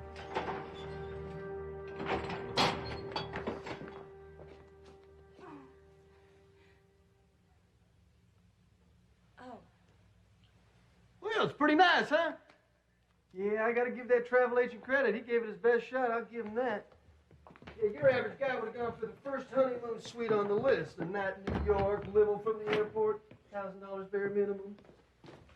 No city boy's gonna jerk my chain, no sirree. Turns out, he's got a friend who just so happens to have a factory that he is turning into a honeymoon resort. A factory? It did seem a little off the beaten path. Well, right now, they only got this one suite, right, all fixed up. It's what they call a showroom demo. Only in the basement? Well, that is the beauty of it. You see, it's just you, me, and Mr. Happy. Oh, Looks like I left someone out. I hate bugs. No need to worry, sugar. I'm here for you. Well, look at this. They left that here for us? Darling, you don't get to be top Southwest regional tractor salesman without knowing a little something about wheeling and dealing. This here is your basic fringe benefit. Yeah, but can we stay here? Trust me, you haven't seen nothing yet. Now here, you take my kit, take my hat, and I'm going to take care of the bubbly. I don't know. It just seems a little run down for a honeymoon resort. It's atmosphere, sugar. This is the Big Apple. This is high society, life in the fast lane. Tell you, these local sophisticated types would pay top dollar for something like this. There's clothes in here. Well, yeah, it's a closet. We can't. We're in the wrong room. Look, the couple before us just must have left them. All these clothes? I mean, look, there's 2 wedding gowns. Well, I'll be. I told you, folks here do things different than back home. Now, come on. Here, just put this stuff in here. Now, come on. Let's go. Now, look. You and I are in New York for only one night. Tomorrow, we're going to London. So what do you say we just relax and see if this honeymoon stuff's all it's cracked up to be? What? What's the matter? Oh, you're gonna laugh. No, I won't. What? I don't know. Ever since I was a little girl, I've always dreamed of spending my wedding night in a big, pink, billowy silk bed shaped like a swan. I'm not laughing, sugar. Hey, who knows? I paid a man for a honeymoon, sweet. Let's see if you got your dream.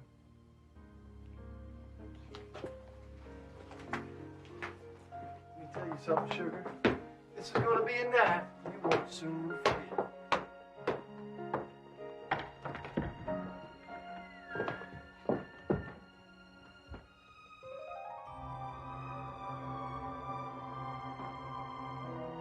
Well, honey bunch, what you think? I don't see any bed.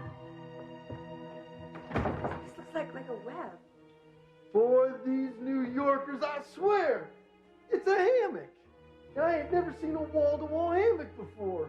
And is that another elevator? In the bedroom? I told you this used to be a factory. Probably a loading dock or something. Nash. Woo-hoo!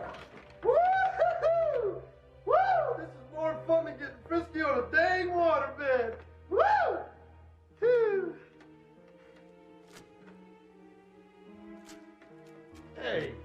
What's the matter? Stuck. Stuck? How can you be stuck? Well, if I knew how I was stuck, I would get myself unstuck. Nash, I really think we should get out of here. We are not going anywhere.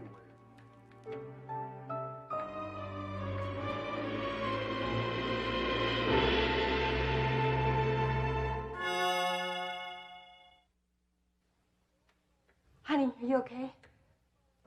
Yeah, no problem. Now, I tell you, I don't mind a challenge. I mean, all I got to do is... Silk. Huh? The web. It's silk. So what? It's an expensive hammock. They make parachutes out of silk. Why not a hammock? Nash, maybe you ought to climb up off of there anyway, okay? Well, sure. Ain't no problem. It's a piece of cake. Ow!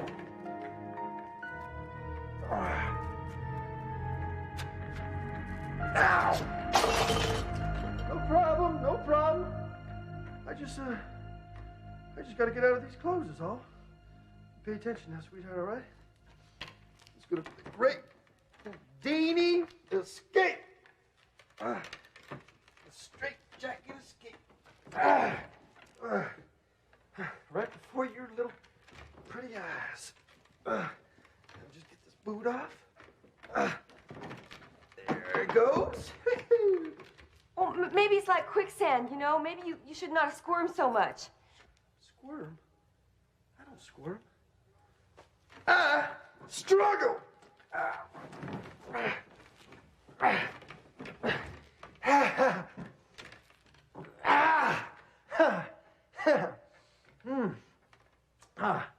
Must be jet lag. I'll go get some help. Right, ask the exterminator what he's got for a giant spider.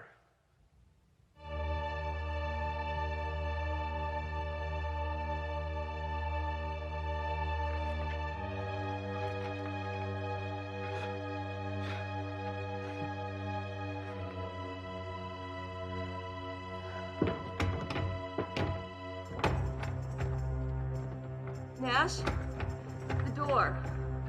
It's locked. Locked? What do you mean locked? I mean, it's locked. We're trapped. Portia, we are not trapped. Okay, now I am just a little detained here is all. Now, is there a phone? But... Because there's got to be a phone.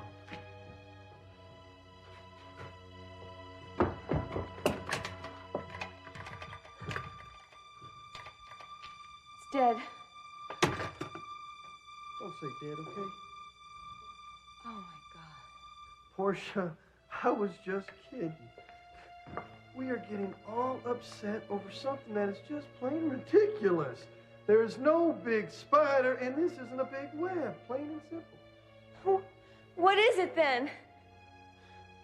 Well, hell, I don't know. Some fancy love hammock or something that they thought would appeal to newlyweds. What strands are you stuck to? The long ones that go to the center or the cross webbing? Well, these long ones seem to be okay. These little side-to-side guys seem to have the glue on them. Then it is a web. Oh, now you don't really believe a spider. One of my third graders handed in a report on spiders a while ago. He even did the drawings of webs.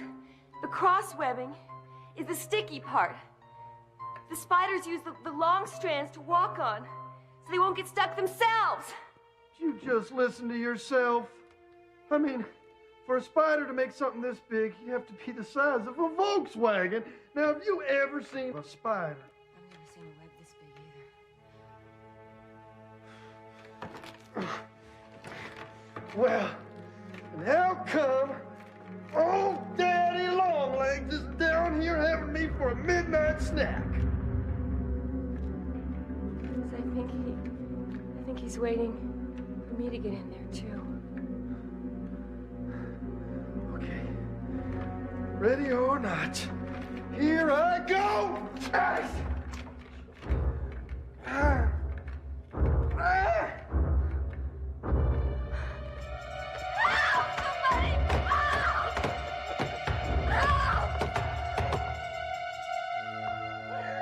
I'm open to suggestions here. Ah! Ah! Cut it. We need something to cut it with. This is one hell of a way to run a resort. What are we gonna do? Look, Portia, don't panic. Okay, now, let's just think. The bottle. Dash. The broken glass. Bottle. Right, I knew that. Above your head, behind you. Wait a minute. There's shoes all over the place. There's somebody's car keys. There's stuff everywhere. Nash, the glass. Yeah. Okay, I'm looking. Can you get it? Can I get it?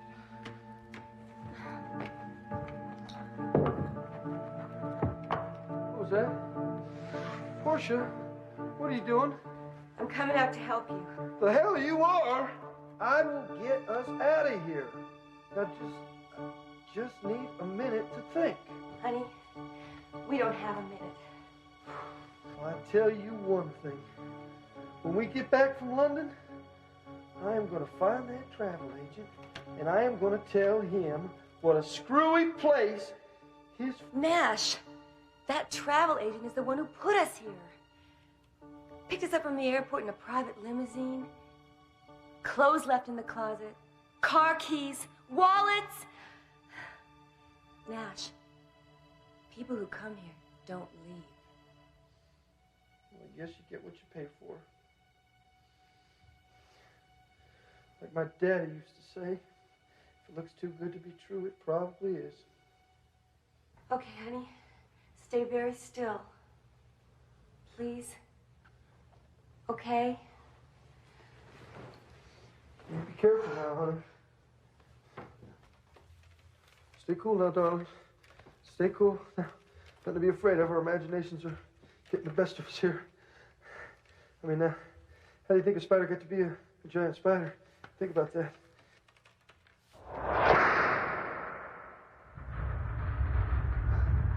Don't even breathe.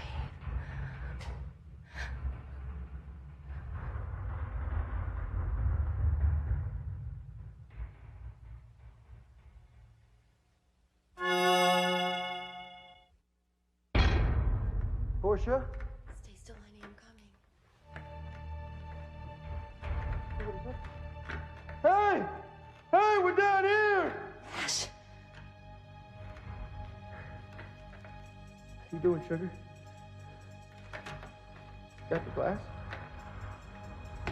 It's too far. Stay still. It wasn't me.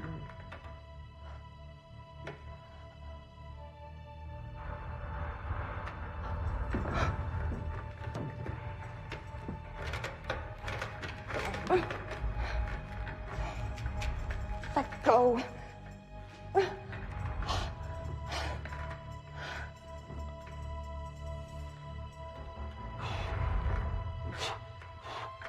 Nash, try to think of something else. Cam? Yeah, sure. I'm thinking about buying my car. My T-Bird. Think about, we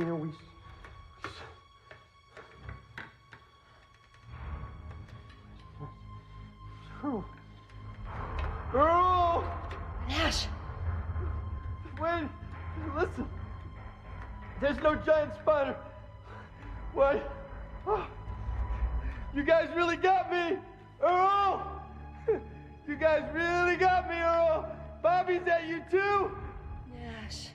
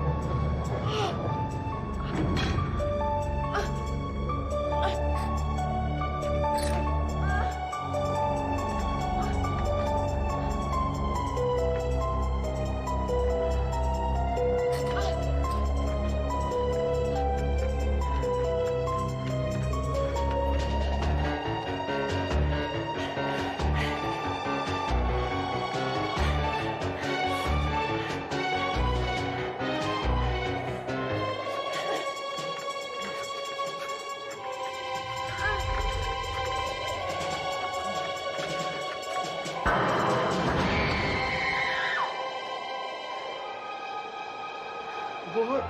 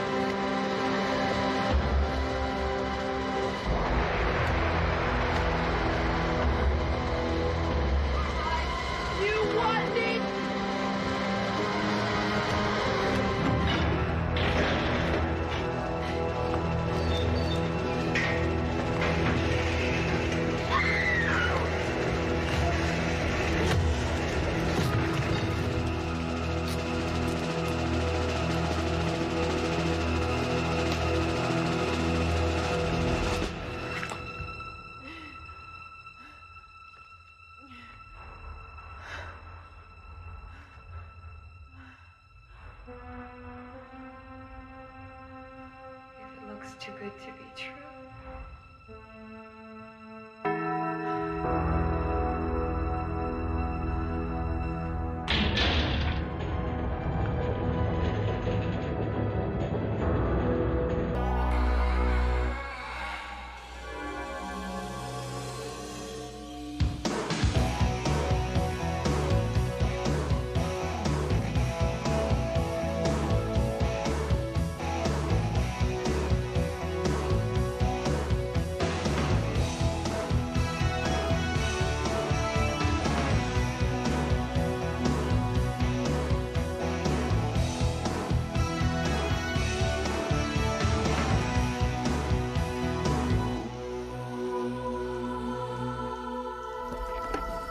What if he asks about the Chula? What? Professor Hines? Anthropology, finals, passing, remember? Yeah. The Chula. That's the tribe that eats slugs, right? They all eat slugs, Allison. The Chula believe that each person's soul is in the form of a particular animal. Where would I be without you? At puberty, the young person smokes mushrooms and dreams about the animal he's related to. Right. So if he dreams of a jaguar, then that means his soul is a jaguar. Correct. It's beautiful, isn't it? To think that your soul is really a wild creature, something strong and fierce. No, actually, some of them are turtles, rabbits, things like that. Matt, you must have the soul of an ant. You work hard enough. Thanks. Wonder what my soul looks like. What do you think? I think we were up to chapter 3. Come on, Matt. Don't be like that. What do you see me as? A bird. A bird of paradise.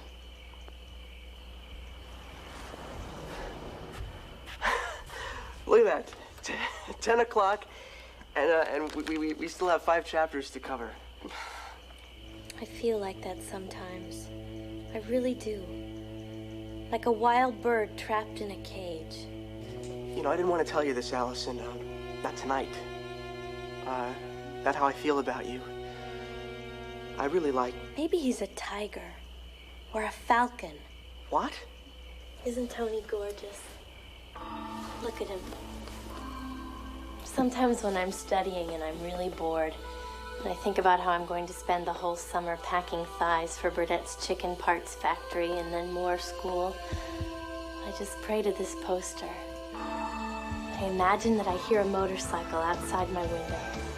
And I look out, and it's Tony Sterling smiling that kind of crooked smile and looking at me with those eyes. And he takes me away to a life of adventure with him. Allison, the guy's dead. Such a tragedy. And even when he was alive, he was just an actor. A pretty lousy actor. I mean, the Rebel Angel was just a character he played on a TV show. You don't know what he was like in real life. You're wrong. He was just like he was on the show, I know. I met Tony Sterling, Rebel Angel. You never told me that.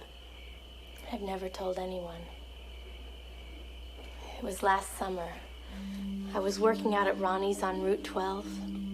One day, he drove up on his motorcycle. He ordered fried clams and a large onion rings. He said something to me I'll never forget. What? Well, what did he say? I can't tell you. It's too personal. But before he drove off, he gave me this.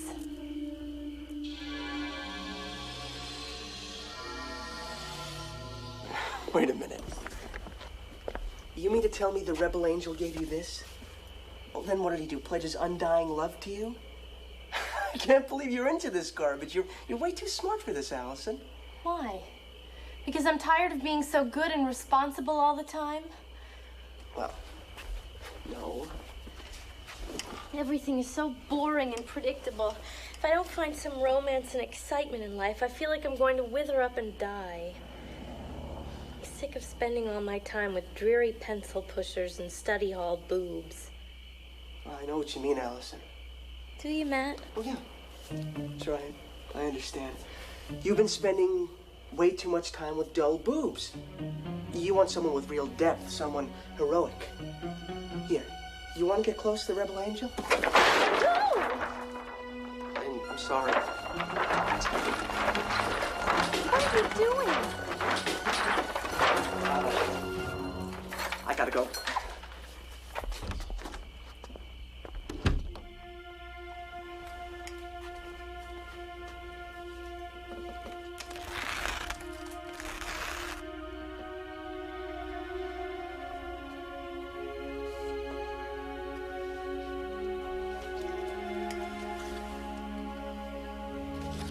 Oh, Tony, I wish you could come and take me away.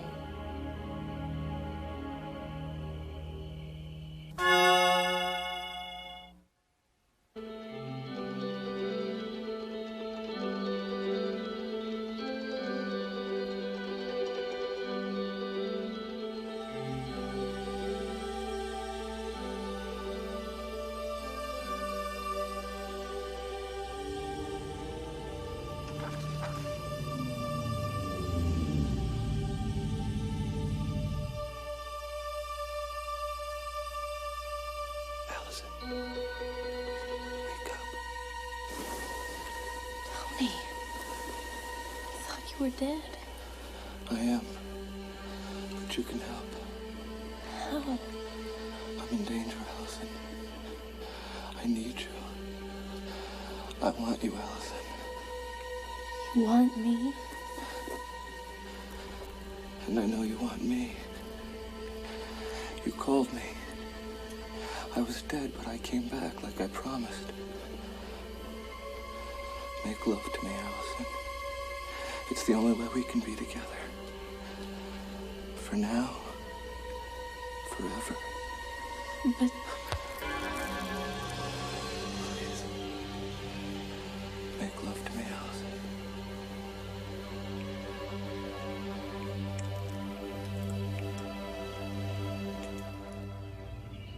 Allison, there's something wrong with this picture.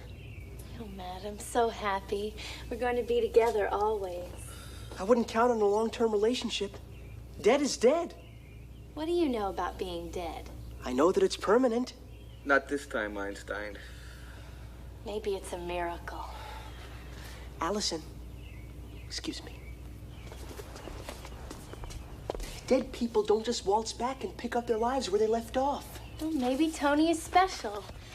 He's not like other people. Why? Because he's better looking? Can't you just be happy for me, Matt? Tony is everything I ever wanted.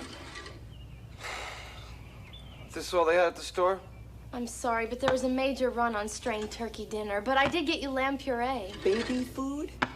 It's pre-digested. You eat food that's already broken down, the body works less, and you don't age. About the marshmallows, Tony? These are no good. These are the big kind. I told you to get the little ones, didn't I? What's the difference? The difference is that they're too mature. They're too tough. You know, marshmallows have got to be picked when they're young and tender. Otherwise, you know, what's the use? Tony's promised me adventure. We're going to take off and be wild and free. Why are you so tired? What's wrong with you? Matt, I was up a lot last night. I really should get back to bed. The girl needs her beauty rest. Just go. I'll call you tomorrow, okay? And thanks for the poster. Thanks a lot, Matt. I've got a bad feeling about this, Allison. You know what this... Goodbye, Matt.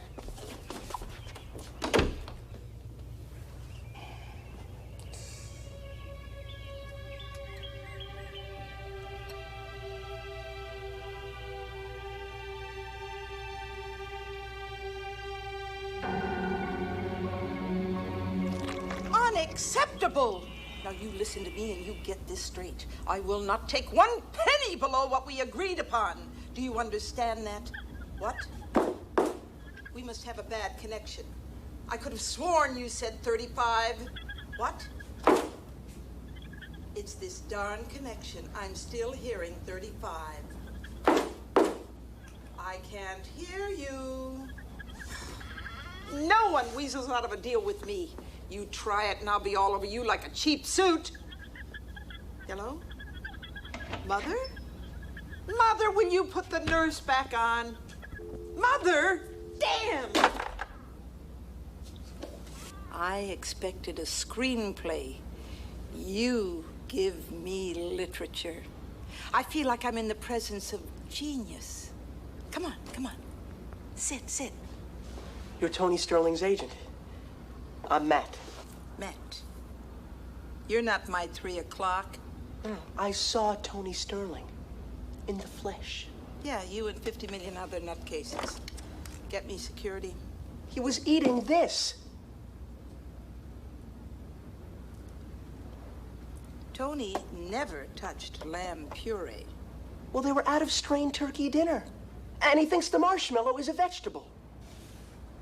Amazing. He did it. He really did it. You've been very helpful, Matt. Now, if you'll tell me where Tony is staying... He showed up in Allison's room last night. Allison? Oh, she's my girl. She's my girlfriend. She's my girlfriend.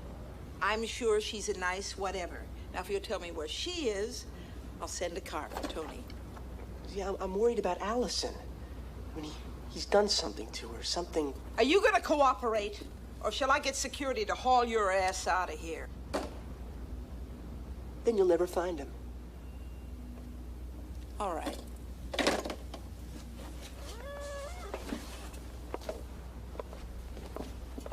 What does he want with Allison?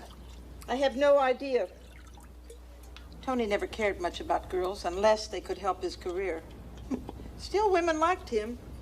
It was his eyes, Allison said. Contacts. And the way he smiled, that crooked kind of smile. Collagen. That lip curl, that was my idea. I thought with a new nose. His whole face was phony? Everything was phony. He had nothing when he started. Nothing but raw ambition and good hair. I created him. And he had to go and die on me, the ungrateful jerk. Well, you don't seem very surprised that he's come back. Well, he always bragged that he would someday. It was like he had a deal with the... There was this book. The only book I ever saw Tony read that didn't come with crayons. Ah, here it is. You can make it in hell? He used to swear by that damn book. Of course, I never listened. He was so monumentally stupid. Do you know how he died? He took drugs and fell asleep under a sun lamp. He tanned himself to death. Now we're talking moronic. Human sacrifice in 5 easy steps. Satanism. Now there's a public relations nightmare. Don't get me wrong. I mean, all those rumors about human sacrifice were blown completely out of proportion. It was just this one incident. And the girl, I hear, is recovering nicely.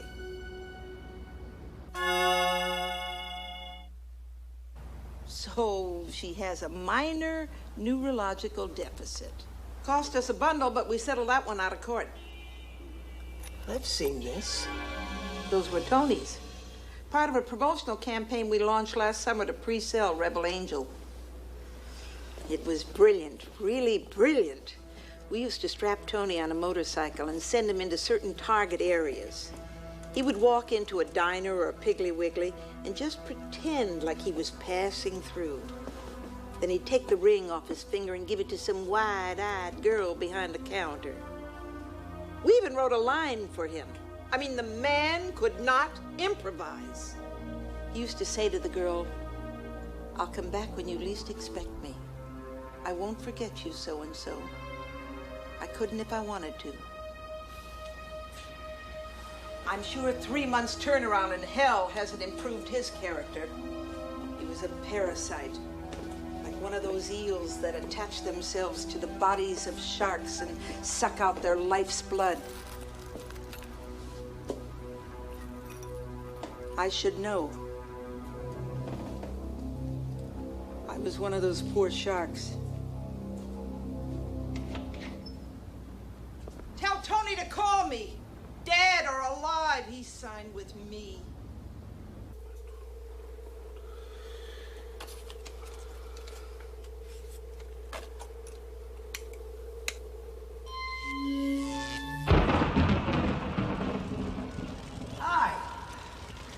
How you doing? Don't you owe me something? I owe it all to you, boss. Oh, schmoozer. I thought we had a deal. We have a deal. You know me. You know I always deliver. Pizzeria delivers, but you, I'm not so sure. You owe me a soul. Didn't I say I wanted a soul? Just a minor soul, nobody important. I know, but... We had a deal, am I right? We have a deal. I'm just working out some of the details. What details? It's a simple stinking soul. It's boilerplate. No problem. I'm collecting today. She'll be on your desk first thing tomorrow morning. She better be. I gotta go. I'm on another mirror. Allison, wake up. Please, Allison. Hiya, Matt. He's using you, Allison. I figured it out. It's okay, Matt. I'm helping him live. No. He's helping you die. He needs your soul. Hey! Hands off. The babe's mine. Not if I can help it. I'm a major star. How are you gonna compete? I'll use the truth. The dead can't come back, but they can try to score points in hell by bringing new souls in. Huh? One thing you know about me, Allison, I do my homework. I do your homework. Homework is boring. Get lost.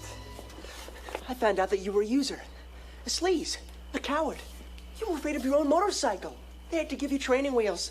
And it's a lie that you did your own stunts. You were too chicken. And I know for a fact that you failed your driver's test 6 times. 5 times. The last time I paid the guy off. Is this true? Are you a poor driver? They were jealous. The Department of Motor Vehicles? Like your wife was jealous when she found you in bed with that ram's head and those devil worshippers? Your wife? Hey, I never loved her, honest. Not like I love you, Allison. I'll come back for you someday when you least expect me. I'll never forget you, Allison. I couldn't if I wanted to. That's what he said to me when he gave me... How did you know? He said it to everybody. Not everybody. Like just chicks 18 to 34. I was just a target group to you? You're different, Allison, I swear. And when we get to hell... Hell? I thought you were taking me to New York. Same difference. Don't do that. Leave me alone. You promised me adventure. Hell is an adventure. You'll see. I'm somebody there.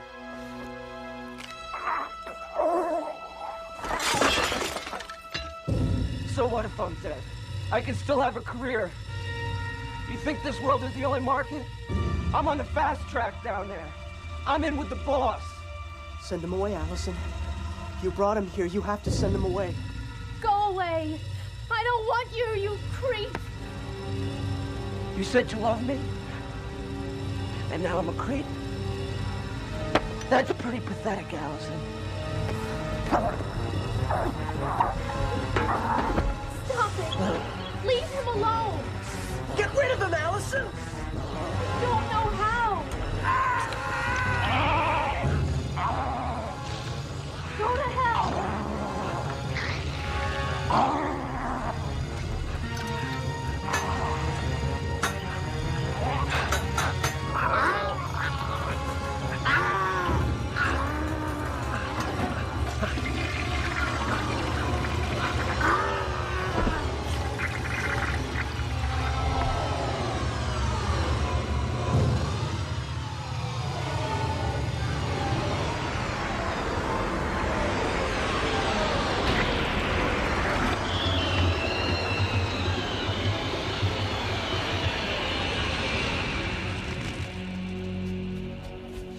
Dad, are you okay? Fine.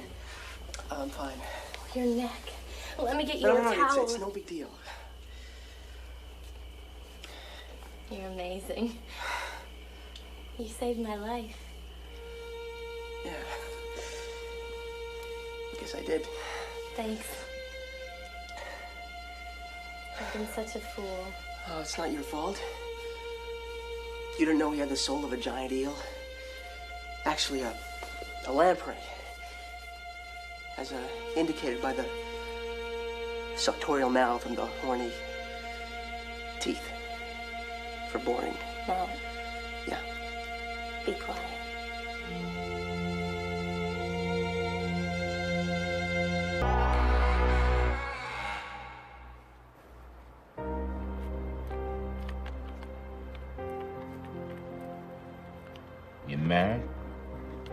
Who wants to know? Man, you satisfied. That is, if you want to drive here and send that repairs. Lord, there's no strings on me. How long at this address? 7 whole days. Previous address? It's just a little patch of dirt in Bumps Hollow. Why you leave? Looking for more. You live alone? Where does it say that? Just answer my question, girl. Maybe I do.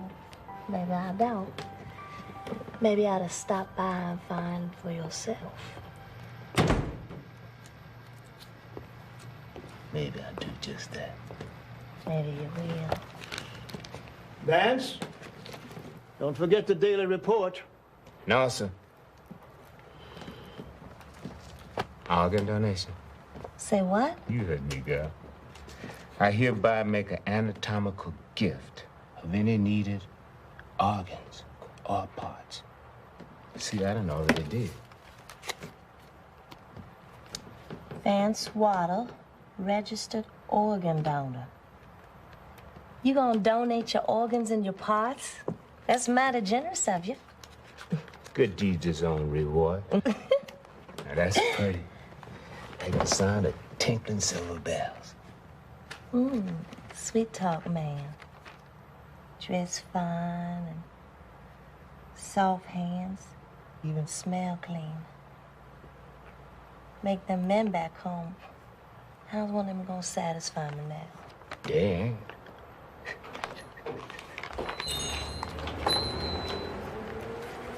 Hi, honey. I brought you lunch. Hi, Daddy. Well, well. The little woman? Take your picture now, ma'am.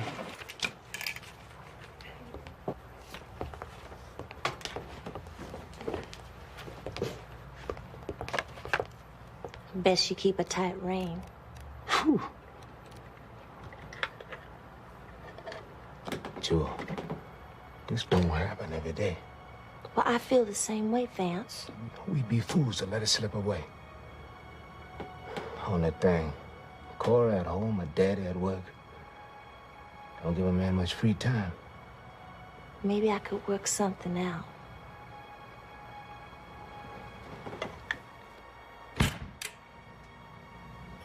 Maybe you can.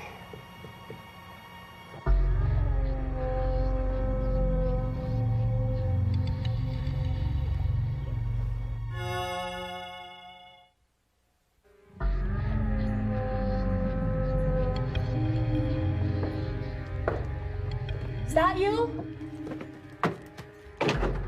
Angie. I ain't heard from you in 3 months, girl. Why? How dare you call me here? Well, you's my teacher, ain't you? You packed up and left. You didn't even say so long. Included you done finished your education. Turn my back on Goomerin when I need it more than ever. Yeah? What might that be? I met a man and I have to have him. I knew it. No, I swear, Angie, I'm gonna lose my sanity. I'm turning to the power. You just use the power. You don't respect it. I respect it. I swear I do. I'm asking you to school me again. I'm asking you, please. His name's Vance. We've been trying for a full 3 weeks now, and his wife and daddy keep...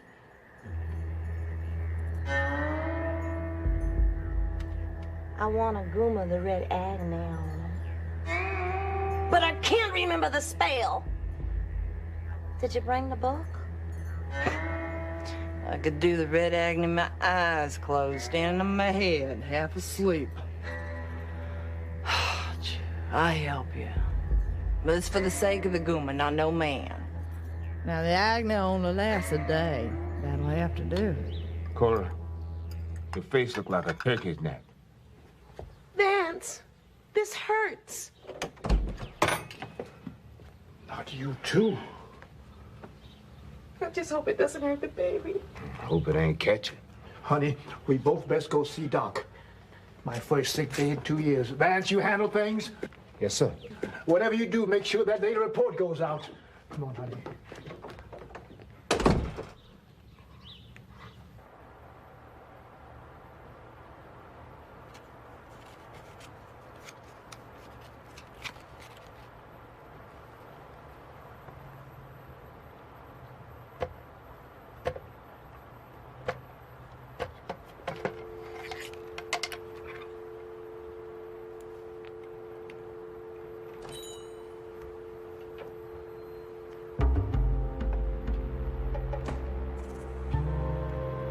don't believe it.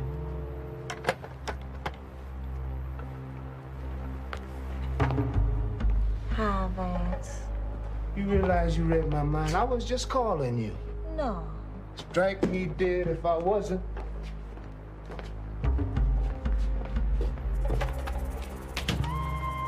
We alone now, yeah? Well, what if I come up here on business? Monkey business? No. I was thinking, when I applied for my license, we clean forgot the eye exam. You want to drive, baby? Trailer tractor, school bus, motorcycle, name it. Whatever I got, that's yours. No, what I was thinking was I would test you. Come again? Now. We going real slow.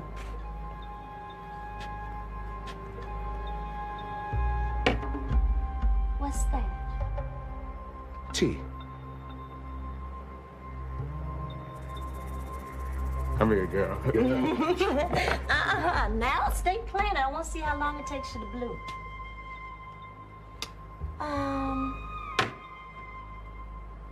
Age?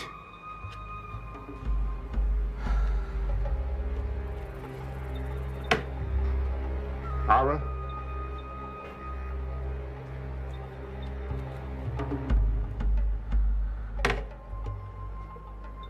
Oh.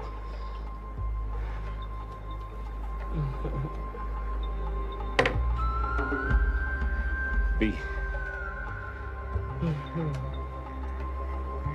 And what's that spell? Oh, Jesus.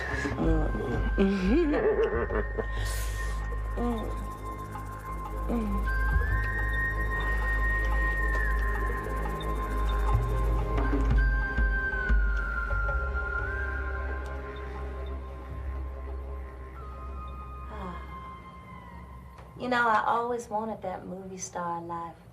Wearing dark glasses and walking on the arm of a handsome man. And all these paparazzis. Yeah, that makes sense. About as much sense as washing your car in a rainstorm. Oh, now you. I'm talking about wants. Wants don't come from your head. They's born somewhere deep inside, like your heart. Or like the Arabs think, maybe inside your guts. Don't have to make sense.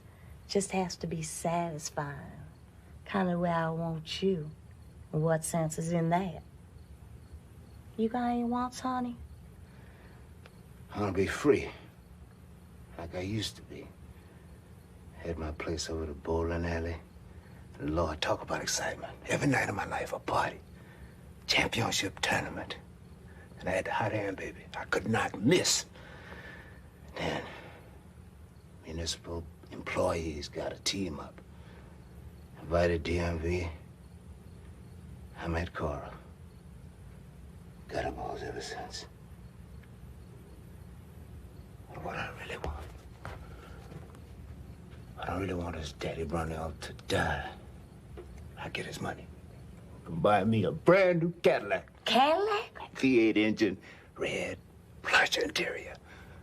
Power windows and doors. Antenna, too. Oh, Lord. I can just see you now, thundering down that highway like Mad Max and Road Warrior. Lord, yes. I always held it. You want something so big, you gotta go to hell and back for it, or else you don't deserve it.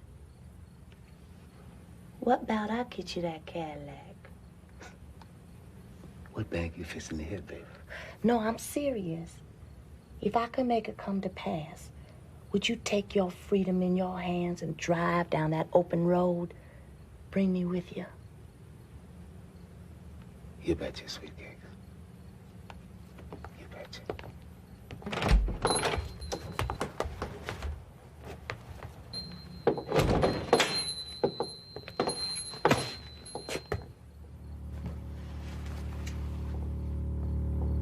Not in the Department of Motor Vehicles. You want to kill a man? Know what's wrong with you, Jewel? Lack of sense of proportion. How about just give him the bellyache? No. Make him impotent. No, he's gotta die. You gotta walk before you can run. You gooma a man to death, might backfire. Kill you too. Then you do it with me, Angie. We can move back to Harlow.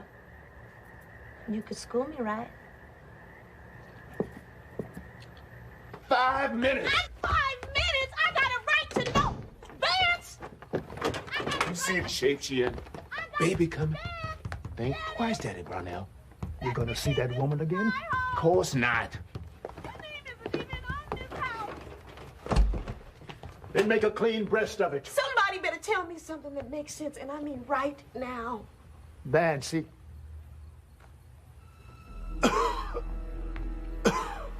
Daddy? Soft his breath.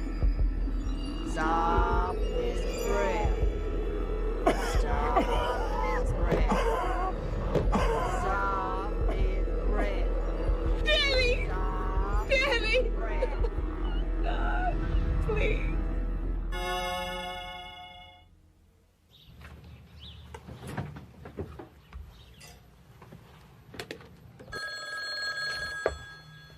Oh, that must be her. Who? You know good and damn well who, Vance. I know you've been cheating on me. Not me, sweet cakes. I heard Daddy, Vance. And I saw the pain in his eyes. Your daddy mistook himself. Think maybe he suffered his fatal heart attack because of what you did? That's dumb, Cora. You ain't never gonna see the inside no Cadillac sedan. Not 1 red cent of my daddy's money. Unless you do exactly like he said do. That a threat, woman?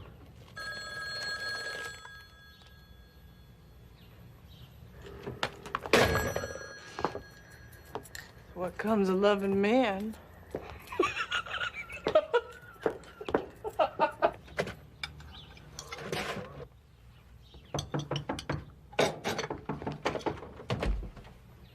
Ain't you gonna invite me in, Vance? You can't be here. Why ain't you called? Who's there? Ain't you forgetting we made certain promises to one another? I've been dying to be with you, baby, but we just gotta lay low for a while. Get the hell with that! I ain't settling for no part of you. Why would you come here? Trouble making a little tramp when you get.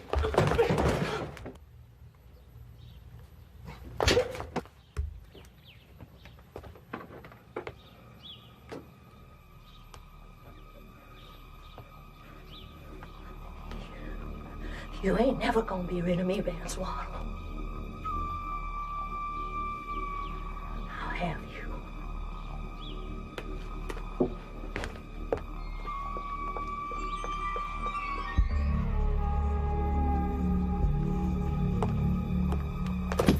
You need a gooma, you come to me. I'm gonna enslave him. You're crazy, girl. I thought he loved you. Let's see, how's it work? First you call the spirit out from the body and bring it to you.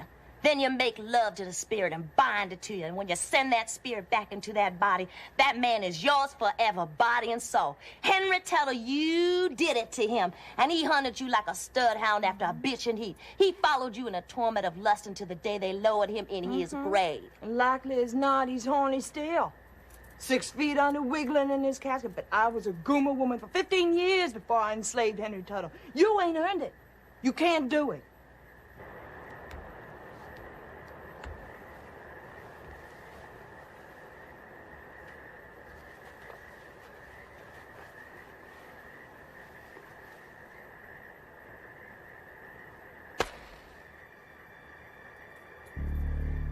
Stop her breath.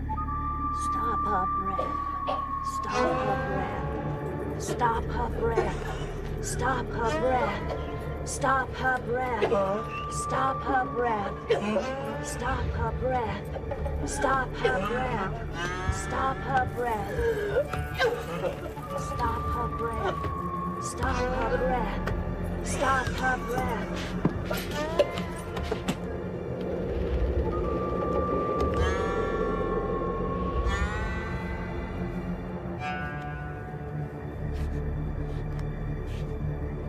Come to me.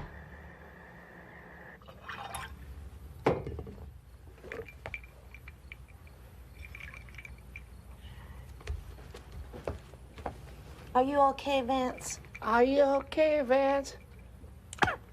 What the hell you cap?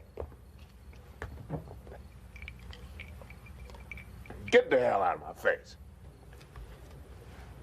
Spirit of Vance Waddle, you hunger for me. Come.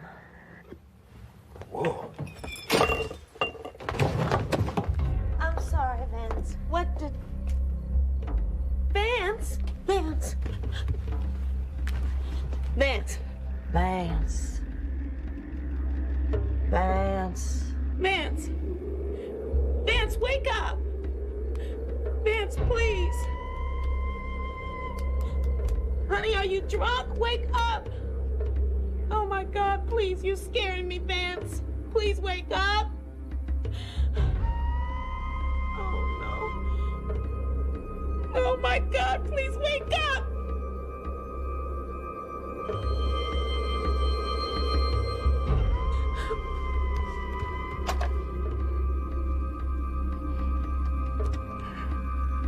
Hello, 911?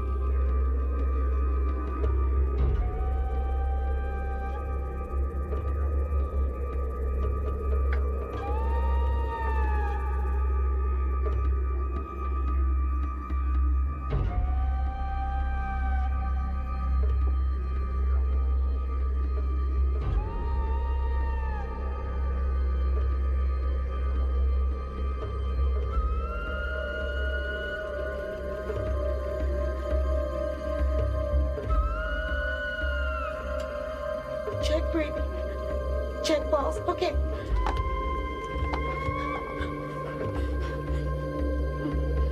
Please don't die.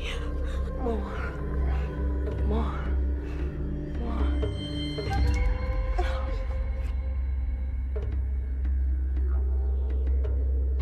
Goodbye, dear husband. Spirit, now you belong to me. I charge you unite with your body and return at midnight. From this moment onward, as your soul yearns for me, your body will burn for me. You're my slave forever.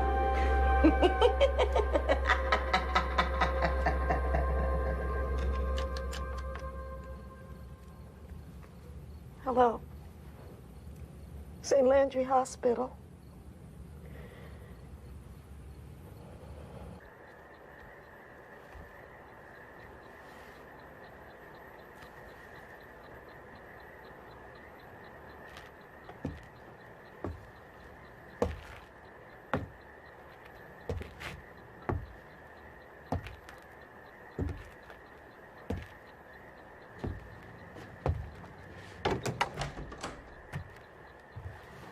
Is that you, Vance? Who is that? Me, sweet cakes. Sorry I'm late. Ran into a little problem getting here. See, when you took my soul, everybody thought I was dead. Too bad you forgot, though. Forgot what? All I can do on a card. Afraid they've been working on me a bit. But don't worry. What's left? That's yours. That's yours forever. Help me out now, girl. It's awful dark. Good thing they didn't take all my organs, huh? Love me.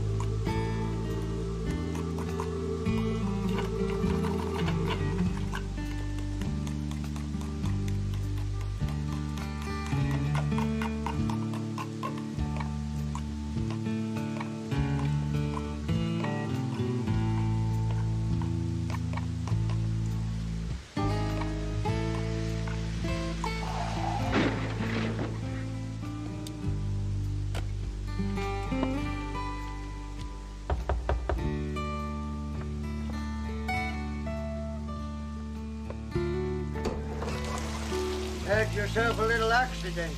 Mind if I... Are you gonna keep him on the doorstep, Pa? Bring him on in.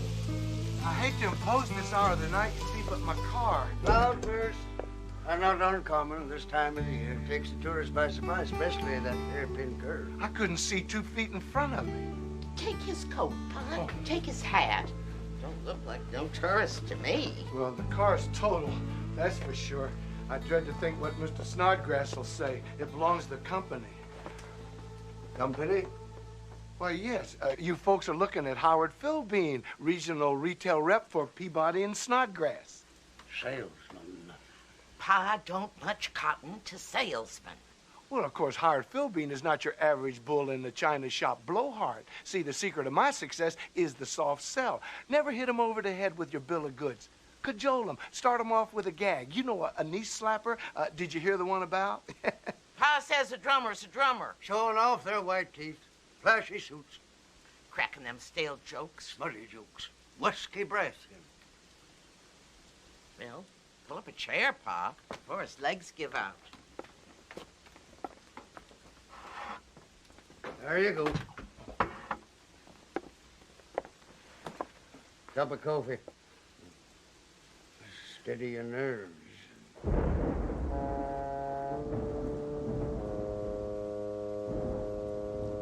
Now this here is Cousin Daniel and his family, of course.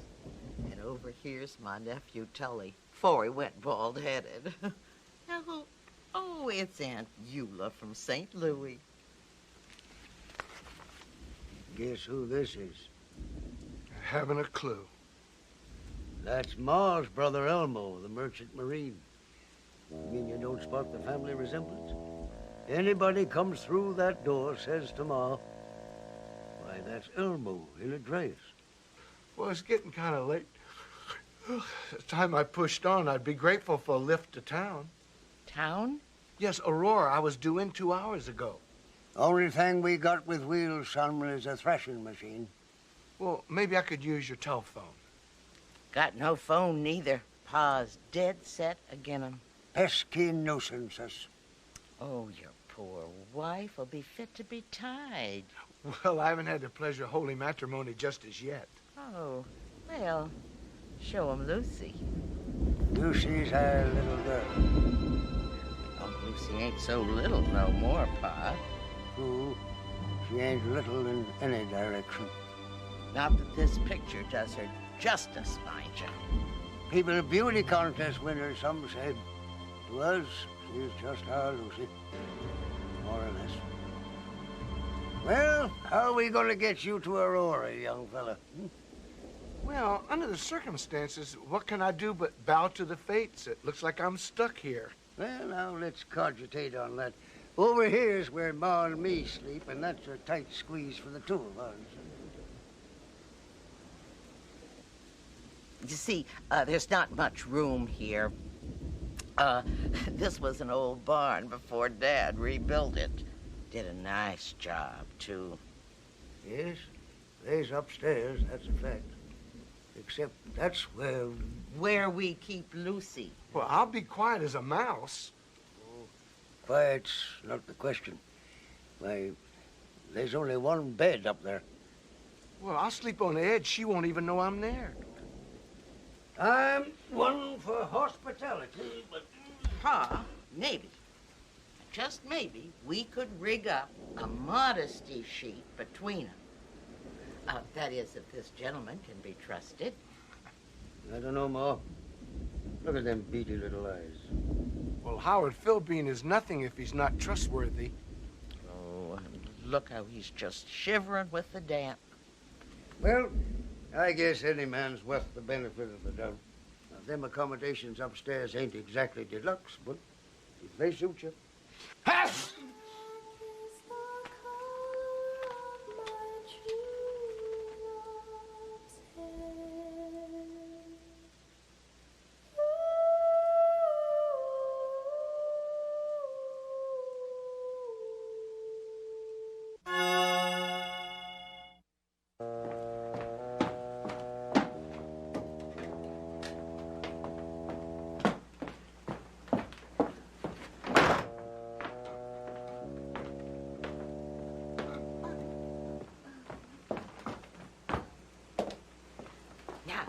you get out of them wet clothes. Every stitch. Good night.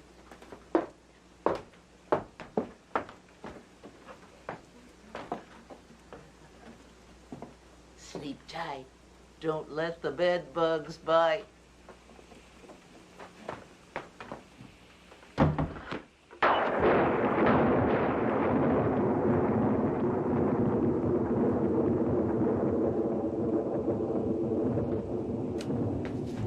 I'm up, you know.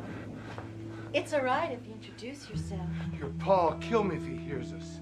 You undressed? Almost. Quick, into bed.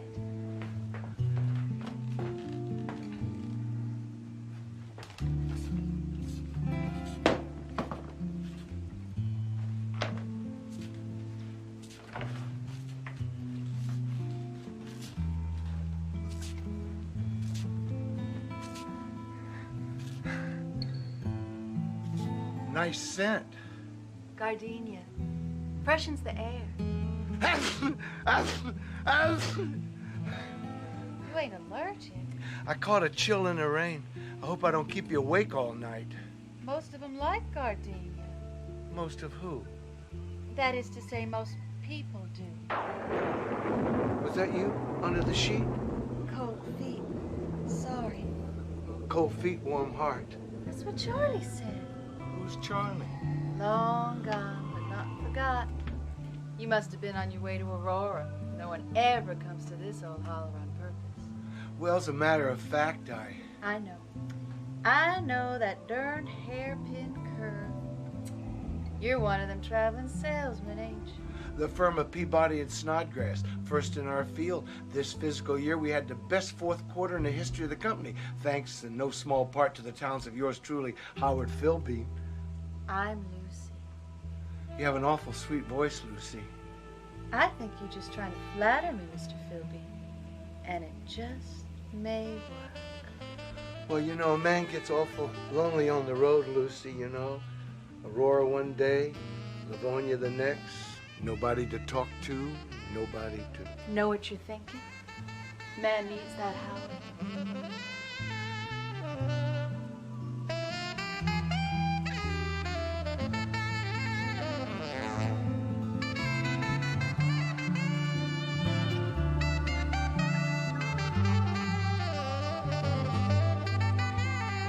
A man can't live all by himself in a car, selling his heart out with nobody to... You sound real lovely, Lucy.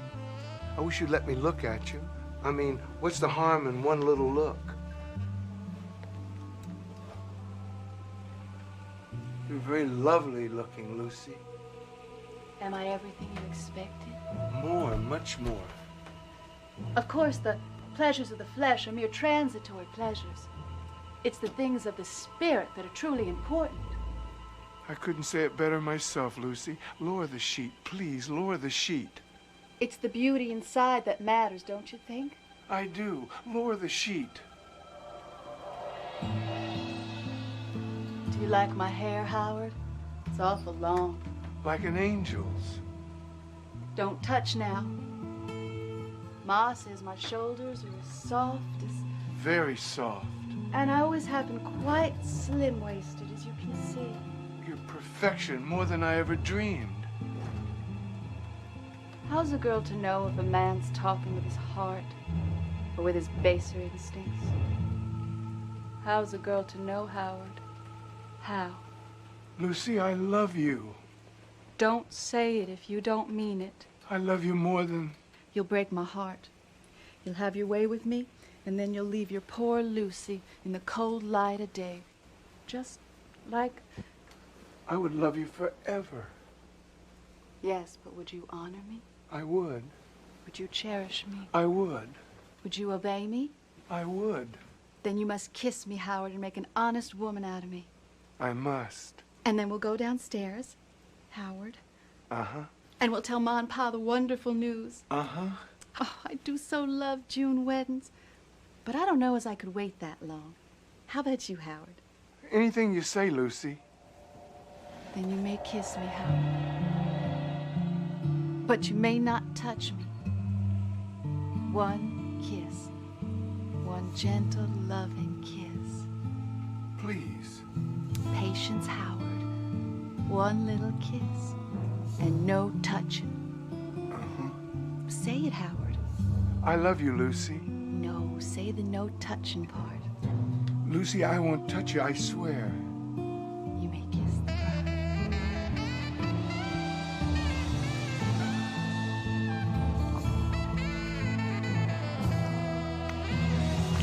No, Howard, no, please.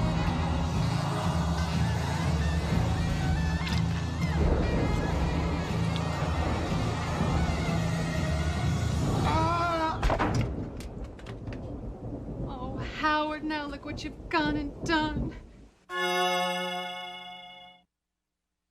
Maybe he ain't so bad, this one. Don't get your hopes up. I say they're all no damn good. Pushy, fast-talking con men. This one's right retiring. Showing his big white smile.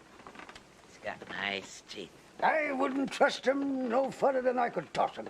I don't want to hear no more. Damn salesmen. Glad-handing you while they fob off their useless gadgets and gizmos. We never even asked him what he had in that sample case. Knickknacks, doodads, gizmos. Jump. We ought to give him a chance, Pa, for Lucy's sake. Ah, that gal ain't never gonna find nobody to make an honest woman of her. I don't care how much of that gardenia junk she sprays around the place.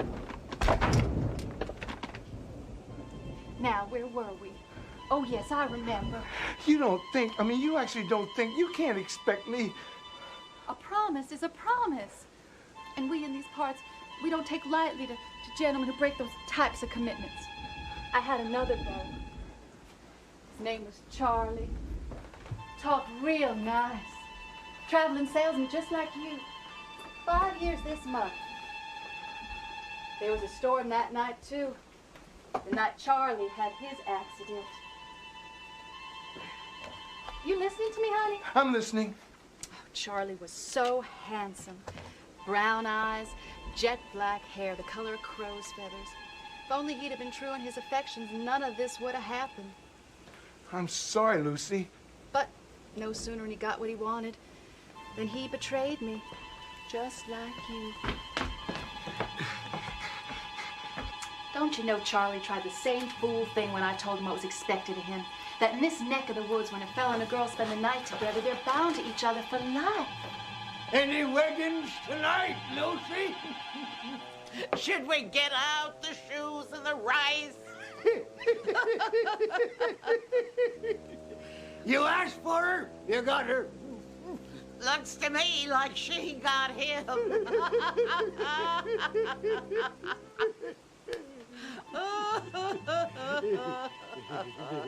Oh, hush you two. Come back to bed, Charlie. Is that any way to behave? But I think you didn't care for me no more. I care for you, Lucy. I care for you. Didn't work no better for Charlie. One of these days, Pa's just gonna have to get off his rocker and fix that sash. I gotta get out of here. It's just what Charlie said. See how like you are? Peas in a pod. It's just that I got a lot of territory to cover, that's all. You're just running out on me. As soon as you find out I'm not as girlish as you thought I was. You twisted my words.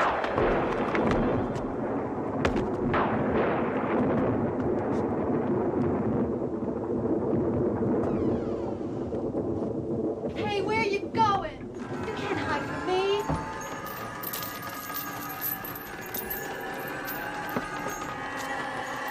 I'm out of there. No use running.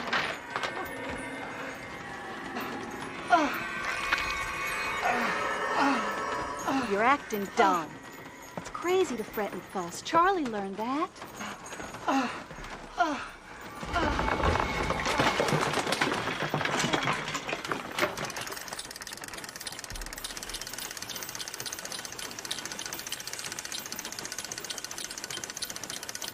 Every one of them salesmen had a bill of goods to peddle. Charlie's line was cutlery. How many were there? In all? Oh, honey, I lost count. Main thing is they failed me. One after another. beginning with the first one. What's that? When Pa made sure there was no way out for Charlie, he went outside and he backed up the threshing machine right under the baling chute. That's how mad Pa was that night. Waiting for you, mister. Come and get it.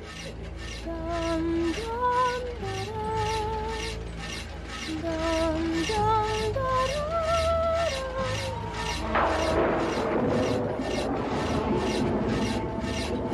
Lucy, it's not too late. We can still get married. See? Your mom and Pa are down there waiting for us.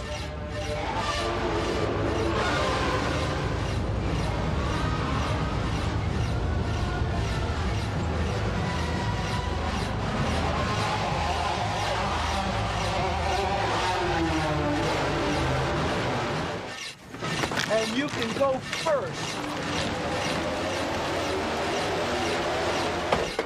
That's just what Charlie did. Sacrificed me to save himself. Like every last treacherous one that came after him. Year after year. Each one betraying me in turn so that I can't rest in peace. Will never. Until one, just one, proves true. Lucy, I'm that one, the man you've been searching for. It's not too late. I'll marry you. I'll give up my wandering. I'll settle down here in the city. You name it. Will you? You wouldn't be afraid? Even if I'm not the girl I was? Oh, sweetheart, you have an inner beauty. I do? Yes, I mean, and that's far more beautiful than those more transitory beauties. All I ask for is a chance. What can I do to prove myself to you? Kiss me, kiss me, kiss me, kiss me. Kiss me, kiss me. Kiss me, kiss me, kiss me, kiss me.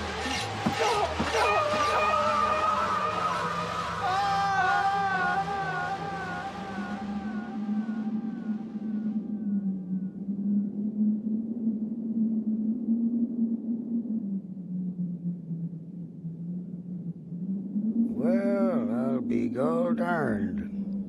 He was a Bible salesman. He might have made a good son-in-law, too. Oh, well.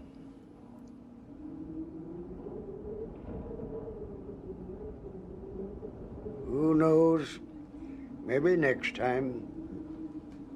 Well, gall darn shame about that last one, Pa. He might have turned out to be the right one, after all. No good dwelling on the past, Mom. He sure was cute, though.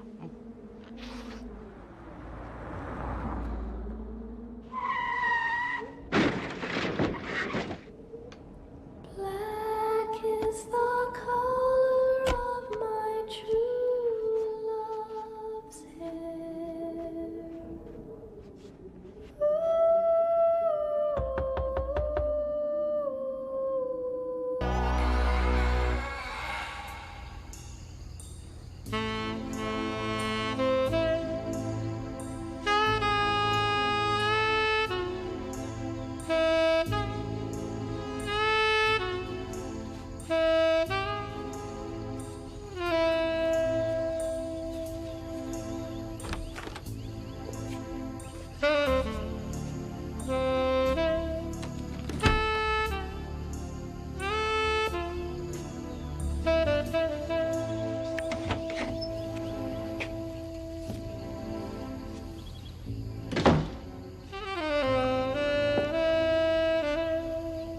Looking for something?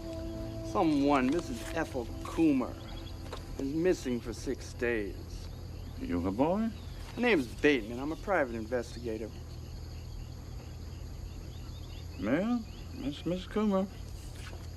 She's staying here? You've been reading the register. You ought to know. She left Tuesday morning. Did she say where she was headed? Not to me. I hear that visitors around these woods have been disappearing like donuts at a fat folks convention. Apple monsters, I suppose. Carried off by flying saucers. I've seen the stories in those newspapers. What they won't say to make $1. They're saying nobody disappears. Huh? I didn't say that. This swampland, this wilderness up here. Marsh can be a tricky thing.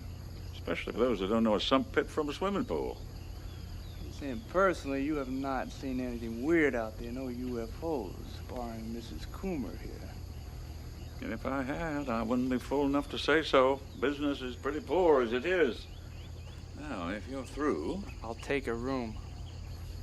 I don't think I can. You only got one couple registered. Suit yourself. Room 2, top of the stairs. Mr. Howlett, my husband would like a pot of tea in our room, please. Right away. Miss Stanton. Hi. Hello. Some blackberry sludge with your tea. How about some gooseberry? Actually, the preserves are quite good. What do you think? Pickled pig's feet from hell? I don't think I want to know. Are you here on business? Vacation. Funny, somehow I can't see you in hiking boots and a poncho. What do you see me in? Not too much. Something gauzy, high heels, kicking your legs up on stage in Vegas. Actually, I was a dancer before I met George. George being the husband. This trip was his idea. Ever since the heart attack, he needs all the rest he can get. And he's always loved this place. The unspoiled swamp. An invalid, huh? That's tough. Poor George. He hasn't been much good for anything lately. Ann, where's the damn tea? Except making my life a nightmare. I'll get that. I'll be seeing you. I'm sure you will. Put her down.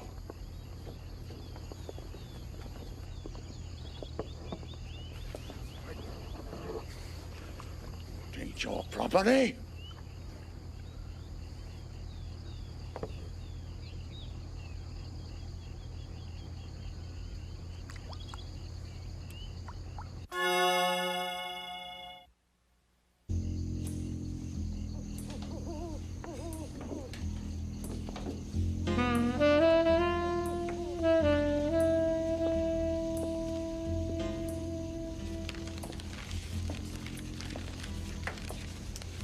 Join you, Mr. Bateman. Make it Jack.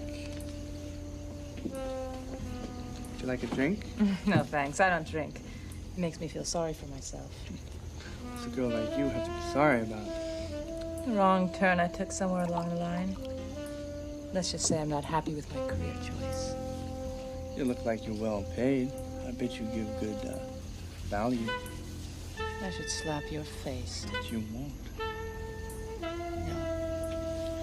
Because you're right, Jack. I've been bought and paid for. George is a lot older than me. A lot richer. And probably smarter. I was just a kid when I met him. And I thought... Well... What's the use? Let's stick around. People change careers. Maybe I could be a private investigator. I saw your business card. Maybe you could. If you're interested, I could give you some pointers. I'm a very willing student. I should have known. George! Sit down. George Stamos. Jack Bateman. I get a shot of that? You don't mind? No, help yourself. George, you're not supposed to drink. Can it? You're not my mother. You don't cook bad enough to be my mother.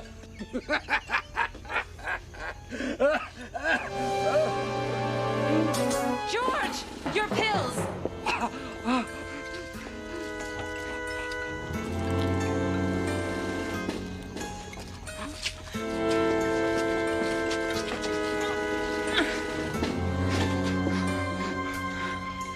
Oh, George. Oh, what do you want? Thank you.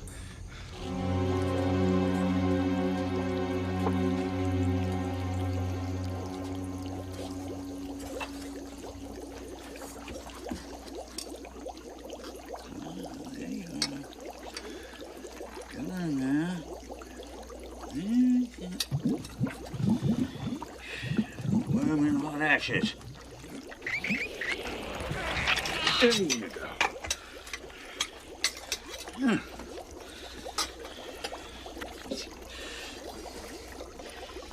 We got work to do now.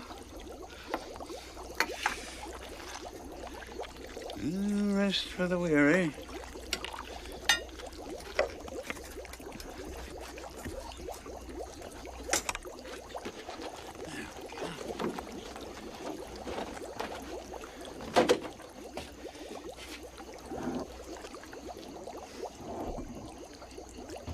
Commercial carding.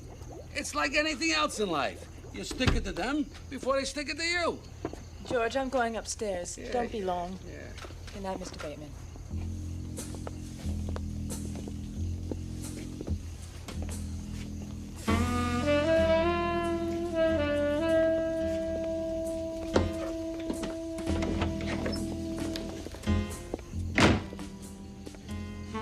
Can't help looking at it, can you? Or fence. Yeah. She attracts a man like a dead cat attracts flies.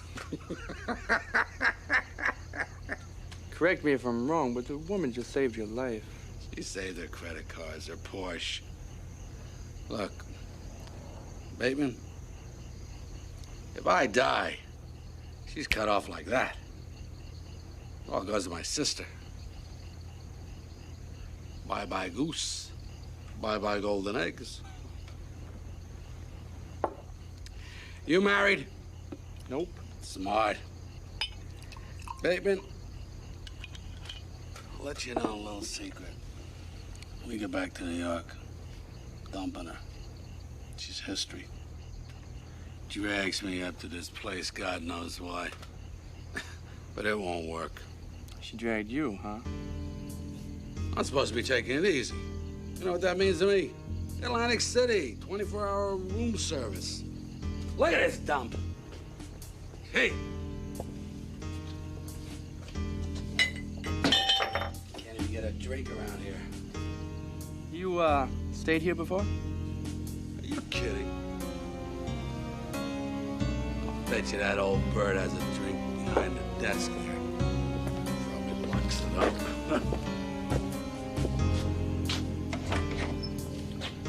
Mr. Stenmoss, you looking for something back there? Yeah, where can I get a drink?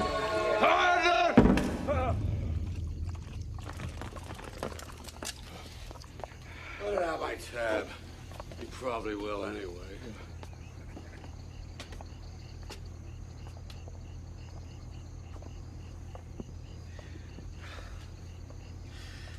Sorry, I'm relieved this didn't break, young fella. That's some of my special pickles. Great favorite in these parts. Were they a favorite of Mrs. Coomer's? Why don't you take this batch? See for yourself. A gift? Oh, let's just say investment. Oh, take it with you. Be careful now. Stains. I'll be careful.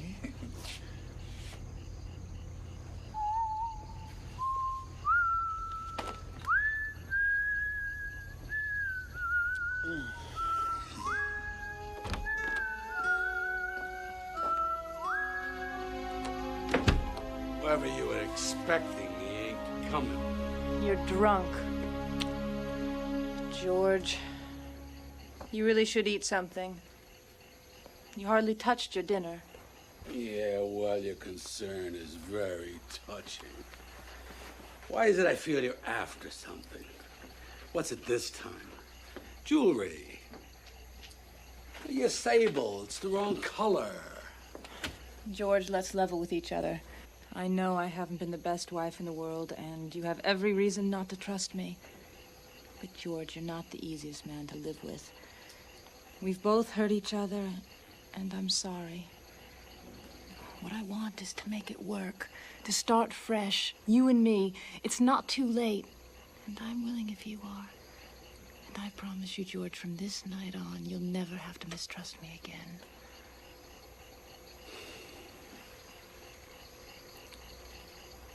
You're some piece of work.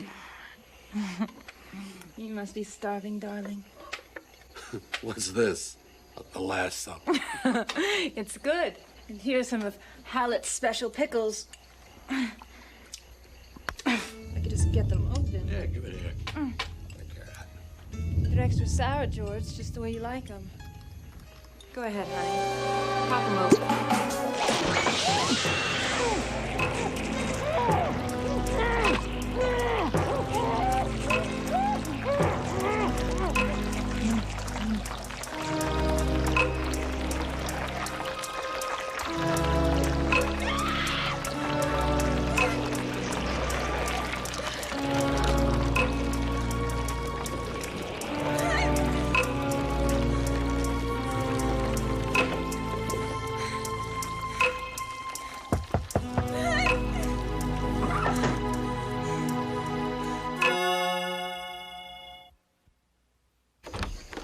I heard a scream. What? You screamed. It was an owl. Didn't you hear it? I didn't hear an owl. I heard a woman scream. Are you all right? Yes, I'm fine. I just thought I saw something out the window. Jeez, what have you been doing in here? Setting a mattress on fire? No, I need help for that. Where's the husband? George, he went out for a walk. With Mrs. Coomer? What? Forget it. Funny, I didn't see him leave, and I was sitting downstairs for the whole time. What are you doing? Mr. Bateman, I don't know where my husband is, and I couldn't care less. If he means so much to you, why don't you go look for him? But in the meantime, I'm going to sleep, and I don't require your assistance. What a coincidence. I was going to bed myself, but now I won't be able to sleep. It doesn't add up, the setup here. I can't figure it, and that bothers me. I can't go to sleep at night when things don't add up. Try counting sheep. I hear that's simple. Now, if you don't mind... You did it, didn't you? Did what? You offed him all, George. He was here, sitting right here in this chair. Get out. And he opened a jar of Hallard's pickles, a gift from his loving wife. Oh. So where are the pickles? Where is the body? You see what I mean? Things don't add up. You're crazy. If you don't get out now, I'm calling the police. What does he put in these things? Some kind of poison? You're insane. A lunatic. My husband went out for a stroll. Without his and clothes? you forced your way in here with some wild paranoid fantasy about... Wait a minute. A second ago, you came on to me. You knew he wasn't coming back tonight. Let go of me. You bastard, I'll kill you! Oh, really? Like you killing him? How? With this? Let's open it, shall we? Get a taste of what's inside. No, God, no, please. God! Come on, Ann. Just a whiff. It's not going to kill you. Yes, it will. You're right. It is the jar. There's this thing inside, some kind of monster. I gave it to him, but I didn't know it. I swear. I thought it was preserved, and then this thing flew out, and God, it was horrible. Oh, you're a good angel. You're real good. You should go to hell with an Oscar. All right. I killed him. I planned it. I did it, and I'm glad. Are you satisfied?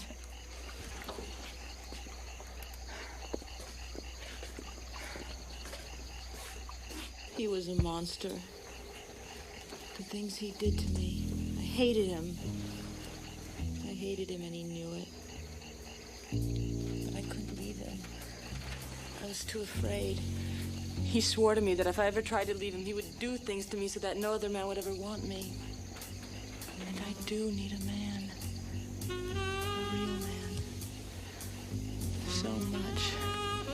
If you knew when I saw you how much I wanted you.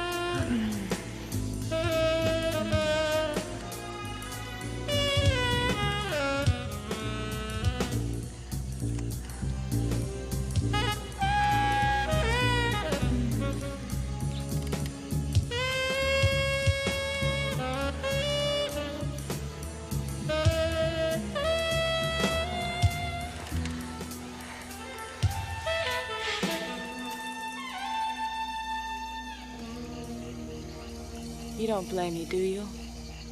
About George? I didn't have any choice. Say you believe me, Jack. Sure, I believe you. You must have hated him quite a bit to have cut yourself out of money this way. I'm free. That's all that matters. As long as you didn't get caught. By the way, where's the body? There is no body. That thing in the jar is some kind of monster. It grows out there in the dark and deep pools in the swamp. Light drives it crazy. If you open the jar in the light, it attacks and just latches on to the nearest person and uses them up. Afterwards, there's nothing. No murder victim, no murder weapon. No murder. Very clever, Anne. I could love a woman like you. What do you mean? As long as no body turns up, the husband isn't dead, he's just missing. It'll take his sister 7 years to have him declared legally dead. 7 years before she can get her hands on the estate. I'll bet there won't be too much left. How much are we talking about? 12 million, more or less. It's a lot of money, Jack. I don't know how I'll manage it all, actually. I'm not too smart when it comes to business. I guess I'll need someone with a good head on his shoulders to help me out.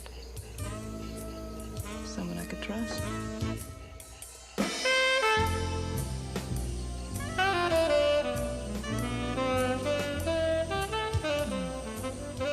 You ready? I'll be down in a minute.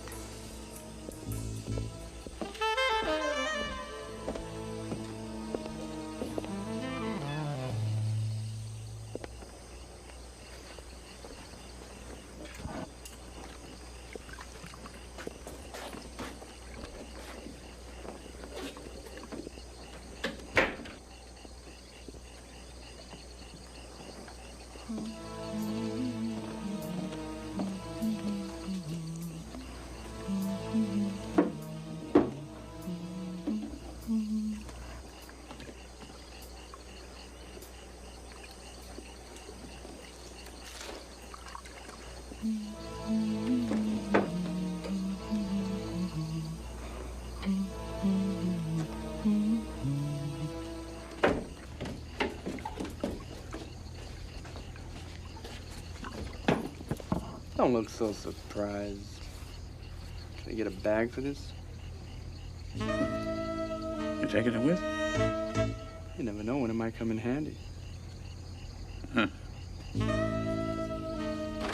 How much do you charge for these things? $300. Mind you, shipping is extra. It's nice to know that there's still places you can get a bargain.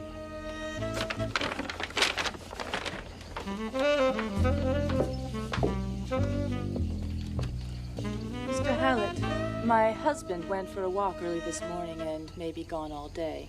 In the meantime, I have to go back to the city unexpectedly, and Mr. Bateman has kindly offered me a ride. I understand, Mrs. Stanmore. Anybody inquires, that's what I'll tell them. Thank you, Mr. Hallett. My pleasure.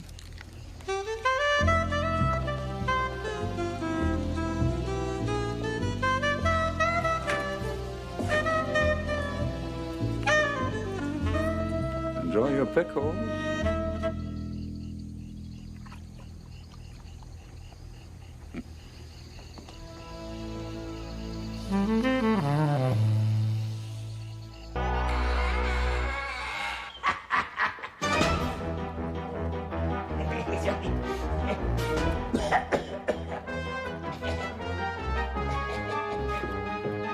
And now for the final ingredients.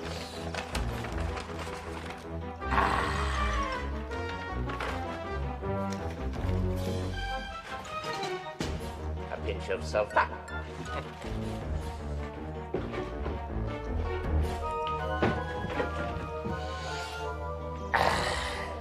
Slime from a standing pool.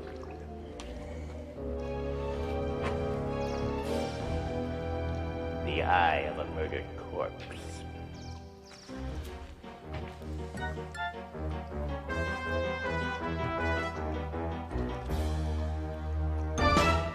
I do hope this wasn't a suicide.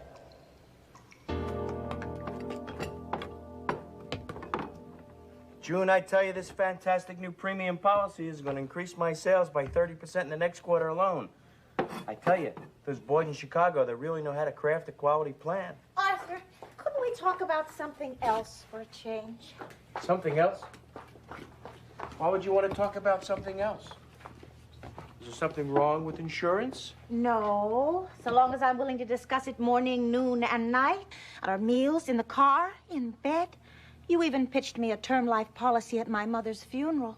Arthur, this is taking all the romance out of our marriage. Haven't you noticed? I know, June, but you don't understand. This new cost replacement plan could catapult me into the annals of insurance brokerage history. Just look at these figures.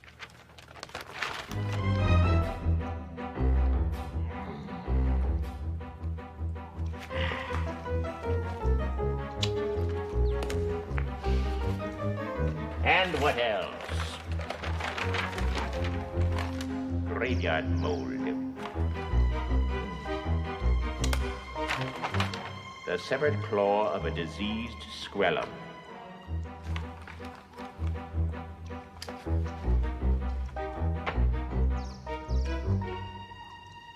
What the hell is a squellum? I presume a diseased bat's claw will work.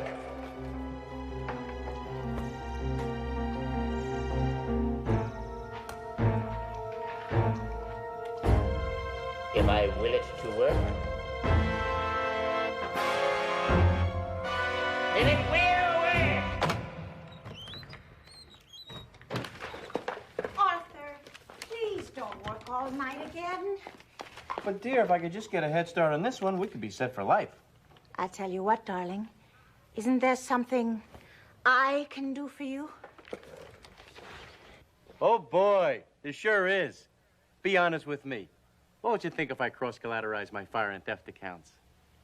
I love you, Arthur, but you are obsessed. Couldn't you just get a hobby like other men? But work is my hobby. Good night, Arthur. But, June, you don't understand. It would help me so much if I could just discuss my work with my own wife. Or with anybody. Now, what remains? Ah, yes.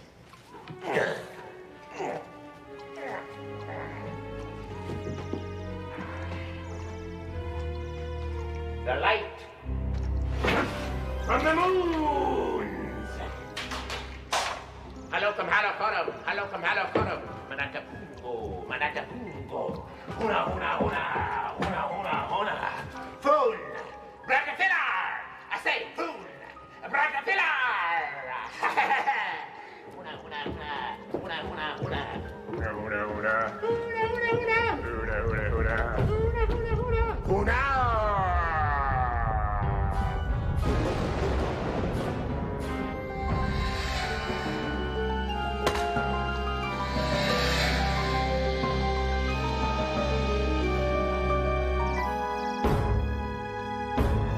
Holy mackerel, what is this?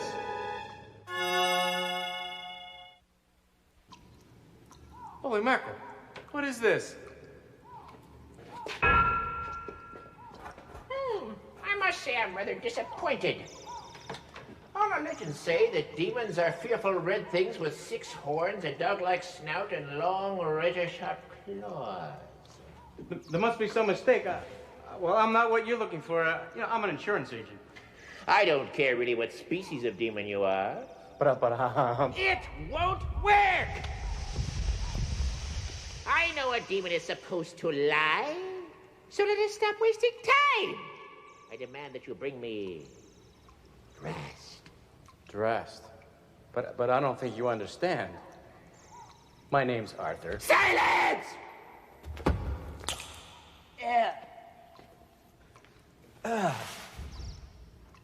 I'm up to all your demoniacal tricks, Demon Arthur. But I know and you know that when a demon is conjured, he must grant one wish.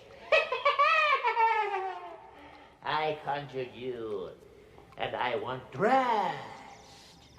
10,000 pounds of it. Okay, let's say just, hypothetically, I refuse?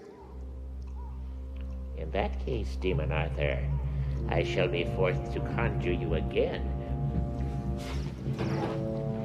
Inside the cage of Paige. Do we understand each other, Demon? I said, do we understand each other, Demon? Yeah, I get you this dress or else the cage. But I'm telling you, you've got this all wrong. Odd. From the moment you've appeared, I've had the feeling that something is wrong. But I can't quite put my finger on what it is. You're not like any species of demon I ever studied in sorcery school. I wonder if I inadvertently blundered during a critical part of the...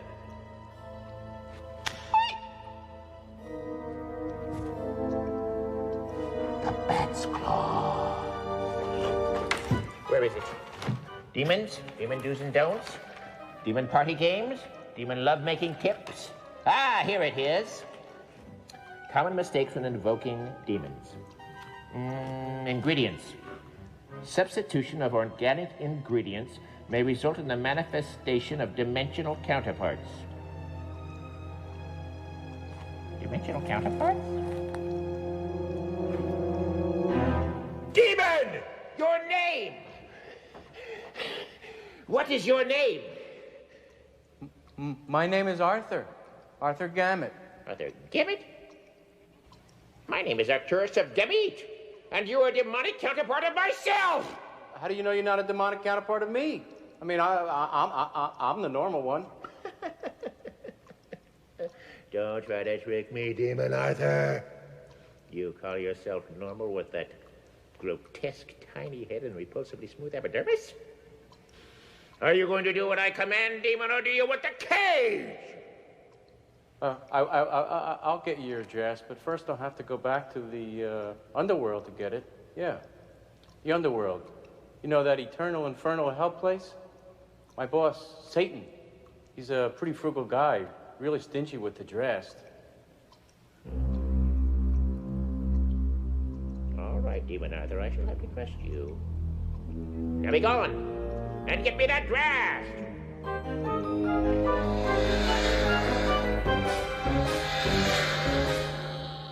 Oh my God. Was that? Is this? Don't be ridiculous. Of course it wasn't real. It's just an idiotic dream.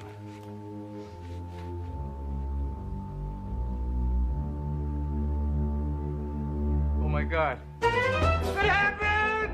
It happened! It happened! It happened!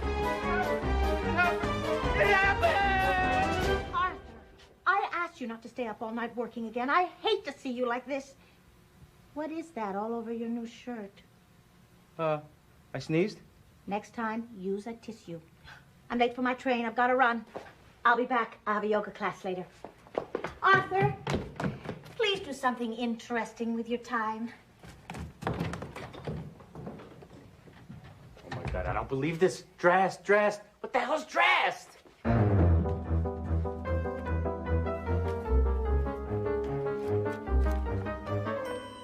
Drapery, drastic, drought. Of course there's no dressed, you idiot. It's an alien word. Assuming I'm not losing my mind, I gotta stall until I find out what that version of myself wants. But he can get me at any time. I gotta try to figure out what to do. I know. I'm just gonna sit quietly, without interruption, and think. All right, Demon Arthur. Where's the dress? Torres, I'm afraid I'll need a little more information about this dress. Why do you need information about the old subterfuge? Just a formality. Can you describe it to me? Of course. It's soft, heavy, and yellow. Sometimes with a reddish hue. Gold. Arcturus, I will get you your dress, but first I need the exact formula you used to get me here. I'll have to check this out with the main office in Chicago. Enough of this trickery, Demon! You have 10 seconds left to get me my dress! Do you hear? 10 seconds! Arcturus, I need to make a report just like in any other business. And I'll need that formula you used for starters. You make demands on me! Why, you have 5 seconds left, Demon! Sorry. No formula, no dress. Besides, if you do put me in that cage, you'll never see any of that good old subterfuge.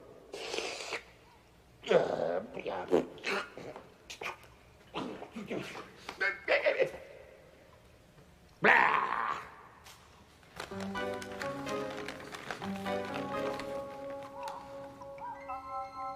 Very well, Demon. Take this.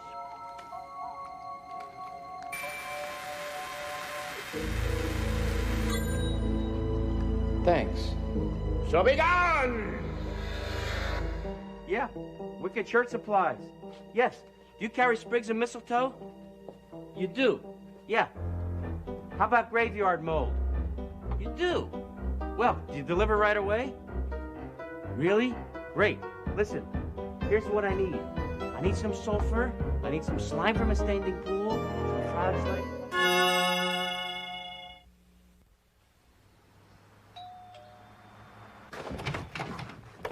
You want the gamut?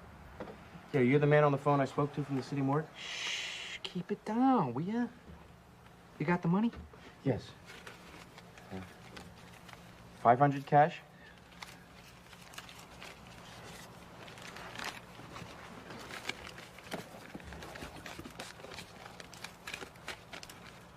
Are you sure this is from a murdered man? Yeah. What do I look like? Some kind of a criminal? All right, you know, I'm not really a weirdo or anything. I just... Hey, do I appear to be bothered by this transaction? No. I'm just a simple businessman.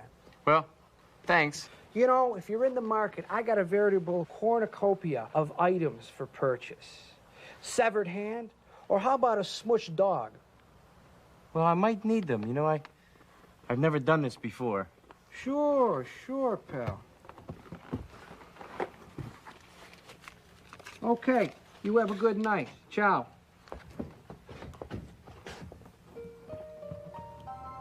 Pinch of sulfur. Slime from a standing pool.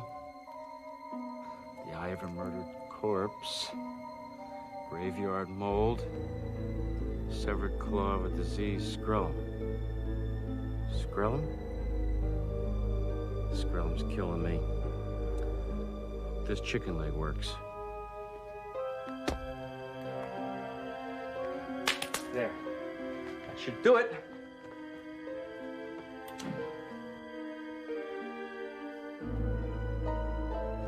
One last thing.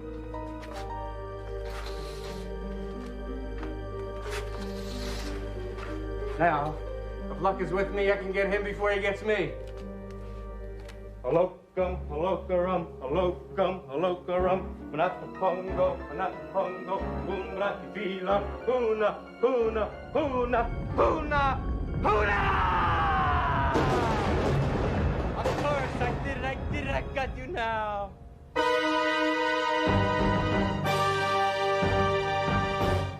No. Summon the real demon.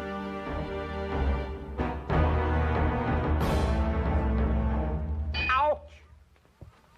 Ouch! Hey, what is this, a pentagram or something? I want my one wish. You want your one wish?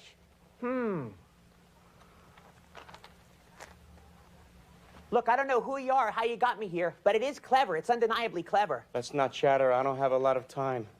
I want 10,000 pounds of gold, also known as drast, or the old suptarup. Sir, I think you should understand that I'm not a rich man. My name is Artura Gumet. I'm just a small businessman whom you've mistaken. Wait a minute. Artura Gumet? You're another counterpart? It's all because of that crummy Skrellum's claw. I beg your pardon? Never mind.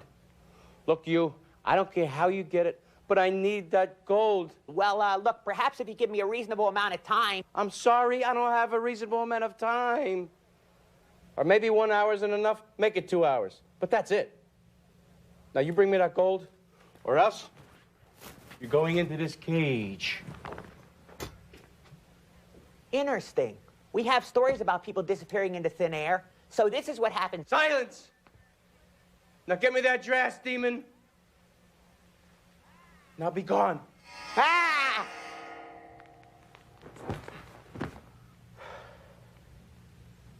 I'll have to make this bigger to fit in all of that gold.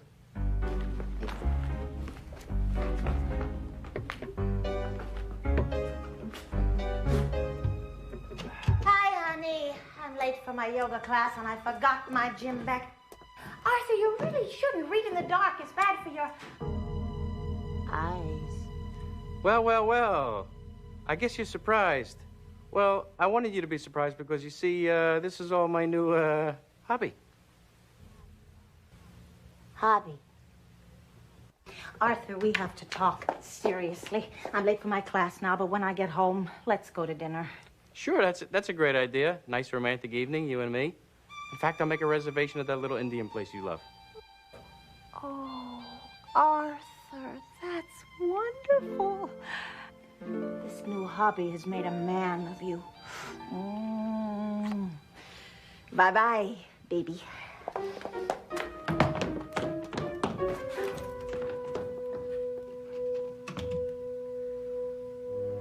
I better get working.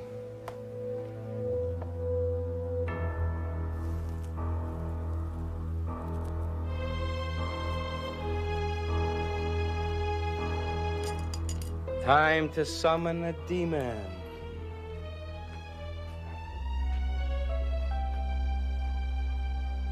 Halokam halokarum, halokam halokarum, manatapungo, manatapungo, humbratifila, humbratifila, hurrah! Hurrah! Hurrah! Hurrah! You did it! That's tremendous! Yeah, well, not exactly. You see, it didn't exactly turn out the way I planned, but don't worry about it, pal. I can explain everything. Get me out of here! Get me out of here! Get me out of here! I found the formula in a library. You could have knocked me over with a feather when it worked. I'm actually a very hard-headed businessman. I don't believe in none of this supernatural stuff, but I started conjuring and conjuring and conjuring, and I came up with this demon. But he wouldn't cooperate, so I caged him. Good work. Well, that's my point, you see. I didn't want you to cage me because I got a wife and 3 kids. You know how it is. My insurance business has been in a slump. Insurance business? Insurance? Sure, so I couldn't raise 10,000 pounds of drass with an army. But I promise you that as soon as I persuade this demon here to... Never mind about the drass. Take the demon with you. Keep him in storage. Get me out of here! Inside the cage, of course. I'll do that. And look, pal, about the draft. Forget it. I changed my mind. Hey, us insurance men, we gotta stick together. I'm a sales rep myself. You? So am I. What a coincidence. What's your specialty? Life. With fire and theft on the side. Oh, general accident is more my line. My parent firm handles life, but they need to restructure their premium policy. You know, get it more up to date. Really? Well, my firm just introduced one of the most exciting cost replacement plans to hit the industry in 20 years. Really? Boy, I'd love to hear about it. You would? Sure. My wife won't even let me discuss insurance anymore. So tell me, what's your payment structure? Well, it's divided into 3 key subsections.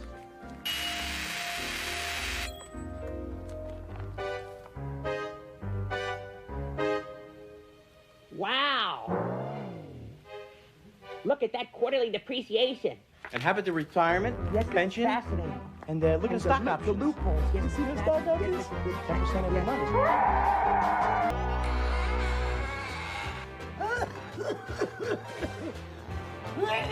Happy birthday, Evie! Happy birthday!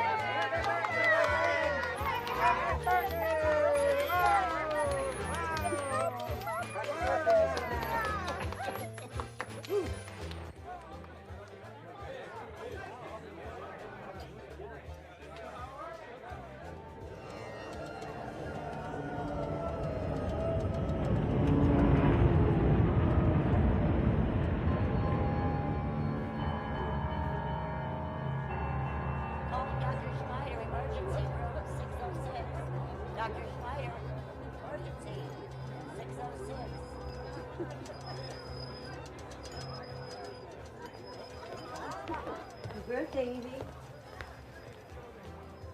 Mr. Ross, I'm Sheila Brewer. Welcome to Beechwood Guest Home. You're late, Miss Brewer. I'm sorry. I've been sitting here for over half an hour. I'm not a well man, I should be in bed. Well, I can put you in a room right now. But if you'd care to wait, a better one's become available. Forget it. I don't want to be in a room where someone died. How do you know what they had? There isn't a room in this home where death hasn't been more than once. He's a frequent visitor. Sometimes a welcome guest. That's rubbish. And it's certainly not the kind of talk a dying man wants to hear. Now just take me to a room now. You hear? Get me out of here. All right, Mr. Ross, I will. But let's get something straight first. I'm a nurse, and I, for one, will not tolerate your childish outbursts because you're afraid of... because you're not yourself right now. Well, of course I'm not myself. I'm dying. We're all dying, Mr. Ross. But if we don't give up, and we're willing to fight, we can stick around. Maybe even enjoy ourselves. You saw Miss Endicott? Do you know she's 103 today? Are you always this optimistic? Well, I try to rise to the occasion.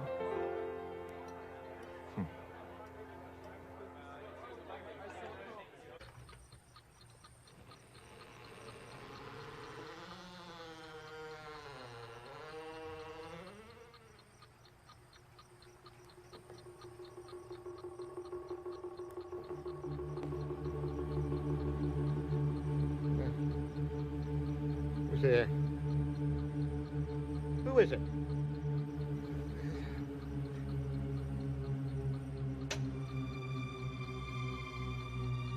Who the hell are you? I'm Dr. Morton. I've come for you, Mr. Ross. It's time to go. Come for me? Damn it, man, it's midnight. Whatever it is can wait until tomorrow. Now get the hell out of here.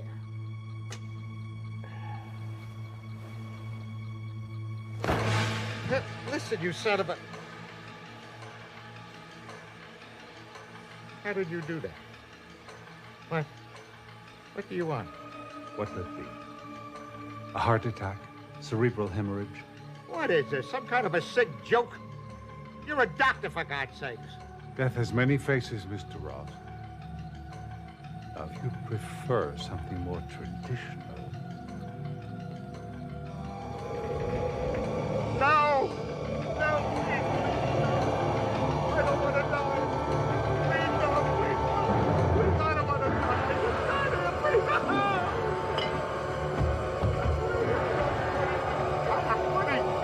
You can have it all! I beg you, please, can we make a deal? Deal? What kind of deal? Whatever you want. We can make a deal here, can't we? Yes, I make deals on occasion. I have a quota to fill. Sometimes I fall behind, then I have to stage a big event, like a famine or an epidemic. Now, if I could count on you for a few lives now and then... How many are we talking about?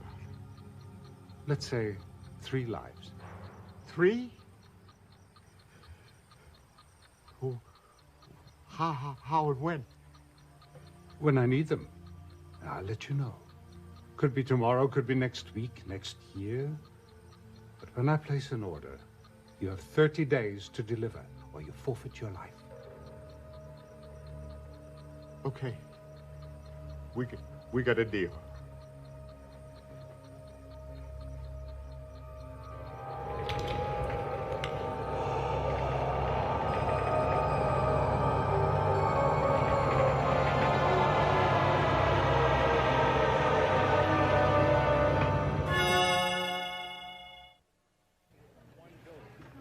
Well, you might as well get it over with. It's going to happen sooner or later.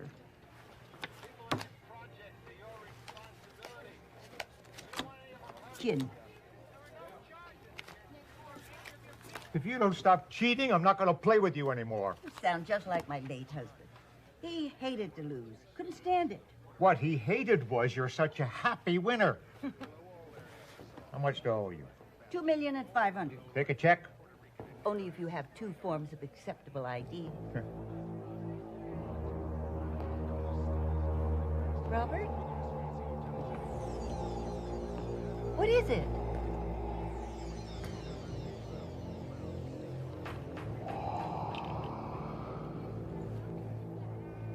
I'm not feeling very well. Everything's normal. Now you rest. You take it easy and I'll see you at dinner. Sheila, I'm sorry I said you cheated cards.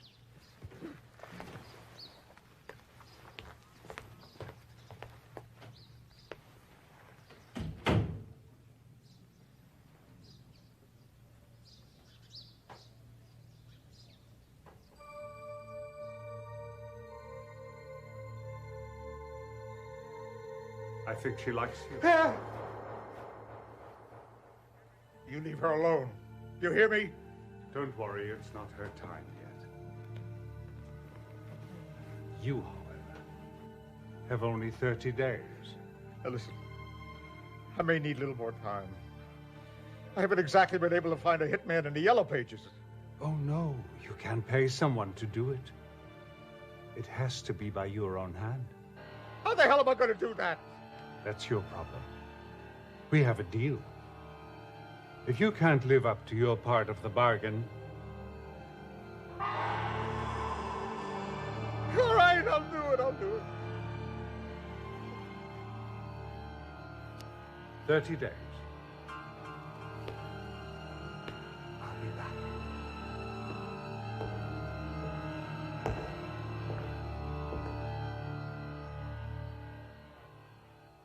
And tonight the menu is wonderful roast meat. And for those of you who need soft-boiled food, we have soft-boiled eggs and lots of applesauce.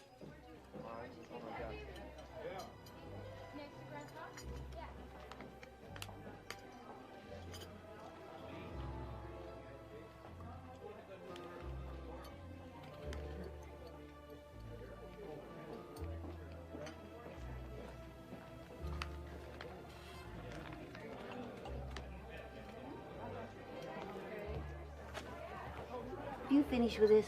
I want to read Murray's column. That guy's a jerk. Where does he get off telling other people how to run their lives? You get up on the wrong side of the bed this morning? Sorry, I got a lot on my mind. Want to talk about it? Got to work it out by myself.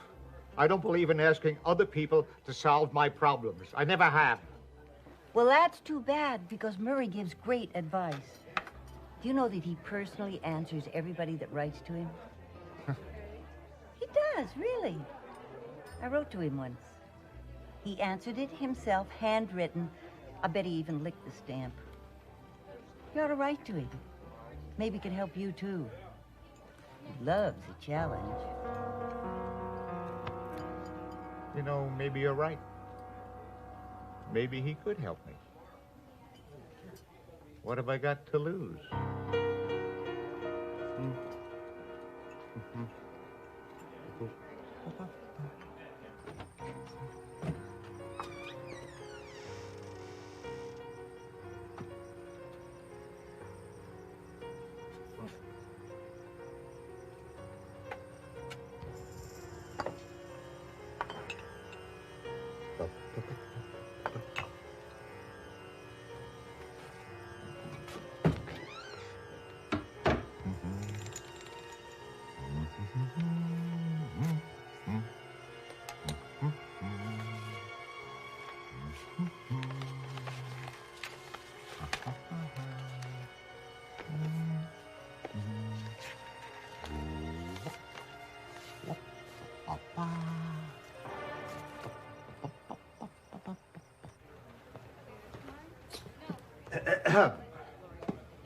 Where's the chair? Don't need it. I feel great. And you look great. What happened? I don't know. I woke up this way.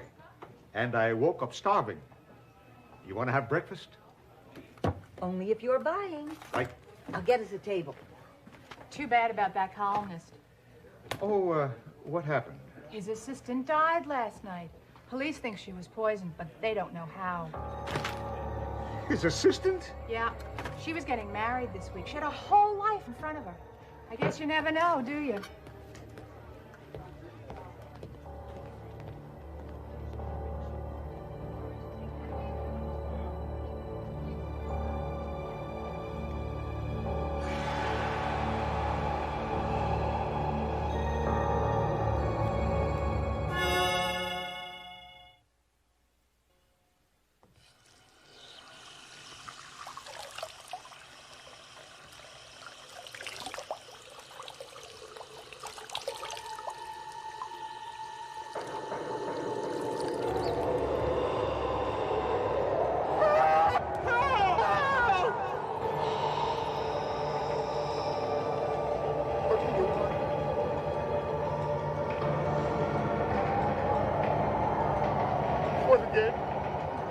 over so soon.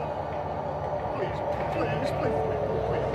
I know we got a deal, but what if the wrong person dies again? I mean, I couldn't.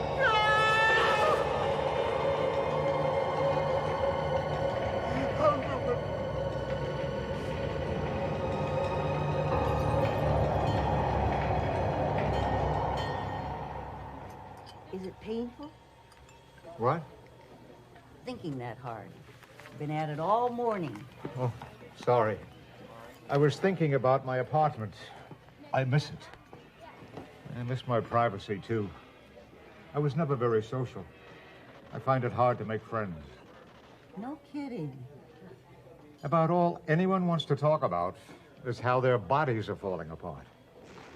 Don't you get tired living here with a bunch of sick old people?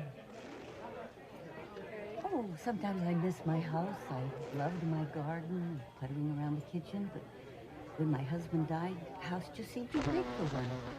I moved in here. She's allergic to bees and wasps. I must die, don't you? Where is it? There, right there. Oh!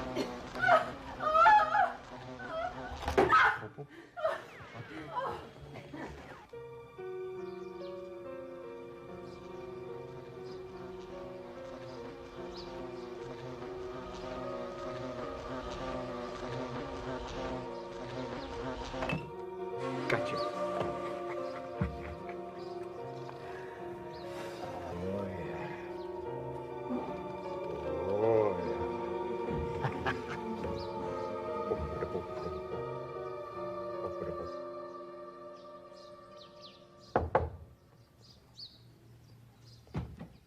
You finished? Yes. I ate everything today except the cake. Oh, I saved that for you. I know how much you love it. I sure do appreciate it. So do I, my dear. So do I. Robert, you're late. Come sit here with me. Sheila, you're about the kindest woman I've ever known. I can talk to you. You know what I'm thinking about even before I say it. I have a special feeling for you I've never had for any other woman. I'm very fond of you, too. No, it's more than that. See, I want to take care of you, look after you. I'm a rich man, Sheila. There's no reason for you to work. I could put you up in any kind of a house you'd like, and then maybe later on I could join you. What are you talking about? Our future. Together. I'm asking you to consider getting married. There, I've said it. I've been thinking about nothing else for days. Now, you don't have to give me an answer right away. Robert, have you ever heard of the last nurse syndrome? An older man, a bachelor or a widower, falls ill, thinks he's going to die. Along comes a nurse, helps him regain his health, and he proposes to her out of gratitude. No. It's more than gratitude. I'm in love with you. I am.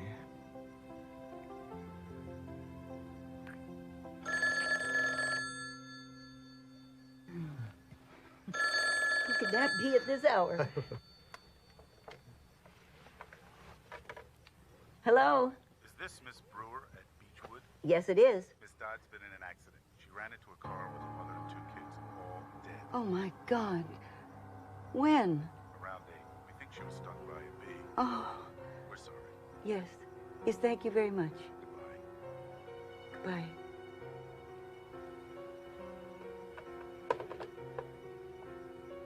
Gina's been in an accident. She's dead. Oh, something happened. And she had a car with a mother and 2 children in it. And he killed all of them. We're leaving now. Sure you won't change your mind? No. I'm not too fond of funerals. Well, I've been thinking about your offer. But you know, I just can't walk out of here tomorrow. I have to make some arrangements. Oh. Oh, you've made me the happiest man alive. We'll talk about it when I get back? Yeah. Okay, I better go. They're waiting for me. I'll walk out with you. Now, you drive carefully. I don't want anything to happen to you. I'll be fine. We're driving up with a doctor that Gina worked with at County.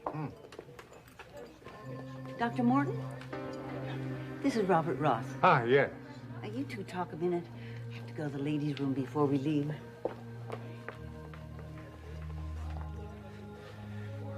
You can't do this to me. I'm sorry, her number came up this morning, and when your time comes... Please, there's got to be a way. Now, what about the others that were killed? Don't they count? No. I appreciate the windfall, but remember, it has to be by your own hand, not by accident. Please! I'll do anything. I have a quota. I need a life at midnight. Get me one, and I will let her go. I will, I swear it.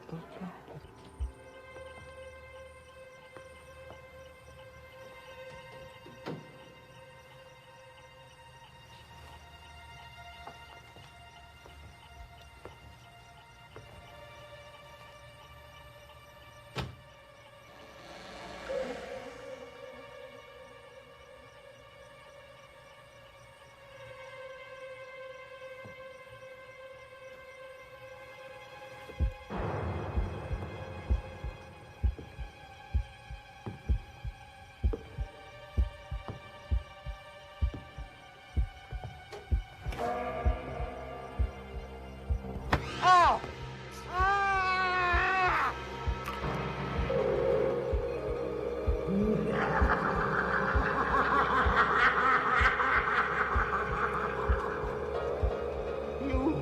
What are you? I told you I make deals on occasion. How do you think Miss Endicott made it to 103? No. You won't kill me. I'll get an ambulance. I'll get help. There's no cure for an air bubble.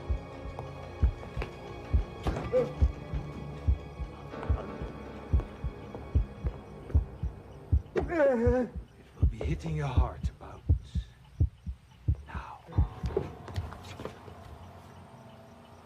Can't cheat death, Mr. Ross. But what a nice try.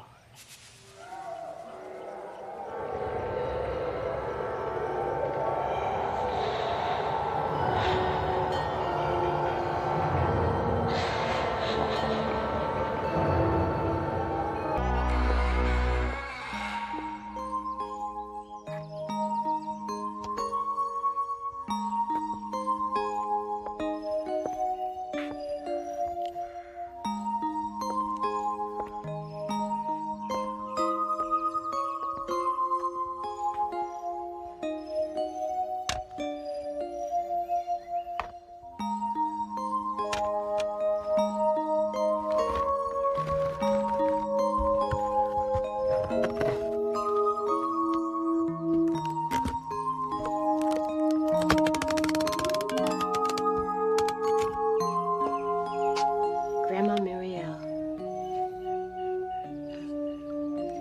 Now, when and where did you ever wear this? Did Grandpa like it? Ooh. He couldn't have liked it very much. He ran away with another woman. We don't know that. Come on. And we know he disappeared. And we know she never left this house for 30 years. She was waiting for him. Well, she's dead now, so it doesn't matter anymore. I know she's dead. And everything in this house feels dead, and I hate going through her things. Somebody's got to do it, Angel. Think positive. The house, it must be worth something. Look at all this stuff. She never threw away one thing. Jack, is that what life is about? You live, you hurt, you die, and then you leave a pile of junk? Shadows? Your grandma lived a good life. And she came here from Haiti as a young girl. That took courage. She married. She had children. What else is there? Well, she must have been so lonely. Look, Angel, I have got a plane to catch.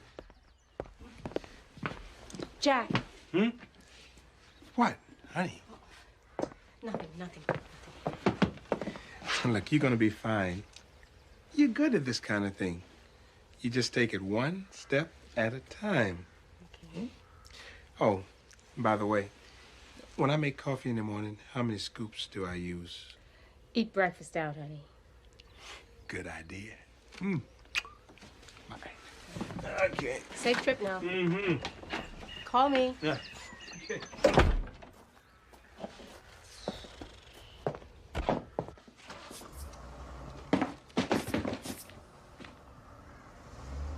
Let's see now. One thing at a time. Upstairs is in fair shape. This room is getting there. Basement? Basement.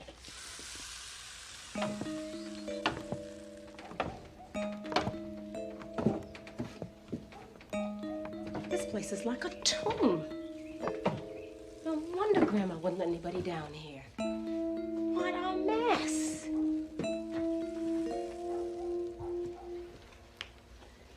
I remember this box. You used to keep it in your bedroom. Mama said it was full of Grandpa Leon's old love letters.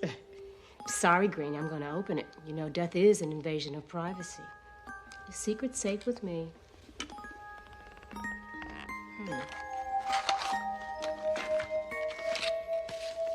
This is the earth from a demon's grave. This is the mandrake root that craves his bed of earth and blood for thirst. Beware, gardener, of his curse. For though his flower is joy untold, his perfume pleasures will unfold. Feed this only if you will. Know when to kiss and when to kill.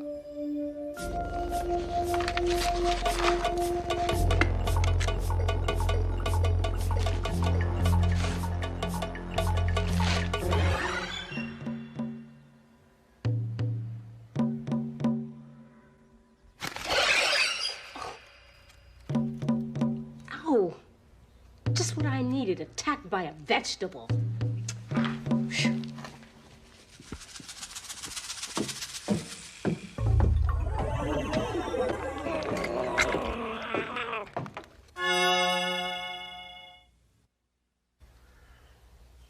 Mrs. Bildorf, we're really anxious to find a buyer immediately. Can't you come today? I'm completely booked up until next Wednesday. I couldn't possibly. Mrs. Bildorf. Maud, call me Maud. Maud, look, I absolutely have to fly back to be with my husband. He's helpless without me, and we're planning a little getaway. Why didn't you say so? I tell you what, maybe I can squeeze you in tomorrow, and I'm sure I'll have a buyer for you in a day or two. Ta-ta for now. Okay, bye-bye. Now, I know I saw something down here. Probably some of Grandma's old costume jewelry. But how in the world did it get caught up in that ugly...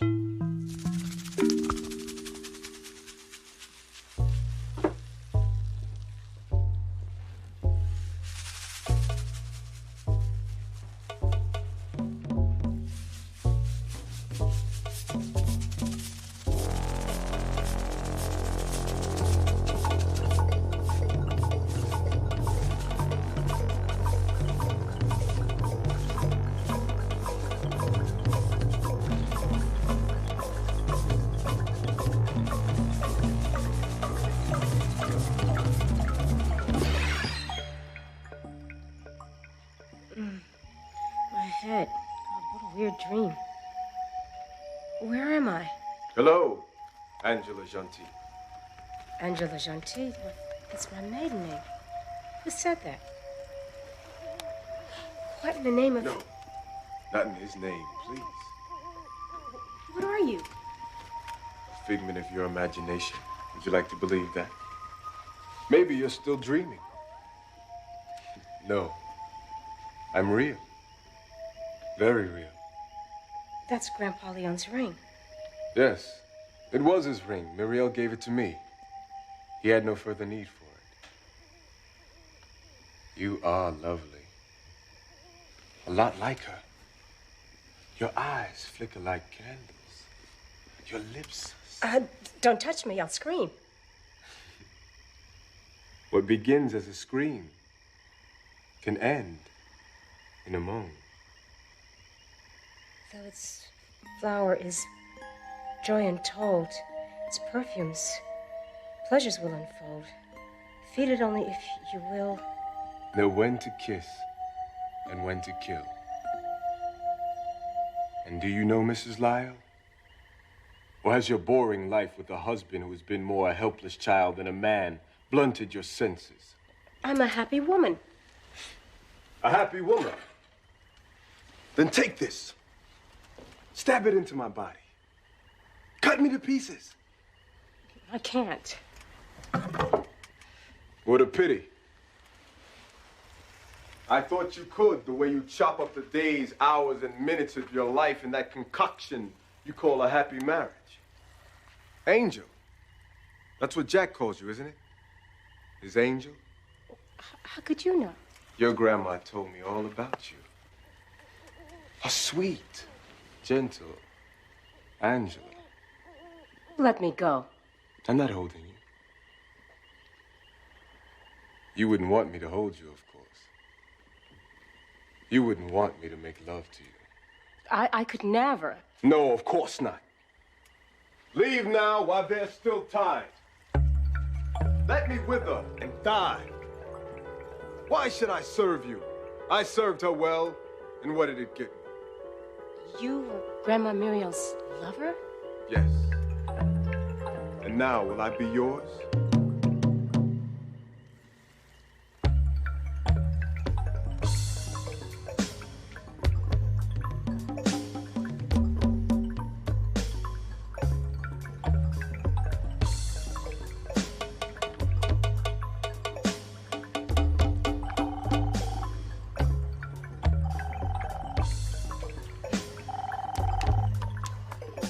Hello? Hi, Angel. Oh, hi, Jack. You don't sound happy to hear from me. Oh, well, I was in the middle of something. How was your flight? Lots of turbulence. I almost got sick. It's raining cats and dogs up here now, and I feel like I'm coming down with a cold. Oh, well, the vitamin C's are in the kitchen cabinet. Right. What's happening with the house? The real estate lady's gonna come to me. Great. You know, Angel, sometimes I think I'm too dependent on you. I mean, what the hell was that noise, Angel? Nothing. Look, somebody's at the door. I'll call you back. I gotta go. Wait. What is it?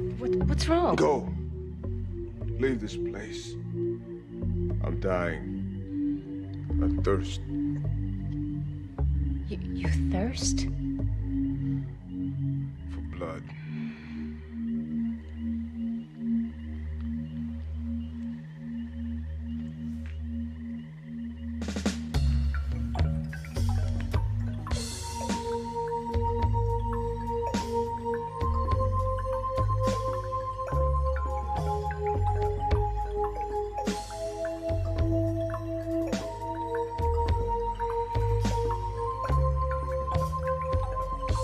Drink. Drink deeply.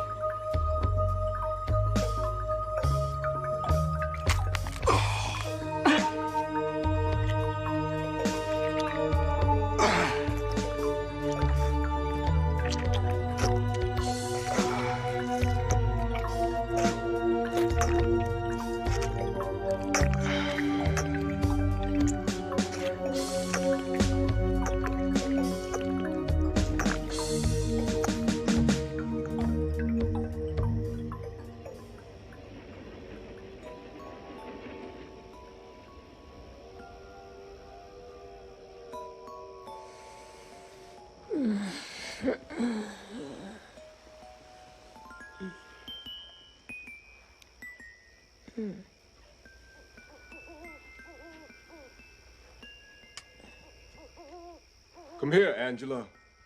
Now.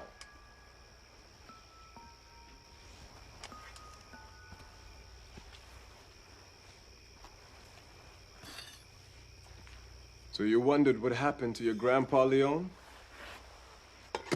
This can't be.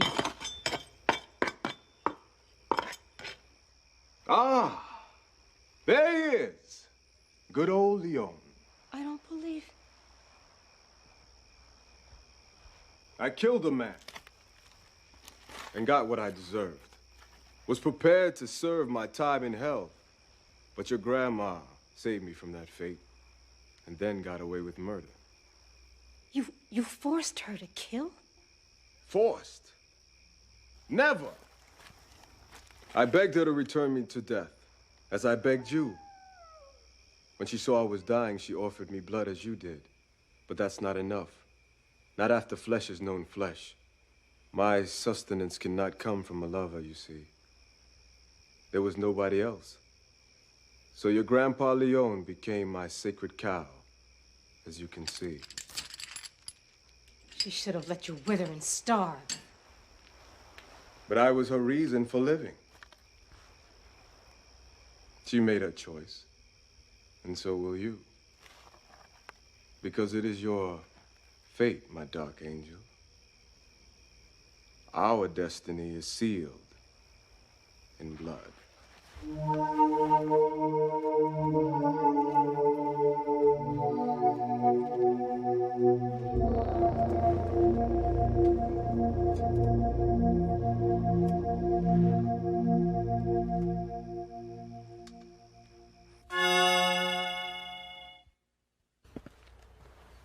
I brought you some broth. My sustenance is blood, and you bring me soup. Well, if I could feed you myself, I would gladly. You've closed your heart to me. So be it. When I die, bury me in cement. Let nobody disturb me. I won't let you die, but I can't do what you ask, not Jack. Mrs. Lyle? Hello? It's the real estate lady. Mrs. Lyle? It's me, Maud Bildorf, Unstoppable Real Estate Whiz. Mrs. Lyle, are you down there? I'll get rid of her. No. Let her come. I can't. There you are. I have some exciting news. We may just have a prospect, a young executive and his family. Is anything wrong, Mrs. Lyle? Oh, no. Anyway, as I was saying, this perfectly...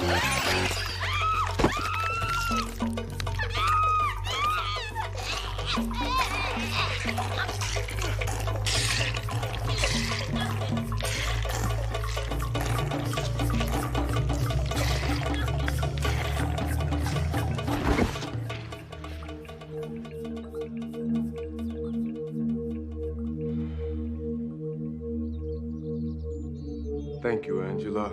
I didn't want her to come down here. Sure you did. You could have stopped her, but you didn't. Ah, it's so good to feel the power again. We're gonna have to bury her. I tell you, I'll put an ad in the paper tomorrow for boarders. No.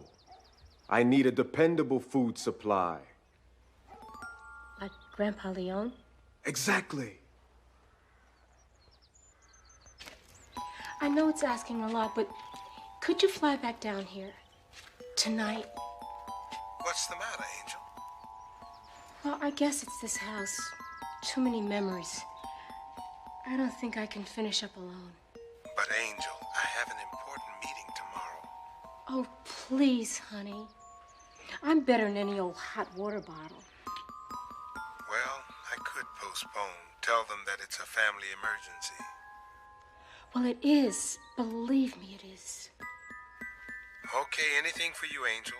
I just hope the plane ride doesn't plug up my ears. Hurry, Jack. Hurry.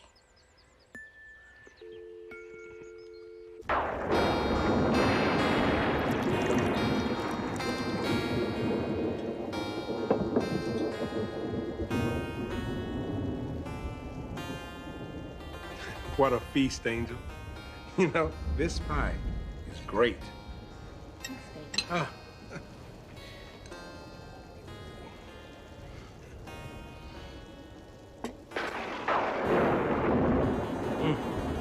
This wine is exquisite. Certainly is. You know, I didn't realize how helpless I was without you. My boss was actually glad to see me go. He said I was running around the office like a chicken with his head cut off.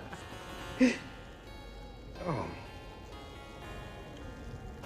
Why am I so woozy?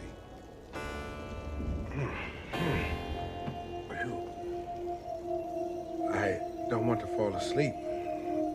Miss the 11 o'clock news. I never miss the news. You never miss the news. You'll never make the news. Poor Jack. Come, darling. Let's take a little walk. It's perfect. It should last for years. And this is for you, Angela. You are the keeper of the sacred cow. Now watch the strength surge into me. You will feel it soon, like thunder and lightning.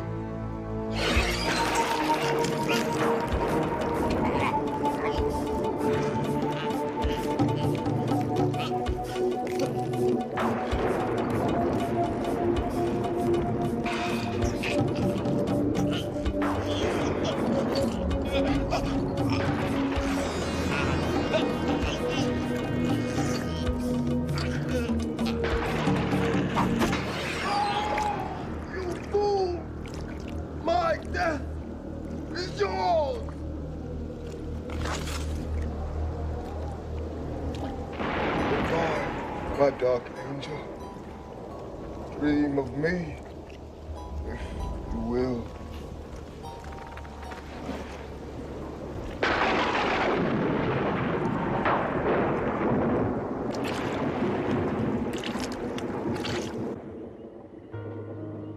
Oh.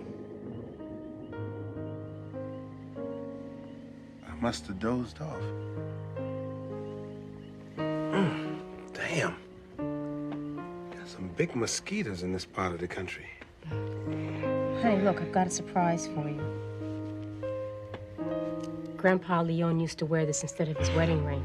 I'm sure he and Grandma would want you to have it. This is beautiful. But where? Oh, well, he must have left it behind for her. I found it in the basement. Look, honey, why don't we leave this place the first thing in the morning? Let's go home. We can leave the house with an agent. But what about the furniture and stuff? Oh, well, I'm sure whoever moves in will find some use for it. Not if I know women. Whoever she is, the wife would probably junk everything. Well, she might find something.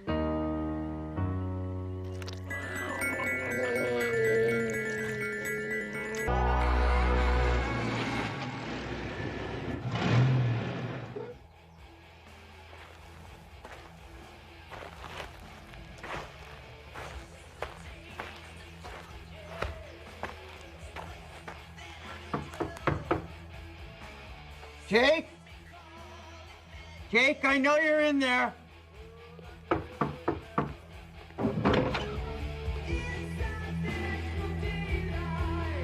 Dad? Well, I'll be damned. Look who the cat dragged in from the desert. It's good to see you too, Jake.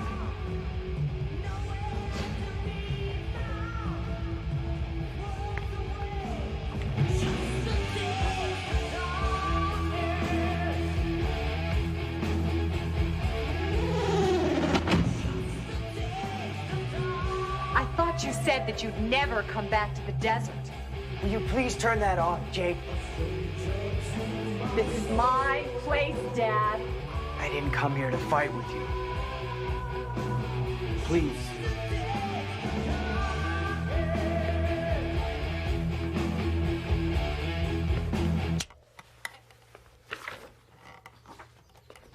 You look terrible.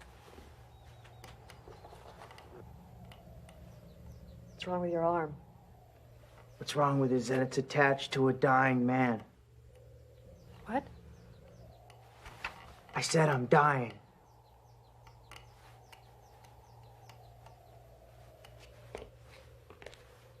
What is it?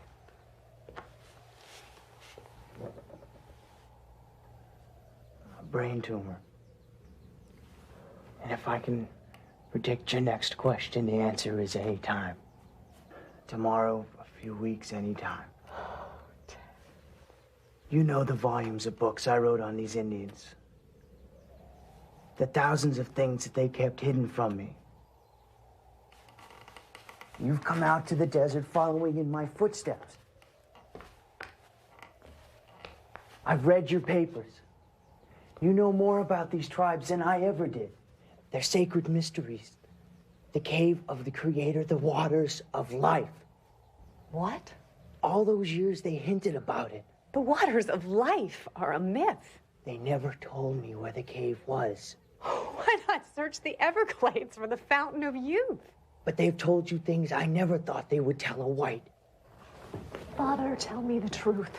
Do you really believe that there are waters that can cure the ill, that can grant immortality? You're the one that brought me up to be skeptical, to test ideas. What good is that? What good is science? What good is the truth when you're dying? Jake, what you see, this flesh, that's all there is. I don't want to die. I've never seen it. Besides, Father, these people trust me. They trust me with things they haven't even told the rest of the world. I have a time bomb ticking away in my brain. And that changes your perspective. All those important things, truth, science, honor, love, they all become negotiable.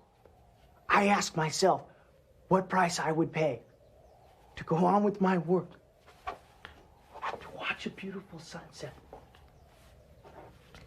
and maybe someday feel the joy of grandchildren.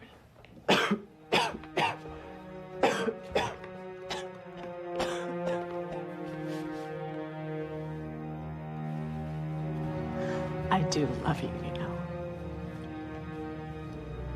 And I love you. Please help me.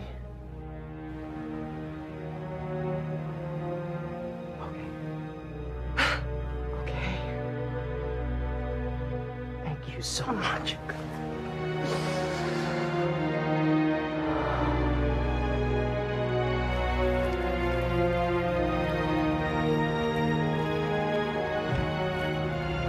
Help me.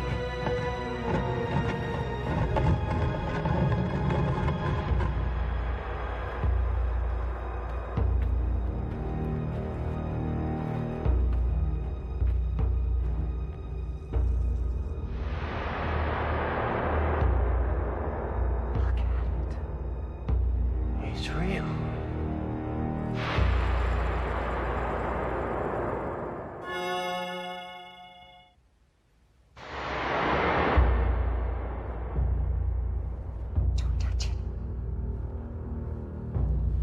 What's the matter?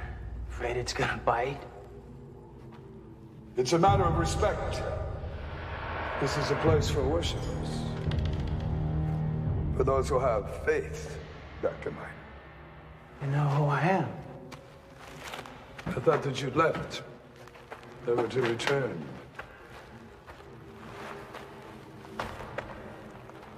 Yes. Here's Sasbando. You broke a promise to us. Sasbando, my father is sick. He's dying. The promise you made is more important than the life of your father. More important than your own life.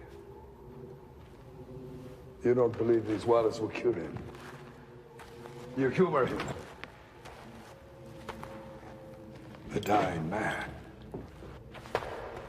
Daddy, don't.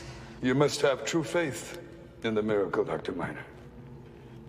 Bardano Da, the god of forever, demands true faith of those who will drink of these waters. Daddy, you don't know what you're doing. The hell I do.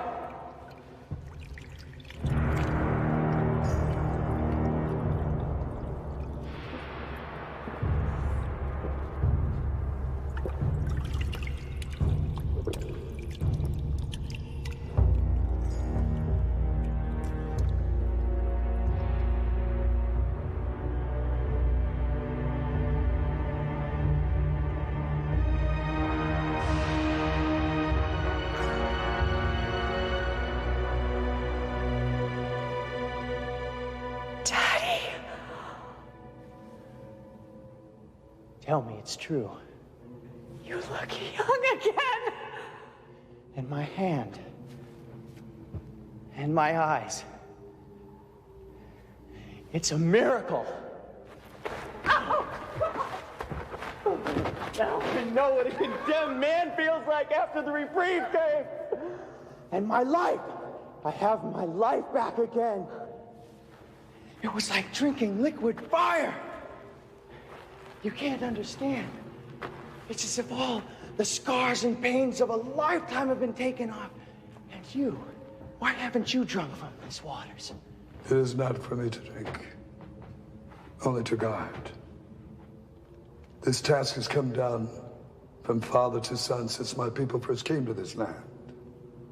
To guard, to serve, and to die. In our own time. But if you can drink and live, how can you choose to die? It's an act of faith. I am here, as are these braves, to serve Bardanoda. Jake, get something for a sample. This could be the most important discovery. No! It can't be! What kind of a god gives you a taste of life and takes it away? Who are you to make demands of a god? A god? A piece of stone? Don't drink anymore. Don't you understand? It's a cheat. It has to be. No one can live forever. My eyes. I need my glasses. Jake. You see, just before your mother died, she said to me, there's nothing but life, Alfred. And hold on to it. Whatever the cost. Dad, you've had enough. It's time to go. I'll take you home. Whatever the cost, Dr. Miner. Dad, we'll go home and I'll take you back. I'll take you back to New York and I'll stay with you. Yes, hold on to life for all it's worth. Unless that worth is lost. And then, of course... Say what you mean for once! How much do you love your daughter? What?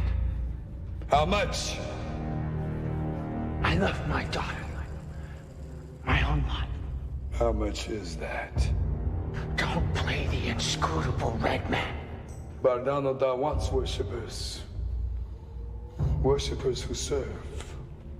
Those he takes into his service are given the gift of long life. But there is a price. A token of faith. The god gives of his body to the pool. We must also give of our bodies a gift. A gift of what? A blood. Blood? My blood? No. It is a kind of trade. One form of immortality for another. I don't understand. Don't you see? He's talking about human sacrifice. You sacrifice your children one form of immortality for another. And then you will be young forever. Jake. Listen. This sacrifice. I mean, we are talking about a sacrifice here. The blood, of your children. A great selfless gift to the God of forever. A means to serve, Doctor of Science. Not to be served. Make this sacrifice, and you enter into the service of the Old One. And will live as he lives, until the mountains are worn away. Is that what you wish?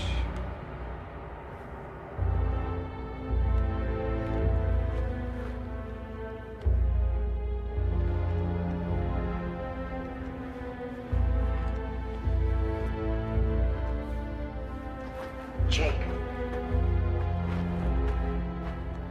There's a way I can live. What are you talking about? We can beat this. No, I don't think so. Well, listen to me. Everything will be okay. We'll be together. And you can drink from the water when the time comes. Dad, this water is a drug. It's a poison. It's already poisoned your soul. I just need to make a small cut on your hand and mix the blood with the water. No, what you need is my lifeblood. How can you deny me a few drops for my life? Going, Father. Now let me go. I can't let you leave me. I need you. You're crazy. Look at what you're doing. Jake! Daddy, don't.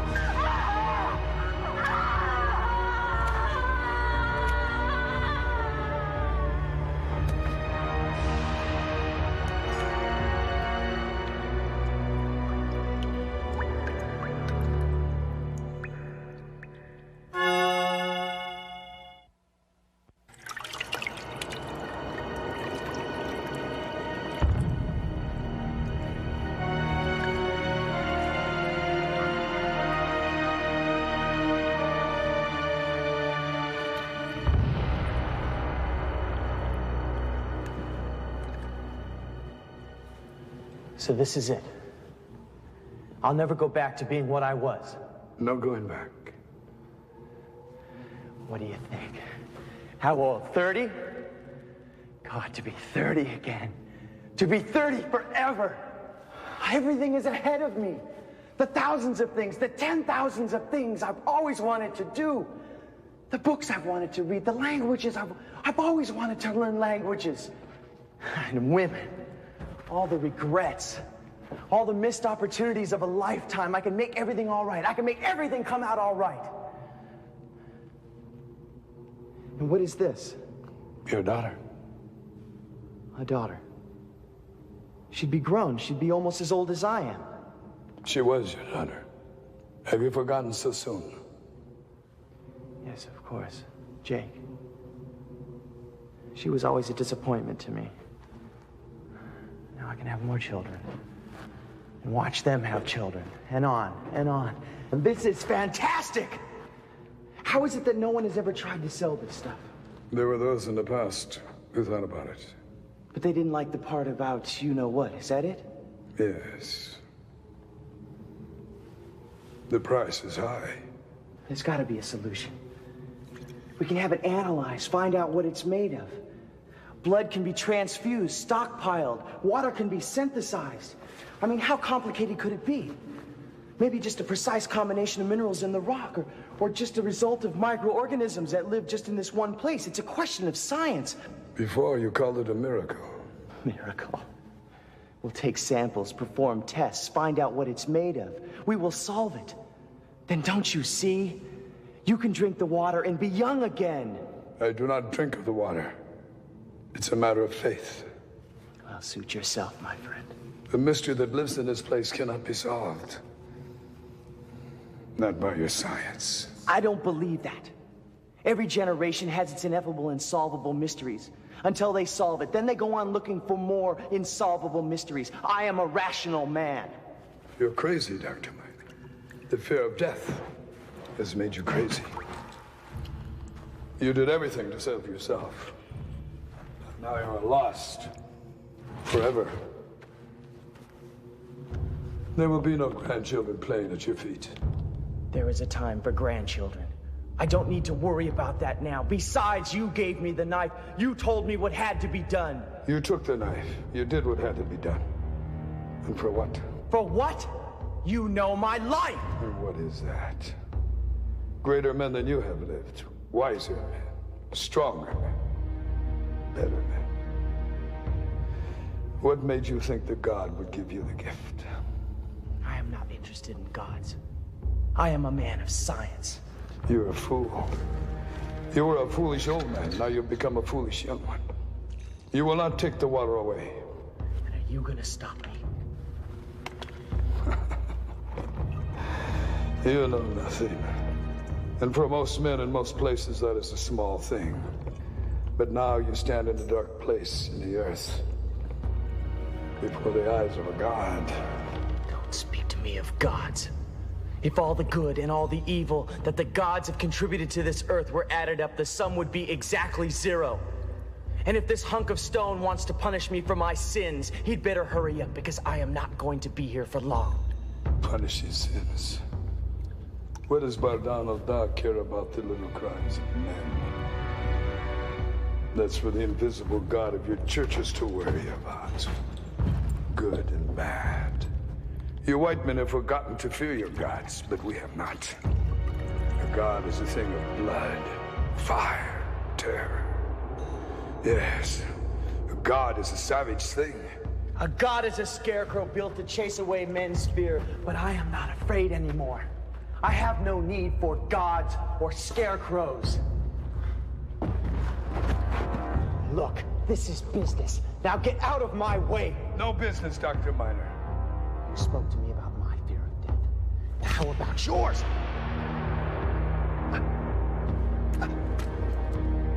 What's happening? You said I would never go back to being what I was. I spoke the truth. There's no going back. It is the law of Bardano Da that those who make the supreme offering and enter his service will live long. You hardly move. But they will live as he lives, very slowly. Soon you will be as the both of them. 1 second will be a month. 1 minute, a decade, and on, for all eternity. There must be a way to stop it! There is no way to stop it now. These braves who serve Bardano Da entered the service of the waters long ago. Here they wait. In the 40 years I have served, he has moved. His eyes once opened have closed. His hand once closed has opened. This can't be! What is my faith compared to that? What is your science? My arms, my legs! What will these faithful ones think of you? What will Bardano Da think of the man who needs no scarecrows? It's just some sort of a trick! Forever can be measured in the life and death of worlds, or the last heartbeats of a dying man. You cheated me!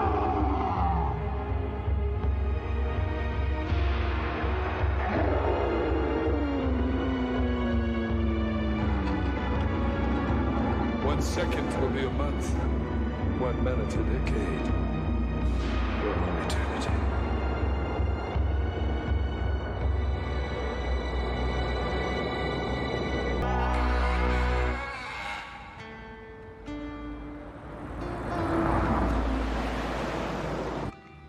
This will be a gallery?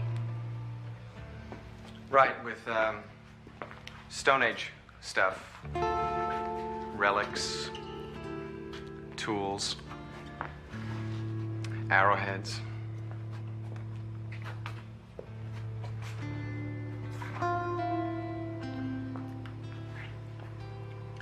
How interesting.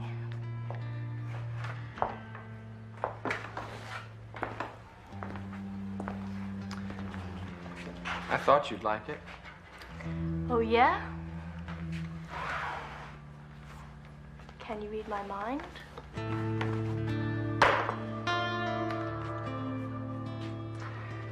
The minute you walked in, I know what you liked.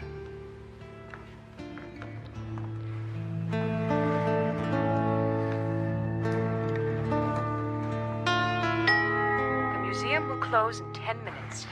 We thank you for your interest and invite you to visit us again soon.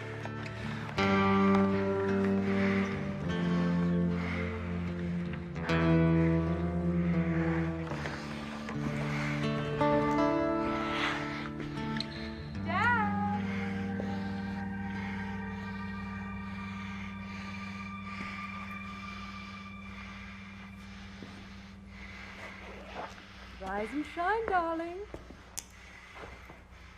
It's after 6.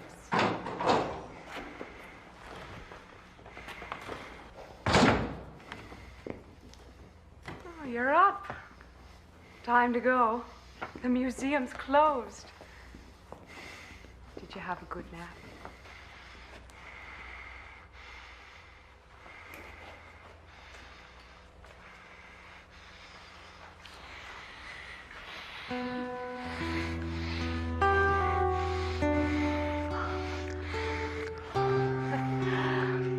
thought you forgot our anniversary. I've got champagne at home. Good.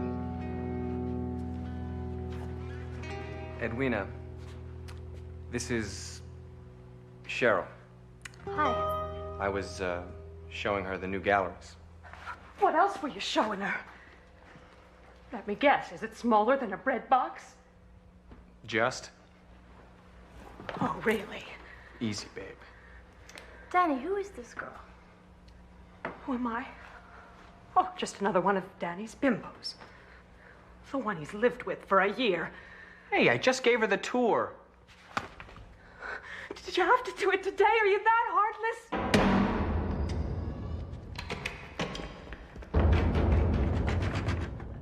Let us out! You live with her, huh? I crash there sometimes. Hey! We're in here! The guard must have shot the bolt. I've got to start my shift in an hour.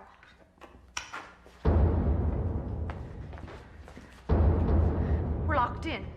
I gotta get to work. Cheryl, there's a million coffee shops. What's the rush? Who knows? This might get interesting.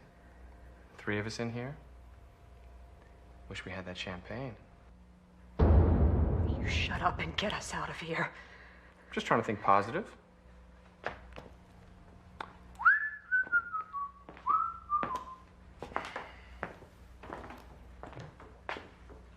Maybe I could open that skylight and get out. It's too high. Inspire me. Get me up.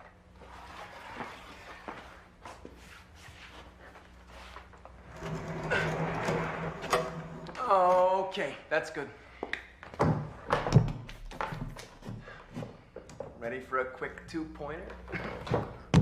Danny, be careful. The box won't take your weight. Made it all the way from Ireland. It'll hold. Go for it. Danny, don't. Come on, you can make it. This time. Ah, damn it, my ankle. It's cut. I can see that. You got blood all over her. Oh, I'm sorry. I just wanted to get us out of here.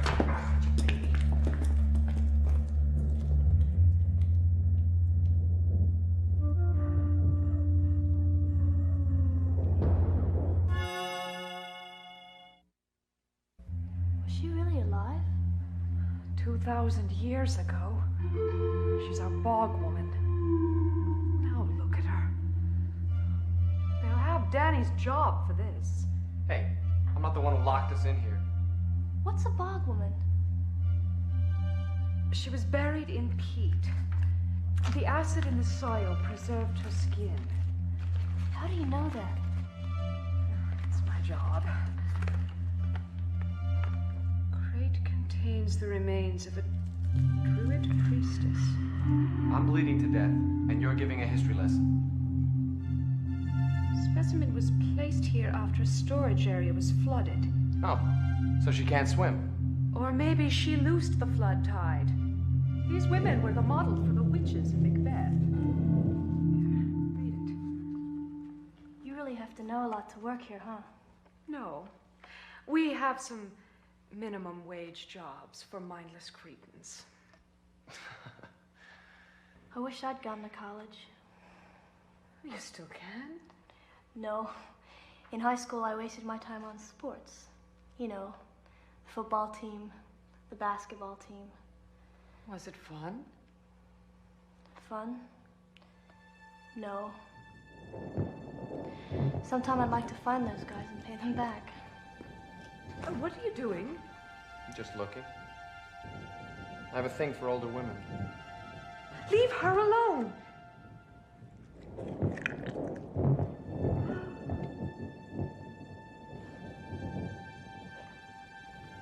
You might have a big discovery here. Leave that! This bog woman had a heart of stone. Are you going to steal it, Danny? Does it make you feel stronger? Oh, deep, very deep. Put it back. You're supposed to be the scientist. Observe. There was blood all over this handkerchief. Now look at it. How about that sucking action? There's life in the old girl yet. God, you make me sick. See? You don't have to be nuts to want to hurt a guy. I'm just curious, that's all. Now, this heart, why would it be getting warmer? What? Like it takes heat from my blood.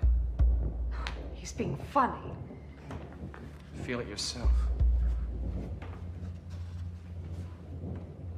The woman was a worshiper of Caradwin. It's Celtic. Did you see the cord around her neck? She was probably strangled and thrown into the bog. Why? Maybe for witchcraft. The heart is getting warmer. It's hot.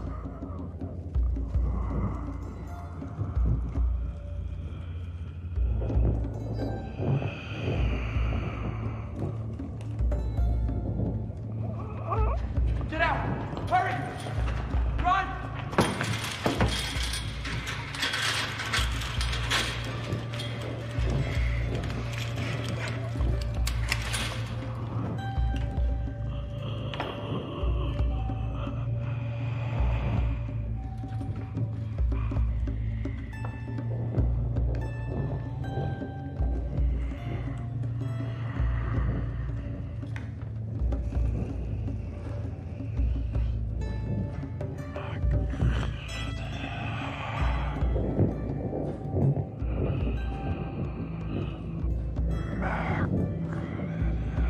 She's after us.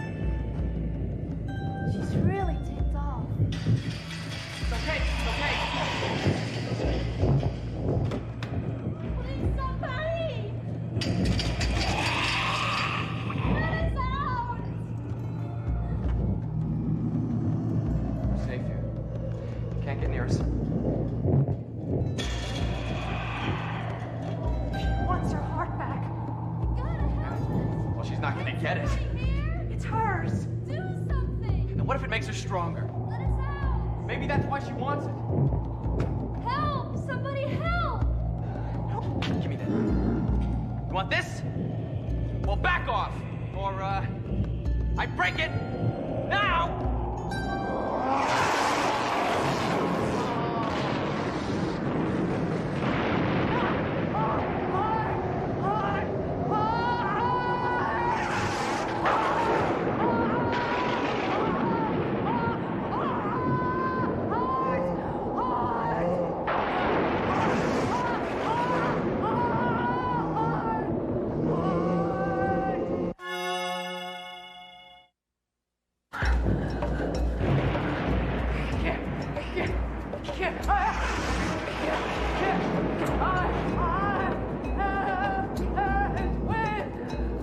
What's wrong with her? Be quiet! Lord, my sacrifice.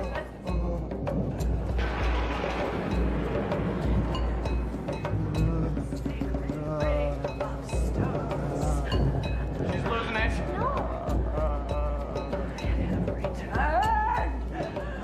Hey, babe, you're freaking out. Take it easy.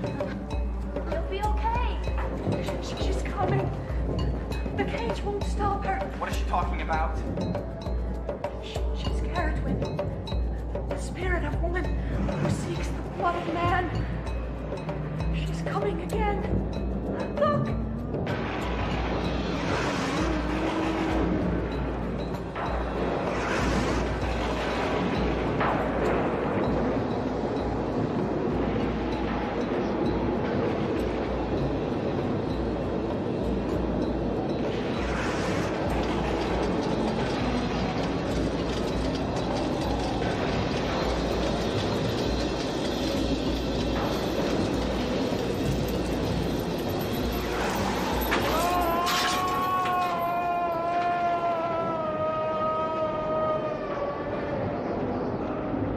Give me the heart. I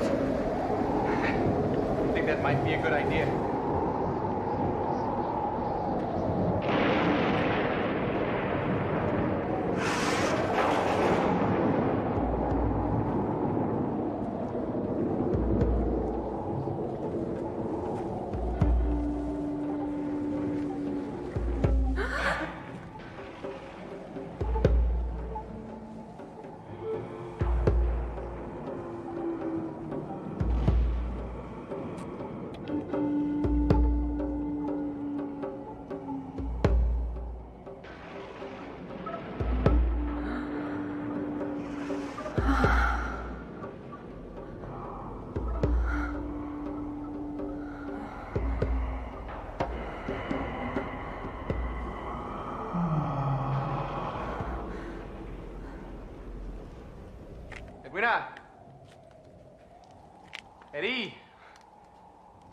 What's going on? Talk to me, babe.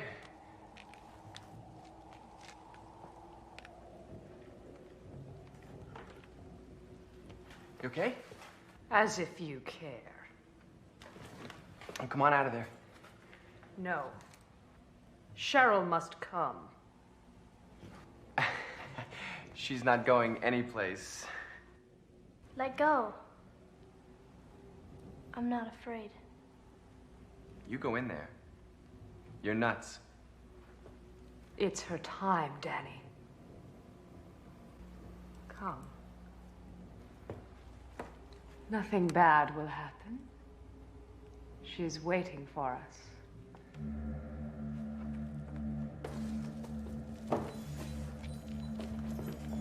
I'll be over here.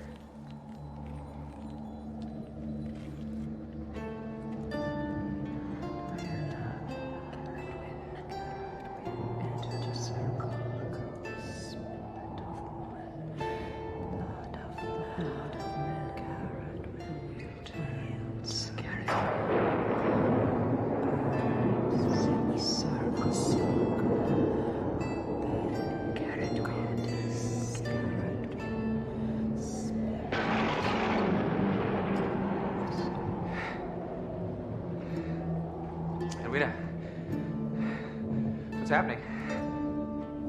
Your turn, Daniel. No.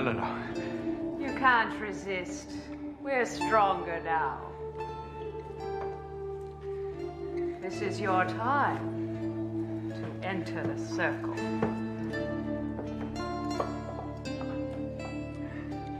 Those are nice ropes. Where'd you get them? Do you want me to sit here?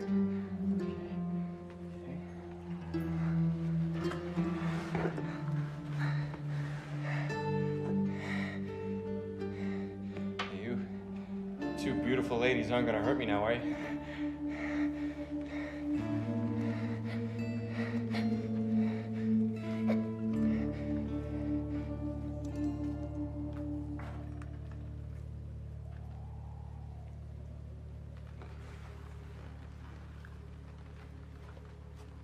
Cheryl. Edwina.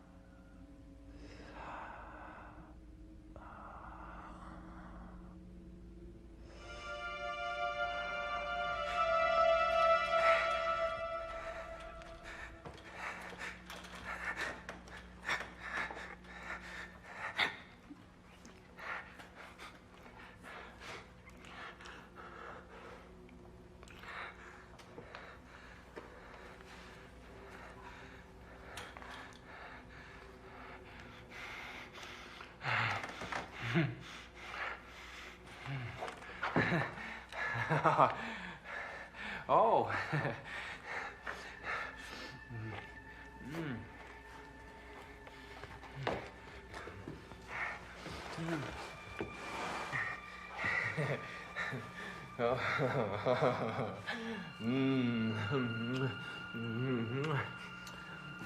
You definitely should have brought the champagne.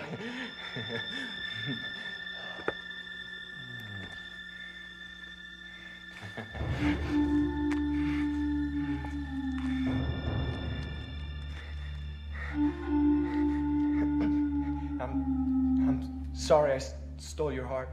The circle begins with the spirit of woman. hands with the blood of man. Don't let her hurt me, babe. Don't call me babe.